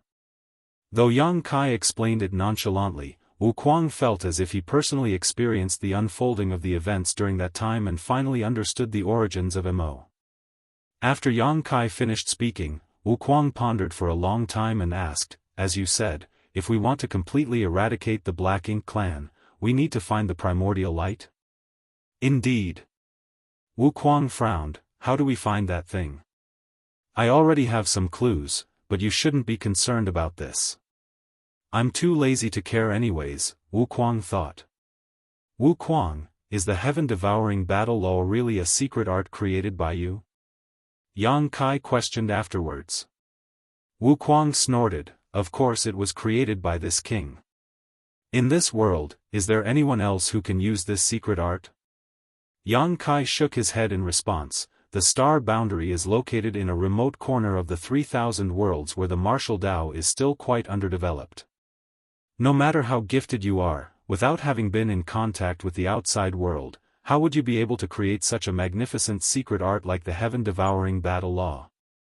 Have you ever wondered why this secret art can assist you to quickly enhance your cultivation even up to this day? 1,000 years ago, the strongest masters in the star boundary were the great emperors. It would still be reasonable if the heaven-devouring battle law was only useful up to that level, as it would still remain within the scope of what the star boundary's martial Tao allowed. However, this secret act was still helping Wuquang climb through the open heaven realm, which should be impossible. Wuquang frowned this time, but instead of speaking aggressively, he just asked, "What are you trying to say? I don't think you personally created this secret art. It may be regarded as your creation in a certain sense, but it may not be created by you in this life." Wuquang was stunned and looked at Yang Kai with a menacing gleam in his eyes, but that was ignored by Yang Kai. Only after a long time did Wuquang calm his thoughts. After all, Yang Kai revealed his biggest secret in one go, which utterly shocked him. Then, Wuquang nodded, "Yes, the heaven-devouring battle law may not have been created by me, however, when I was young, I frequently dreamed of some fragments of this secret art in my sleep, which is the foundation of the heaven-devouring battle law. If I cultivated according to it, my strength grew steadily, and the heaven-devouring battle law was fully perfected once I became a great emperor." It was not as if Wuquang hadn't given this matter any thought. He understood why he had dreams about the secret art and knew that with it, he could become a great emperor. It was because, in his previous life, he was already one. In the Shattered Star Sea, he killed multiple great emperors all on his own thanks to the heaven-devouring battle law. Over the years, as his cultivation strengthened, Wuquang frequently saw visions that he had never experienced before and vaguely suspected that there was more to his origin than met the eye. Wuquang had also come into contact with the theory of reincarnation, even suspecting that he was such a case, but he had no evidence either way. It was just that he did not expect nor wish for all of this to be revealed by Yang Kai so suddenly. "Is there something that made you aware of this?" Wuquang asked solemnly. Yang Kai remained silent and just led him forward.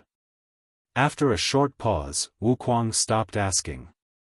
He knew that Yang Kai would tell him when it was time. If he refused to say anything now, then it was not time yet. Half a year passed before Yang Kai finally stopped and Wuquang hurriedly halted as well. Just as he was going to ask, he felt something, looked up, and his pupils immediately shrank. A massive void filled with warship debris and innumerable dismembered Black Ink clansmen could be seen in front of them. Wuquang even caught a glimpse of a magnificent great pass that was seemingly ripped apart by some overwhelming force. This was a grand battlefield. Wuquang quickly came to his senses. This must be a recent battlefield, as the warship seemed familiar to Wuquang, like the ones the humans used when he was fighting with the Great Evaluation Army in the Barren Territory. This is. He turned to look at Yang Kai. Yang Kai kept his silence before saying, the battlefield outside the primordial heaven source grand restriction. This is where the human race's crusade force first arrived, and where we met our first defeat. Wuquang immediately understood, as he had heard about the battle at the primordial heaven source grand restriction too.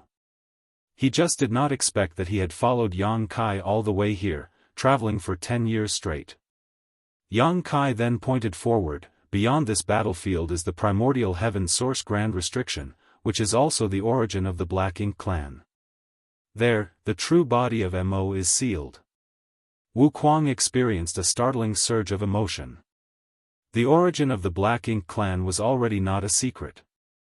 The royal lords, territory lords, feudal lords, and even the Black Ink giant spirit gods were all created by Mo, showing how powerful Mo was. At the end of the late ancient era, the 10 martial ancestors received enlightenment from the world tree to comprehend the open heaven realm. It was under the instructions of the heavenly way. Those 10 were well aware of the dangers Missouri posed, and they worked extremely hard to set up this primordial heaven source grand restriction to seal it. Though they were able to seal Mo, they were unable to completely destroy it. After millions of years, guarding this place, they passed away, one after another, leaving only one in the end. When the human race army arrived here, we met an individual who called himself Tsang. It was also through him that the human race learned about the secrets of the past. Unfortunately, Tsang also passed away during the battle here. Currently, this place is no longer guarded. Though Mo is still in a deep sleep thanks to the final trick left behind by another master, no one knows when it will awaken. If no one stands guard over this place, no one will be able to stop it, and the 3,000 worlds will be unable to resist. Fortunately, before Tsang passed away, he gave me something. And now, I will hand it over to you. Saying so, Yang Kai stretched out a finger towards Wuquang. Instinctively, Wuquang wanted to dodge, but that was impossible in the face of Yang Kai's vastly superior strength. As space principles inundated, he was made immobile. Wuquang could only watch helplessly as Yang Kai tapped a golden light onto his forehead with his fingertips. In an instant, Wuquang trembled hard and his vision went blank. "Sure, are you still not awake?" Yang Kai said in a deep voice. Although his voice was soft, it rang like a bell in Wuquang's head. Following the burst of the golden light that Yang Kai placed on him, memories of the past flooded Wuquang. That golden light was actually a piece of Wuquang's past life's soul, which had preserved all of his memories. Back then, when Tsang activated the heaven-devouring battle law in front of him, Yang Kai immediately recognized it and hit the mark with a single comment. Tsang was equally as shocked. After all, an old friend of his created this secret art millions of years ago. However, Yang Kai was able to recognize the heaven-devouring battle law at a glance, which revealed a lot to him. After talking with Yang Kai, Tsang learned that there was a man named Wuquang in this world who also cultivated the heaven-devouring battle law. Since then, Tsang concluded that Wuquang was the reincarnation of his friend, because the heaven-devouring battle law was a secret act created by Shi. For precisely these reasons, Tsang offered Yang Kai the part of Shi's soul that the latter had left in his keeping. Yang Kai wasn't aware of what he had been given at the time. Still, a royal lord pursued him all the way to the Great Sea Celestial phenomenon for it. Over the years, Yang Kai had also come to understand the importance of the mission Tsang had given to him before he passed away. Subsequently, he began to inquire about Wuquang when he was in the shattered heaven, hoping to find him. In the end, by fate, Yang Kai met Wuquang in a random great territory, as ordained by heaven's will. Now that he had returned that soul wisp, completing the mission entrusted to him by Tsang, Yang Kai heaved a sigh of relief while turning to stare at the primordial heaven source grand restriction. Though Wu Kuang was the reincarnation of that martial ancestor, he was not sure himself. Before Shi was about to pass away, he sent another piece of his soul away, hoping to be reincarnated, in an effort to find a solution to destroy Mo after his death. After so many years without any news, Zhang thought Shi had failed. Now that Wu Kuang was brought back by Yang Kai and given back the preserved bit of Shi's soul, Yang Kai wasn't sure if Wu Kuang would do as Zhang wished. The primordial heaven source grand restriction needed to be guarded, otherwise, once Mo woke up, it could not be held captive. The best person to guard this place was none other than Wu Kuang. Yang Kai secretly made up his mind that if Wu Kuang was unwilling, he would beat him until he was willing. After all, Wu Kuang was currently not his opponent. So, doing so would not be hard. The soul fragment exploded, and information about Shi filled Wu Kuang's mind, causing his expression to continuously change. Several days later, Wu Kuang regained consciousness and was plainly lost in thought. Rather than the free and unfettered heaven-devouring great emperor, he was now unexpectedly burdened with tremendous responsibility, which made him feel somewhat uncomfortable. After observing him in silence for some time, Yang Kai asked, "Do you now understand everything?" Wu Kuang nodded. Many questions in this life had now been answered, including how he was able to acquire the heaven-devouring battle law in his dreams when he was a child, and why there were no restrictions when he broke through, even in the open heaven realm. Although he only directly ascended to the 5th order, he felt that he had the potential to reach the 9th order. After he received that bit of soul left by Shi, Wu Kuang now possessed vastly more knowledge than Yang Kai. Now, Wu Kuang couldn't even tell if he was the heaven-devouring great emperor or Shi. Martial Peak, Chapter 5505, Creation Realm. Now that you understand, you should know the reason why I brought you here, so make a decision. Whether you stay here and guard this place for Zhang, or leave this place and be free, Yang Kai commented. Wu Kuang glanced at the azure dragon spear that Yang Kai was playing with and his brow twitched. "If I say no, are you going to stab me to death?" Yang Kai shook his head. "How could I? Shi is Shi, and you are you. You are both separate individuals. Shi is one of the martial ancestors who guarded the primordial heaven source grand restriction every day with the world in mind. Even when he died, he did so for the human race. He is a true role model. You, on the other hand, are an infamous bandit. Your story is used as a lesson for misbehaving children in the star boundary. I can understand if you say you don't want to stay. Considering that guarding this place is not a matter of a day or two but a matter of thousands or even tens of thousands of years. Not everyone can endure such solitude." Even as Yang Kai spoke such words though, the azure dragon spear glinted an icy light. Sneering, Wu Kuang said, "Stop speaking nonsense. It took you more than 10 years to bring me here. I'm afraid that if I say one wrong word, I'll die on the spot." "You misunderstand me deeply," Yang Kai stated firmly. Yang Kai received a cold snort in response before Wu Kuang turned and glanced in the direction of the primordial heaven source grand restriction. "But, there is no need for you to threaten me. I will guard this place from now on." Yang Kai raised his brow. "This matter is not forced on you." Wu Kuang shook his head and said, "I'm not forced. If I did not want to, I would rather you kill me than stay.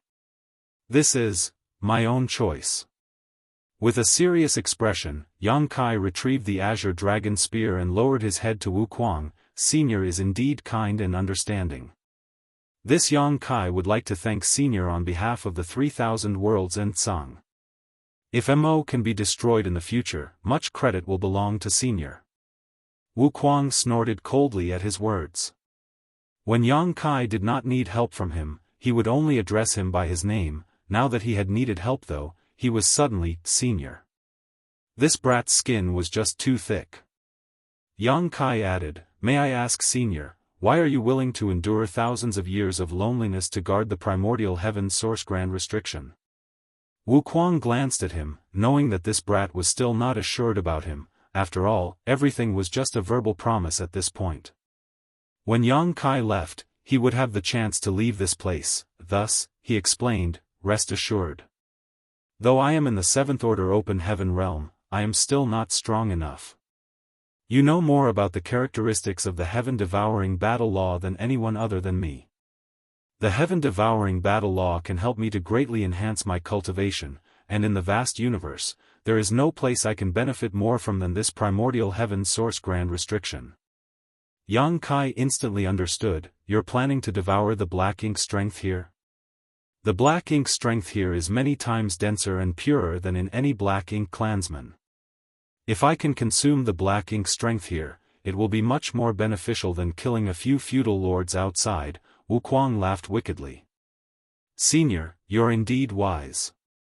Don't pat my ass, it's pointless. Yang Kai continued, although Mo is now in a deep slumber, I don't know when it will awaken. Senior is currently only in the 7th Order Open Heaven realm. Are you even strong enough to guard the primordial heaven source grand restriction? This was a legitimate concern. It was possible that Wu Kuang, who was currently in the 7th Order, wouldn't be able to exert even 1% of the primordial heaven source grand restriction's power. In which case, he might not be able to restrict Mo. Wu Kuang gushed with pride. Within 3,000 years, this king can ascend to the 9th Order Open Heaven realm. As long as Mo does not wake up before then, there will be no problem. Nobody else in this world except for Wu Kuang dared to boast about being able to cross from the 7th Order to the 9th Order in a mere 3,000 years. It was, however, true that Wu Kuang, who cultivated the heaven-devouring battle law, could borrow the power of the primordial heaven source grand restriction to rapidly enhance his strength. This was something he was absolutely confident about. Once Wu Kuang really ascended to the 9th Order Open Heaven realm, he would be able to somewhat control the primordial heaven source grand restriction. After all, he was not any ordinary master but the reincarnation of Shi. He and his 9 old friends created the primordial heaven source grand restriction, so naturally, he was more familiar with this place than anyone else currently alive. Still, 3,000 years was a steep hurdle to vault. If Wu Kuang found it hard, what more needs to be said about the entire human race? After 3,000 years, even if Wu Kuang ascended to the 9th Order Open Heaven realm and completely took control of the primordial heaven source grand restriction, there was still no way to resolve Mo if the human race did not have sufficient strength to fight back and did not find the primordial light. Yang Kai nodded and said, Then, I hope Senior's path in the great martial Dao is as you wish. About the primordial light, Wu Kuang frowned. Did you ask the burning light and serene glimmer already? Previously, when he asked about the primordial light, all Yang Kai said was that searching for it wasn't his concern. But, now that Wu Kuang obtained that part of Shi's soul, and recalling his current life's experiences, it was no surprise that Wu Kuang guessed that the burning light and serene glimmer had some relationship with the primordial light. I did.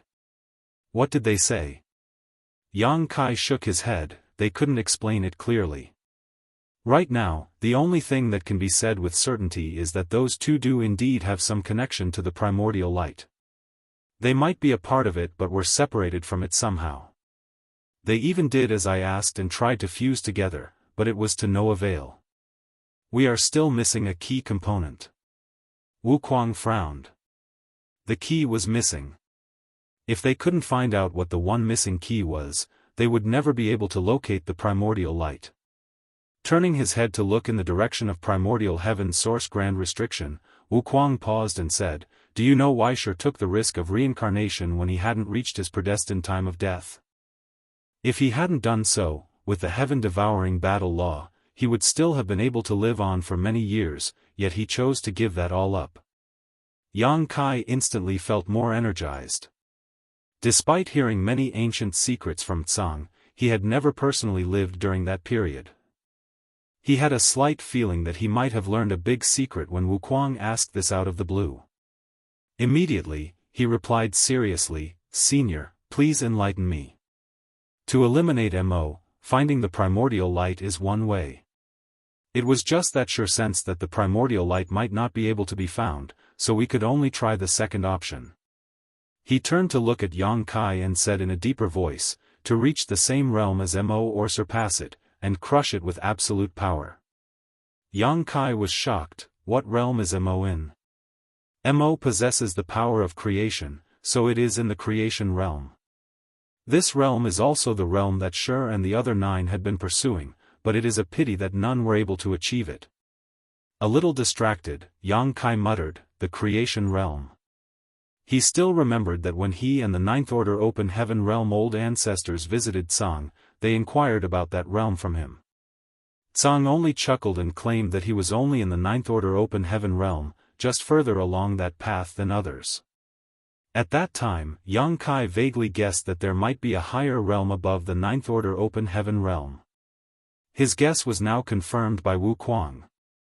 There was indeed a realm above the Ninth Order Realm, which was the Creation Realm. Being in the Creation Realm, Mo could create royal lords, territory lords and even black ink giant spirit gods. This was the might of the Creation Realm. Back when Mu dove deep into the primordial heaven source grand restriction, she witnessed Mo use hints of power that should only belong to the Creation Realm. Through that, she knew that its breakthrough to the Creation Realm was just a matter of time.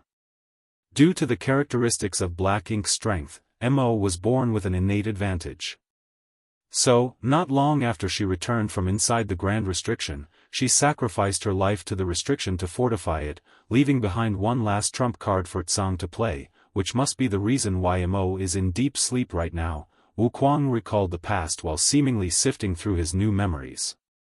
Although Mu was an unparalleled talent, she was still a woman, which made her hesitate and act more conservatively. That trump card she left behind can only temporarily keep Mo in check. It is unable to resolve the issue entirely. Compared to her, Shi chose another approach. To reincarnate? Yang Kai slightly lifted his brow. Wu Kuang gave a nod. Shi and the other 9 used the power of the World Tree to reach the Open Heaven Realm, but it was also due to this that they couldn't go beyond the Open Heaven Realm. No matter how high they climbed, they would never surmount the Ninth Order. One needs other means to break this shackle, so Shi chose to reincarnate, hoping to find a way to break through the Ninth Order in his next life. Is there any chance for Senior to do so now? Yang Kai inquired. Wu Kuang smiled and said, "The Ninth Order Open Heaven Realm Masters have consistently been the most powerful Supreme Masters of the human race since ancient times. The Ninth Order Open Heaven Realm is the limit. Not to mention, I'm only in the Seventh Order Open Heaven Realm at the moment, making such a breakthrough even more challenging." After hesitating for a moment, he continued, "Maybe I will discover more when I reach the Ninth Order Open Heaven Realm, but for now, my cultivation is just too low." Yang Kai was aware that this situation could not be rushed, but finding a way to surpass the Ninth Order Open Heaven Realm was indeed another option. The Creation Realm. Yang Kai couldn't help but yearn for it. Then again, he remembered that the Eighth Order was his limit in this life. To want to break through to the Ninth Order Open Heaven Realm was already close to impossible, not to mention reaching the Creation Realm. Wu Kuang seemed to have noticed what was going on in his mind, so he turned and asked, "You have already reached your limit as an Eighth Order Open Heaven Realm Master. Stop thinking about other nonsense." With a trace of Shi's soul, Wu Kuang gained quite a bit of a senior demeanor. Yang Kai only smiled in response, "There's always hope." The Universe Furnace? Wu Kuang sneered, "Innate Open Heaven pills from the Universe Furnace can indeed help you break through that barrier, but the Universe Furnace is the most mysterious entity in the universe. Nobody knows when it will appear. Let's say it does appear one day. Do you think you'll have a place among all the Eighth Order Open Heaven Realm Masters from all the cave heavens and paradises? Do keep in mind that the number of Open Heaven pills that a furnace produces is limited." Yang Kai thought secretly in his heart, if the Universe Furnace shows up one day, and the human race manages to obtain its innate Open Heaven pills, I should be able to take some for my breakthrough. After all, I have always fought with those above my realm. To allow me to ascend to the Ninth Order Open Heaven Realm is a better choice than any other. The only issue was that the Universe Furnace was nowhere to be found, and no one knew when or where it would appear. Other than the Universe Furnace, there is actually another way. Wu Kuang smirked. Yang Kai's eyes lit up and he immediately bowed again. "Senior, please enlighten me once more." Martial Peak, Chapter 5506, Go All Out. Wuquang didn't explain the method to him directly. Instead, he said slowly as he recalled, at that time, Tsang and the other 9 each had their own accomplishments. Even though Mu was the only female among them, she was undoubtedly the strongest. Due to this, the other 9 were willing to listen and follow her requests. Let's not talk about what the other 9 are skilled at. Do you know what Shi is best at? How would I know anything about something so long ago? Yang Kai muttered in his heart, but he kept his expression completely neutral and simply shook his head. Wuquang did not intend to keep him waiting and simply explained, Shi was unmatched when it came to developing techniques. Many secret techniques and arts in the 3000 worlds stem from Shi's creations. For example, the Grand Evolution Immortal Blood Light Scripture cultivated by Blood Crow is a semi-finished product created by Shi, one he came up with when trying to develop the heaven-devouring battle law. Therefore, these two are quite similar. Honestly, what Shi was first deducing was the Blood Light Scripture. It was after he gained more comprehension that the heaven-devouring battle law was created. Yang Kai's heart skipped a beat at those words. The Grand Evolution Immortal Blood Light Scripture was a magnificent secret art, one that could refine the blood essence of others for its user to quickly enhance their cultivation. Previously, he also felt that the Grand Evolution Immortal Blood Light Scripture had many similarities with the heaven-devouring battle law. Both had the ability to refine the energy of others, but the heaven-devouring battle law was unquestionably superior as it could devour anything and everything rather than just blood. Yang Kai had no doubts about Wuquang's claim when he said that Shi was best at deducing and creating secret arts and techniques. After so many years of cultivation, Yang Kai had never come across any secret art superior to the heaven-devouring battle law. Although it had certain limitations, which was the challenge of cultivating it without the flawless purifying golden lotus, this drawback did not diminish its power. If even such a secret act could be created by Shi, there was absolutely no doubt in his ability to understand or create other secret arts. Yang Kai understood, Shi came up with a secret art to break through to the 9th Order open heaven realm back then? It's more of a combination of a secret technique and secret art, but yes. Do you want to learn it? Wuquang nodded. Of course, Yang Kai responded immediately, yes. Then, I'll teach it to you. Saying so, Wuquang stretched out a finger and lightly touched his forehead, just like Yang Kai did before. Yang Kai did not resist. When Wuquang's finger met his forehead, an abstruse secret art instantly appeared in his mind and Wuquang's voice rang in his ears. This secret art was inspired by the primordial heaven source Grand Restriction itself. Although it is considered complete, nobody has ever cultivated it to this day, so I'm not sure if it can be successfully used, but if you choose this path, you will have to take responsibility for yourself. Don't hold me accountable if something goes wrong. Yang Kai remained silent as he processed the profundities of this secret art, and eventually, he understood why Wuquang had chosen to give it to him. This was because he knew that Yang Kai carried the soul-warming lotus. Though it was not essential for this secret art, it provided great convenience. There might not be anyone who was better qualified than Yang Kai to cultivate this secret art. Realizing this, Yang Kai couldn't help feeling a little sad. He thought that if this secret art could help the human race to break through the innate limits of the open heaven realm, it could dramatically increase their strength in short order. There were numerous peak 8th Order open heaven realm masters in the many cave heavens and paradises, but they were all stuck there due to their natural limits. If this secret art could be popularized, many 9th Order open heaven realm masters could quickly be created. There were only 2 9th Order's old ancestors currently, but if there were even a few more, it would not take long before the Black Ink clan that invaded the 3000 worlds could be driven back. They might even be able to deal with the Black Ink giant spirit gods with just 10 more 9th Order masters. However, this dream was simply not meant to be. After all, the first step to cultivating this secret art was a life-threatening gamble. Without the protection of the soul-warming lotus, the risk of simply dying right from the start was extremely high. Even so, Yang Kai again bowed his head. Many thanks, Senior, for enlightening me.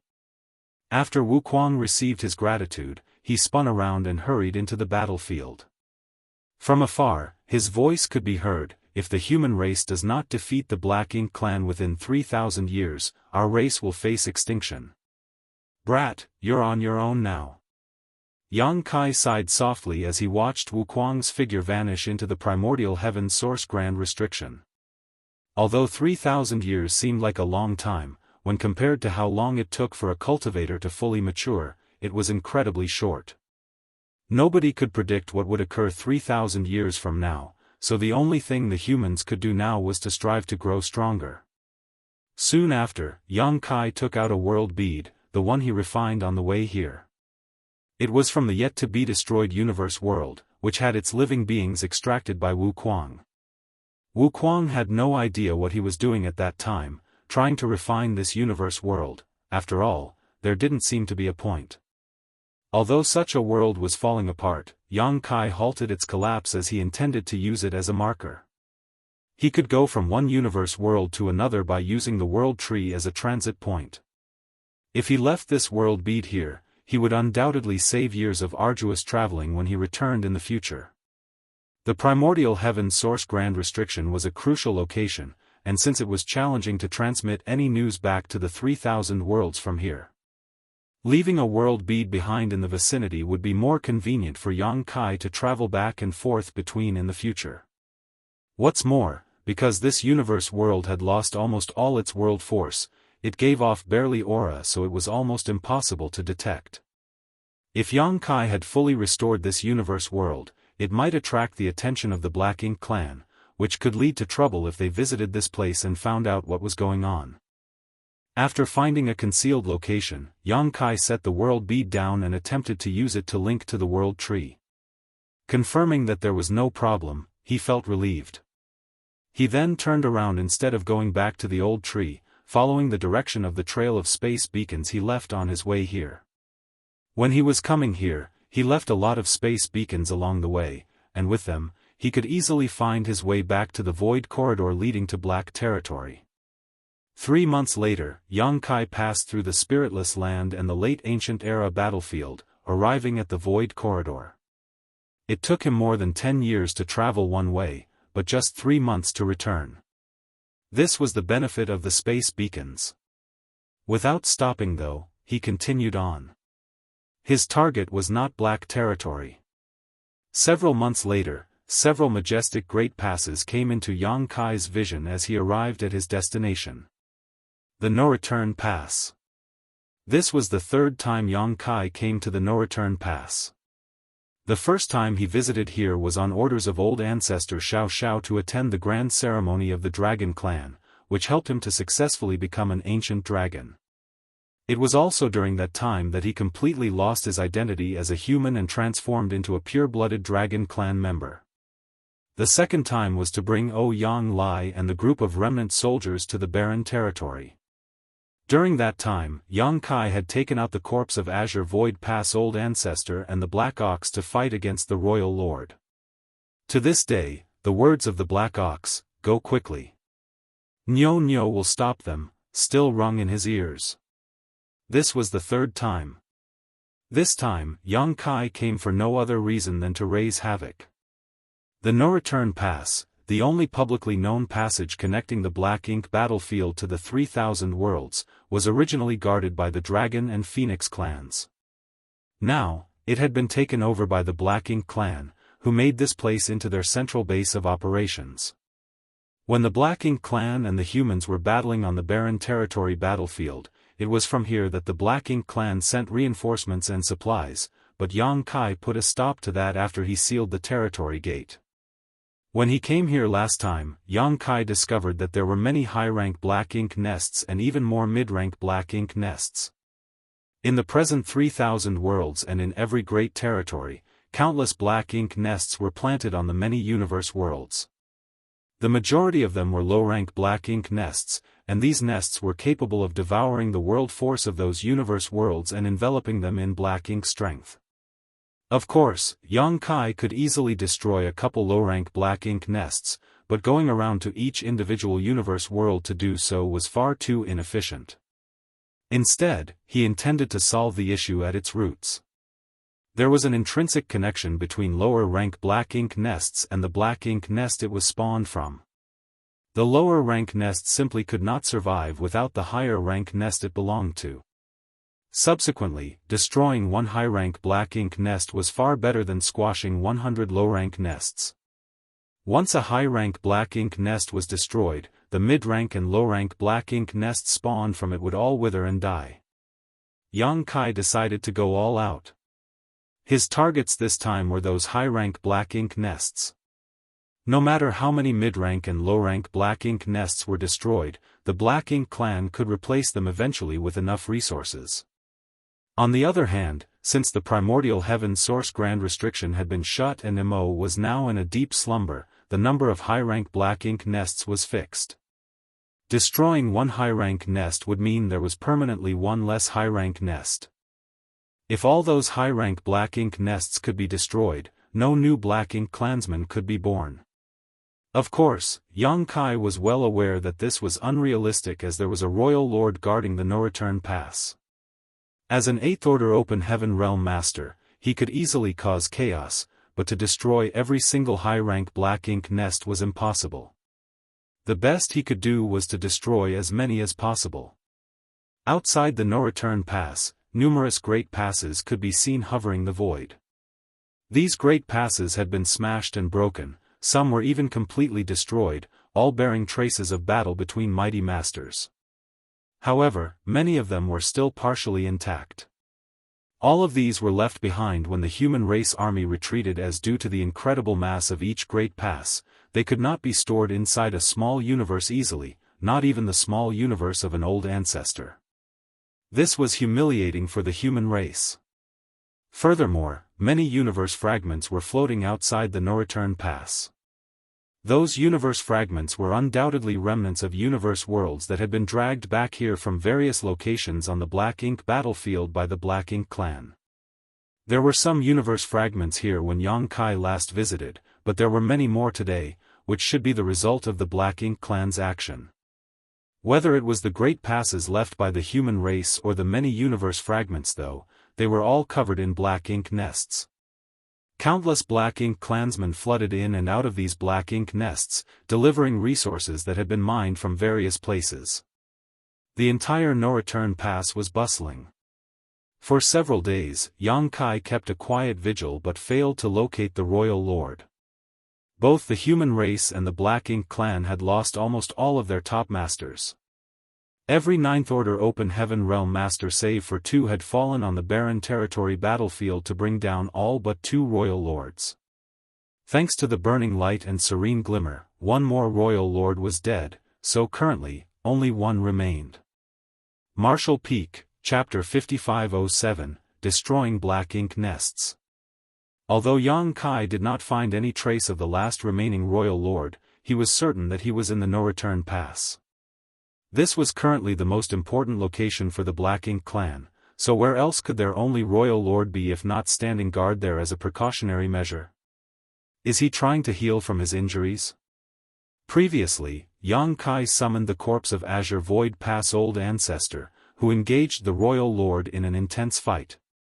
Even though the old ancestor was already dead, what he left behind before he died was enough to help Yang Kai to hold the royal lord back with the might of a 9th Order Open Heaven Realm Master. It was impossible for that royal lord to escape without any injuries. The best way for Black Ink clansmen to heal was to rest inside a Black Ink nest, thus, that royal lord was surely inside his Black Ink nest somewhere as it had only been some 20 or so years since that fight. That being said, Yang Kai had no way of ascertaining which Black Ink nest the royal lord was in.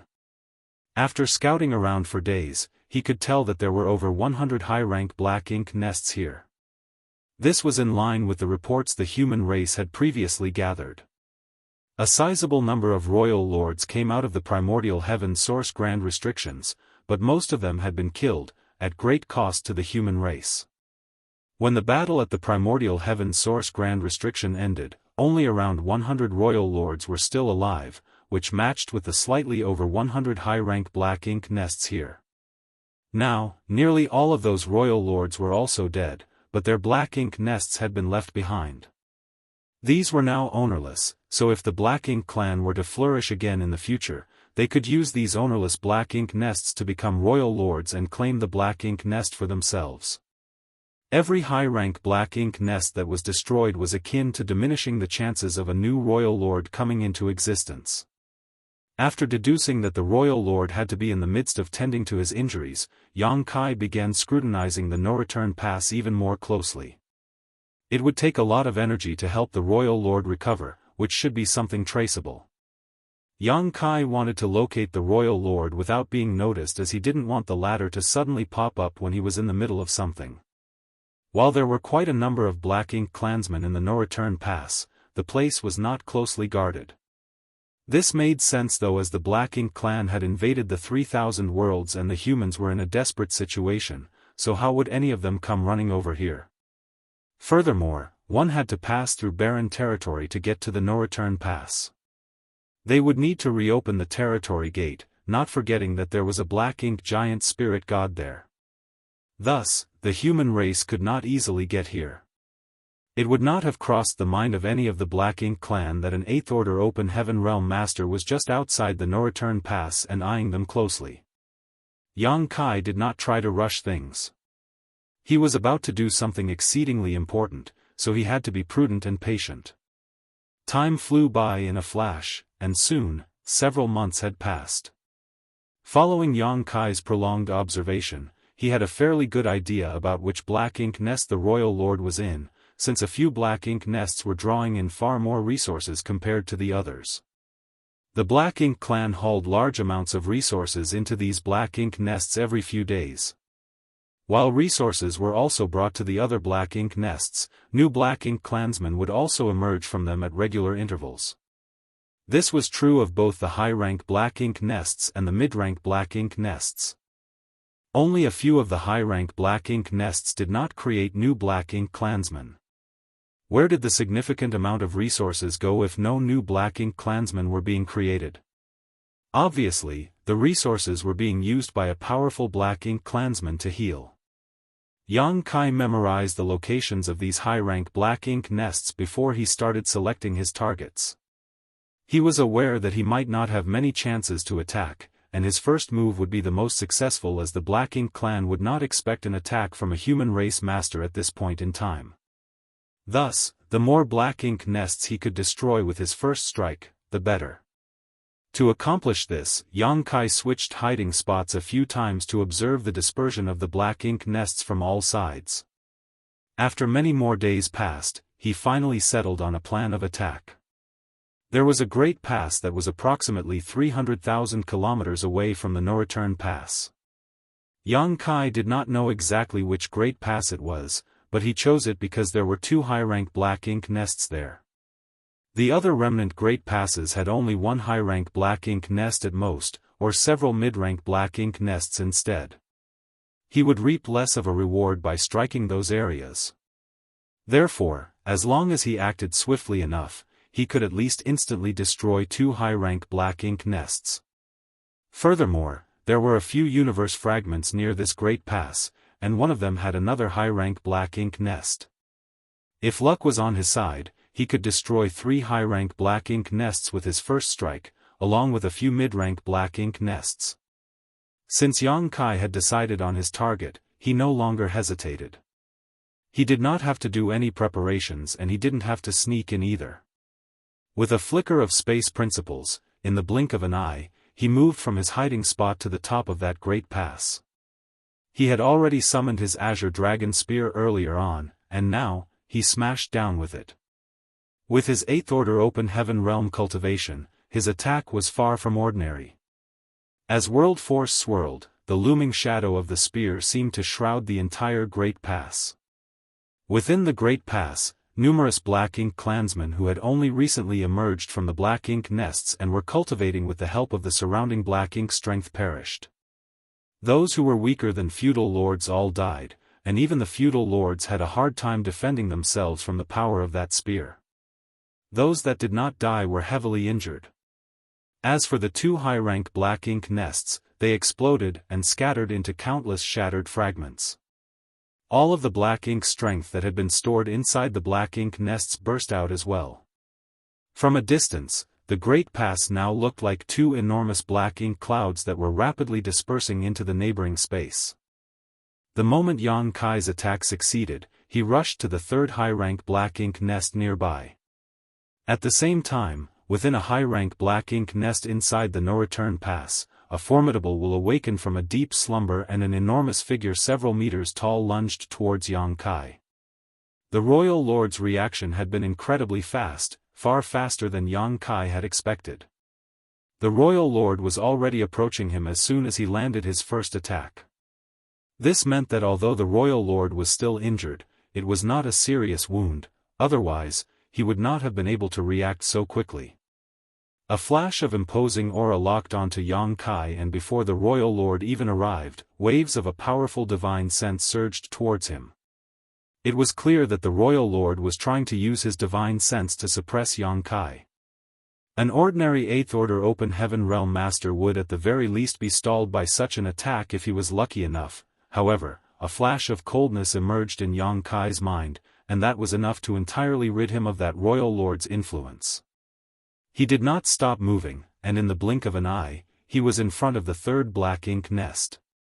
The royal lord took this in from afar and roared, "Feeble ant, you court death. I will rip your corpse apart."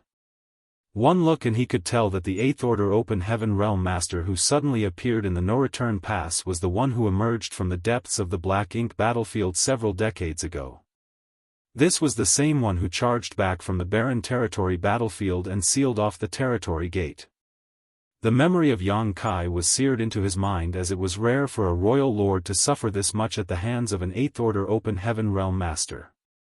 Over the past few years, the royal lord had sent black ink clansmen into the black ink battlefield to search for signs of Yang Kai, but sadly, they found nothing.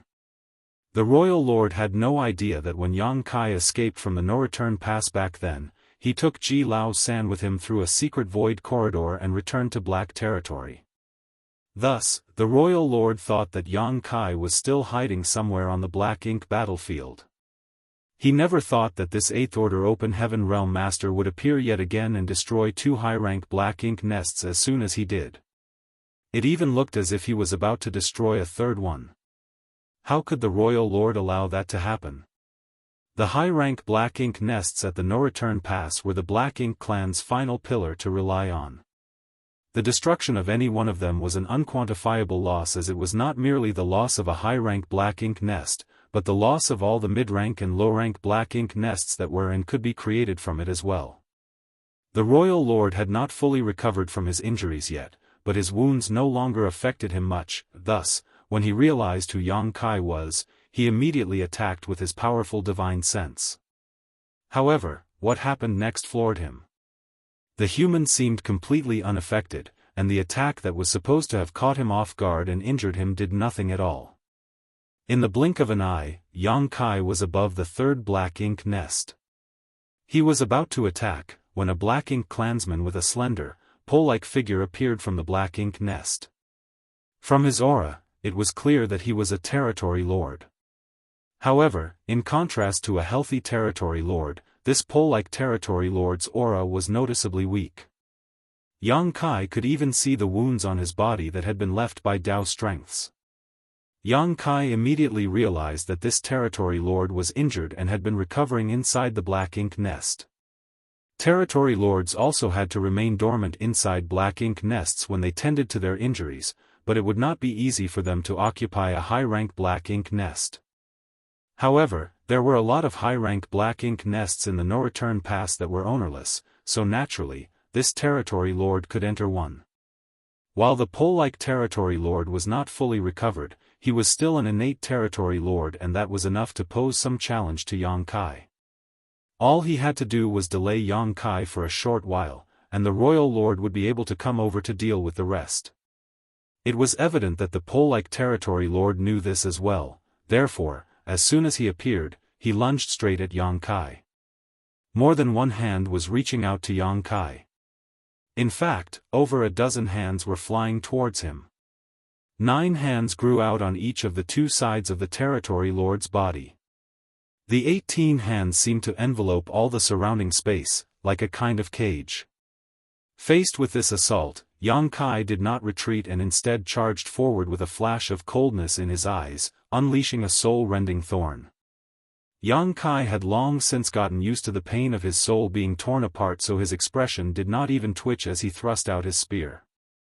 The pole-like territory lord never expected Yang Kai to fight this fervently and launch such a powerful attack right from the start.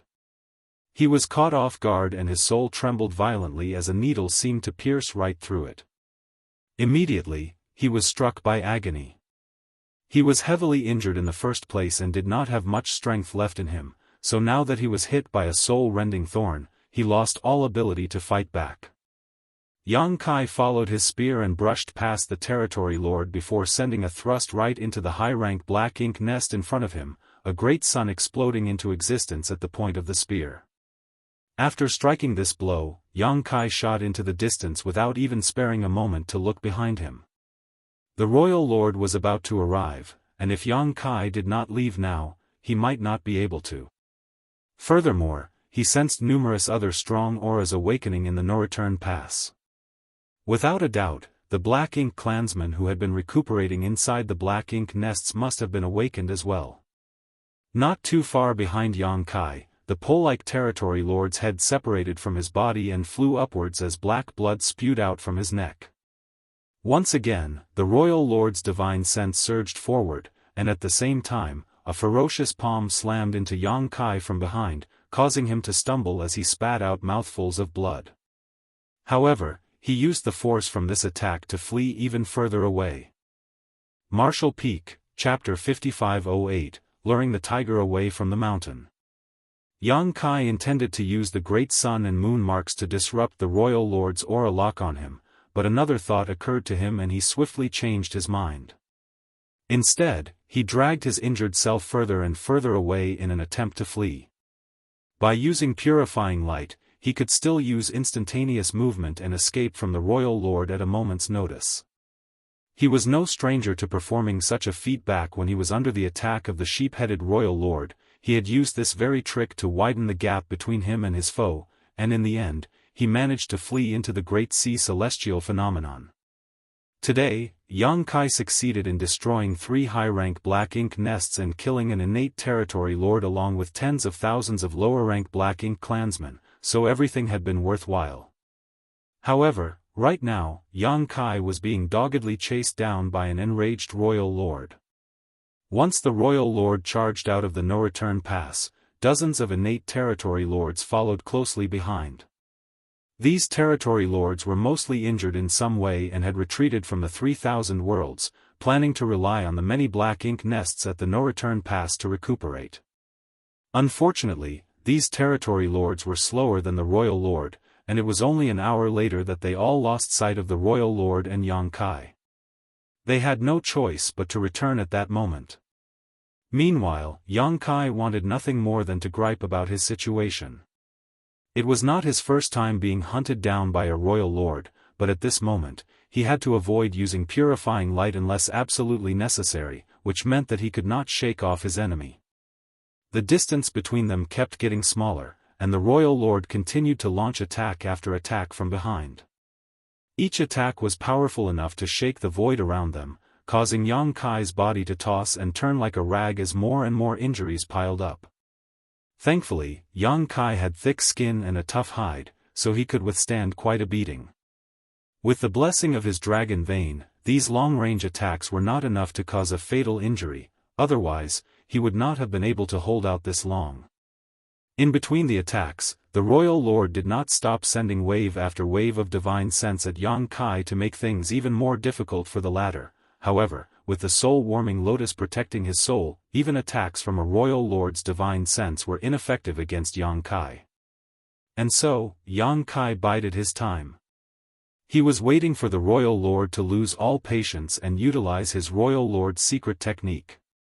Yang Kai did not know for certain whether or not his opponent would resort to the royal lord's secret technique, as this was not something he could control, so what he was doing right now was gambling. What he needed to do now was to keep taunting his opponent and enrage the latter.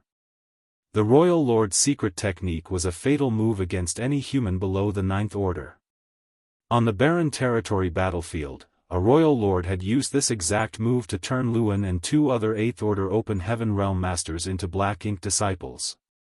Although that Royal Lord was severely weakened after using the secret technique and was quickly slaughtered, the Black Ink clan gained 3 8th Order Black Ink disciples as a result, which then allowed them to revive the Black Ink giant spirit god in the Divine Spirit ancestral land and establish a connection between the barren territory and Wind Mist territory. It could be said that the Royal Lord's use of his Royal Lord's secret technique was one of the most crucial pieces of the puzzle that led to the Black Ink clan's subsequent invasion of the 3,000 worlds. The Royal Lord who had been killed was a heroic martyr for the Black Ink clan. In this particular situation, Yang Kai did not have to go to any lengths to do anything else. All he had to do was focus on escaping.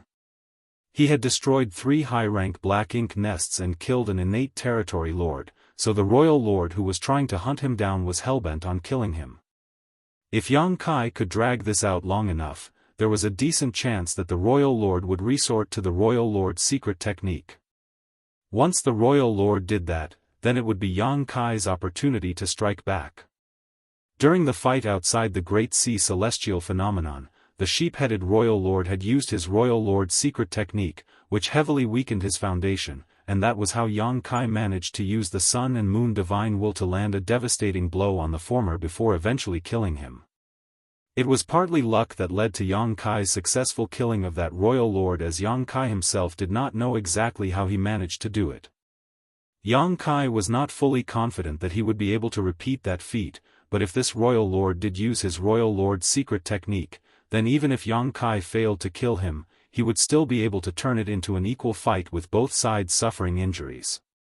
Even in that sort of a lose-lose situation, Yang Kai had the upper hand as he had his dragon vein and the essence of the immortal tree, thus, his restorative abilities were far superior. The Royal Lord, on the other hand, would have to fall into a deep slumber inside a Black Ink nest for a long time to recover from grievous wounds. During such a time, Yang Kai could accomplish a lot in the no-return pass.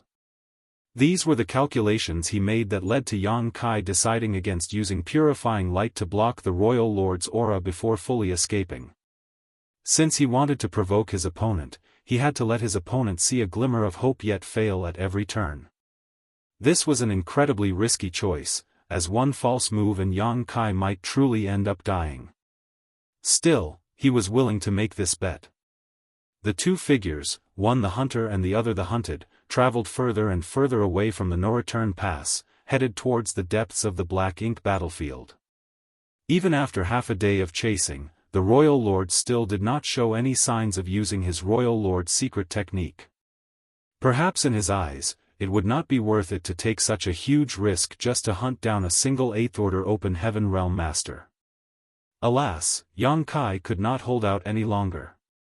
Yang Kai could not completely lose his opponent via conventional methods, as he was not as powerful either.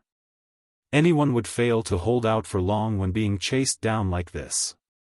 Upon seeing that his opponent was nearly as close to him as he could safely allow, Yang Kai knew that he might not be able to escape if he did not act now. Thus, he used purifying light and enveloped himself. Instantly, the aura from the Royal Lord which had locked onto him was broken off. With a flash of white light and space principles, Yang Kai's figure disappeared.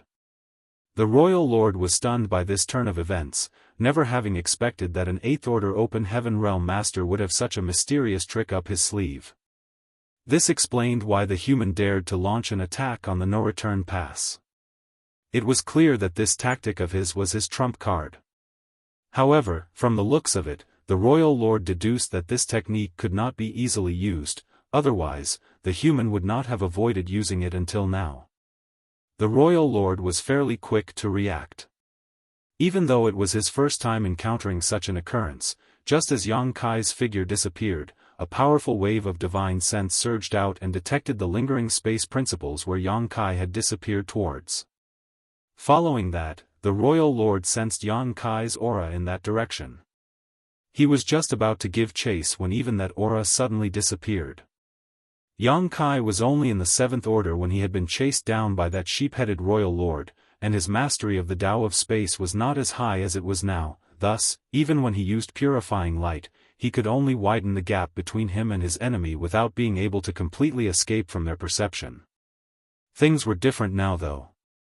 Yang Kai was in the 8th order and was more than 10 times stronger than he used to be. Cultivating within the Great Sea celestial phenomenon had made him even more proficient in the Tao of space. Now, he no longer had to play any sort of games with a royal lord who was hunting him down.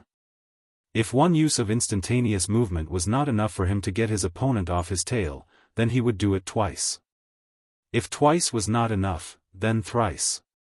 Based on how strong Yang Kai was now, as long as he was not struck down in a single blow, or trapped with a heaven-sealing earth-locking array, then not even a royal lord could do anything to him. This was the reason why he had the gall to cause trouble in the no-return pass. The royal lord's divine sense no longer detected any sign of Yang Kai, and he had no idea how to find him again in this expansive void. He stood still for a moment before his expression changed. He turned back towards the no-return pass before clenching his jaw and growling, "Shit." The several-meter-high figure instantly turned into a black streak of light as the royal lord shot back towards the no-return pass. He just realized that he might have fallen for what the humans would call a strategy of luring the tiger away from the mountain. His opponent's trump card was not something that could not easily be used. Instead, that human had intentionally not used it to lure him away from the no-return pass. The royal lord assumed that the human had a dragon clan companion.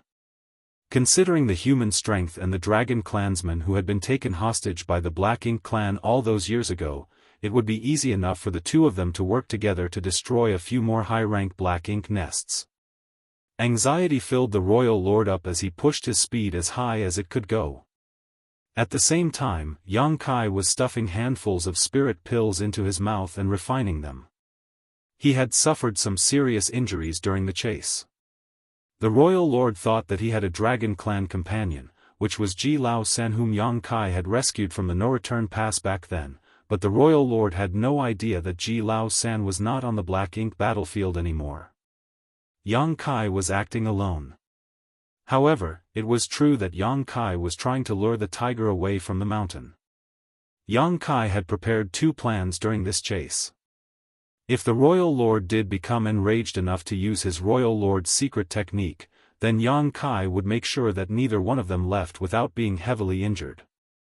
If the royal lord did not give him the opportunity for that, then he had no choice but to drag his opponent as far out as possible before doubling back to launch another attack. Yang Kai did not intend to let the injuries he suffered be for nothing. By repeatedly using instantaneous movement, Yang Kai was a lot faster than the royal lord. Unfortunately, during his attempt to flee earlier, he could not leave any space beacons behind, or else he would have been able to travel even faster. Still, in less than an hour, Yang Kai could already spot the no-return pass in the distance, but he did not charge over right away. After everything he had done today, all those stationed at the no-return pass had gone onto high alert. The Black Ink clansmen were sweeping the surrounding area and their divine senses, forming a large, invisible web around the no-return pass. Several Black Ink clan squads also patrolled the local space, checking for signs of suspicious activity. Evidently, the loss of 3 high-rank Black Ink nests was hard for the Black Ink clan to stomach. Yang Kai stayed out of the Black Ink clan surveillance range around the no-return pass and found a secluded spot to sit down and tend to his injuries. He had led the royal lord on a chase that lasted half a day and had arrived back at the no-return pass in just 1 hour. Even going all out, it would take the royal lord at least another 8 hours to return. Yang Kai could use this reprieve to recover from some of his injuries, though he did not have a lot of time to spare and would not be able to recover fully. However, under the circumstances, he would take whatever he could. The stronger he was, the better. I need to find some divine medicines that can rapidly heal injuries. Yang Kai thought to himself. The healing pills he had on hand were the ones he exchanged for military merits back in Great Evolution Pass all those years ago. They were not low quality by any means, but they were not the best there were either. The effects of these healing pills were especially limited when in a time crunch. Yang Kai quieted down as he focused on refining the medicinal efficacies of the pills and stimulating his dragon vein to heal the wounds on his body. Within his knowledge sea, the soul-warming lotus also kept releasing a clear and cool sensation that swiftly restored his damaged soul. He did not dare to waste too much time. 4 hours later, Yang Kai stood up and turned towards the no-return pass, and with a flash of space principles, he charged forward again. Martial Peak, Chapter 5509, Wheeling Around to Strike Again. Territory lords with varying degrees of injury were standing vigilantly around the no-return pass, their divine senses interlaced together. Half a day earlier, an 8th-order human surprise attack had completely humiliated them.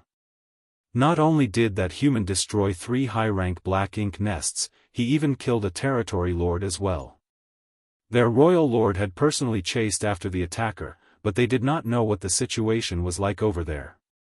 That being said, they all believed that there was very little chance for the 8th-order Open Heaven Realm Master to survive. After all, there was a huge disparity between an 8th-order human and a royal lord.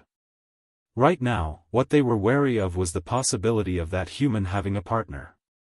The royal lord was preoccupied elsewhere, and even though there were a large number of territory lords at the no-return pass, 80% of them were those who had returned from the 3,000 worlds to recuperate.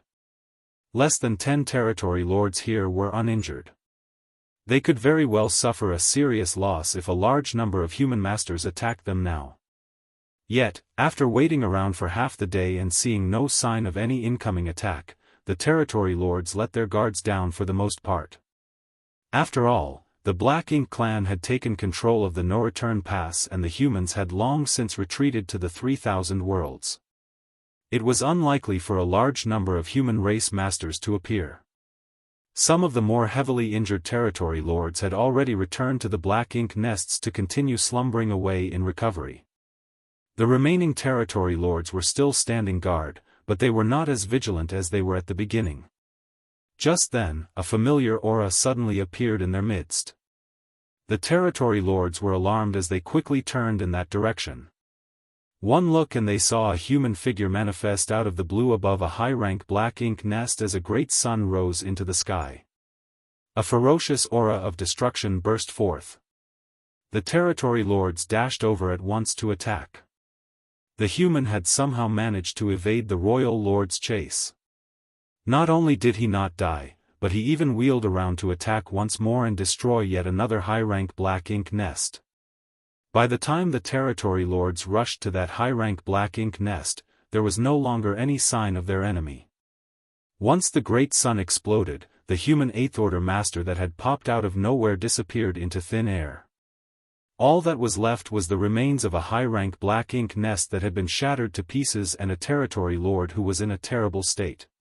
This territory lord had been sleeping inside the black ink nest earlier to recuperate, and although his life was not in any danger right now, he had already been heavily injured and after getting caught in Yang Kai's attack, his wounds became much more severe.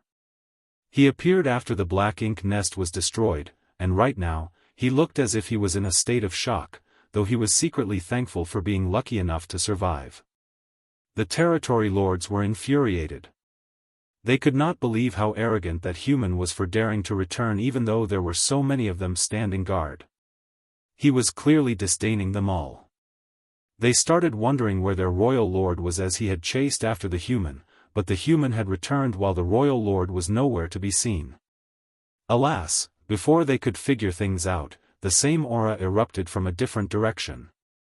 Nearly all of the territory lords had gathered in front of the black ink nest that Yang Kai had just destroyed, which meant that the other areas were barely protected at all. Yang Kai had originally intended to attack just once and leave, but with such a good opportunity in front of him, he could not resist showing himself again. Just as he did before, he used Golden Crow casts the sun and a great sun rose and crashed down onto another high-rank black ink nest.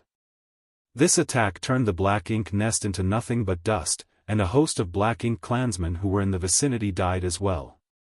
A large crowd of territory lords swiftly began rushing over to the newly destroyed black ink nest, but one of them was quick-witted enough to realize what was happening and he roared, spread out quickly. Protect all the black ink nests. They could not let themselves be dragged around by the nose like this.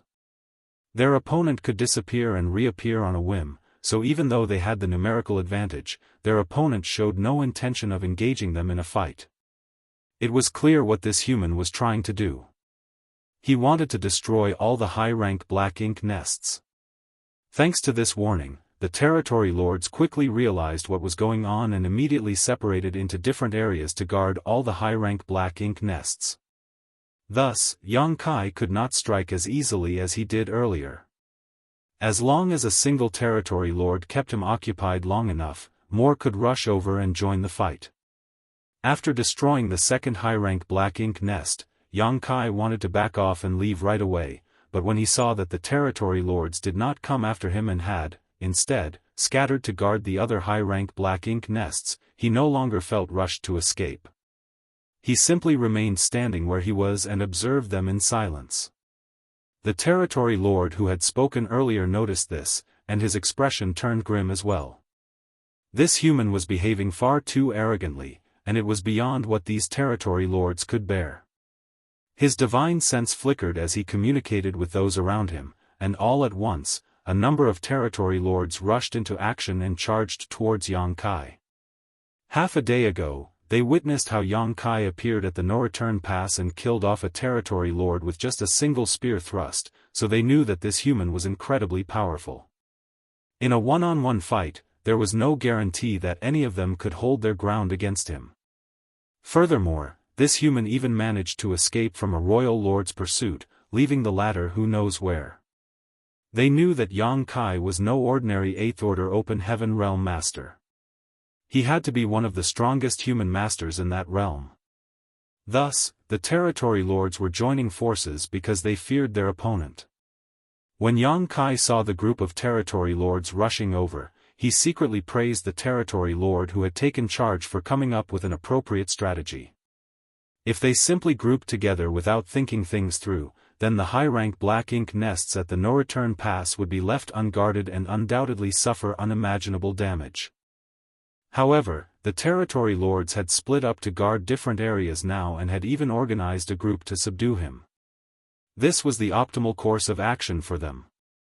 Yang Kai's situation was less than ideal. He was fairly injured after being chased down by the royal lord for half a day, and although he got to recuperate for 4 hours or so, he was only able to slightly restore himself. It would be hard for him to take on a single innate territory lord who was at full strength, let alone a group of them unless he used more soul-rending thorns. However, Yang Kai was not a reckless individual. Since he could not take these enemies on, he chose to avoid them instead. Yang Kai's eyes searched around before landing in a specific direction. It was the direction of the first black ink nest he destroyed when he appeared earlier. He raised his hand and summoned his azure dragon spear before smiling in that direction.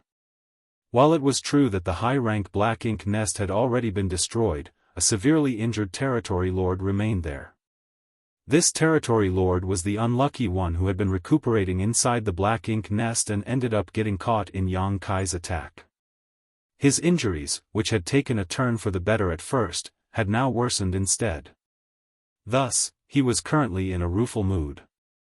All of a sudden, a piercing aura locked onto him from afar and the territory lord looked up, only to see Yang Kai flashing him a wicked grin. Damn it! The territory lord became alarmed. Naturally, he knew that he had become a target. He was now severely injured and could barely use half his strength. If this 8th Order Open Heaven Realm Master had set his eyes on him, then he had no way of fighting back, so his immediate thought was to request help from his fellow Black Ink clansmen. However, after looking around, he realized that the other territory lords who had gathered near him earlier had all scattered off to defend the various high-rank Black Ink nests, leaving him all alone. The territory lord was in anguish.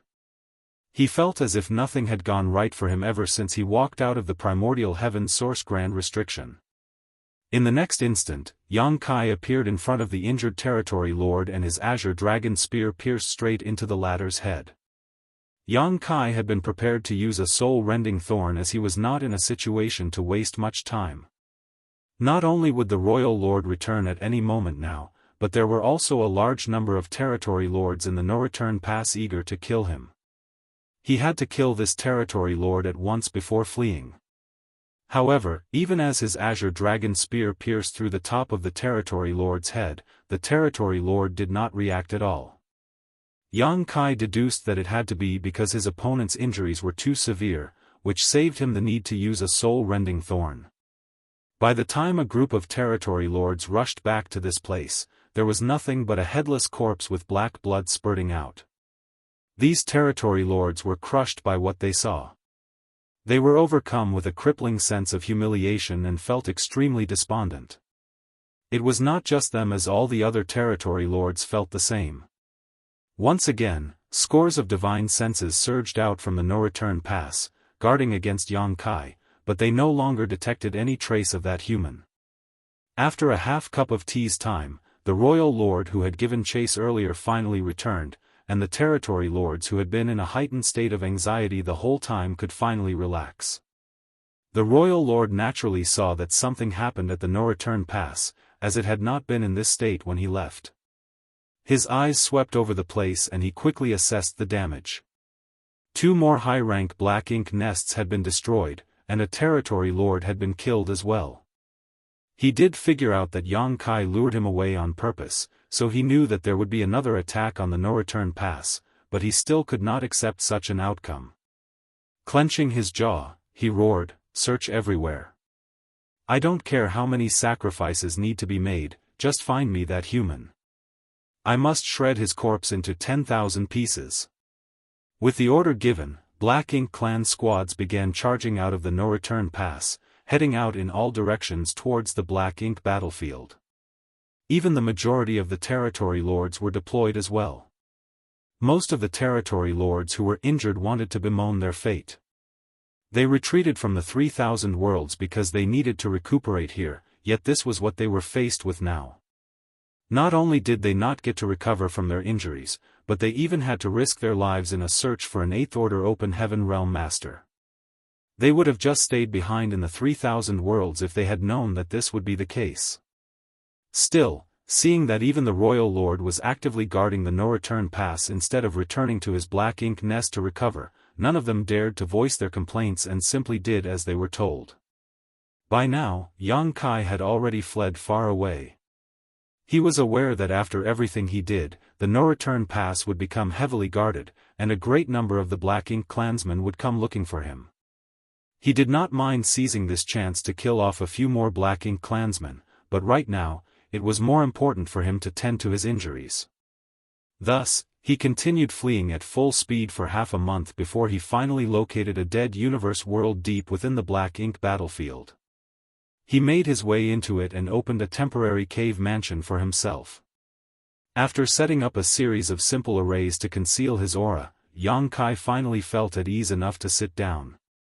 Even though Yang Kai sorely wished to destroy every single one of the high-rank Black Ink nests, he knew that was not a very realistic thought, unless he could somehow become a 9th Order Open Heaven Realm Master.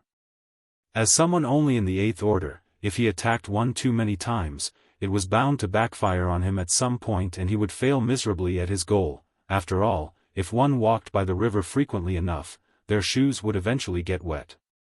His first strike had been the most rewarding as the Black Ink clan had been taken by surprise. All in all, Yang Kai had destroyed 5 high-rank Black Ink nests and killed 2 innate territory lords, so he was pretty satisfied with the results of his efforts. It would not be this easy for him to launch another attack. In fact, Yang Kai could not even be certain whether or not he would have the chance to take action again. Martial Peak, Chapter 55-10, Who Did It? It was not something that Yang Kai cared all that much about, though. While it would be good if he had the chance to strike again, he could simply return to the 3,000 worlds if he did not. After all, he had the secret void corridor, which had served him well the past few years. What he needed to do now was focus on his recovery. As Yang Kai lay low, the Black Ink clan went on a frenzied search for him all across the Black Ink battlefield, but in the end, they failed to find any trace of him. The Royal Lord was filled with pent-up fury and frustration. He had full knowledge of an enemy who was eyeing the no-return pass, and he knew full well that this enemy of his was not his equal in battle, but he could not find where this enemy was hiding, pushing him into a constant state of simmering rage.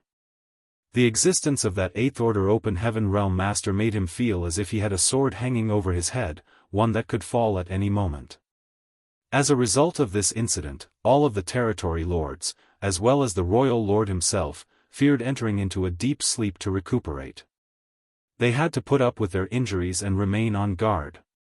6 months after Yang Kai destroyed 5 high-rank black ink nests, the human race army's supreme headquarters, in a great territory which connected to the star boundary, had compiled reports from various great territories. This particular great territory previously did not even have a name of its own on the universe chart and was simply identified with the code E39. Numerous great territories like this one existed among the 3,000 worlds. These nameless great territories were usually those where the martial Tao had not matured much or did not possess any resources worth exploiting. Even though they were often home to several universe worlds, the cultivators in those places could not free themselves from the shackles of their universe worlds and venture out into the outer universe. Some of these great territories were even completely uninhabited. This had been the case for the great territory where the star boundary was, but due to the star boundary's soaring fame, along with the fact that the most powerful sect in the star boundary was High Heaven Palace, the great territory was at one point renamed High Heaven Territory.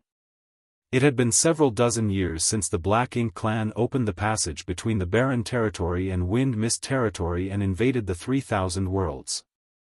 The human race army had retreated from Barren Territory under the orders of Xiao and Wuxia, the 2 surviving Ninth-Order Old Ancestors.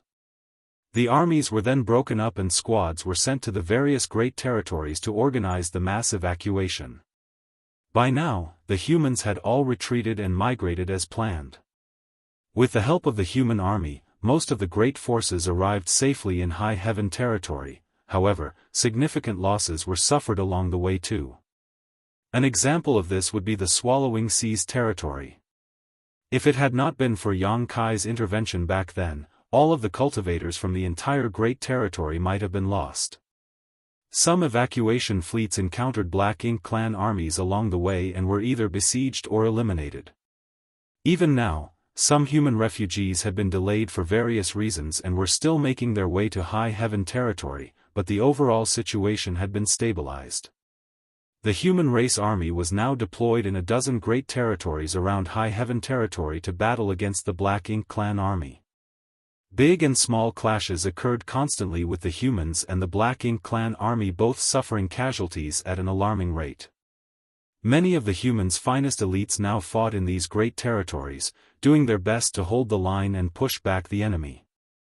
Since Territory E30 neighbored the star boundary and was the only way into High Heaven Territory from the wider 3,000 worlds, the human race army turned it into their final stronghold in the war against the Black Ink clan. Thus, the Army's supreme headquarters was set up in one of the universe worlds in this great territory.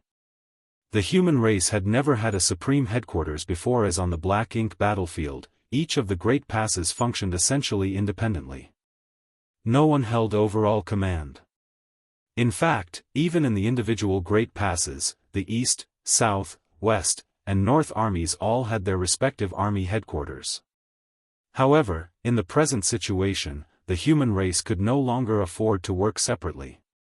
They had to establish a place where the entire strategic situation could be overseen and general orders could be issued. This was how the Supreme Headquarters came to be.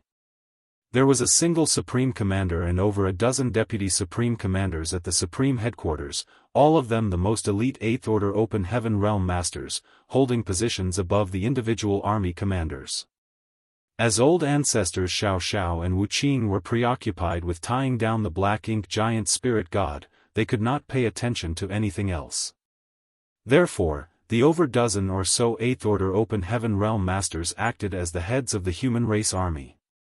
The strategies to be used in the fight against the Black Ink clan, the changes to the defense lines, the assignment of the soldiers, everything was coordinated through the Supreme Headquarters. Xianxia, originally the army commander of the Great Evolution Army's Eastern Army, was now a Deputy Supreme Commander, and Mi Jingluan had assumed the role of Supreme Commander. On this particular day, the dozen or so Eighth Order Open Heaven Realm Masters had gathered to discuss the current state of the war. After a lengthy discussion, they came up with a new set of plans to implement. Xianxia glanced around at everyone. If there's nothing else, then we can adjourn now. These Eighth Order Open Heaven Realm Masters did not just remain in this place.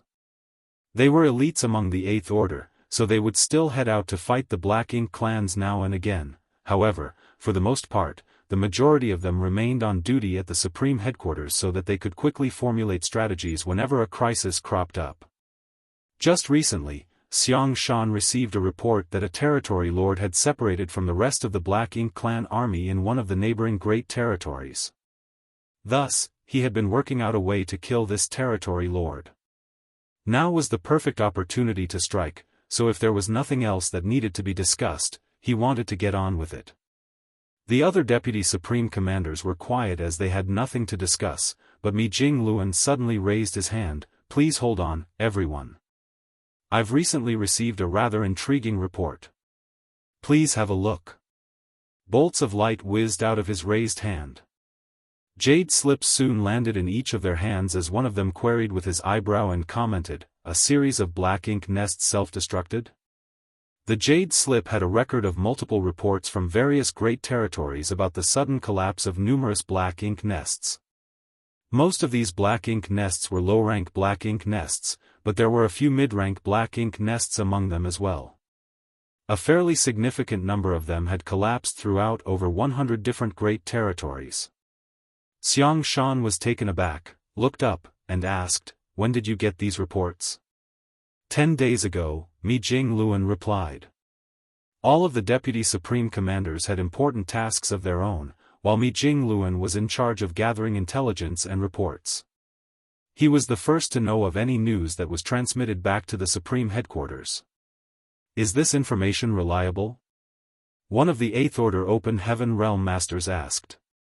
Mi Jingluan nodded, Some of these incidents were spotted by hunters roaming through the great territories under the Black Ink clan's control, while some were even discovered from the dozen frontline great territories.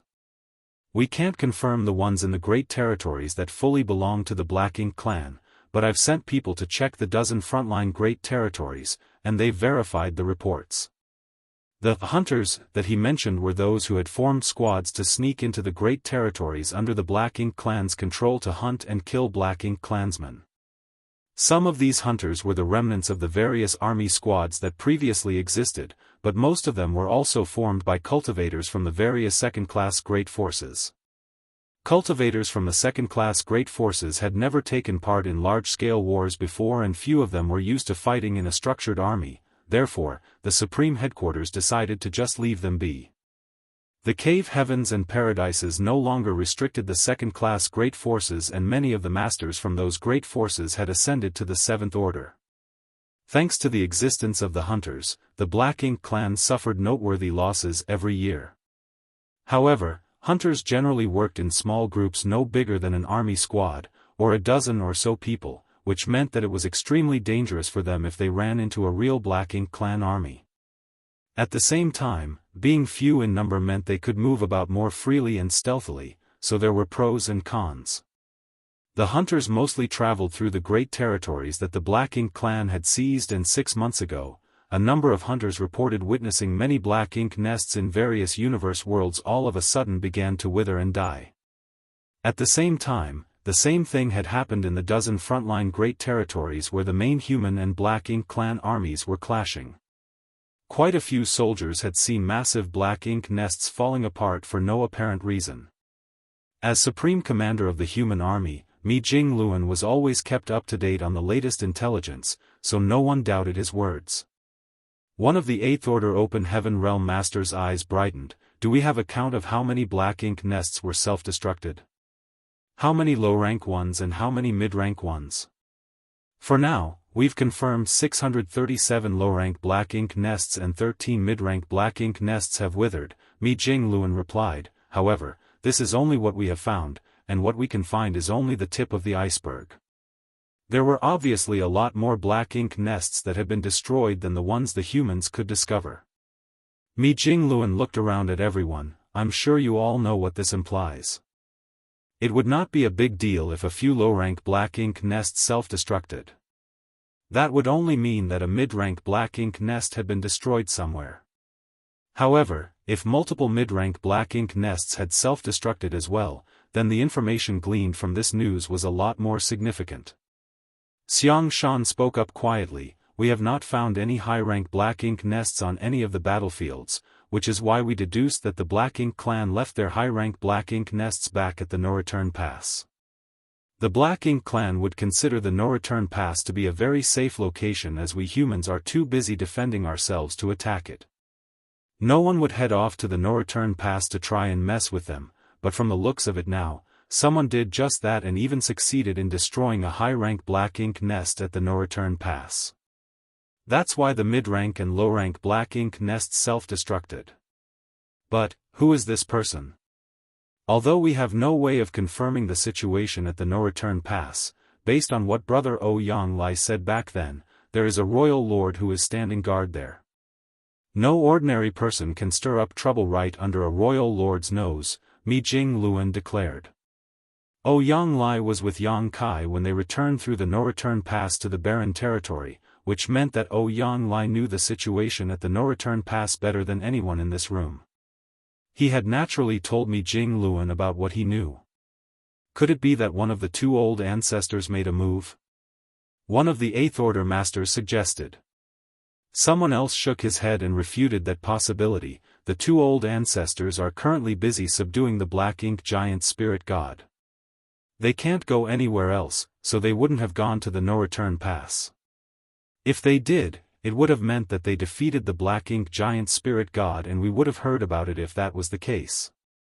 The crowd continued making various guesses, but they had no way of verifying any of them. Based on the reports they had, they could only figure out that at least one high-rank black ink nest at the no-return pass must have been destroyed. That would explain why many mid-rank black ink nests and low-rank black ink nests self-destructed. That being said, they had no way of knowing who did this or even if it was just one person or a whole team of people. All of a sudden, Xianxia looked over at Mi Jingluan. Their eyes met and they could easily tell what the other was thinking. Could it be that brat's doing? They could not think of anyone who could accomplish such a feat, but if it was that brat, then perhaps it might be possible. Immediately, one of the Eighth Order Open Heaven Realm Masters asked, Brother Xiang, who is this brat you speak of? Who do you believe is capable of doing this? Martial Peak, Chapter 55:11, Wreaking Havoc one last time.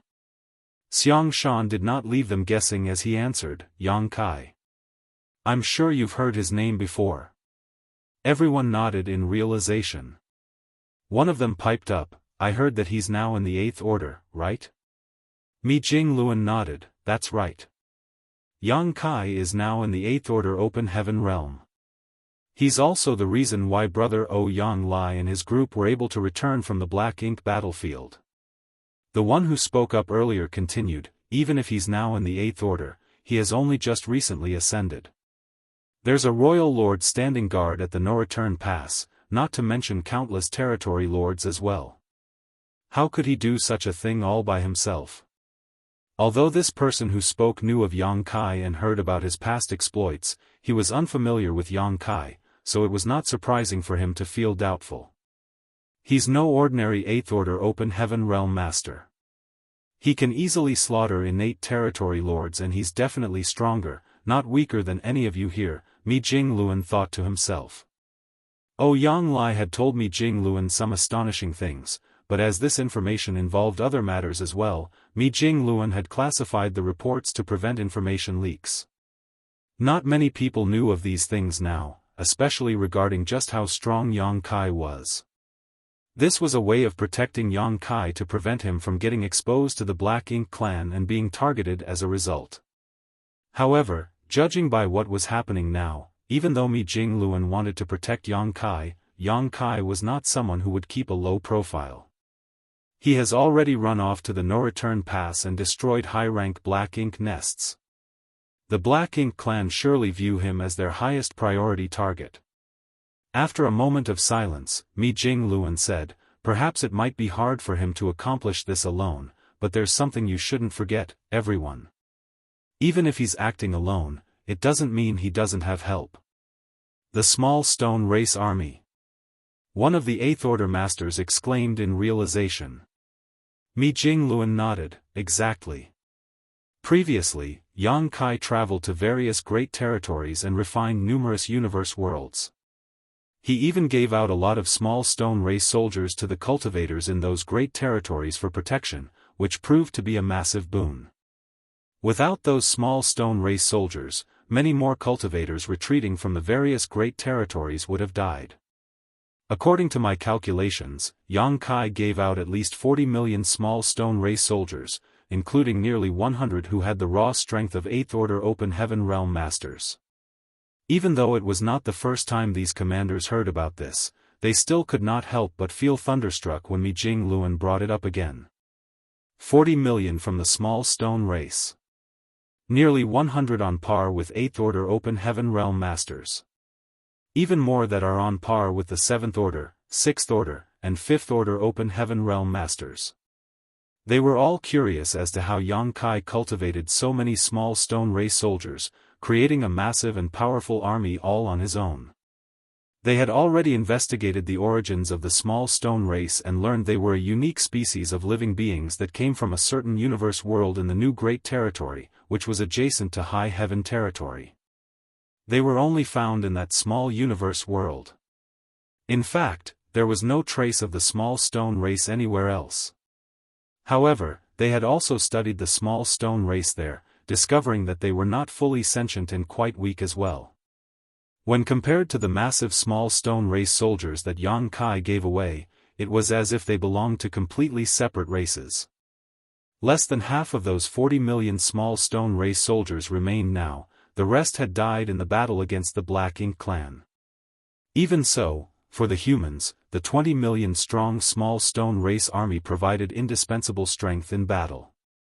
This was especially the case because the small stone race was not susceptible to the corruption of Black Ink strength. When in battle, they fought valiantly with no fear of death. These characteristics greatly benefited the human army in battle against the Black Ink clan. As of now, the small stone race had made a name for itself across all the various battlefields, and the humans had also found a way to control and command them. While this method had not been perfected yet, it was still a lot better than before. It was no longer the same as the way it was last time when people would simply summon small stone race soldiers and have them freely battle the enemy. Under the original circumstances, once these released small stone soldiers killed off all the Black Ink clansmen, if they were not collected quickly, they would begin fighting among themselves or simply run away, which made things rather awkward. The human race's failure to command the small stone race partly contributed to the 40 million strong small stone race army's heavy casualties. Once the humans figured out how to control them though, the loss rate decreased significantly. Since Yang Kai could give away 40 million of them, it meant that he still had some on hand. Given his abilities, and with the help of a large number of small stone race soldiers, it was not necessarily impossible for him to destroy a few high-rank Black Ink nests at the no-return pass. Right now, the humans had only barely managed to set up a defense perimeter. They drew in all the forces they had and focused on the fight against the Black Ink clan on a dozen different battlefields, but they could only defend themselves, not having sufficient leeway to launch a counterattack. However, Yang Kai was able to wreak havoc at the no-return pass all by himself. When comparing themselves to him, these veteran Eighth Order Open Heaven Realm Masters felt somewhat embarrassed. What a shame! Someone sighed. It was a shame that Yang Kai had become a Fifth Order Master back then. Even though he consumed a mid-rank world fruit, increasing his innate limit to the Eighth Order, that was still his limit. It would be hard for him to become a Ninth Order Open Heaven Realm Master. There was no sign of the universe furnace, and no one knew when it would show up.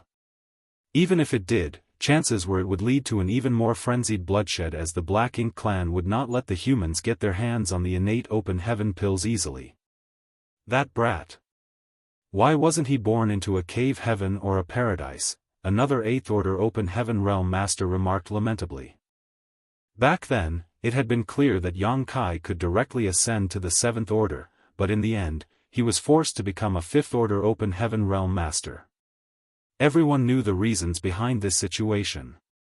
From the looks of it now, the attempt to suppress him back then was a grave mistake, but when considering the cave heavens and paradise's unspoken rules, they simply had no choice. Naturally, it was also partly due to the selfish motives of certain people. Still, if Yang Kai had come from a cave heaven or a paradise, who would have tried to keep him down? Quite the contrary, they would have showered him with resources to allow him to quickly reach the 7th Order Open Heaven realm. Based on his rate of cultivation, if he had directly broken through to the 7th Order back then, he might have already reached the peak of the 8th Order by now and be set to become a 9th Order Open Heaven Realm Master in the near future. He would surely achieve great things the moment he became a 9th Order Open Heaven Realm Master. Xianxia gently rapped his knuckles on the table. There's no point looking back in hindsight now. Why did you bring this up, brother Mi? Mi Jingluan wore a serious expression as he commented, when Yang Kai was with the Great Evolution Army, I interacted with him many times. No ordinary cultivator can compare to him. He is a hero who has done many services for the human race. Without him, we wouldn't have purifying light, or purifying black ink battleships, or purifying black ink pills. Now that he's alone at the no-return pass, what I want to ask is, should we send help over to him? After a pause, Mi Jingluan added, that boy simply does not know the meaning of the word restraint, so he definitely won't stop. I'm afraid that if something happens to him, we might lose an essential talent. Help him? How are we going to do that? Furthermore, all of our front lines on the battlefield are barely holding on as it is. We can only manage to defend ourselves, so how can we pull a significant force off our lines to send over to him? An 8th Order Open Heaven Realm Master immediately refuted Mi Jingluan's idea. He was not trying to go against Mi Jingluan on purpose, just stating the reality of their situation. The human race's defense lines had shrunk to a dozen great territories, but their situation still did not look too good either. Many of the others nodded in agreement.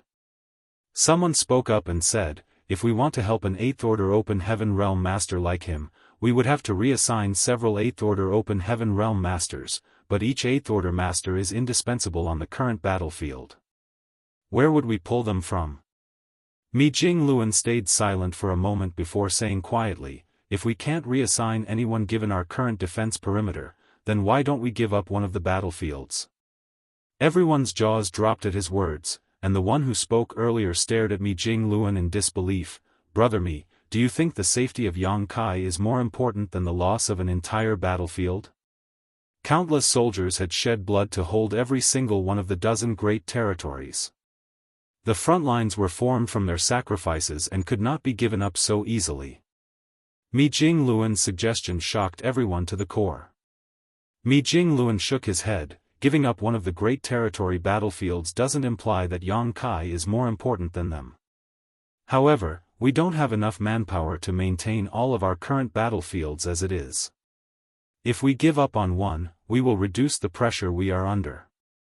Also, everyone, don't forget that Yang Kai is the only one who can use purifying light. The 8th Order Masters fell silent, and moments later, the air was filled with divine senses as they began discussing among themselves. Xianxia gave Mi Jingluan a somewhat helpless glance. This had started as an ordinary conference, but Mi Jingluan was now suggesting that they abandon one of the battlefields. This was no small issue. If they did decide to do this, it would cause a lot of disapproval and dissatisfaction. So many soldiers had died in battle, each of them someone's brother or sister from the same sect. Who among the living did not yearn to avenge these deaths? Who among them was willing to retreat? Even though they would still be heading into battle against the Black Ink clan on a different battlefield, it was not the same. If things didn't go well today, Mi Jingluan would become a target of everyone's anger and reproach. At this moment, Xianxia sorely missed the purifying light that Yang Kai had.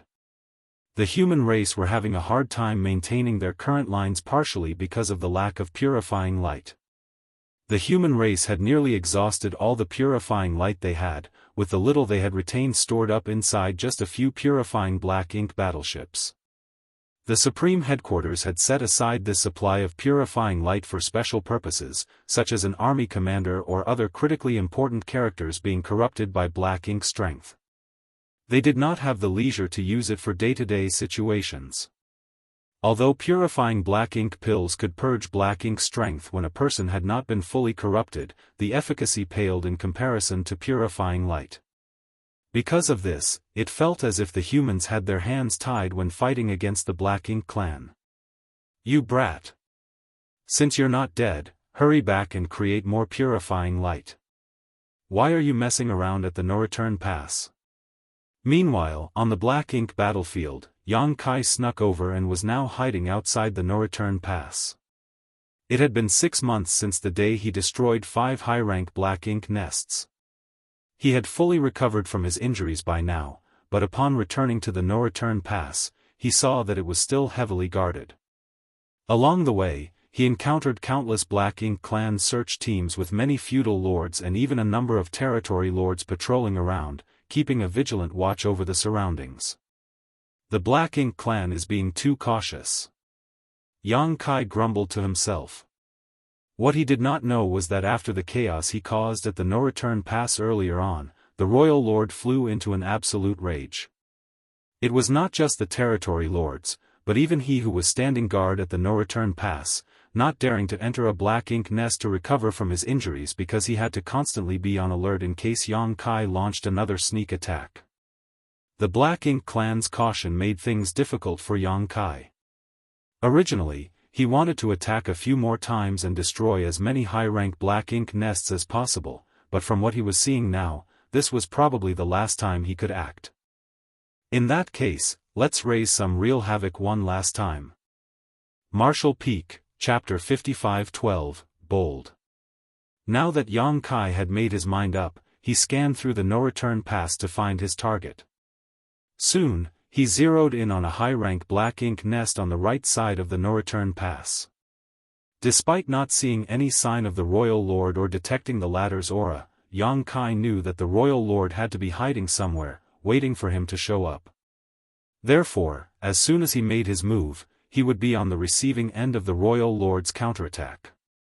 However, there was an obstacle in his path this time around. The Black Ink clan had not been on their toes when he attacked the last time. That was how he could easily destroy 2 high-rank Black Ink nests with just one strike. This time, the territory lords had spread out to guard the various Black Ink nests. No matter where Yang Kai showed up, he would immediately encounter a territory lord standing in his way. He chose the high-rank Black Ink nest on the right side of the no-return pass because the territory lord who was guarding that area looked quite worn out. Even his aura was unstable. He's heavily injured, which means he's an easy target. Most of the territory lords at the no-return pass were injured in some way or another. Yang Kai deduced that they had retreated from the battlefields in the 3,000 worlds. He did not study them closely the last time he was here, but after observing them this time, he confirmed his inference. The Black Ink clan had managed to reopen the territory gate to the barren territory, which he had sealed up back then. At the time, Yang Kai thought that he could cut off the Black Ink clan's supply lines entirely by simply blocking the portal. Later on, he realized that he had been wrong about that. The Black Ink clan had a way of reopening the sealed territory gates, but it would take some time and they would have to pay a heavy price to do so. To Yang Kai, this was not entirely bad news. Since the portal was open, it provided another escape route for him to take. If he made his way through the territory gate, the Royal Lord would not dare to chase after him quite so readily. Yang Kai did not need to test the waters with anything else. Launching a swift and direct attack was the best choice under the circumstances. With that thought in mind, Yang Kai manipulated space principles and in an instant, he was above the high-rank Black Ink nest, and with a forceful thrust of the Azure Dragon Spear, he stabbed right at the territory lord who was standing guard here. Yang Kai also immediately used a soul-rending thorn for good measure. Soul-rending thorns were incredibly effective against the heavily injured territory lords around the no-return pass, as Yang Kai had found when he had a taste of the sweet victory the last time he was here, so he was not stingy this time. All he had to do was sacrifice a small piece of his soul, which was something he could bear. This territory lord was unlucky. An 8th Order Open Heaven Realm Master had severely injured him when he was on the front lines of the war, thus, he had no choice but to retreat to the no-return pass to recuperate. However, after only getting to rest for a few days, Yang Kai had rushed in and raised hell. The Royal Lord had given the order, and this territory lord no longer had the chance to recuperate. He had to keep watch over the area assigned to him in case that 8th Order Open Heaven Realm Master launched another attack. Half a year had passed, and after seeing no signs of the human, this territory lord had become less vigilant. Furthermore, he was quite severely injured. At this moment, he was refining the black ink strength that drifted out from the black ink nest to slowly tend to his injuries. It was not particularly effective, but it was better than nothing. When space rippled around him and Yang Kai's spear came crashing down, the territory lord could not react immediately, as his injury-laden body numbed his ability to sense danger. The next instant, it felt as if a needle had pierced into his head, and an agonizing pain coursed through his whole body, causing him to shudder violently and almost knocked him unconscious. The sharp spear grew increasingly larger in his vision as the territory lord wanted to defend himself, but try as he might, he could not draw upon his black ink strength. He had to watch as the spear pierced right through his skull. Yang Kai hit his mark with just one strike, and the formidable power behind his blow did not dissipate as it flew out and annihilated the high-rank black ink nest below. Another kill. At the same time, the territory lords who were standing guard nearby jumped into action. They charged towards Yang Kai from all directions, and the royal lord's enormous figure burst forth from within the no-return pass as well, a cold and menacing expression filling his face. He had underestimated this human's boldness and recklessness. Initially, he thought that the human would have to stay in hiding for several years, if not longer, but who would have known that he would show up again just 6 months? Thankfully, he did not let his guard down and thus detected Yang Kai as soon as he showed up. Unfortunately, even though the royal lord reacted quickly, he was not in time to save that territory lord. Yang Kai had killed another territory lord in the blink of an eye. However, the royal lord was not too affected by this. He considered the loss of a single territory lord and a high-rank black ink nest the price they had to pay in order to kill this pesky human right here, right now. No 8th Order Open Heaven Realm Master could escape with his life in a situation like this when a group of territory lords and a royal lord had him surrounded. The royal lord had also learned from his previous mistake and channeled much of his energy into disrupting the local space to prevent Yang Kai from escaping by using space principles. However, Yang Kai did not intend to escape this time. After destroying the black ink nest, he turned around and rushed deeper into the no-return pass, as if he wanted to have a showdown against the royal lord. The territory lords who were moving to encircle him were dumbfounded, wondering if this human had a death wish. Just as the territory lords were about to celebrate, they saw their closest fellow territory lord to Yang Kai howl in agony as he stumbled unsteadily. Yang Kai quickened his pace, and in a flash, he broke through their encirclement. Yet another soul-rending thorn had been used, but Yang Kai did not have the time to kill the second territory lord. Between killing these heavily injured territory lords and destroying high-rank black ink nests, Yang Kai preferred doing the latter. Once he broke out of their siege, Yang Kai raised his spear, and in a burst of light, yet another high-rank black ink nest turned to dust. Bold human! The royal lord who was charging over roared in fury. If he included what happened 6 months ago, there were now a total of 7 high-rank black ink nests that had been destroyed and 3 territory lords who were killed by this single human, and all of this happened right under his nose, which made him feel deeply humiliated.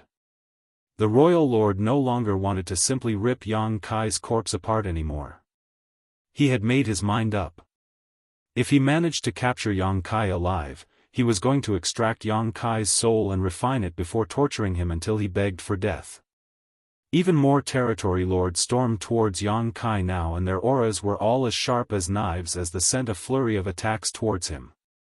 The entirety of the no-return pass was in a frenzy, as if someone had dropped cold water into a boiling pot of oil. Even though a royal lord was charging over, Yang Kai's expression was still perfectly calm and tranquil. All of a sudden, he put away his azure dragon spear, and with a wave his hands, 2 small stone race armies of over 1,000,000 each appeared, one bearing the symbol of the great sun, and the other the symbol of the great moon. The sudden appearance of so many small stone race soldiers startled the Black Ink clansmen, but soon, some of the territory lords recognized these strange beings. On the current battlefields, these beings fought against the Black Ink clan under the command of the humans. They did not fear being corrupted by Black Ink's strength, nor were they afraid of death. As a result, the Black Ink clan suffered significant losses at their hands. That being said, what could these dregs do when faced with so many territory lords and even a royal lord? No matter how large their numbers were, these strange stone men were no better than ants. Under Yang Kai's command, the 2 small stone race armies charged towards the royal lord. However, as soon as they came into contact with his aura, they were ground to dust. Countless of them turned into rock fragments, as the royal lord was simply too powerful for the small stone race soldiers to even get close. Still, numbering 2,000,000 in total, there were enough to swiftly bury the royal lord in bodies. At the same time, Yang Kai found himself completely surrounded by the territory lords who came at him from all sides. One of the territory lords tried to land a deadly blow immediately, and the concentrated Black Ink strength turned into divine abilities that charged straight at Yang Kai. Even a 9th Order Open Heaven Realm Master would not fare well if struck by such a ferocious attack, let alone an 8th Order Master. However, it was as if Yang Kai did not see the attack coming at all, as he simply stretched out his hands. The great sun and great moon marks on the backs of his hands started to burn before they lit up in conjunction with the 2 small stone race armies. The next instant, incredibly pure and concentrated great sun and great moon energy were drawn out and swiftly combined to form the purest light imaginable. The royal lord, who was surrounded by the small stone race, immediately had a bad premonition. The territory lords who surrounded Yang Kai also felt greatly disconcerted for no apparent reason. A tiny sun that looked just like the real sun suddenly exploded outwards with pure, dazzling white light illuminating the entire no-return pass. For a moment, several tens of millions of kilometers of the void seemed to glow with unimaginable white radiance. Countless lower-ranked Black Ink clansmen simply vanished under the intense light. Even most of the divine abilities and secret techniques, which were formed from Black Ink's strength that came charging towards Yang Kai, disappeared without a trace, leaving just a few dregs to hit Yang Kai, causing him to stagger slightly. The territory lords all howled in pain as they felt their bodies being bathed in the most toxic poison in existence. Black Ink's strength sizzled as it flooded out of their bodies. The blinding light lasted for 10 breaths before it slowly faded away. However, by the time the dust settled, the casualties suffered by Black Ink clan both within and outside the no-return pass had climbed to an uncountable height. Many new Black Ink clansmen had been born in the great passes nearest to where the light had shone, but now, not even a tenth of them remained. Although things were a little better on the universe fragments and great passes that were further out, there were still significant losses there. Only the Black Ink clan masters who were on the outskirts of the great passes were less affected. The aura of over a dozen of the territory lords who were nearest to Yang Kai plummeted, dropping down to the level of feudal lords in one fell swoop, damaging their foundations permanently and sending their minds and souls into disarray. The royal lord, whom the 2 small stone race armies had completely surrounded, was equally stunned and shocked by what just transpired. The 2 1,000,000-strong small stone race armies had all turned into shattered rocks, obscuring the royal lord's disheveled figure. He had been at the center of that explosion of purifying light, so he had naturally suffered the most. Even though he was a royal lord, his aura had been thrown into utter chaos. He knew about the existence of purifying light, but never thought that someone could unleash such a massive amount of it all at once.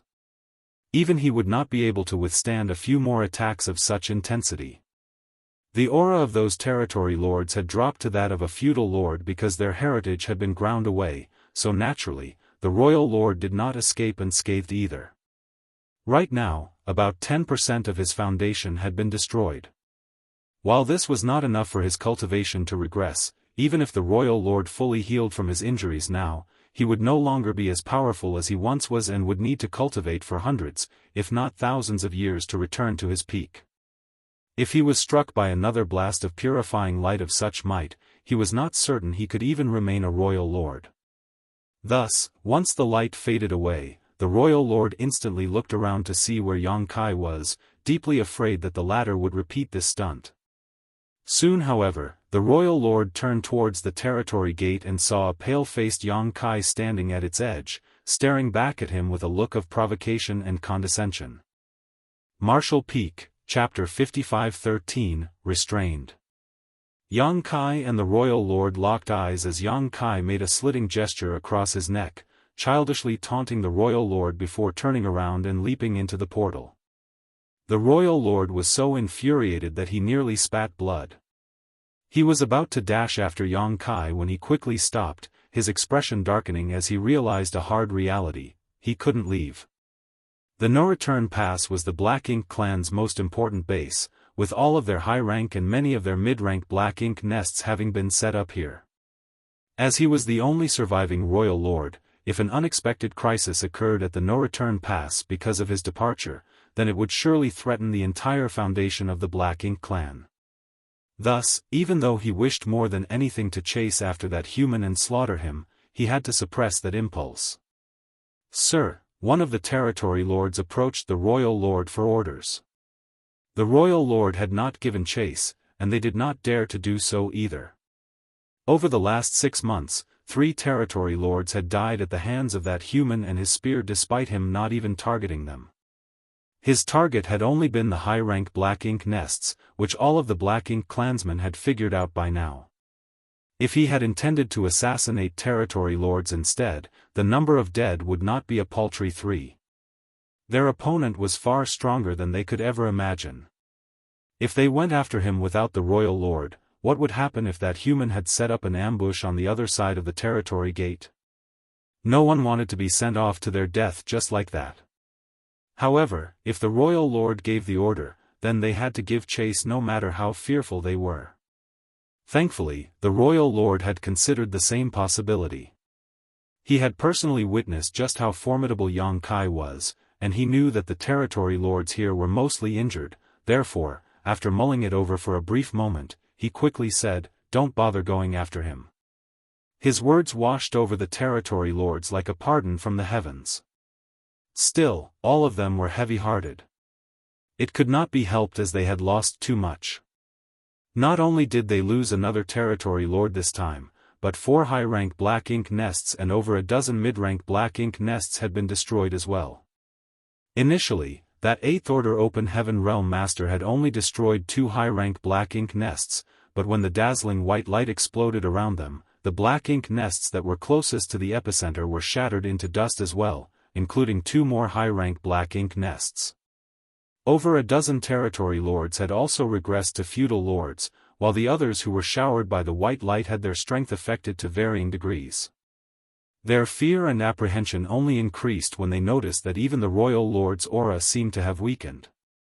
6 months ago, that human appeared out of the blue, destroyed 5 high-rank Black Ink nests, and killed 2 territory lords. Although he only destroyed 4 high-rank Black Ink nests and killed 1 territory lord this time, the total losses were actually more severe. And these losses did not even take into account the lower-ranked Black Ink clansmen, who were immediately vaporized when that burst of purifying light hit them. All of the Black Ink clansmen had one question in mind. What was that light and why did it have such a horrifying effect on the Black Ink clan? All they saw was the humans summoning 2 small stone race armies, and then everything went white, literally. Now, the small stone race armies had turned into shattered rock and no longer existed. While the territory lords were caught up in their uneasy thoughts, Yang Kai was already waiting on the other side of the territory gate, but to his dismay, no one came after him, even though he waited for quite some time. Once he was certain that the Black Ink clan dared not come after him, he casually sealed the portal again. Although the Black Ink clan had the means to reopen the territory gate, it would take them significant time and effort to do so. Yang Kai was more than happy to make things a little more difficult for his enemy. After taking stock of the outcome, Yang Kai felt fairly satisfied. The only thing he felt bad about was the loss of 2 million small stone race soldiers. Still, this couldn't be helped. There was no way he could avoid making sacrifices if he wanted to oppose a royal lord. The only thing he could do now to face off against a royal lord was to use a large number of small stone races to set off a massive explosion of purifying light. Even the Sun and Moon Divine Will could not compare to this in terms of effectiveness. The Sun and Moon Divine Will was Yang Kai's most powerful secret technique, but it did not have the special characteristic of being able to directly counter the Black Ink clan. Once the portal was sealed up once more, Yang Kai exhaled lightly. He achieved a lot in this risky gambit of his, and suffered significant injuries in the process as, at the last moment, he had to focus on igniting the Great Sun and Great Moon strengths inside the small stone race soldiers, disallowing him to block the attacks from the various territory lords. While most of the attacks were significantly weakened or blocked entirely by the wave of purifying light, with so many territory lords attacking him at once, some of them inevitably hit their mark. However, none of the attacks had been deadly, so Yang Kai simply checked over himself a little without bothering to spend time recuperating. He then turned around and flew in a different direction where he sensed devastating shockwaves emanating from. The last time Yang Kai was in the barren territory, the Black Ink clan and the human race were engaged in a fearsome battle that turned the entire great territory into a battlefield. Now, all that remained were the scars left from that battle. As he made his way forward, he saw far too many scattered remains belonging to both the humans and the Black Ink clan. There were also lots of wreckage from humans' warships, as well as tufts of black ink clouds of varying sizes. The shockwaves would burst forth in irregular intervals, but each time they did, it seemed like the entire barren territory trembled. The closer Yang Kai got to the source, the clearer he could sense what was causing it. At last, Yang Kai stopped and stared into the distance as two enormous figures reflected in his eyes.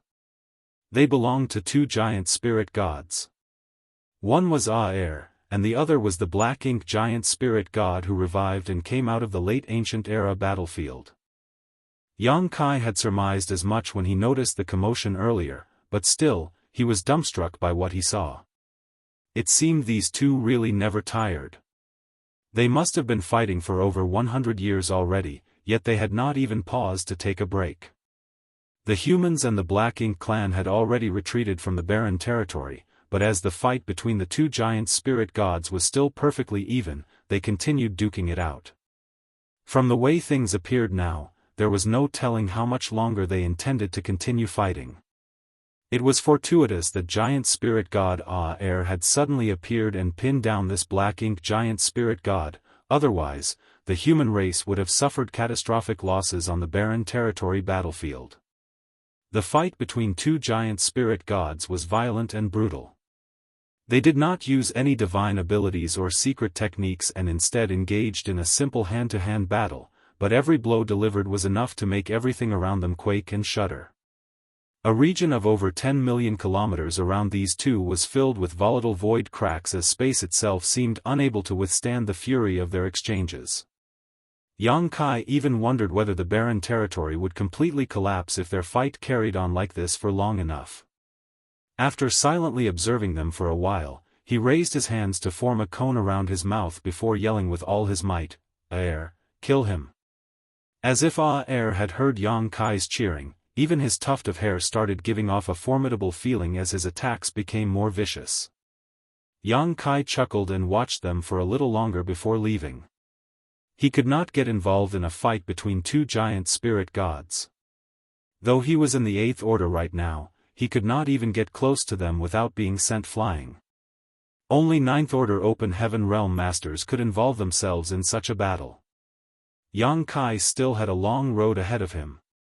Half a day later, he arrived at a different part of the void. The place here was dark and covered in black ink strength, but strangely, the black ink strength did not scatter or move at all. It was completely concentrated together. The second black ink giant spirit god is standing guard here. This black ink giant spirit god was the one that Luan and his companion had revived back in the divine spirit ancestral land. At this moment, the black ink giant spirit god was sitting cross-legged in the void. His towering figure looked like a mountain, and in front of it was the passage that led from the barren territory to Wind Mist territory. The Black Ink clan army had used this breach to invade the broader 3,000 worlds. One could even say that this place was the starting point that led to everything that happened later in the 3,000 worlds. When the portal had not been fully opened yet, Yang Kai had rushed to Wind Mist territory in time and tried to stop it, but the Black Ink giant spirit god rushed from the shattered heaven to the barren territory and forced his arm right through the half-open portal, managing to open up the territory gate. Even now, his arm was still stuck in the same position. It was not what this Black Ink giant spirit god wanted to be stuck here, it was simply that he could not move. Yang Kai looked over and saw abstruse runes that appeared and disappeared along half of that Black Ink giant spirit god's arm, which was thrust through the boundary wall. These abstruse runes were crawling around like snakes to form a large chain that locked it in place. Yang Kai detected a familiar aura from those runes. After calming his mind and focusing for a moment, it soon dawned on Yang Kai that it was old ancestor Xiao Xiao's aura. It was not just old ancestor Xiao Xiao that he detected either. There was another person's aura which was almost as powerful as old ancestor Xiao Xiao's. Wuxia. Yang Kai's brow rose slightly. The humans only had 2 Ninth Order old ancestors left. One was old ancestor Xiao Xiao and the other was Wuxia. This meant that the 2 Ninth Order old ancestors were currently in Wind Mine territory and had used some sort of secret technique to restrain the Black Ink giant spirit god here. Naturally, these two were no match in a battle against a Black Ink giant spirit god, but Xiao Xiao and Wuxia had chosen the best opportunity to make their move. Back then, the two of them had commanded the human race army to withdraw from the barren territory before making a few arrangements and then immediately rushing over to Wind Mist territory.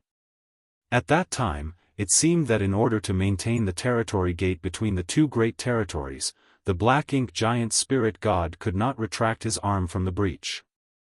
The 2 Ninth Order old ancestors arrived at Wind Mist territory before the Black Ink clan army had fully moved out and then worked together to attach this chain-like secret technique to the Black Ink giant spirit god's arm. The Black Ink giant spirit god could have chosen to sacrifice his arm to free himself from these shackles, but he would lose a lot of his strength if he did so, and he was unwilling to do that. Therefore, for the past few decades, he had been engaging in a silent battle of patience with the 2 Ninth Order old ancestors. The Black Ink giant spirit god sensed Yang Kai's arrival and was secretly shocked by the fact that the latter was still alive. At the time, a royal lord had specifically left the barren territory to hunt Yang Kai down, yet here Yang Kai was, alive and well. If Yang Kai was alive though, then the fate of that royal lord was evident. However, the Black Ink giant spirit god showed no inclination of paying any attention to Yang Kai, as most of his focus was on trying to outwit the 2 Ninth Order old ancestors. Simply put, he felt no need to spare a puny ant like Yang Kai any mind.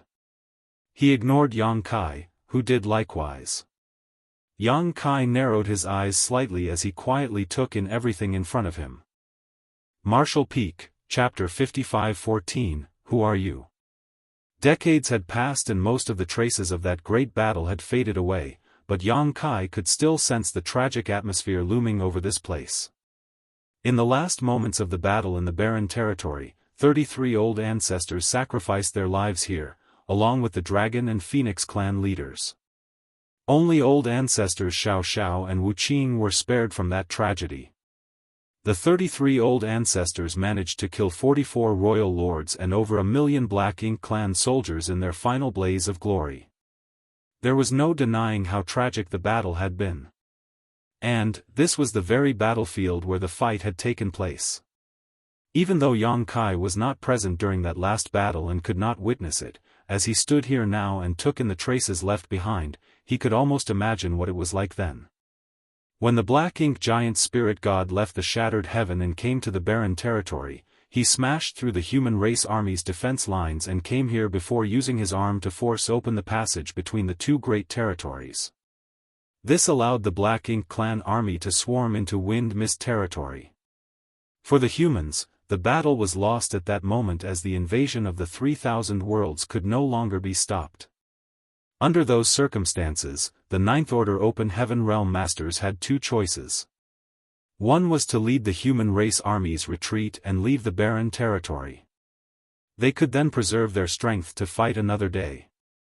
They were the most powerful of all the human race masters, and if they chose not to engage in battle, the Black Ink clan could not do anything to them.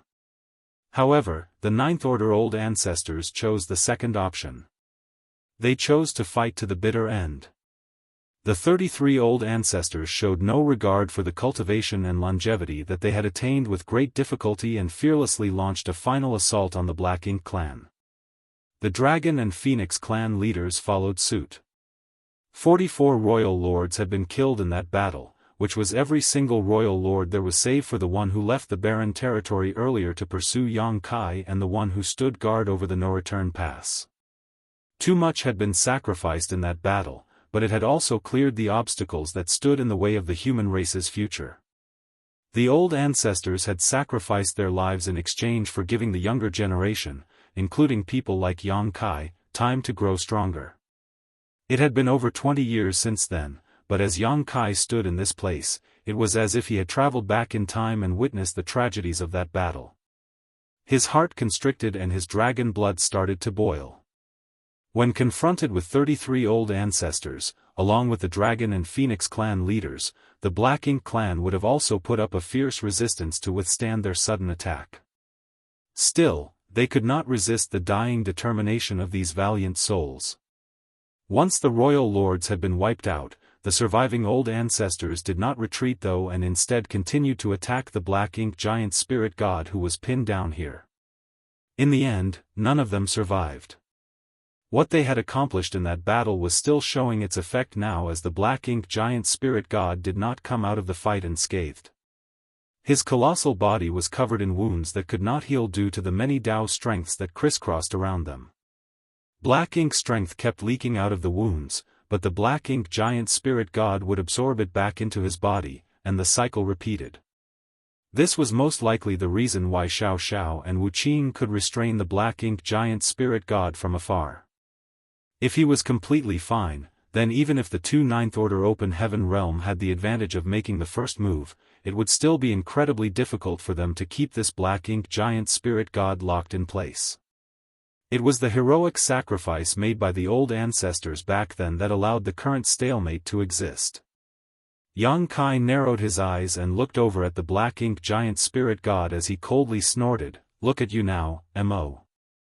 Every Black Ink giant spirit god was one of Mo's soul clones, but because Mo was so powerful and was already in the creation realm, his soul clones were also powerful beyond comparison. Mo could not be bothered to trifle with Yang Kai. He ran into this human boy when he awakened in the divine spirit ancestral land and knew that while he was a weakling, he was incredibly proficient when it came to escaping. It was not as if he did not want to kill this human back then, but the latter did not give him the chance to act. It was even more impossible for him to kill this human now that it was restrained and could not move. Thus, Mo did not wish to respond to Yang Kai's taunting. What it needed to do now was to build up its energy and break free from the two old ancestors. Once it regained its freedom, no one in all of the 3,000 worlds could stop it. However, what Yang Kai said next would put an end to Mo's silence. Mo, I just came back from Primordial Heaven Source Grand Restriction after bringing someone over there. Who do you think it was? Yang Kai asked with a chuckle. Mo finally glanced at Yang Kai before answering coolly, "It makes no difference who you sent over there. Mu's trump card has already been used and Tsang is dead. When my true body awakens, the primordial heaven's source grand restriction will easily crumble apart. Yang Kai slowly shook his head. Don't be so sure about that. Since I sent that person over, it means I'm confident about this. After all, that person is an old friend of yours. Mo's expression changed for a moment, but it soon snorted, "Stop trying to scare me. All of this Supreme One's old friends died long ago. Since a soul clone like you knows that Mu's trump card has been used, then you should also know that Senior Tsang left me something before he died. You've lived since ancient times, so you must be very knowledgeable. Why don't you try guessing what it was? Why did Senior Tsang pass it to me just before he died?" Yang Kai slowly said. Mo stayed silent. Yang Kai continued, "How many years will it take before your true body awakens? A few thousand years? Over 10,000 years? What Mu left behind must have been quite powerful, right?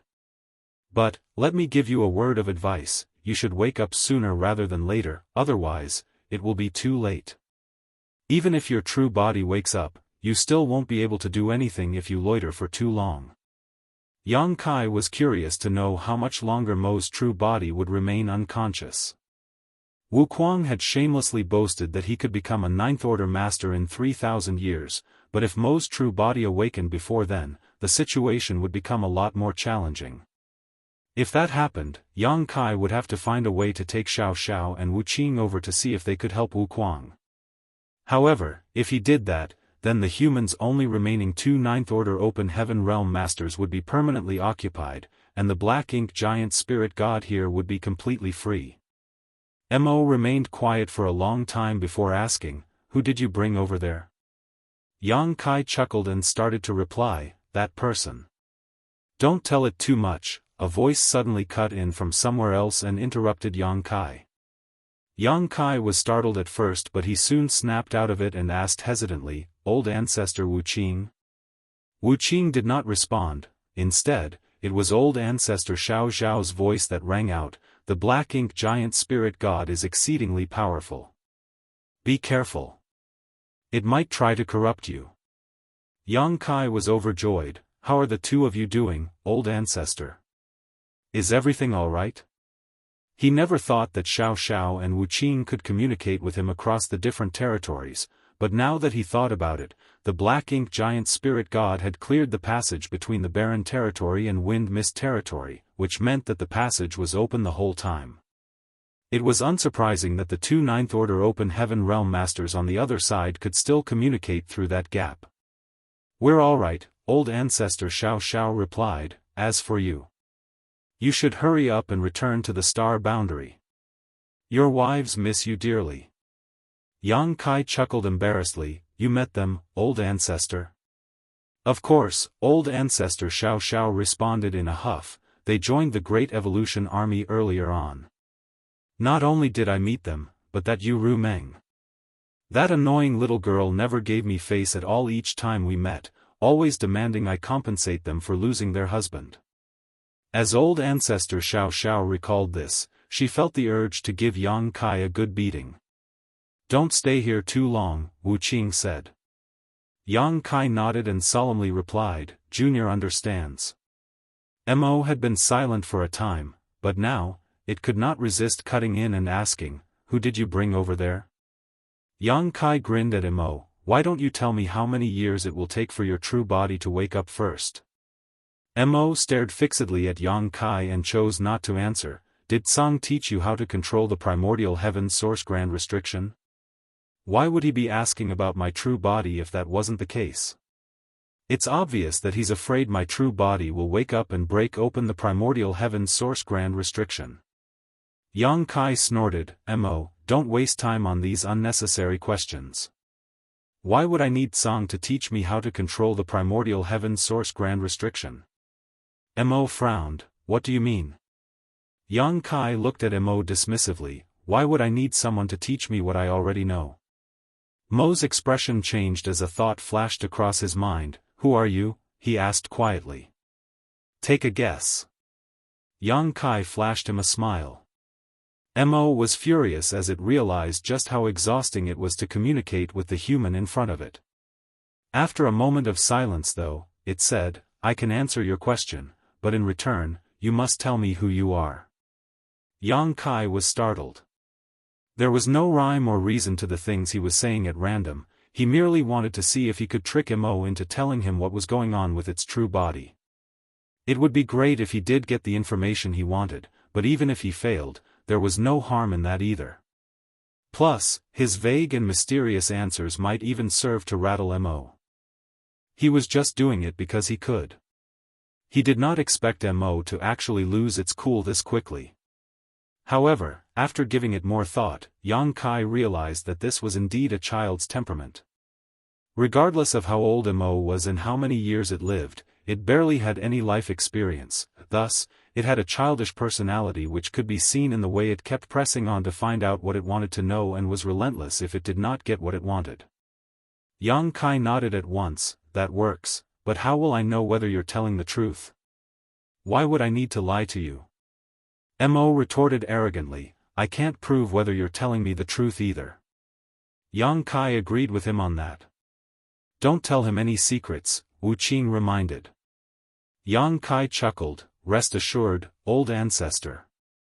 I know what I'm doing. Wu Qing hummed in acknowledgement and did not say anything else.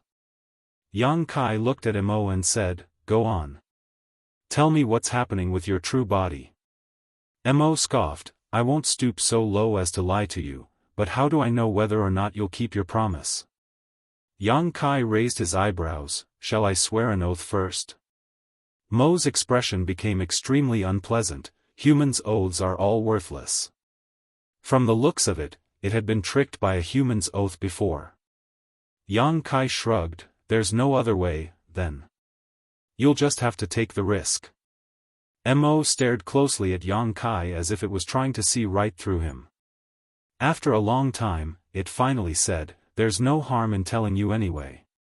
My true body will awaken sometime between 2,000 and 5,000 years from now. Yang Kai frowned, that's such a wide time frame. The answer was of no help at all. If Mo's true body awakened in 2,000 years, then Wuquang would definitely not be able to become a ninth-order open heaven realm master, but 5,000 would be ample time. Mo shook his head and said, I'm just a soul clone of my true body and can only make speculations regarding what's happening. How can I be sure of anything? However, my true body created 3 soul clones and was affected by the trump card Mu left behind, so it won't be waking up anytime soon. Martial Peak, Chapter 55-15, Profound Nether Territory. Even though Mo had reached the creation realm, splitting off 3 soul clones were still immensely taxing on it. Furthermore, it was also affected by the trump card Mu had left behind back then and thus fell into a deep slumber. 2,000 to 5,000 years. Yang Kai silently pondered to himself. 2,000 years from now, he would have to make regular trips to the primordial heaven source grand restriction to check on the situation as Wuquang had no way of getting the word out if something happened there. As Yang Kai was deep in thought, Mo grew impatient and started urging, it's your turn. Yang Kai chuckled and did not speak, however, with a quick flash of a certain secret technique, large amounts of pure black ink strength poured out of Mo's wound, which Yang Kai then absorbed and refined. Mo's expression hardened, sure. It's you. The heaven-devouring battle law was unique, so it went without saying that Mo recognized it at once. What's more, there was only one person in this world who could use the heaven-devouring battle law, the one who created it. Yang Kai stopped using the heaven-devouring battle law almost immediately, a faint smile lingering on his face as he remained quiet. He noticed that Mo seemed to fear sure, and after giving it some thought, it made sense to him. The heaven-devouring battle law could refine anything, including black ink strength, which made things difficult for Mo too. As it was, Shure's efforts back then greatly contributed to the reason why the primordial heaven source grand restriction managed to restrict Mo all these years. He kept devouring black ink strength and refining it to weaken Mo. Among Tsang and the others, Mo showed the most respect to Mu, but the one it was most afraid of was Shure. I can't believe you're still alive, Mo stared at Yang Kai incredulously. Yang Kai remained silent with a faint smile on his face.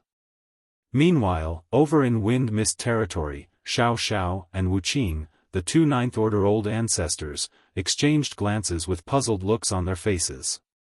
They knew about the situation in the barren territory, but they had no idea what the black ink giant spirit god was prattling about.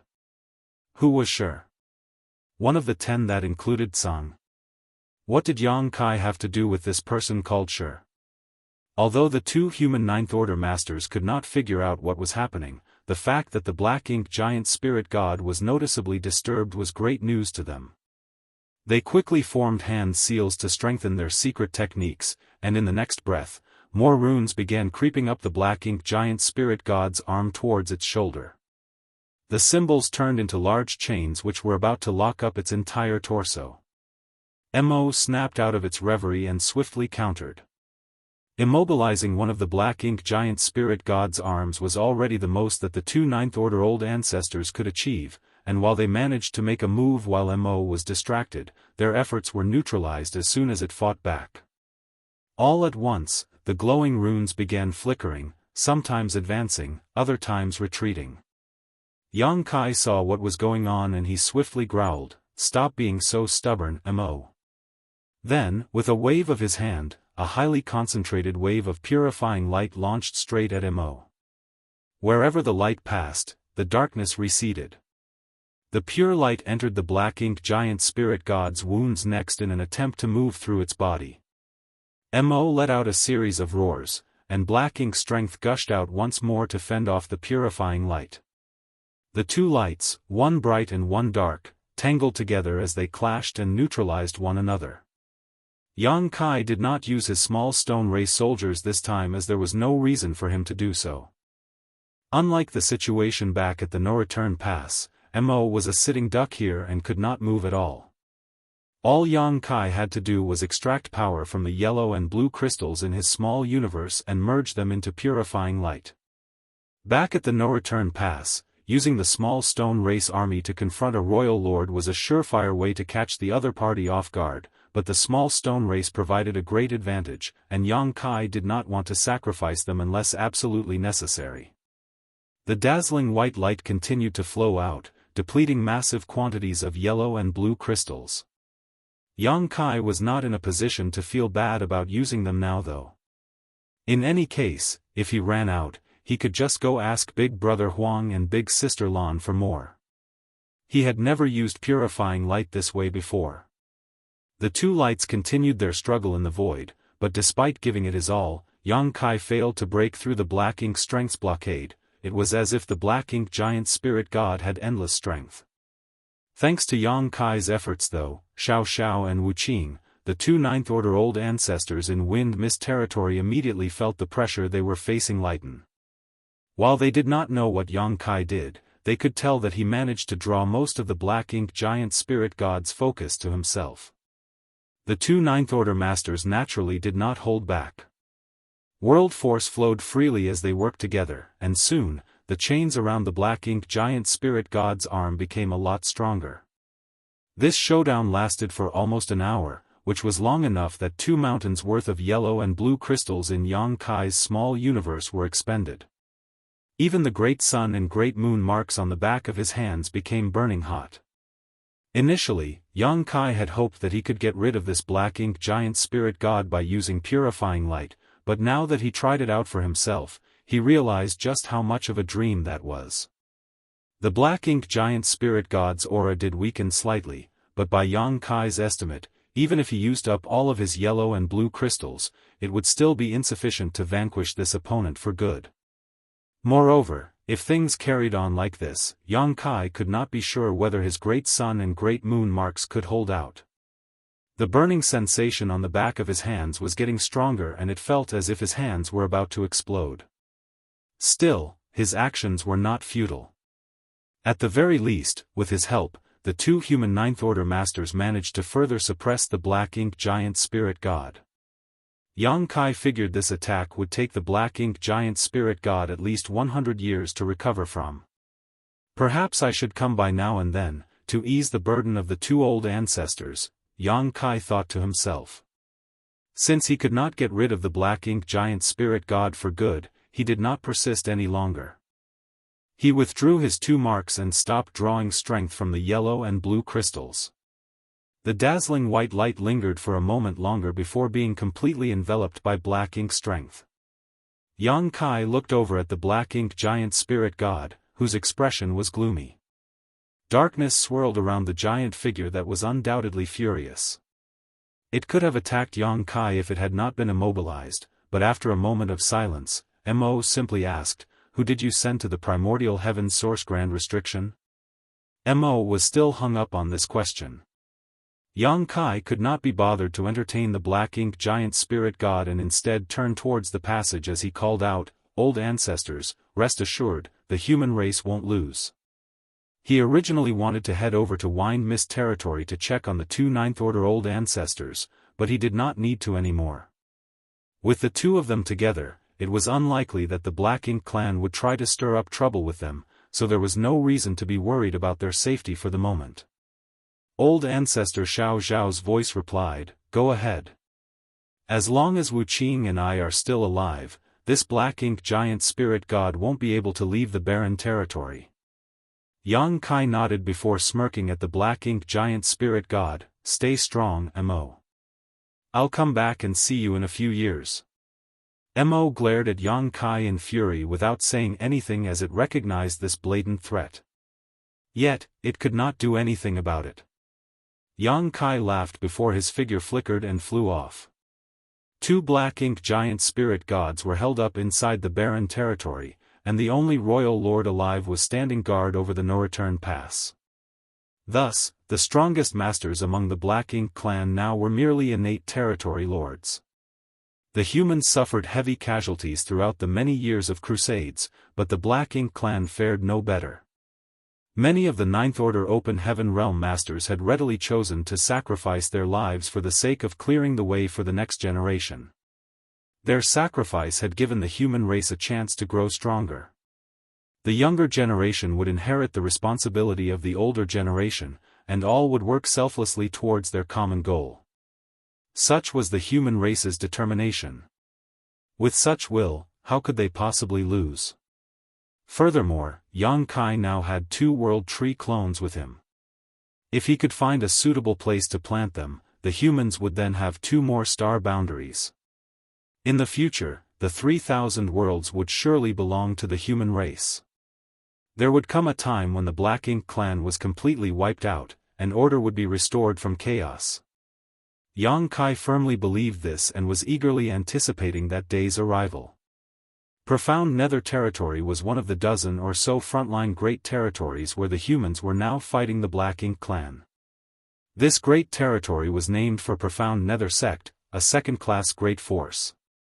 In the 3,000 worlds, Profound Nether Sect was not a prominent one.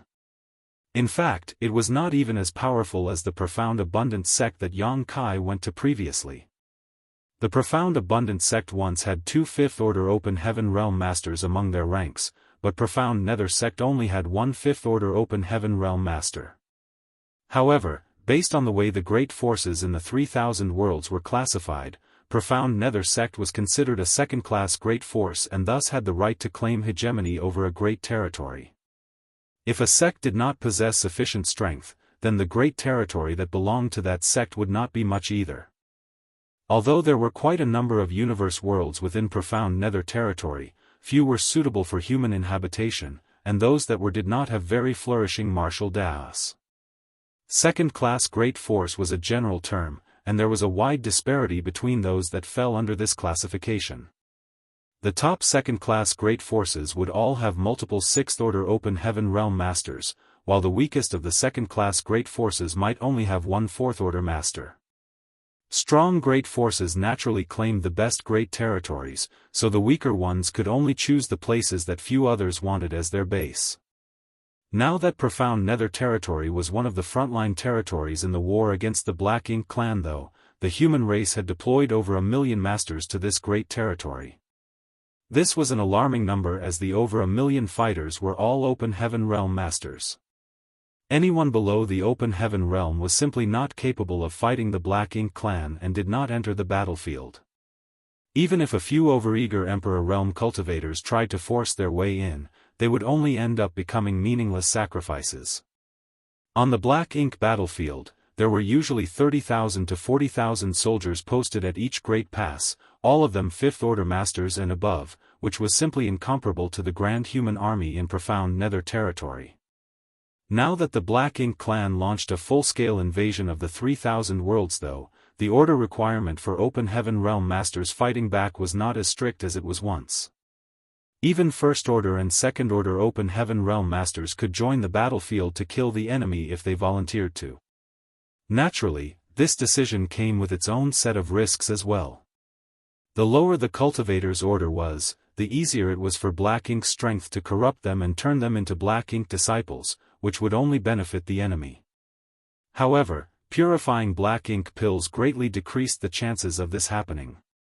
As long as a purifying Black Ink pill was consumed before one fought the Black Ink clan, then before the medicinal efficacies wore off, even First-Order and Second-Order Open Heaven Realm masters would not be corrupted by Black Ink strength. While this meant that the demand for purifying Black Ink pill ballooned, it was still good that more cultivators could join the fight. As of now, the human race were mainly focusing on defending against the Black Ink clan's onslaught, unable to go on the offense. This was the same across all the great territory battlefields. Here at Profound Nether territory, the humans' forward outpost was set up right in front of the rear territory gate. This way, it was convenient for them to guard the territory gate and prevent the Black Ink clan from sneaking through. Apart from that, in the event of a defeat, the human army in Profound Nether territory could still retreat through the territory gate and avoid being completely wiped out. It could not be denied that such an arrangement had been done with a sense of sorrow and helplessness. Marshall Peak, Chapter 55:16, Unwilling. Alas, such was the situation that the humans were in now. As things became more and more serious on the various battlefields, those at the Supreme Headquarters could not avoid planning for the possibility that the humans might be defeated, thus, having the forward outpost right outside the territory gate was the best strategy. Among the dozen or so great territory battlefields, the fight between the humans and the Black Ink clan in Profound Nether territory was not the most intense, but it was still fraught with tension. The 1 million-strong army's defense line had been quite long at first, but as the Black Ink clan army continued to press forward over the recent years, the front shrunk as well. Right now, the region that was under the humans' control was less than 30% of what they once had.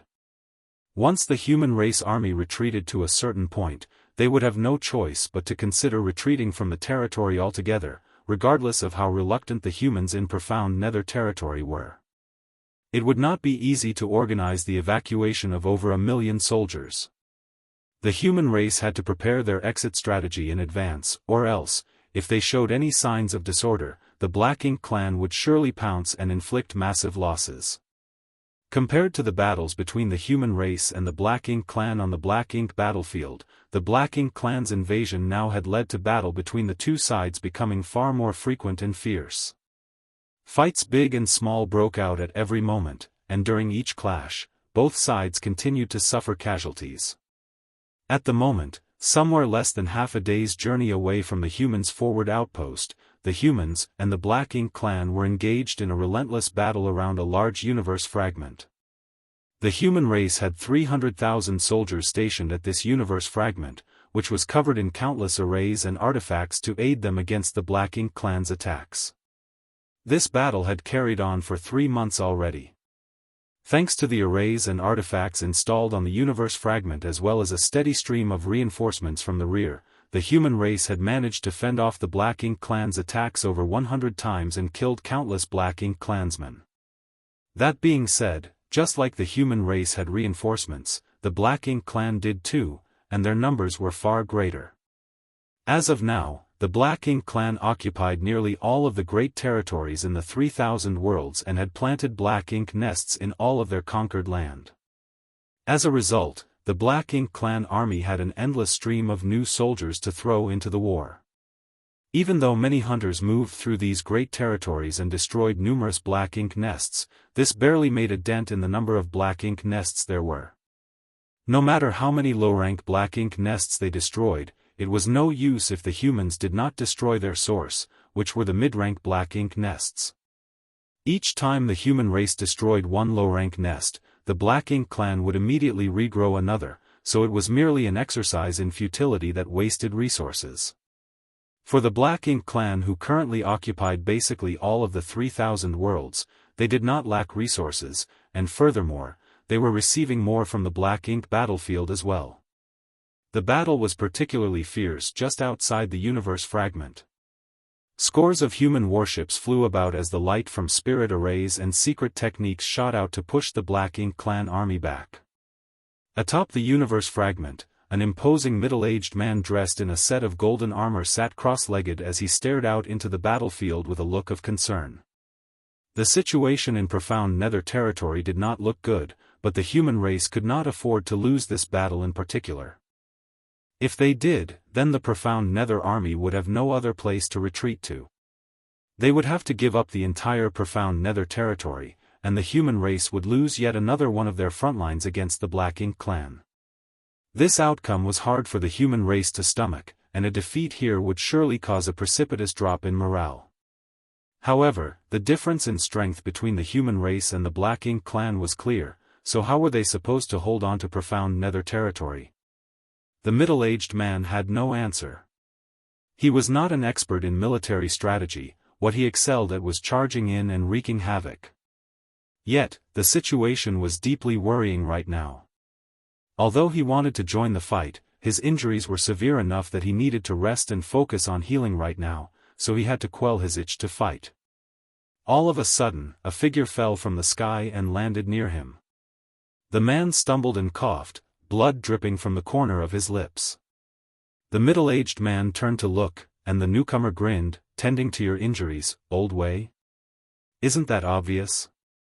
Why would I be sitting here if I wasn't tending to my injuries?" Wei Junyang snorted to himself, but as they were old friends, there was no reason to stick to formalities. After thinking briefly, Wei Yongyang said, "Brother O Yang, just focus on healing yourself. Don't force yourself to keep up." The person flashed a stubborn smile, "Don't just pay attention to my injuries. That territory lord isn't having a good time either. I was so close. I nearly bashed his head apart. Alas, what a shame." However, he did sit down cross-legged and stuffed a pill into his mouth. If Yang Kai was here, he would have recognized the person that Wei Junyang addressed as Brother O Yang. It was O Yang Lai, the one he brought back from the Black Ink battlefield a few decades ago. They were all well acquainted with each other as their paths crossed numerous times at Great Evolution Pass. The two 8th Order Masters shared a preference for charging straight towards the enemy, thus, they got along well and had been friends for many years. There were quite a few 8th Order Open Heaven Realm Masters in profound Nether territory, as the 1 million-strong human army was made up of the remnants of the armies from over a dozen human Great Passes that fought on the Black Ink battlefield. This included Great Battle Pass and Great Evolution Pass. Wei Junyang was the army commander of the Eastern Army at Great Battle Pass. Over the past 500 or so years, the human race armies of the various Great Passes had gone through battles at the Primordial Heaven Source Grand Restriction, the No Return Pass, and the Barren Territory. These three major wars greatly depleted the human race's reserves. Thus, when the human race retreated to High Heaven Territory and the Star Boundary, the various Great Pass armies were disbanded and reorganized into armies named after the dozen or so Great Territory battlefields. The army here at Profound Nether Territory was the Profound Nether Army. If they failed to hold their ground in Profound Nether Territory, then the Profound Nether Army would be broken up and redistributed to the other armies. Right now, Wei Yongyang and O Yang Lai were both commanders in the Profound Nether Army. As long as no 9th Order Open Heaven Realm Master showed up, the veteran 8th Order Army commanders would remain in charge. They were not the only army commanders here though, as there were several other 8th Order Masters who held such a rank. After quietly tending to their injuries for a while, O Yang Lai abruptly said, "It's hard to fight against these innate territory lords. Compared to the territory lords they were used to facing on the Black Ink battlefield, these innate territory lords that came out of the primordial heaven source grand restriction were far stronger. Back on the black ink battlefield, Yang Lai could kill average territory lords if he pushed himself to his limits, though he would suffer serious injuries in the process. However, when facing off against innate territory lords whose powers were on par with his, even his most fervent attacks did not achieve similar results. Earlier on the battlefield, he was clashing with an innate territory lord for quite some time, but in the end, both of them were heavily injured and had to withdraw to tend to their injuries.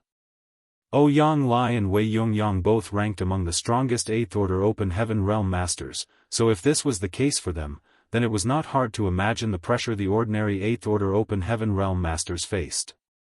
On the Black Ink battlefield, 8th Order Open Heaven Realm Masters were generally stronger than Territory Lords, but now, the positions had been flipped. That's to be expected, Wei Yongyang nodded coolly. It said that the innate Territory Lords are born straight from the Black Ink nests and possess a trace of Mo's source. They are born with immense strength, but have to sacrifice their future for it.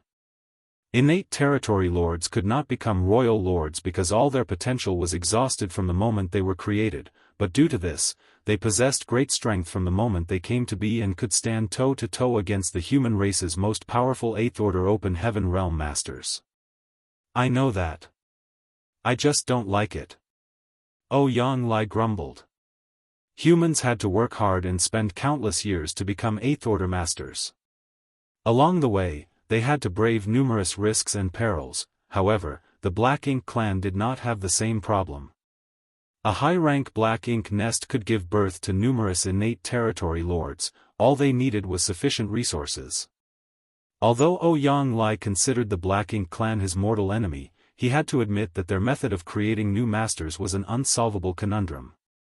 After a moment of silence, Yang Lai asked, "What did those at the Supreme Headquarters say?" Wei Junyang sighed. "They said that if the profound Nether Army can't hold out against the enemy, we need to start making preparations to evacuate." Retreating again.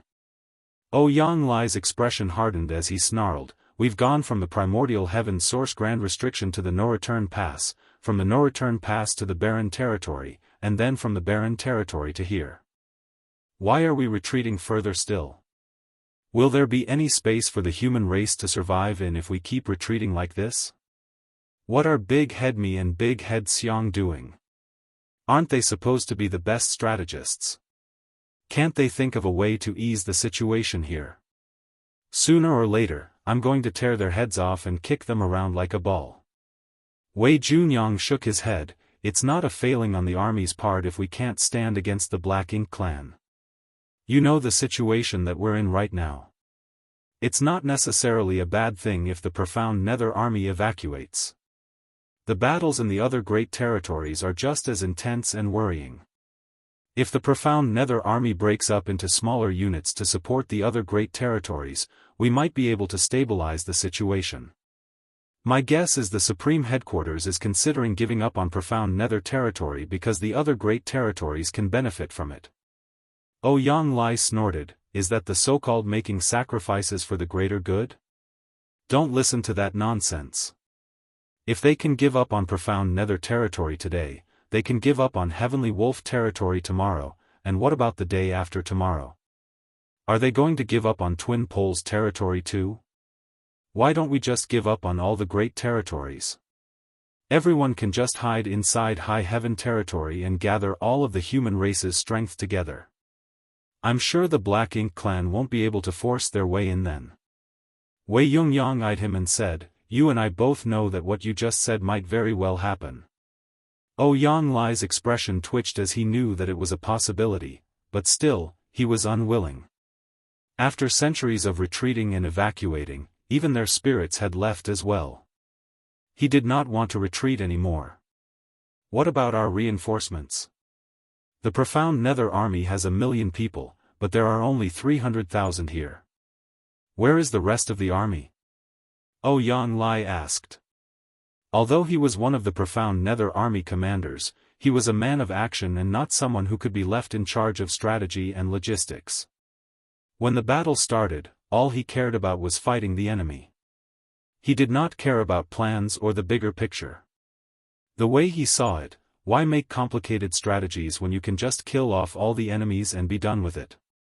Thus, Yang Lai did not know much about what was happening with the overall profound Nether army.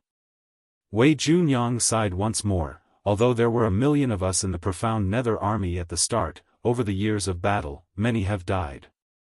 We now have just over 700,000 left. Some of them need to stand guard at the forward outpost at the territory gate, and some need to fend off the Black Ink clan at the various bases, so we won't be getting any reinforcements.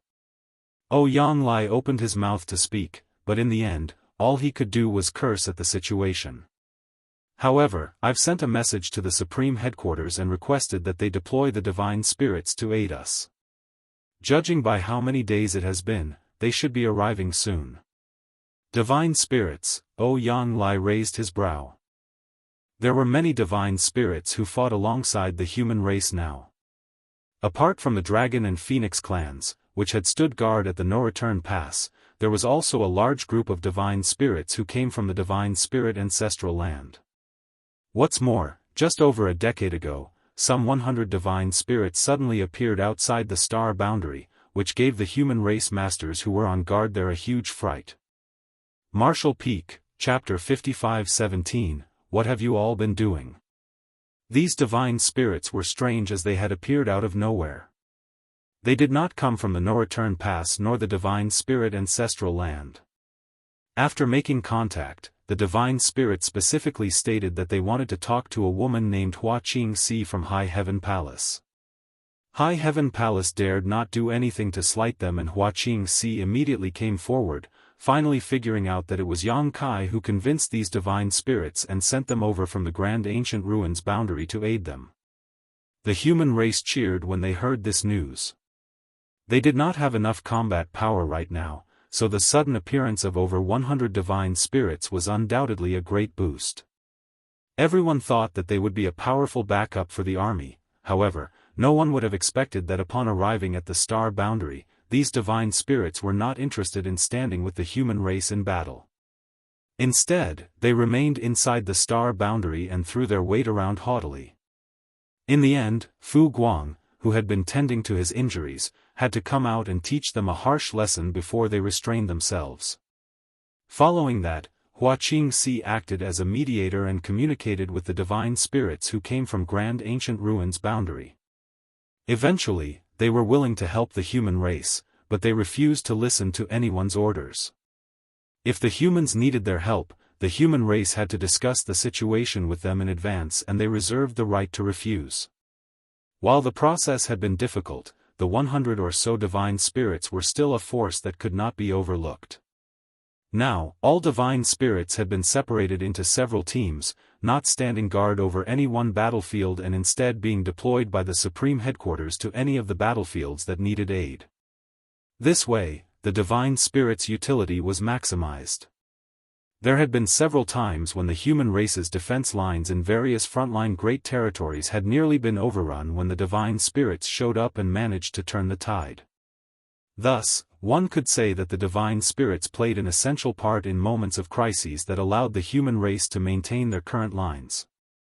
Therefore, when Yang Lai heard that Wei Junyang had already sent word to the Supreme Headquarters to ask for help from the Divine Spirits, he felt a lot less worried. However, he quickly started having concerns again and asked, the Divine Spirits who are coming won't be the ones who came out of the Grand Ancient Ruins boundary, right?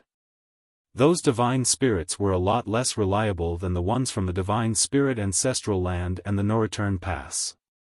Wei Junyang shook his head, I'm not sure. There aren't many Divine Spirits, only 6 teams in total, and it's those at the Supreme Headquarters who have to decide which one to send to us. The two were still talking when something changed on the battlefield. Although the human race was under great pressure, they were still able to maintain a balance with the Black Ink clan. However, all of a sudden, over 10 incredibly powerful auras burst out on the battlefield. The human race army was caught off guard and multiple warships exploded one after the other.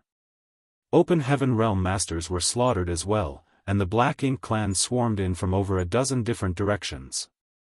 Wei Junyang and Yang Lai, who had been tending to their injuries, immediately got to their feet with stormy expressions. "What are those people at the Supreme Headquarters doing?" Yang Lai ranted. "Why didn't we get any news that over a dozen territory lords were coming over?" Although there was a disparity in numbers between the Eighth Order Open Heaven Realm Masters and the territory lords on the Profound Nether territory battlefield, it was only a slight difference, and both parties were fully aware of each other's strength. However, the dozen-plus auras that suddenly appeared were all unfamiliar, which meant that they were new and had not been seen on this battlefield before. While over a dozen territory lords was not necessarily a high number, they were all innate territory lords, and with the element of surprise on their side, it was quite possible for them to break through the defense lines. Wei Yungyang's expression was also dark as he quickly said, "Perhaps they did not come from other territories." Every now and then, some territory lords disappear after suffering heavy injuries. Those at the Supreme Headquarters have guessed that they might have gone back to the no-return pass to heal, as they have many high-rank black ink nests there, which makes it easier for them to rapidly recover. There's a high chance that these territory lords came from the no-return pass. Both parties were stuck in a deadlock across all the various battlefields, so if over a dozen innate territory lords left any one of the front lines, there was no way that the Supreme Headquarters would not have noticed. Since the Supreme Headquarters did not send out any warnings, it meant that they did not know about the presence of these territory lords either. It was quite likely that these dozen or so territory lords came from the no-return pass. It was clear that they swarmed here because they wanted to break the Profound Nether territory's defense perimeter and claim the whole great territory for themselves. The two Eighth Order army commanders could not spare any more time to tend to their injuries and immediately shot off into the sky, each of them heading for one of the newly appeared territory lords. At the same time, Eighth Order Open Heaven Realm Masters from all directions shot out as well. Both Wei Junyang and Yang Lai knew full well that this might very well be the end of the battle here in Profound Nether territory. The support of over a dozen innate territory lords was enough for the Black Ink clan to overrun the Profound Nether army's defense lines. Under these circumstances, the Profound Nether army could not even retreat, for if they did, the newly reinforced enemy would surely hit them from behind and inflict heavy casualties. Their only option now was to push back the Black Ink clan at risk of their lives, trying to open up a window to evacuate. This time, it had to be a fight to the death. The human race had encountered this situation far too many times though, thus, even though the crisis had been sudden, the human army did not panic or back down. In the next instant, masters from both sides began clashing. With the support of a dozen more territory lords, the Black Ink clan army instantly gained the advantage and began pushing into the human lines. Countless flashes of light sparked across the void in bursts of varied colors. In less than half a day, 30% of the 300,000-strong human race army had died, and two Eighth Order Open Heaven Realm Masters had died as well. Although the two Eighth Order Masters had given it their all before their death, they only managed to severely wound their opponents.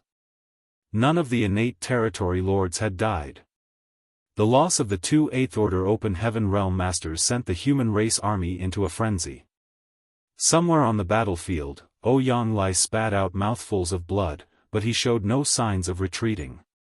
He kept attacking again and again. However, he was already injured and could not exert his full strength, so how could he best an innate territory lord? Fortunately, Yang Lai's ferocity managed to make the innate territory lord he was facing somewhat hesitant. If that had not been the case, the latter would have killed Yang Lai by now. That being said, the territory lord was in no rush. The humans were on the verge of collapse and the Black Ink clan was sure to come out victorious, so the territory lord had no reason to risk his neck in this fight against Yang Lai. Even if he just dragged the fight out, his side would still win. Not to mention the fact that there were more territory lords than there were Eighth Order Open Heaven Realm Masters. The Black Ink clan had the absolute advantage here. After more fierce battling, the territory lord abruptly shot a menacing smirk at Yang Lai, whose heart jolted at the sight as he had a foreboding feeling. Just then, a piercing murderous intent came at him from the side, and the territory lord in front of him charged towards him as well. At this life-or-death moment, Yang Lai did not choose to back away. He charged forward and spat a mouthful of blood essence on his weapon, which instantly glowed brightly. As the two passed each other, blood spewed out of Yang Lai's chest, and at the same time, a deep gash appeared on the territory lord's neck. It was so deep that bone was visible, and Yang Lai's sword intent lingered around the wound. The territory lord's expression darkened. Earlier, he had nearly died to his opponent's blade. It was true that the Eighth Order Open Heaven Realm Masters could not be underestimated. Yang Lai slowly turned around and looked at his opponent, who had another innate territory lord beside him now. It was the one who had snuck up on him just now. As it was, Yang Lai could barely hold his own in a one-on-one fight, let alone if he had to fight two of them. What a pity! Yang Lai sighed lamentably to himself. If he had managed to kill his first opponent just now, his death would not have been in vain, but now, it was unlikely that he would have the chance to do so. He looked around and saw Wei Junyang fending off two enemies despite his injuries. He was at a great disadvantage, and many of the other Eighth Order Open Heaven Realm Masters were in similarly hopeless situations. How many of the profound Nether army could survive this battle today? Yang Lai's vision was blurred by the blood dripping down his face, but he could still see that the two territory lords did not want to waste any more time and were charging at him together. Want to kill me, huh? One of you is coming down with me. Yang Lai laughed maniacally as the blade in his hand shattered into a burst of light that exploded across the void. This was an artifact that he had cultivated for many years, and now that it was shattering on purpose, the sudden surge of power it released was quite terrifying. The two territory lords who were charging at Yang Lai sensed danger and immediately moved backwards while he seized this chance to go forward. He had his eye on his first opponent and launched a flurry of attacks that left his opponent in tatters. Alas, that was all he could do. After his attack, Yang Lai's strength swiftly diminished, and the very next moment, he was a shadow of his previous imposing self. The two territory lords noticed this and knew that their opportunity had come. Both began unleashing their secret techniques, and a series of terrifying divine abilities came straight at him. Yang Lai's body moved slightly as he wanted to avoid the attacks but did not have the strength to do so. He could only sigh and resign himself to this. In a way, this was preferable for him. Over the last few centuries, the human race was forced to retreat again and again, driving him to the limit of his tolerance. Perhaps dying in battle was a better option than slinking away in defeat. The constant overexertion had left Yang Lai in a bit of a daze, so when a voice called out from nearby, he wasn't sure if he was hearing things or not. Exile. A deep voice rang out, and Yang Lai's figure became hazy as if he no longer existed. The two innate territory lords' attacks flew straight through Yang Lai's body, and the enormous strength shook the void, causing Yang Lai to cough up a mouthful of blood, but he was not dead. As the territory lords reacted in shock, a dense murderous intent fell over them. A great distance away, a golden light broke through the void like a shooting star, weaving through the battlefield from the rear of the Black Ink Clan army, and wherever it passed, the Black Ink Clan lines collapsed. In the blink of an eye, the golden light was right in front of them. Profound and mysterious strength swirled as the glow of a spear swiftly enlarged within the vision of one of the territory lords. The territory lord was terrified by the murderous intent that enveloped him. He wanted to fight back, but all of a sudden he felt a piercing pain in his head. Pain racked his entire body as his black ink strength no longer circulated properly. In the next instant, the spear covered in multicolored light pierced through the head of the powerful innate territory lord, causing his life aura to immediately swell up before bursting apart and dissipating. All of this only took a single breath, causing the other territory lord's expression to stiffen. He looked over and finally saw a young man with a cold look in his eyes withdrawing his spear. At the same time, the air seemed to quiver, and the Eighth Order Open Heaven Realm Master who had been on the verge of death immediately disappeared, seemingly sent off somewhere. The territory lord locked eyes with the young man, who snapped icily, "What have you all been doing while I was gone?" While he spoke, space seemed to freeze, and the innate territory lord felt as if he was about to meet his doom. A ninth-order human master. Wasn't it said that the only two left were held up somewhere else? Where did this ninth-order open heaven realm master come from? However, upon closer inspection, the territory lord noticed that his opponent only had the aura of an eighth-order open heaven realm master, which only confused him further. After all, how could a mere eighth-order human kill an innate territory lord in one blow? Martial Peak, Chapter 55:18, How Useless. Yang Lai suddenly appeared on top of the universe fragment at the front lines of profound nether territory, covered in blood and in complete disarray. Even his aura was in total disorder. The intense battles against the innate territory lord seemed to have exhausted all of his energy. His mind was dazed and his head felt heavy. He was on the verge of losing consciousness at any moment, and he figured it would take over a year for him to recover from his ghastly injuries. He should be celebrating his escape from the clutches of death, but he had no clue how he managed to survive and why he ended up here. However, a theory soon formed in his mind when he recalled the familiar voice he heard earlier. Thus, he gathered all the strength he could muster and looked out into the void. Immediately, he saw a familiar figure who was battling the innate territory lord who had snuck up on him earlier. It really is that brat. Yang Lai was thunderstruck. Moments ago, he had already come to terms with his impending death, yet in that life and death moment, space around him warped. He sensed that he had somehow merged with the void at that instant, allowing him to survive the attacks from two territory lords. Space secret technique. He knew that Yang Kai was the only one who could do this. Yang Kai also had to be the reason why he suddenly appeared on this universe fragment. That brat must have used his space secret technique to move me here. It's good that he came. Yang Lai exhaled slowly before collapsing to the ground, no longer able to hold himself up anymore. All his strength seemed to evaporate at that moment. As he watched the innate territory lord scrambling around the battlefield to dodge Yang Kai's fierce attacks, a strange feeling formed in his heart. When did I start feeling a sense of relief whenever this brat shows up? It felt as if the humans would surely emerge victorious if Yang Kai was here. Yang Lai chuckled at the thought of how old men like him seemed so useless. Despite their millennia of cultivation, in the end, they had to rely on a younger generation when it came down to it. Yang Kai had saved him twice now if he included what happened back at the no-return pass. Honored Master, take this pill. All of a sudden, a voice called out behind Yang Lai. Yang Lai turned around and saw his treasured disciple limping over to him with a bottle raised, one that contained valuable spirit pills. Gong Lian was severely injured as well. There was a large gash across his abdomen that had nearly cut him in half. He would not have retreated from the fight if it had not been for such grave injuries.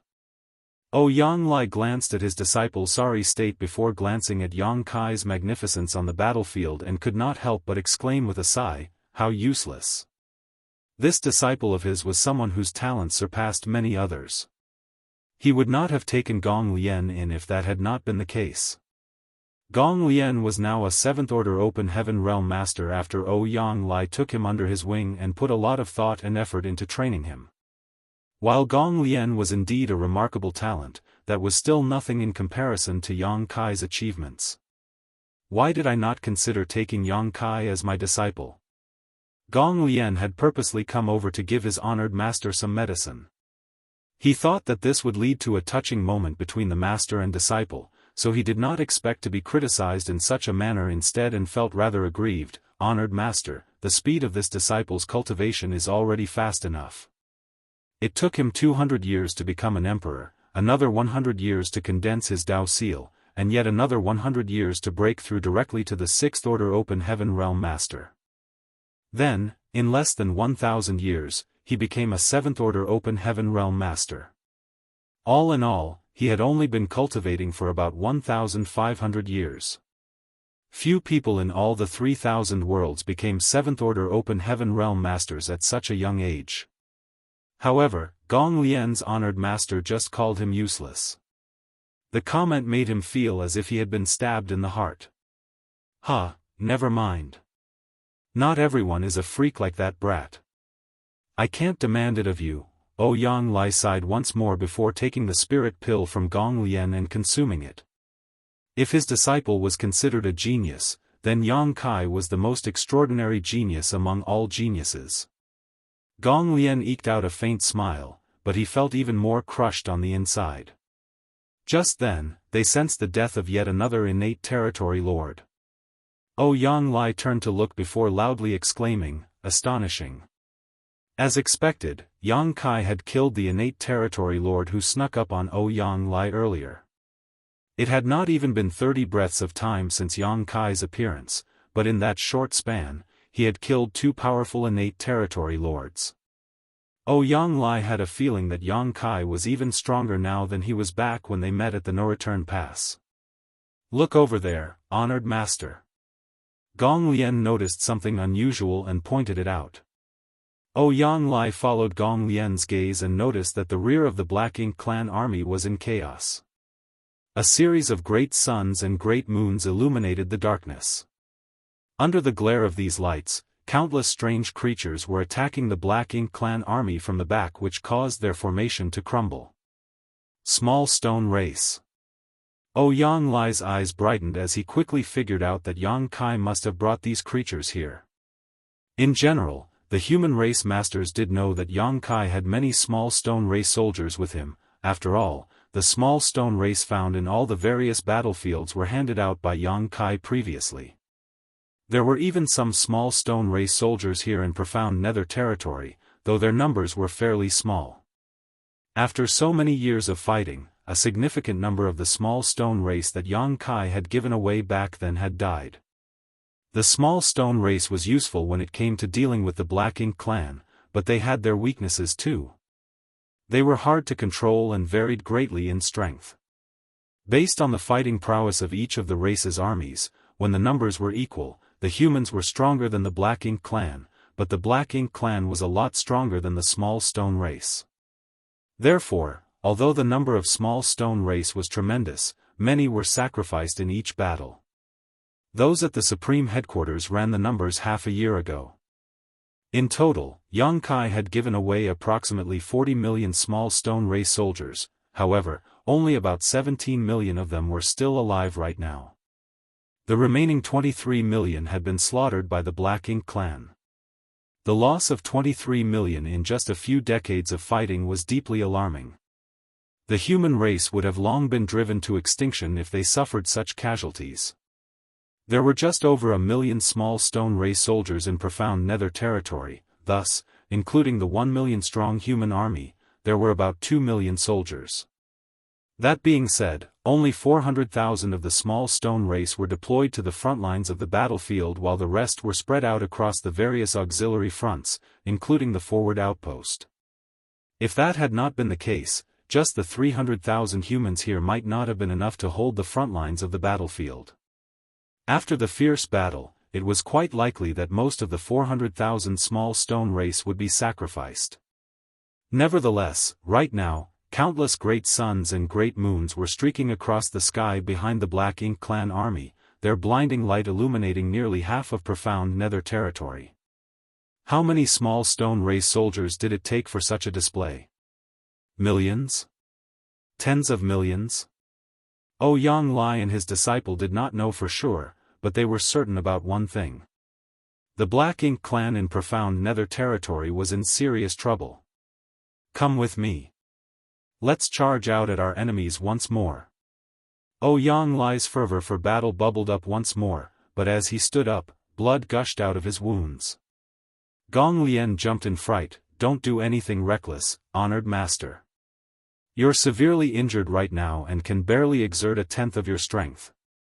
How can you possibly join the fight?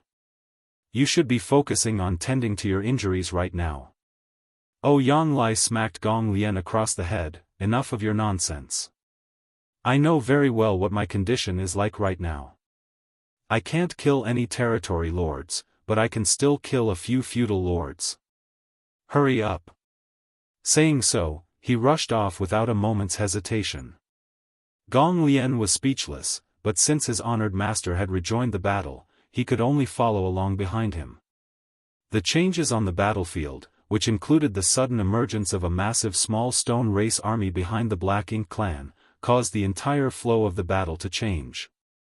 What's more, the death of 2 innate territory lords in a burst of golden light had caught everyone's attention.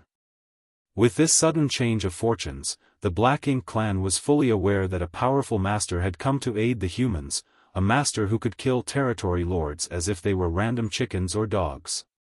The other territory lords were both shocked and furious.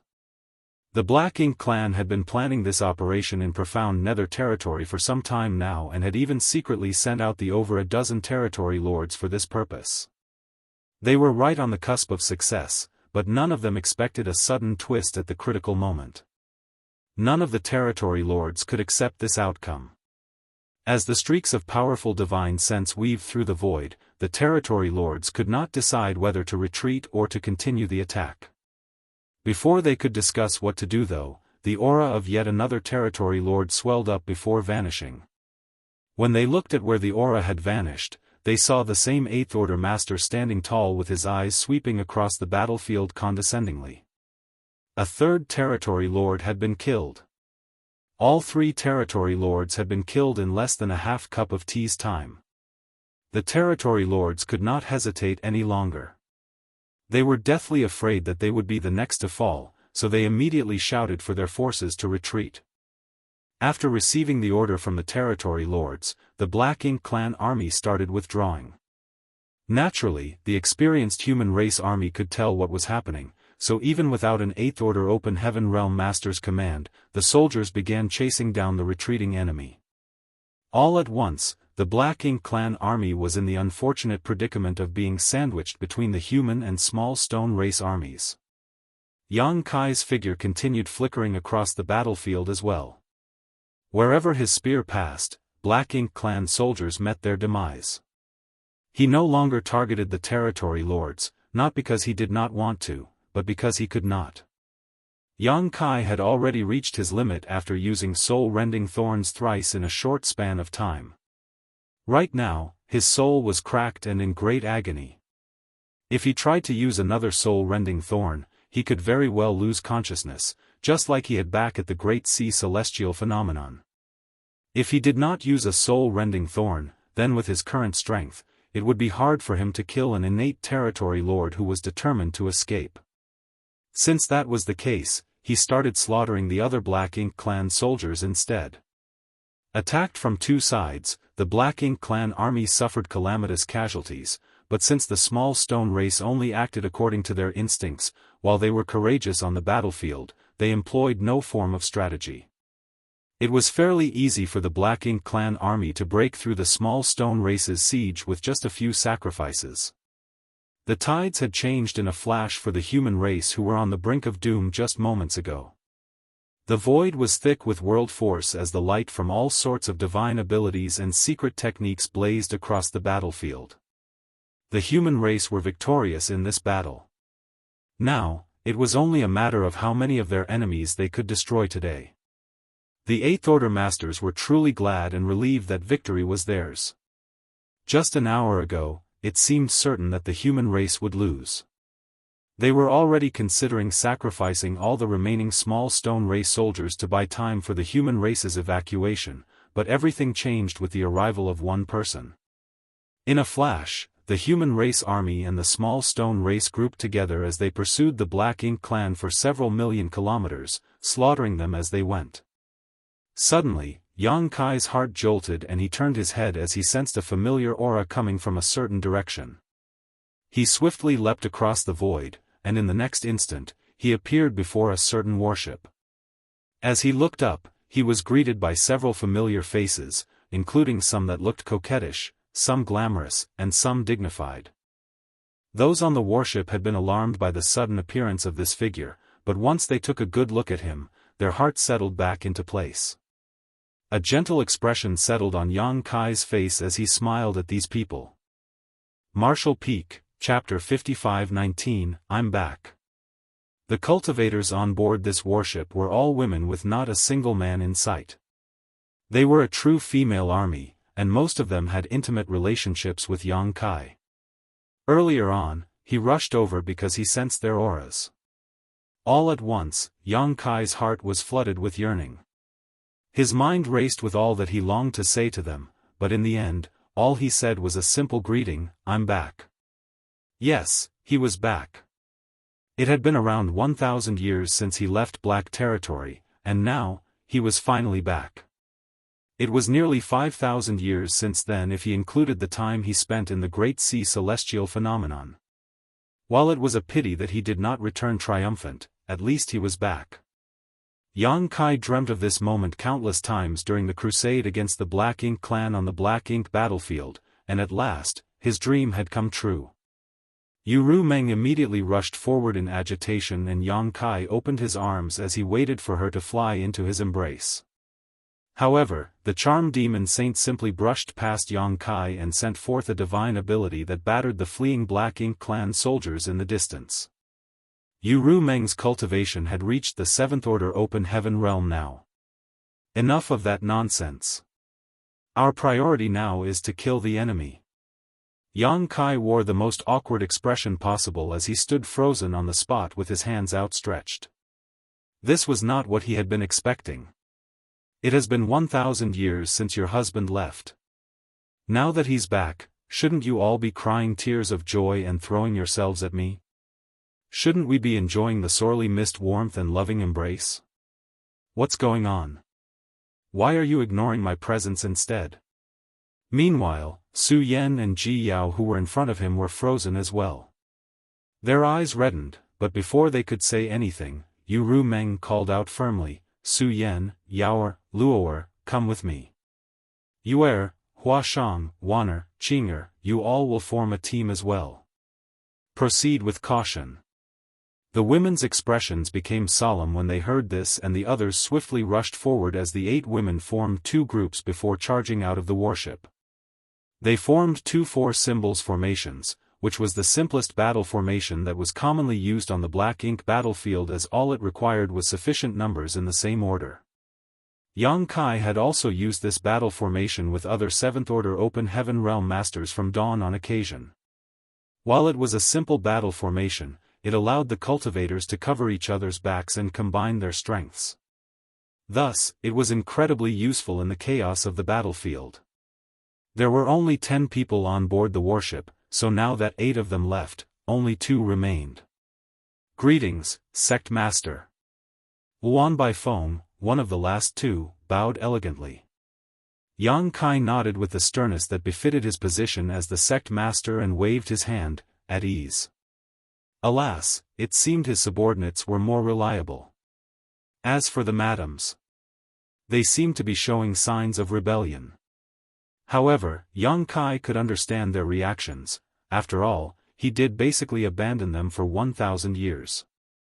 It was not surprising that they were upset about it. These women had every reason to react the way they did.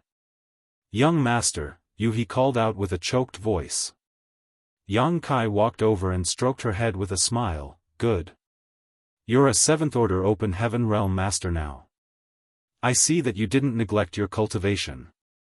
He was not the only one who was now in the 7th Order. In fact, all 10 women aboard this warship were in the 7th Order. It was not unexpected in the case of Yu He and Luan Baifeng. They were already in the 6th Order when Yang Kai left, and during this time, neither Void Land nor High Heaven Palace lacked the resources for cultivation. There was also a World Tree clone in the star boundary as well. For those in the Open Heaven realm like Yu He and Luan Baifeng, the clone's feedback effects did not give them any boost to their innate talent, but the environment still boosted their cultivation speed. Yu Meng and Yang Kai's other wives had directly become 6th Order Open Heaven Realm Masters, and a number had even become disciples of ancestors from the cave heavens and paradises. Naturally, their cultivation would rapidly increase since they did not lack the resources or guidance they needed. This team of 10 consisted entirely of people Yang Kai trusted implicitly, so it was clear that someone had arranged this on purpose. No other squad could possess such a luxurious lineup. If 10 7th Order Open Heaven Realm Masters joined forces, they were even able to face off against a territory lord for some time. This was probably the reason why none of these women showed any signs of serious injury. Of course, there was another reason for this as well. Their worship was a little unique, and Yang Kai sensed it as soon as he came over.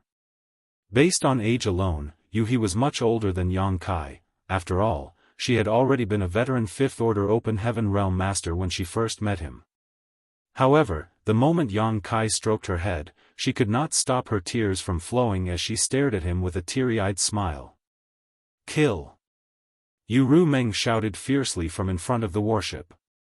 She did not hold back at all as she mercilessly slaughtered the Black Ink clan. Smelly man. How can he still be getting all sentimental at a time like this? Does he not know the meaning of the word death? Yang Kai bowed. "Senior, you must have had a hard time all these years. Many thanks for your care." The warship trembled slightly as an old voice rang out with a slightly teasing tone. This old master didn't have to do much. "You're the one who must work hard from now on." This was not a true warship but rather one of Baishi's soul clones. Naturally, this clone did not possess the full strength of Baishi's true body, but it was similar in strength to a veteran Seventh Order Master, so it was not weak by any means.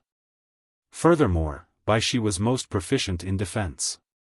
It would not be easy for Ru Meng and the rest to encounter any form of trouble as they had the protection of such a warship.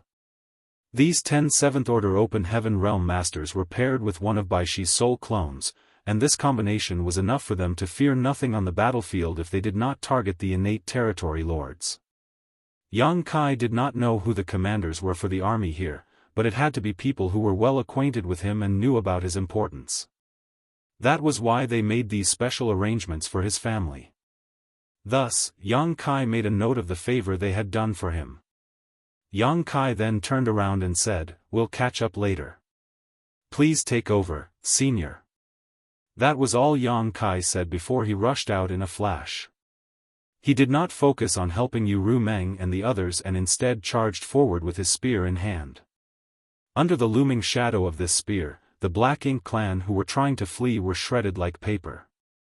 Occasionally, some would survive the onslaught from Yang Kai, but Ru Meng and the others who were following behind would easily deal with them. The human race army and the small stone race both chased down the retreating Black Ink clan, turning the once contested battlefield into a meat grinder filled with mournful screams and furious roars. "Withdraw!" All of a sudden, a piercing call echoed across the battlefield. The humans, who had been fervently hunting down their enemies, finally stopped. They could not continue chasing down the Black Ink clan anymore, lest they stretch themselves too thin and suffer serious losses from a sudden counterattack. Still, they had already dealt a crushing blow to the Black Ink clan army in profound nether territory, making this a triumphant victory. They could not destroy the Black Ink clan in one blow, and if they forced the Black Ink clan into fighting back out of desperation, the humans would also suffer greatly. Thus, withdrawing after gaining some benefits was the optimal strategy. Ru Meng and the others swiftly returned to the warship, all of them breathing heavily and covered in sweat with visible streaks of blood on their clothes. It was evident that they had suffered some injuries in this battle. No one could guarantee that they would remain unscathed in the chaos of the battlefield as accidents would always happen. Yang Kai did not return to the warship right away and instead used his Great Sun and Great Moon marks to gather the surviving small stone race army first before rejoining the others. However, no one paid any attention to him. He wanted to talk to him, but a glare from Ru Meng forced her to remain still. "Ha! All is not well within the family." Yang Kai lamented to himself as he watched these women sitting down cross-legged, none of them showing any signs of wanting to talk to him. He could not help but miss his gentlest little senior sister. If little senior sister was here, she wouldn't ignore me like this. Although he did not see Xia Ning Chang, he knew that she would not be here on the battlefield as her specialty was not fighting. Alchemy was her strong suit. The human race army's need for all kinds of spirit pills was enormous, so alchemists like little senior sister had to remain behind in safety to refine spirit pills for those on the front lines. The human race could not afford to lose such talents, so the higher-ups would never allow them to join the battlefield unless there was no other choice. As the army retreated, numerous 8th Order Open Heaven Realm Masters passed by, but they merely nodded to Yang Kai in greeting and showed no intention of coming over. It was clear that they knew what Yang Kai's relationship with the women on this warship was. Since it was his first time reuniting with them, he would have a lot to talk about with his madams. They were not obtuse enough to disturb him now. However, they were also puzzled by what they saw. Something was amiss about the atmosphere on the warship. While there was no fighting, it felt as if the warship was a frigid purgatory, causing many of them to shudder lightly. They were also secretly exclaiming over the luck Yang Kai had with love, for he had so many wives who were all high-rank Open Heaven Realm Masters. They were truly envious of him. Bai Shi's quiet chuckle sounded, as if he was enjoying the show. Luan Baifeng was also glancing around at the others as she stood by the side. She was the only outsider among this group, but she did not treat herself as one. Instead, she was taking in the strange atmosphere in amusement. Everyone else was tending to their injuries, thus, Yang Kai joined them awkwardly by sitting down cross-legged and stuffing a fistful of spirit pills into his mouth. He looked like an injured animal who was quietly licking his wounds, making for a pitiful sight. Yuhi felt a pang in her heart, but before she could do anything, Yu Rumeng's eyes flashed open and shot her a glare. Yuhi sighed. Although her heart ached for her young master, Madame Rumeng seemed to want to teach him a lesson, and it was best for her to stay out of these family issues. She knew that all the other madams followed Yu Rumeng's leadership and would go along with what she decided. After thinking about it, Yuhi figured that it was probably a good thing to teach her young master a lesson so that he would not keep running around all the time. Previously, it was a little better as he only left for a few decades at most, which could not be considered long for cultivators of their realm. Plus, regardless of where he was still within the 3,000 worlds back then. However, this time, he left for around 1,000 years and had gone to an extremely dangerous place, constantly putting his life at risk. Amid the void, people were cleaning up the battlefield and retrieving the bodies of the fallen soldiers. This was done in silence as sorrow and grief spread through the area. While Yang Kai tended to his injuries, he checked with Bai Shi about the humans' current situation. After the battle at the Primordial Heaven Source Grand Restriction, Yang Kai spent several centuries running around without even stopping for a moment. He did not partake in the battles at the No Return Pass and the Barren Territory either, therefore, he knew nothing about the human race's present state. Now that he was back, the first thing he wanted to do was get some information. Bai Shi kept nothing from him. A long conversation later, Yang Kai had the gist of what happened with the human race in recent years. Back when the Black Ink clan broke through the passage between the Barren Territory and Wind Mist Territory, the human race began withdrawing and evacuating, with their end destination being High Heaven Territory where the star boundary was located. Marshall Peak, Chapter 5520, Just Some Minor Injuries. Yang Kai knew about this in a general sense. He had helped the cultivators besieged in Swallowing Sea's territory and several other great territories over the years. Many would not have been able to deal with the Black Ink clan if it had not been for his assistants and the small stone ray soldiers he gave them to aid in their evacuation. This was something Yang Kai often did as he went around refining over 2,000 universe worlds in several hundred great territories. One could tell just how many evacuating great forces he must have run into solely based on the fact that he had given away some 40 million of the small stone race. Most of the cultivators in the great territories had already evacuated, saving those forces in their entirety. However, many had also been set upon by the Black Ink clan army on the way, wiping them out as a result. There was nothing that could be done about this. The Black Ink clan had invaded the entire 3,000 worlds and few great territories could defend themselves from such an attack. The weaker cultivators from the scattered second-class great forces could not put up a fight against a massive and organized Black Ink clan army. All hope for the human race's future depended on the star boundary as it was a true open heaven realm cradle. This was the reasoning behind the evacuation plan set by the human race's leaders. Otherwise, there was no reason why out of all the great territories in the 3,000 worlds, the human race had to head for high heaven territory where the star boundary was. However, not all of the great forces could be housed within high heaven territory. Firstly, high heaven territory did not have a great number of universe worlds that could sustain life. That being said, the new great territory could ease some of this burden as it neighbored high heaven territory and the conditions there were much better, including the cultivation environment. It also had a lot more habitable universe worlds than high heaven territory did. The new great territory could only be accessed from high heaven territory, so Yang Kai had set up a restriction back then to only allow those from Void Land and High Heaven Palace inside. Of course, this restriction was taken down now given the current circumstances. As long as the human race did not lose its hold on High Heaven territory, the Black Ink clan couldn't invade the new great territory. Secondly, the humans could not resign themselves to surrendering without a fight. If they did stop trying to fight back, then all the Black Ink clan had to do was target High Heaven territory. This would put the human race in a far too vulnerable position. Thus, the many leaders of the human race came to a decision.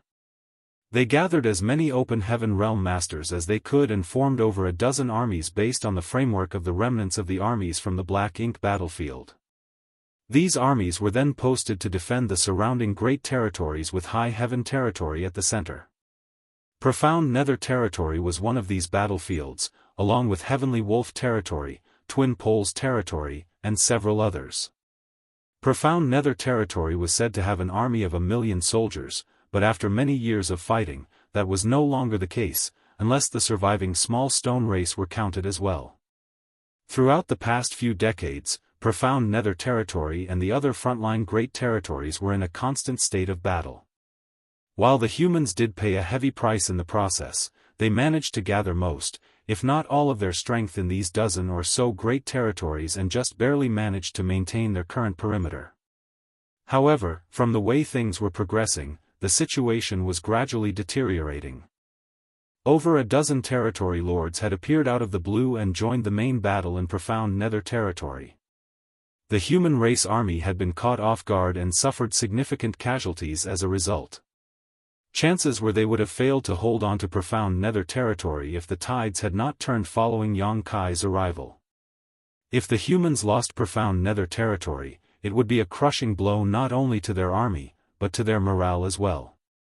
The human race army in Profound Nether territory was formed from over a dozen remnants of previous armies, including the Great Evolution Army, Great Battle Army, 9 Stars Army, and Purple Jade Army. These armies had previously gone through the 3 major wars at the Primordial Heaven Source Grand Restriction, the No Return Pass, and the Barren Territory, thus, they were truly veterans with a wealth of experience. They formed the core of the Profound Nether army with cultivators from other various great forces making up the rest of the numbers. This was the reason why Yang Kai ran into Yu Meng and the others here. Back then, the cultivators from Void Land and High Heaven Palace had joined the fight in the Barren Territory and old ancestor Xiao Xiao personally recruited them into the Great Evolution Army. Thus, they could be considered soldiers who belonged to the Great Evolution Army. After hearing everything, Yang Kai was secretly relieved. He could have chosen any of the numerous routes that would have taken him back to the star boundary, but as he wanted to get there as quickly as possible, he chose the shortest one, which meant that he had to pass through Profound Nether territory. He was filled with lingering dread at the thought of how terrible things would have been in Profound Nether territory if he had not made it here in time. Thanks to your preempting back then, those from Void territory were able to prepare in advance. Therefore, when the order to evacuate was given, all of the great forces of Void territory were able to leave safely. But, it's a shame, when we think about the other living beings in those universe worlds. Bai Shi sighed mournfully. The human race could not bring all the living beings in those universe worlds along with them when the Black Ink clan invaded, so they must have been turned into Black Ink disciples by now. I've already refined those universe worlds, Senior. You don't need to feel bad about them, Yang Kai said. Void territory was considered Yang Kai's territory, so he would not stand by and do nothing when it faced this existential crisis. When Yang Kai went to Void territory back then, he purposely checked on Void land. When he realized that Void land had completely disappeared, he figured that she must have evacuated everyone. At the time, the Black Ink clan had not invaded Void territory yet, so Yang Kai refined all the universe worlds and took them with him. Shi froze for a moment, not quite understanding what Yang Kai meant when he said he refined the universe worlds, but just as he was about to ask, he saw Yang Kai turning ashen-faced before coughing up a mouthful of golden blood. His aura swiftly deflated as he slumped backwards. Shi was alarmed while cries rang out from all directions. However, Yang Kai did not end up falling to the ground as a soft and nimble figure caught him. Yang Kai's eyelids parted slightly and he saw Yu Rumeng's anxious expression. The others swiftly gathered around him with similarly concerned looks in their eyes. "Husband, what happened?" Yu Rumeng asked with a trembling voice. The demon saint's previous coldness was now replaced with great fear and worry. Yang Kai opened his mouth to respond, but before he could say anything, he spat out another mouthful of blood that dyed Yu Rumeng's clothes gold. Then, he rasped, I am fine. It's just some minor injuries." He tapped his finger ever so gently against the deck of the warship. Shi was startled for a moment before he quickly exclaimed, "How can you call that a minor injury? Your aura's unstable and your world force circulation is a mess right now.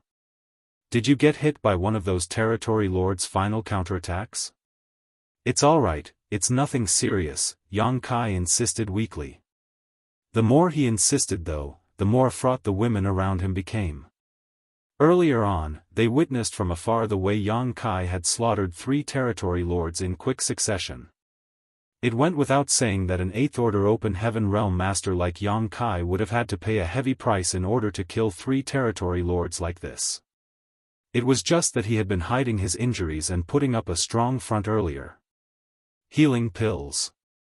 Yu Rumeng cried out, and Su Yang quickly stuffed a few high-quality spirit pills into Yang Kai's mouth. Shan Qing Luo quickly kneeled beside Yang Kai and grabbed his hand to check on his injuries, but a moment later, Luo frowned. She did not detect any trace of physical wounds, so she stared at Yang Kai in puzzlement and began to ask, "Husband, your injuries?" Yang Kai forced out a weak smile, "My body's fine. It's my soul that's injured." "Soul-rending thorns?" Zhu Qing asked grimly.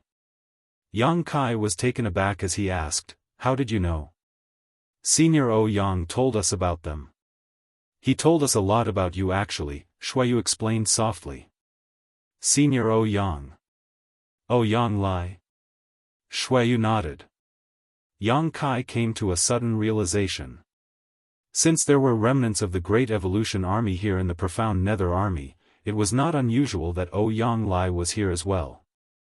Yang Lai did know about the soul-rending thorns as back then, outside Great Evolution Pass all those years ago, Yang Lai was the one watching over Yang Kai.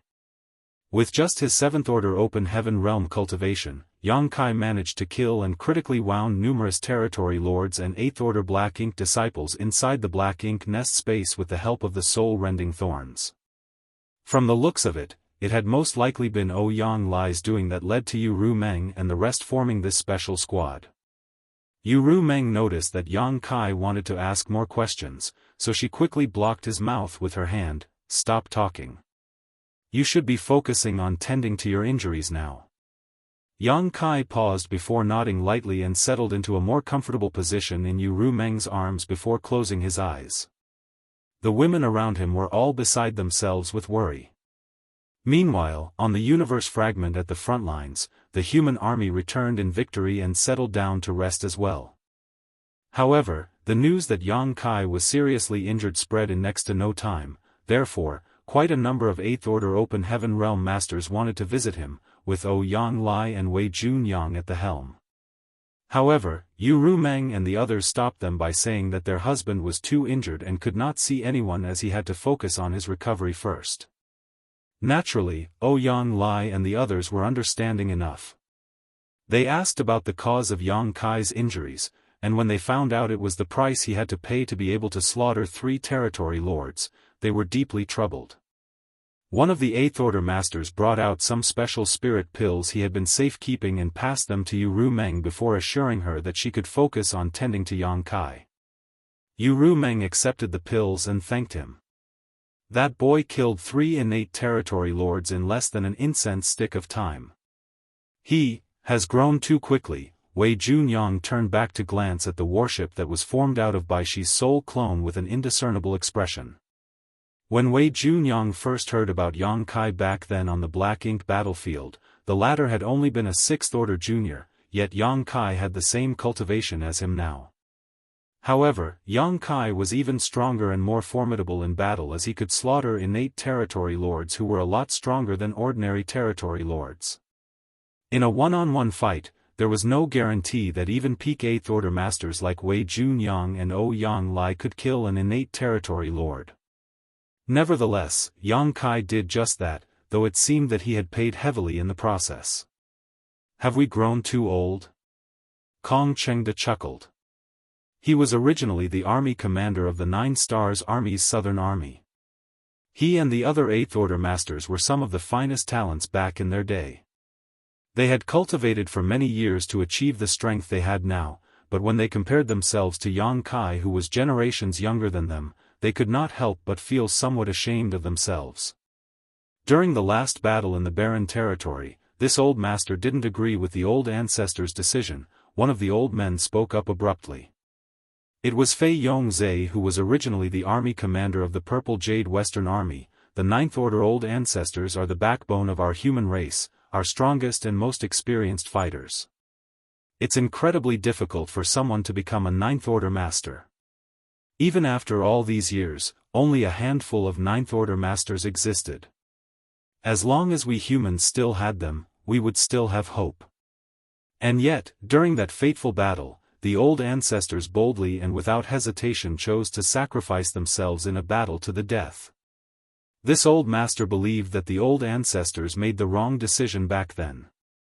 They had been too reckless in entrusting the future of the human race to the hands of the younger generation. How about now? Kong Chengde turned to look at him. Fei Yongzhe remained silent for a moment before saying, perhaps this old master was too conservative and narrow-minded. Let's see how things go, in the future. His opinion had been shaken by the way Yang Kai slaughtered 3 innate territory lords in one go, but only time could tell whether the old ancestors had made the right decision back then.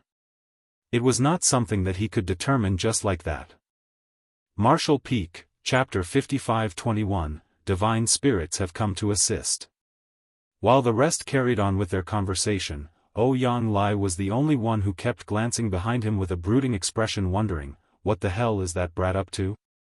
The others might not be aware of how formidable Yang Kai was in combat, but the same could not be said for Ouyang Lai. Of all the 8th Order Open Heaven Realm masters here in Profound Nether Territory, he was the one who was most familiar with Yang Kai, as they had fought alongside each other for many years in the Great Evolution Army. Yang Kai was also the reason why he managed to make it out of the Black Ink battlefield and arrive at the Barren Territory. Of course, Yang Kai would not have come out of the battle unscathed after slaughtering 3 innate territory lords in such a short amount of time, so Ouyang Lai did not even need to check to understand he had used his soul-rending thorns. Injuries in battle were unavoidable, but nevertheless, Ouyang Lai did not believe that Yang Kai's wounds were as severe as they seemed to be. He had witnessed just how indomitable Yang Kai had been when they stormed the No-Return Pass. However, Yang Kai's aura was currently as frail as a candle's flame amid a terrifying storm. It was almost as if he would die at any moment. Is he really that wounded? Ouyang Lai threw a glance in that direction once more, and his eyes flashed perceptively as a thought occurred to him.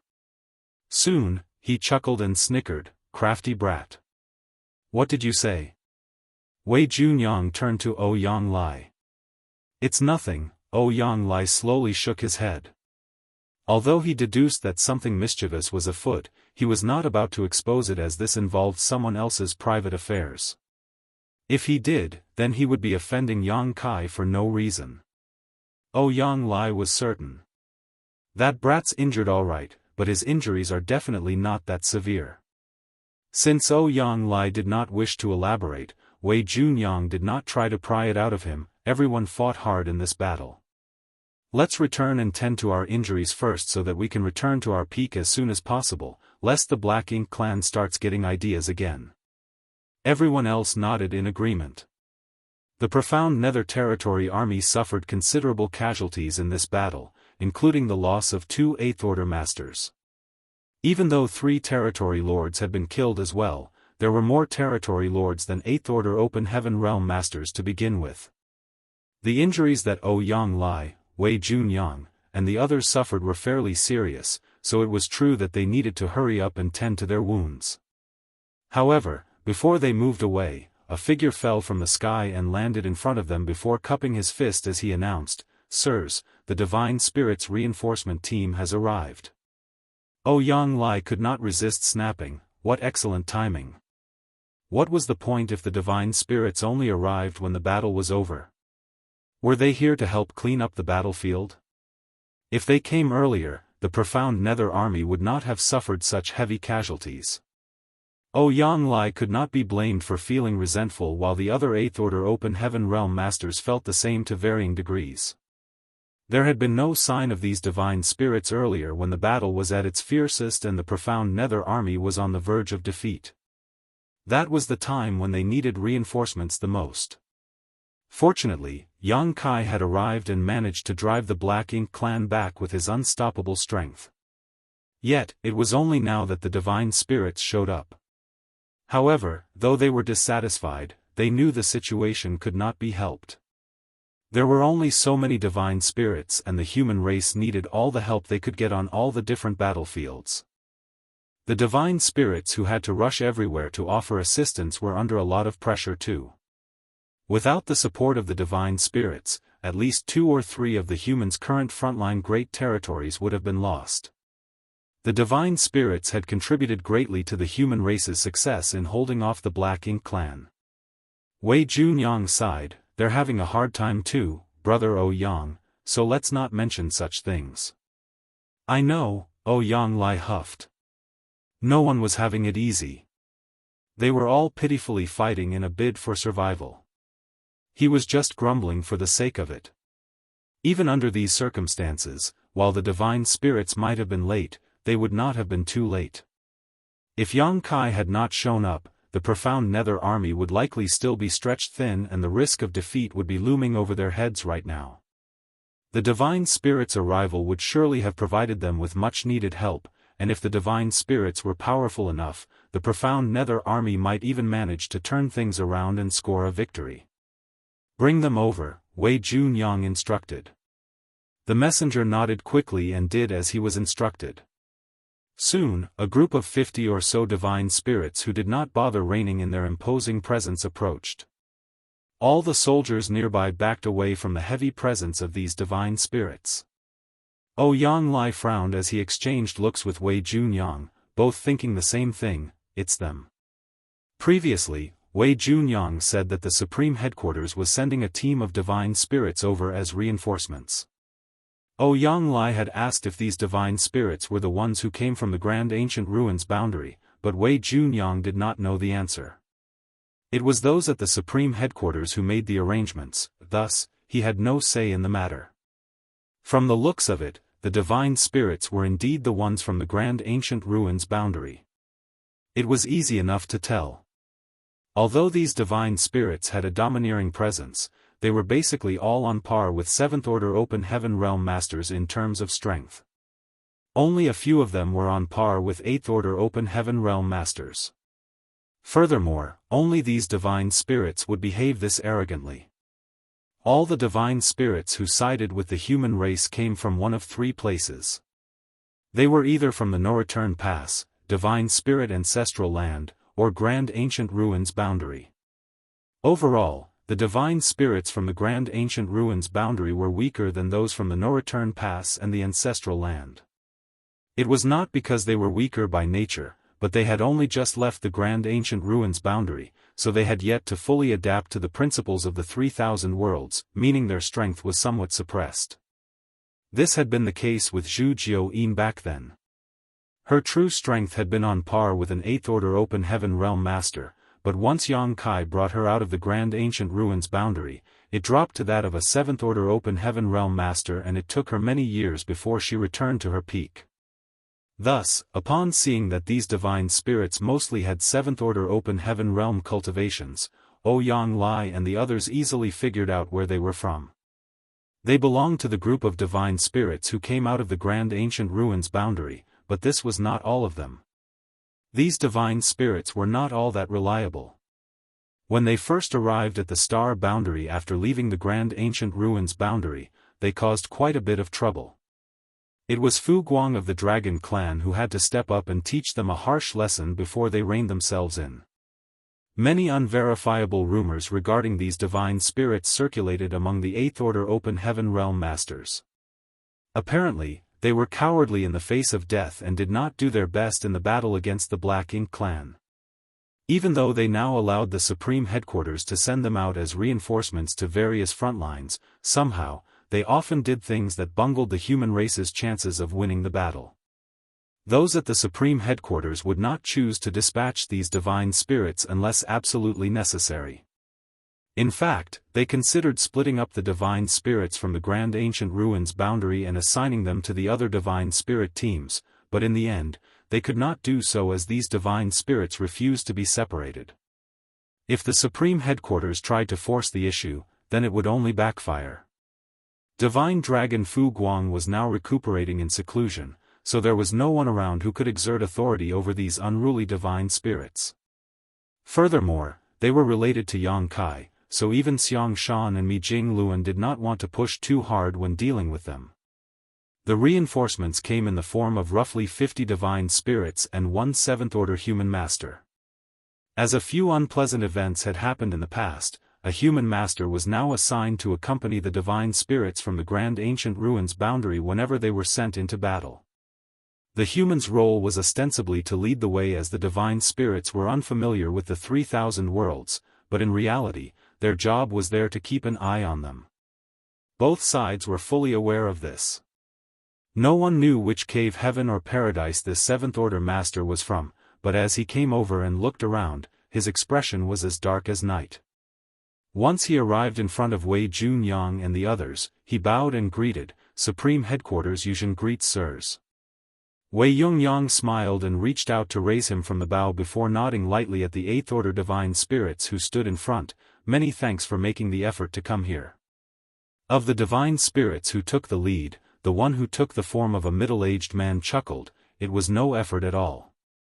Rather. Did the battle here end so quickly? I thought you humans were at risk of being overwhelmed. An unexpected incident occurred and we managed to repel the Black Ink clan, Wei Junyang replied, but he showed no inclination of sharing in further detail. Naturally, the divine spirit did not bother asking either. "Oh," the middle-aged man said in acknowledgement before turning to Yuzhen, "since there's nothing left to do here, does this mean we can go back now?" Yuzhen kept quiet, but his expression was icy. By now, everyone else could tell that Yuzhen did not get along with these divine spirits. However, outsiders would not know what caused the rift between them. Still, it was rather hard to think favorably of the divine spirits from the Grand Ancient Ruins boundary. They were different from the divine spirits from the Ancestral Land and the No-Return Pass. It would have been more surprising if the humans heard that Yuzhen, the 7th-order master who was supposed to keep an eye on these divine spirits, had gotten along with them. Perhaps they had shunned him during the journey over here. "We came all the way here for nothing." A young man among the group of divine spirits grumbled in dissatisfaction. "What a waste of all our efforts to rush over as quickly as possible. The Black Ink clan here are so weak. They should have held out a few more days." "Stop trying to talk big, Hodo. If you really had to fight against the Black Ink clan, you might end up peeing your pants. Everyone knows you're a coward who's afraid to die." A burst of laughter rang out. The divine spirit named Hodo immediately retorted, "As if you're any better, Yen Mo. During the last battle, you were wailing your head off and begging for mercy when that territory lord chased after you." Yen Mo turned bright red. "That was a territory lord. He's even stronger than an 8th-order human. I haven't fully restored my strength yet, you know. Once that happens, why would I need to fear a territory lord? The divine spirits thus continued bickering among themselves. Wei Junyang and the others frowned. They had fought alongside many divine spirits during the battle at the No-Return Pass, and even though those divine spirits were just as haughty and prideful, always looking down on the humans, when it came to actually fighting, they were reliable comrades in arms whose strength in combat could not be denied. This was even the case with the Dragon and Phoenix clans. As for the divine spirits in front of them now, were they nothing more than a farce? They were standing on the front lines of a battlefield where the human race had suffered countless losses during the earlier battle, and even more of them were injured, and yet, these divine spirits turned it into a place where they bickered over who was the bravest. Still, despite their discontent, Wei Junyang and the others could not make any comments as these divine spirits had come here as reinforcements. Yuzhen seemed to be accustomed to the divine spirits bickering, so he just turned to Wei Junyang and asked, "Sirs, is there a need for us to stay here in profound nether territory in case the Black Ink clan mounts a counterattack?" Wei Junyang glanced in the direction where Yang Kai was resting and shook his head. "That won't be necessary. The Black Ink clan suffered significant casualties this time around, so they most likely won't be coming back any time soon. Even if they did, with him around, it would not be hard to defend profound nether territory. The other battlefields might have a greater need for reinforcements." "Did we achieve a sweeping victory here?" Yuzhen exclaimed in surprise. This was something that had not happened in a very long time. Though the human race emerged victorious now and then throughout the various battlefields, those were generally hard-fought wins. After all, if they wanted to force the stronger and numerically superior Black Ink clan into retreat, they would have to pay a heavy price in the process. Martial Peak, Chapter 55-22, What About Me? Yuzhen was ecstatic. If the human race achieved a sweeping victory in profound nether territory, the good news was bound to improve the morale of the armies on the other battlefields. Wei Yongyang shook his head and corrected with a bitter smile, "It was a costly victory. It could have been considered a sweeping victory if they had not lost 2 8th-order Open Heaven Realm Masters, but they did, so the victory was no longer as sweet." Yuzhen paled when he heard this. "Did we lose an 8th-order Open Heaven Realm Master?" Wei Junyang nodded morosely, too. Yuzhen's figure rocked ever so slightly. Ever since the human race army established the current frontline battlefields including profound nether territory, they had only lost 10 8th-order masters in total. Those 10 had been lost throughout the many decades of fighting. However, 2 8th-order Open Heaven Realm Masters had been sacrificed in just this one battle alone. Regardless of how much the human race managed to achieve in return, it was still a costly victory. It was not easy to become an 8th-order Open Heaven Realm Master. Those who did were the most talented cultivators among the human race, and yet it still took several millennia for one to reach such a height. Far too many 8th-order Open Heaven Realm Masters had died throughout the years of battle, so the surviving ones were now the human race's pillars of strength. Yet, 2 8th-order Open Heaven Realm Masters died in the battle in profound nether territory. Yuzhen lowered his head and clenched his fists. His voice quavered as he said, "The 2 sirs need not have died. If we had only arrived sooner." Upon seeing that Yuzhen blamed himself for this, Yang Lai went forward and patted him on the shoulder. "Our 2 brothers died honorably. You don't need to let their deaths weigh too heavily on you. It wasn't your fault." Although 2 8th-order Open Heaven Realm Masters were sacrificed in battle, they managed to gravely injure their opponents before they took their last breath. Dying on the battlefield was an honorable way for them to go. Yuzhen slowly shook his head before all of a sudden, he glared at the divine spirits with bloodshot eyes. "You were supposed to come here as reinforcements, but all of you kept causing undue delays. Your lack of urgency resulted in the death of 2 of the Profound Nether Army's 8th-order Division commanders. I will report this to the Supreme Headquarters and hope you can give a reasonable justification for your actions when the time comes." "What did you say?" Yang Lai and the others were shocked to hear this. Wei Junyang's expression was grim. "Undue delays. What happened? When everyone heard Yuzhen's statement earlier, they thought he was merely blaming himself for the situation, but from the looks of it now, it seemed that something else must have happened. All at once, the Eighth Order Open Heaven Realm Masters began staring at the divine spirits with sharp, piercing gazes. An undue delay was not something to be taken lightly, and as the one who was tasked with overseeing these divine spirits, Yuzhen's words carried great weight. If it was just as Yuzhen had said and the divine spirits did hinder military operations, then it was a serious matter. Wei Junyang and the others believed Yuzhen's words without any hesitation or doubt, and they had a good reason for this, as the divine spirits from the Grand Ancient Ruins boundary had done this in the past. It happened during the first time they were sent to aid the humans in battle. They took so long on the trip over that, by the time they arrived on the battlefield, the fighting was nearly over. As no human was keeping an eye on them at the time, there was no way of confirming whether or not the divine spirits had done this on purpose. Due to that incident, there was now always a human race master who accompanied the divine spirits from the Grand Ancient Ruins boundary whenever they were deployed as reinforcements. Meanwhile, despite the Eighth Order Open Heaven Realm Masters' gazes, the divine spirits were unperturbed. Some of them were on par with Eighth Order Masters, so they were not afraid of Wei Junyang and the other humans. Furthermore, the human race needed their strength. Even if the human race discovered anything in their investigations, they could not do anything about it. The middle-aged man who was in the lead chuckled as he began releasing his divine spirit presence to its fullest. Wei Junyang and the others were fairly injured in the first place, and now, they became even paler. He looked at Yuzhen and retorted coolly, "Watch what you say, boy.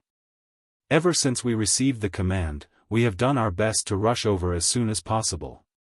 How did we cause any undue delays?" The pressure from a mature divine spirit was directed fully at Yuzhen, and it made him feel as if he was being crushed under a mountain.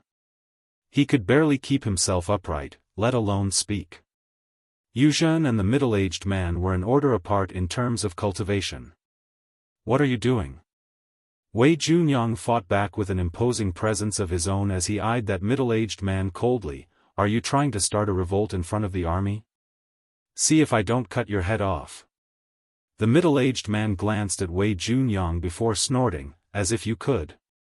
The two locked gazes as their imposing presence clashed, but it was clear that Wei Junyang was having a harder time as his complexion grew even paler.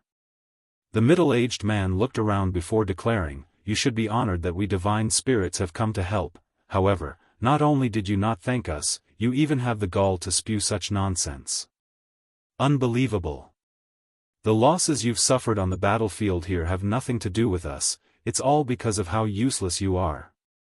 Even if we did arrive sooner, so what? If you're useless, you're useless. You should just die and move on to your next life instead of sticking around and embarrassing yourselves."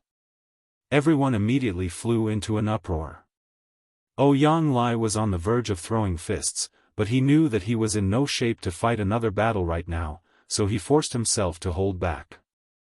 Still, he roared in fury, "The Black Ink clan has invaded the 3,000 worlds. Both the humans and the divine spirits have to fight together to survive. If we humans are driven into extinction, do you think the divine spirits will be any better off? Well, we're here, aren't we?" The middle-aged man smirked. "We're only a little late. It's not a big deal. It's not as if they lost profound nether territory anyway. Just a bunch of ants whining incessantly. He would have attacked them by now if it had not been for a few things he had to be wary of." Yuzhen spoke up from behind Wei Junyang, "Either way, I will report this to the Supreme Headquarters. They will decide what's right and wrong."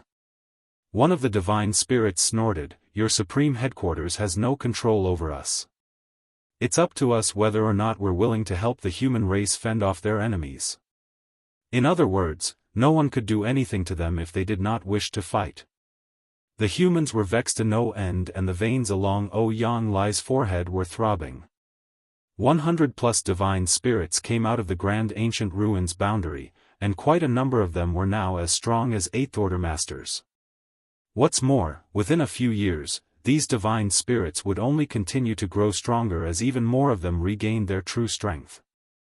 With the way things were going for the humans right now, no one wanted to offend a powerful group of allies.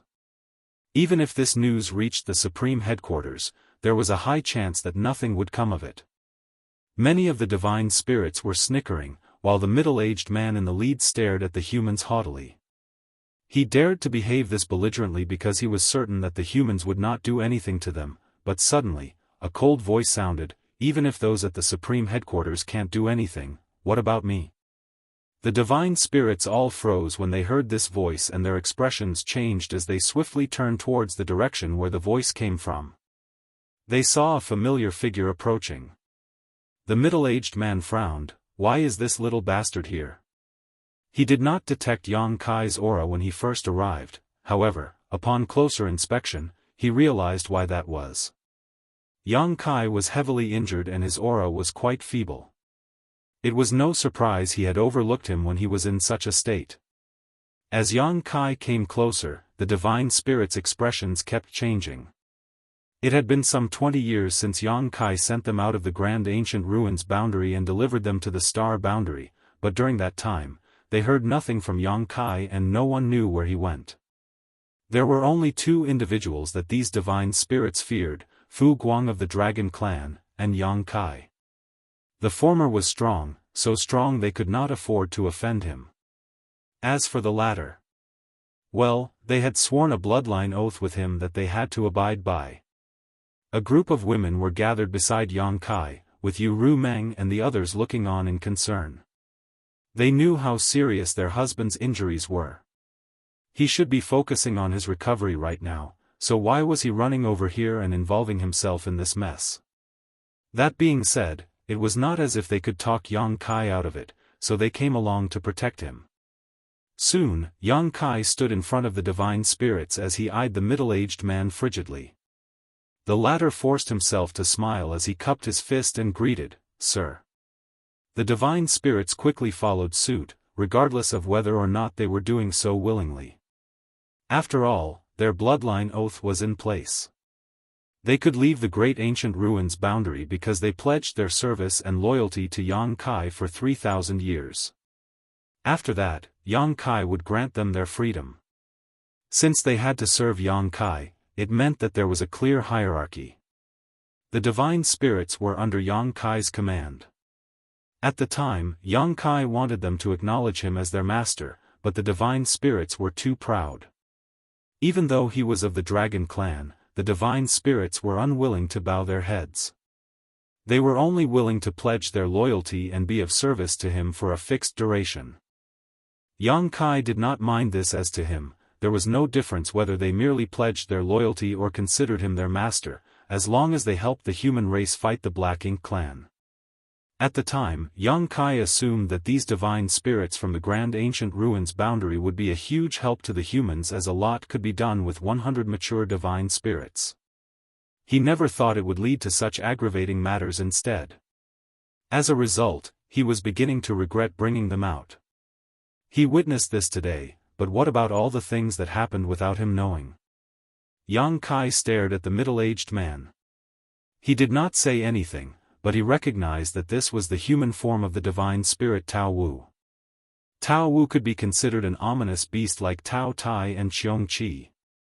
The ancestors of these ominous beasts had done things to harm the 3,000 worlds in the past, so that was why the old tree caught them and kept them locked up inside the Grand Ancient Ruins boundary. Most of the ancestors of the divine spirits inside the Grand Ancient Ruins boundary were those who had committed great evils. They were lawless and bloodthirsty, and although the crimes of the ancestors had nothing to do with the current generation, the divine spirits that Yang Kai had brought out had more or less inherited the callousness and brutality of their predecessors. These divine spirits were completely different from those that came from the ancestral land and the No-Return Pass.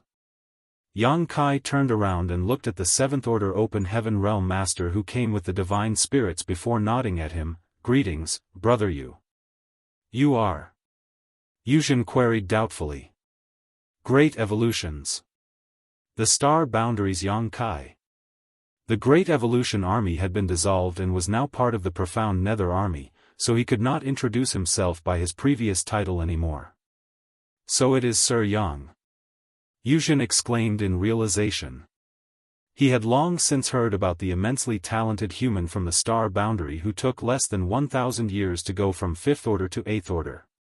He initially thought it was just an exaggerated story, but upon seeing Yang Kai now, he realized that it was true after all. He's really an 8th order open heaven realm master now, though his injuries seem quite serious. Yuzhen knew that Yang Kai had to be a lot younger than him, but he addressed Yang Kai respectfully anyway due to the latter's higher cultivation. Martial Peak, Chapter 55-23, For those who hinder military operations, the sentence is death. Yang Kai nodded and asked, "Brother Yu, I heard you saying there were undue delays along the way. What happened?" Before Yuzhen could answer, Tao Wu quickly cried out, "That's just a misunderstanding, sir." Yang Kai glanced at him, "I didn't ask you."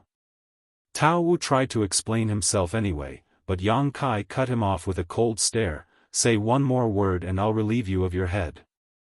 Tao Wu turned red with fury, but he dared not speak up again. The divine spirits behind him became restless too.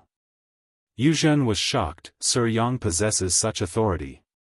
Tao Wu is the strongest of all the divine spirits who came out of the grand ancient ruins boundary.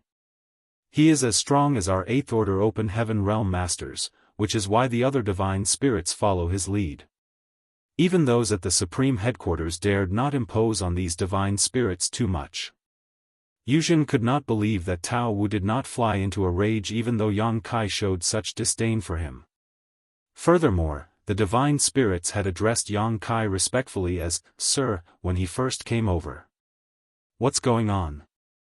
Everyone knew that Yang Kai was the one who brought over the divine spirits from the grand ancient ruins boundary, but none knew what their true relationship was. Tao Wu and the others did not go around talking about it either. They were divine spirits, and it would be a huge loss of face for them if others knew that they pledged their loyalty to a human. No one looked into the matter either, as divine spirits were proud and arrogant beings, so it was already a blessing that they were somewhat willing to help the humans in battle. Talking about these unnecessary things would only serve to offend the divine spirits.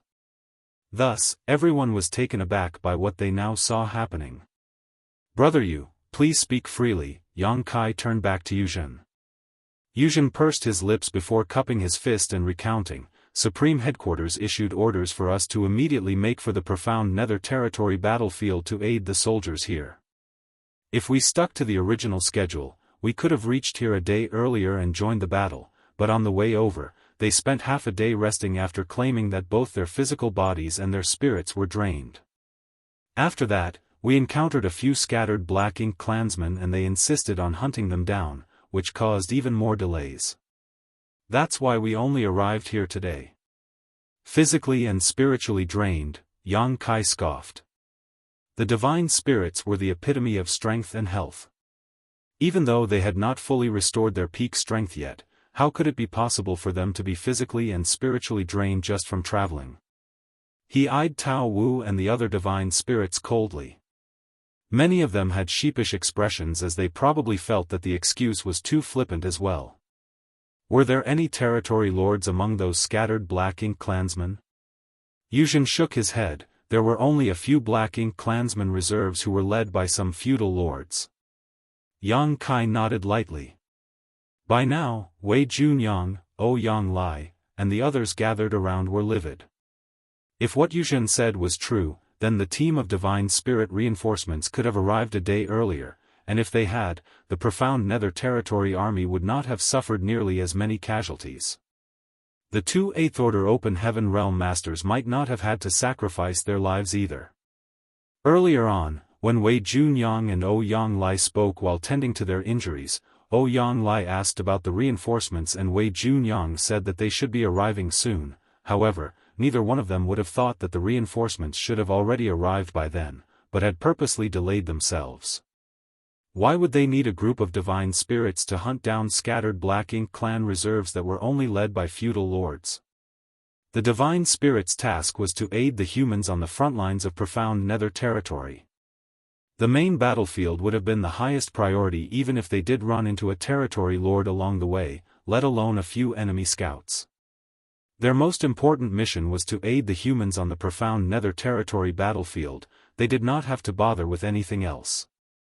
The Eighth Order Open Heaven Realm Masters were beside themselves with rage and couldn't help cursing the Supreme Headquarters for assigning the wrong team to this task, though they knew full well that the Supreme Headquarters would not utilize these divine spirits unless they had no other choice. Chances were that no other reinforcements could be sent over, so that was why they had to deploy these divine spirits. Yang Kai's expression remained neutral. After hearing what Yuzhen said, he turned to Tao Wu. What do you have to say for yourself? Tao Wu remained silent, not even trying to claim it was a misunderstanding anymore as he still had his own sense of pride. It was one thing if no one exposed what had happened, but since his deeds had been brought to light, he did not stoop so low as to deny them. After a while, he declared, the humans at the Supreme Headquarters only told us to come and aid the humans in profound Nether Territory, and it hasn't been lost.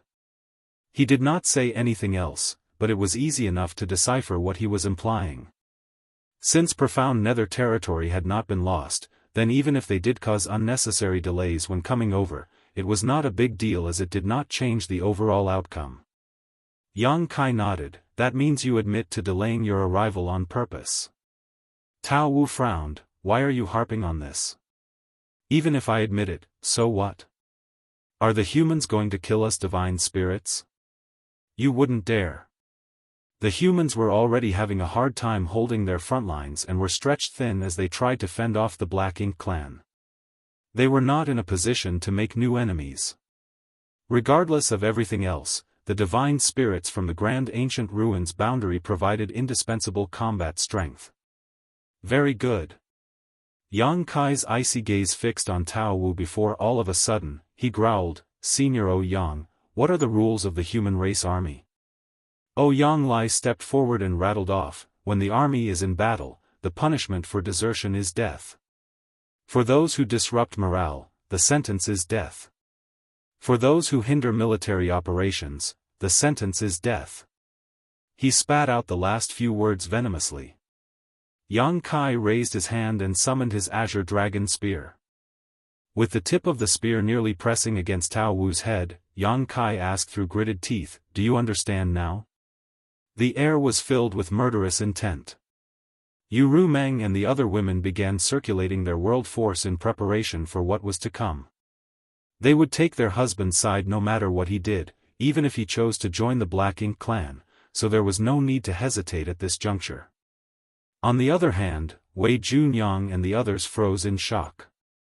Although they found these divine spirits reprehensible and deserving of death, it would not be easy to settle the situation if it got too far out of hand.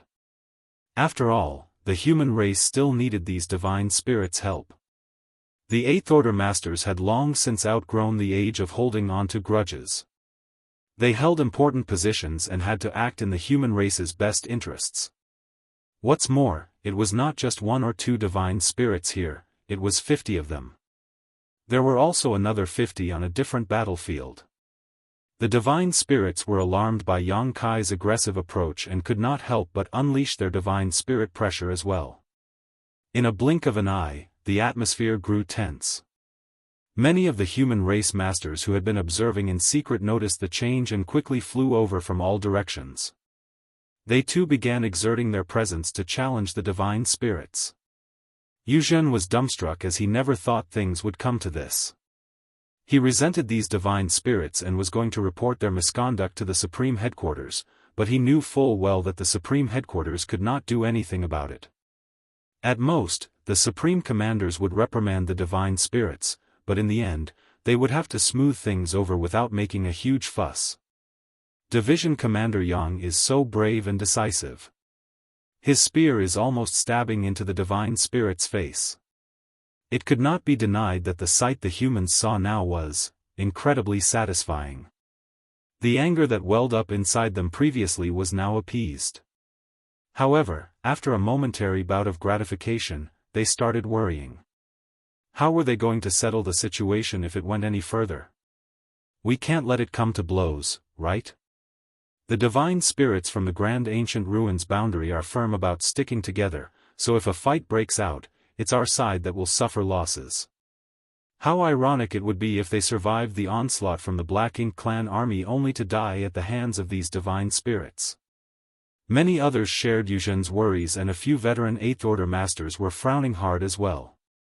Yang Kai's still too young. Doing this may feel satisfying for now, but it won't resolve the issue. If things went too far, it would fall on them, the older ones, to clean up the mess, so, why even bother? With such thoughts in mind, they started communicating with Yang Kai as they reminded him to focus on the bigger picture. However, Yang Kai's expression remained indifferent, as if he did not hear them. Tao Wu seemed to have noticed their transmissions.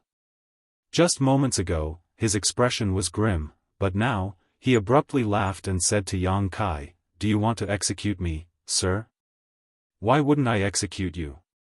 Yang Kai replied, "You're their leader, the one who decides what they do, so you should take responsibility for everything." Tao Wu shook his head. "If you insist, sir, then I have nothing to say." However, he paused and chuckled, "If you're going to attack me, sir, then I will respond in kind. This does not go against the oath." They were not in the grand ancient ruins boundary anymore. While there, the divine spirit's strength had been suppressed and they could not stand against Yang Kai, resulting in Zhu Jian and the others being soundly defeated. As Yang Kai was able to take them out of the grand ancient ruins boundary, they willingly made a bloodline oath to pledge their loyalty to Yang Kai for 3,000 years. No one could break a bloodline oath, so they had to abide by its conditions, but if Yang Kai tried to kill them, they had the right to defend themselves. After all, they had pledged their loyalty to him, not their lives. It would be far too unreasonable for them to have to die at Yang Kai's whim. So what if this brat is an Eighth Order Open Heaven Realm Master? Is my strength not equal to his? Tao Wu thought. Furthermore, Tao Wu was certain that Yang Kai was merely trying to scare him, for if Yang Kai did want to go through with it, he wouldn't need to make such a grand spectacle of things. He would have just thrust his spear out and been done with it rather than wasting his breath on all this nonsense. Tao Wu actually readily welcomed the possibility of Yang Kai attacking him. That way, he would no longer have to abide by his oath and would have the chance to rid himself of the need to serve for 3,000 years. Many of the divine spirits shared the same thought as Tao Wu. 3,000 years was a long time, so if this was their chance to break the chains that shackled them, then it was a good thing, as they would be able to regain their freedom. Go ahead and fight back. See if I manage to kill you or not. Yang Kai retorted coolly. Quite a number of the Eighth Order Open Heaven Realm Masters were still secretly trying to dissuade Yang Kai when all of a sudden, a powerful force was unleashed from Yang Kai's spear as it thrust towards Tao Wu's head. "If any of you want to attack, then go ahead." Yang Kai bellowed, "Let's see whether it's you or me who dies." The human race masters were thunderstruck. The divine spirits were stunned as well. Even Tao Wu gawked in disbelief. Yang Kai did make the first move, and it was a deadly blow. "It's not an act. He wants to take my life, Tao Wu was enraged. He was a mature divine spirit on par with an Eighth Order human master. Without a Ninth Order old ancestor around, he was one of the strongest beings in all the 3,000 worlds, yet this brat wanted to kill him just because he was a bit tardy today? Tao Wu hated being constrained by the bloodline oath to begin with, so now that Yang Kai was attacking him, while he did feel angry, he was also thrilled to have the chance to obtain his freedom. Although Yang Kai's attack was sharp and powerful, Tao Wu knew it was not enough to take his life. After all, he had been keeping his guard up as Yang Kai's spear had been pointed at his head the whole time. Thus, as soon as Yang Kai launched his attack, Tao Wu reacted by unleashing his strength as a divine spirit and moved to dodge the spear. At that exact moment though, a piercing pain coursed through his head, like his soul was being torn apart. He felt dizzy and his vision grew hazy and even his movements became sluggish.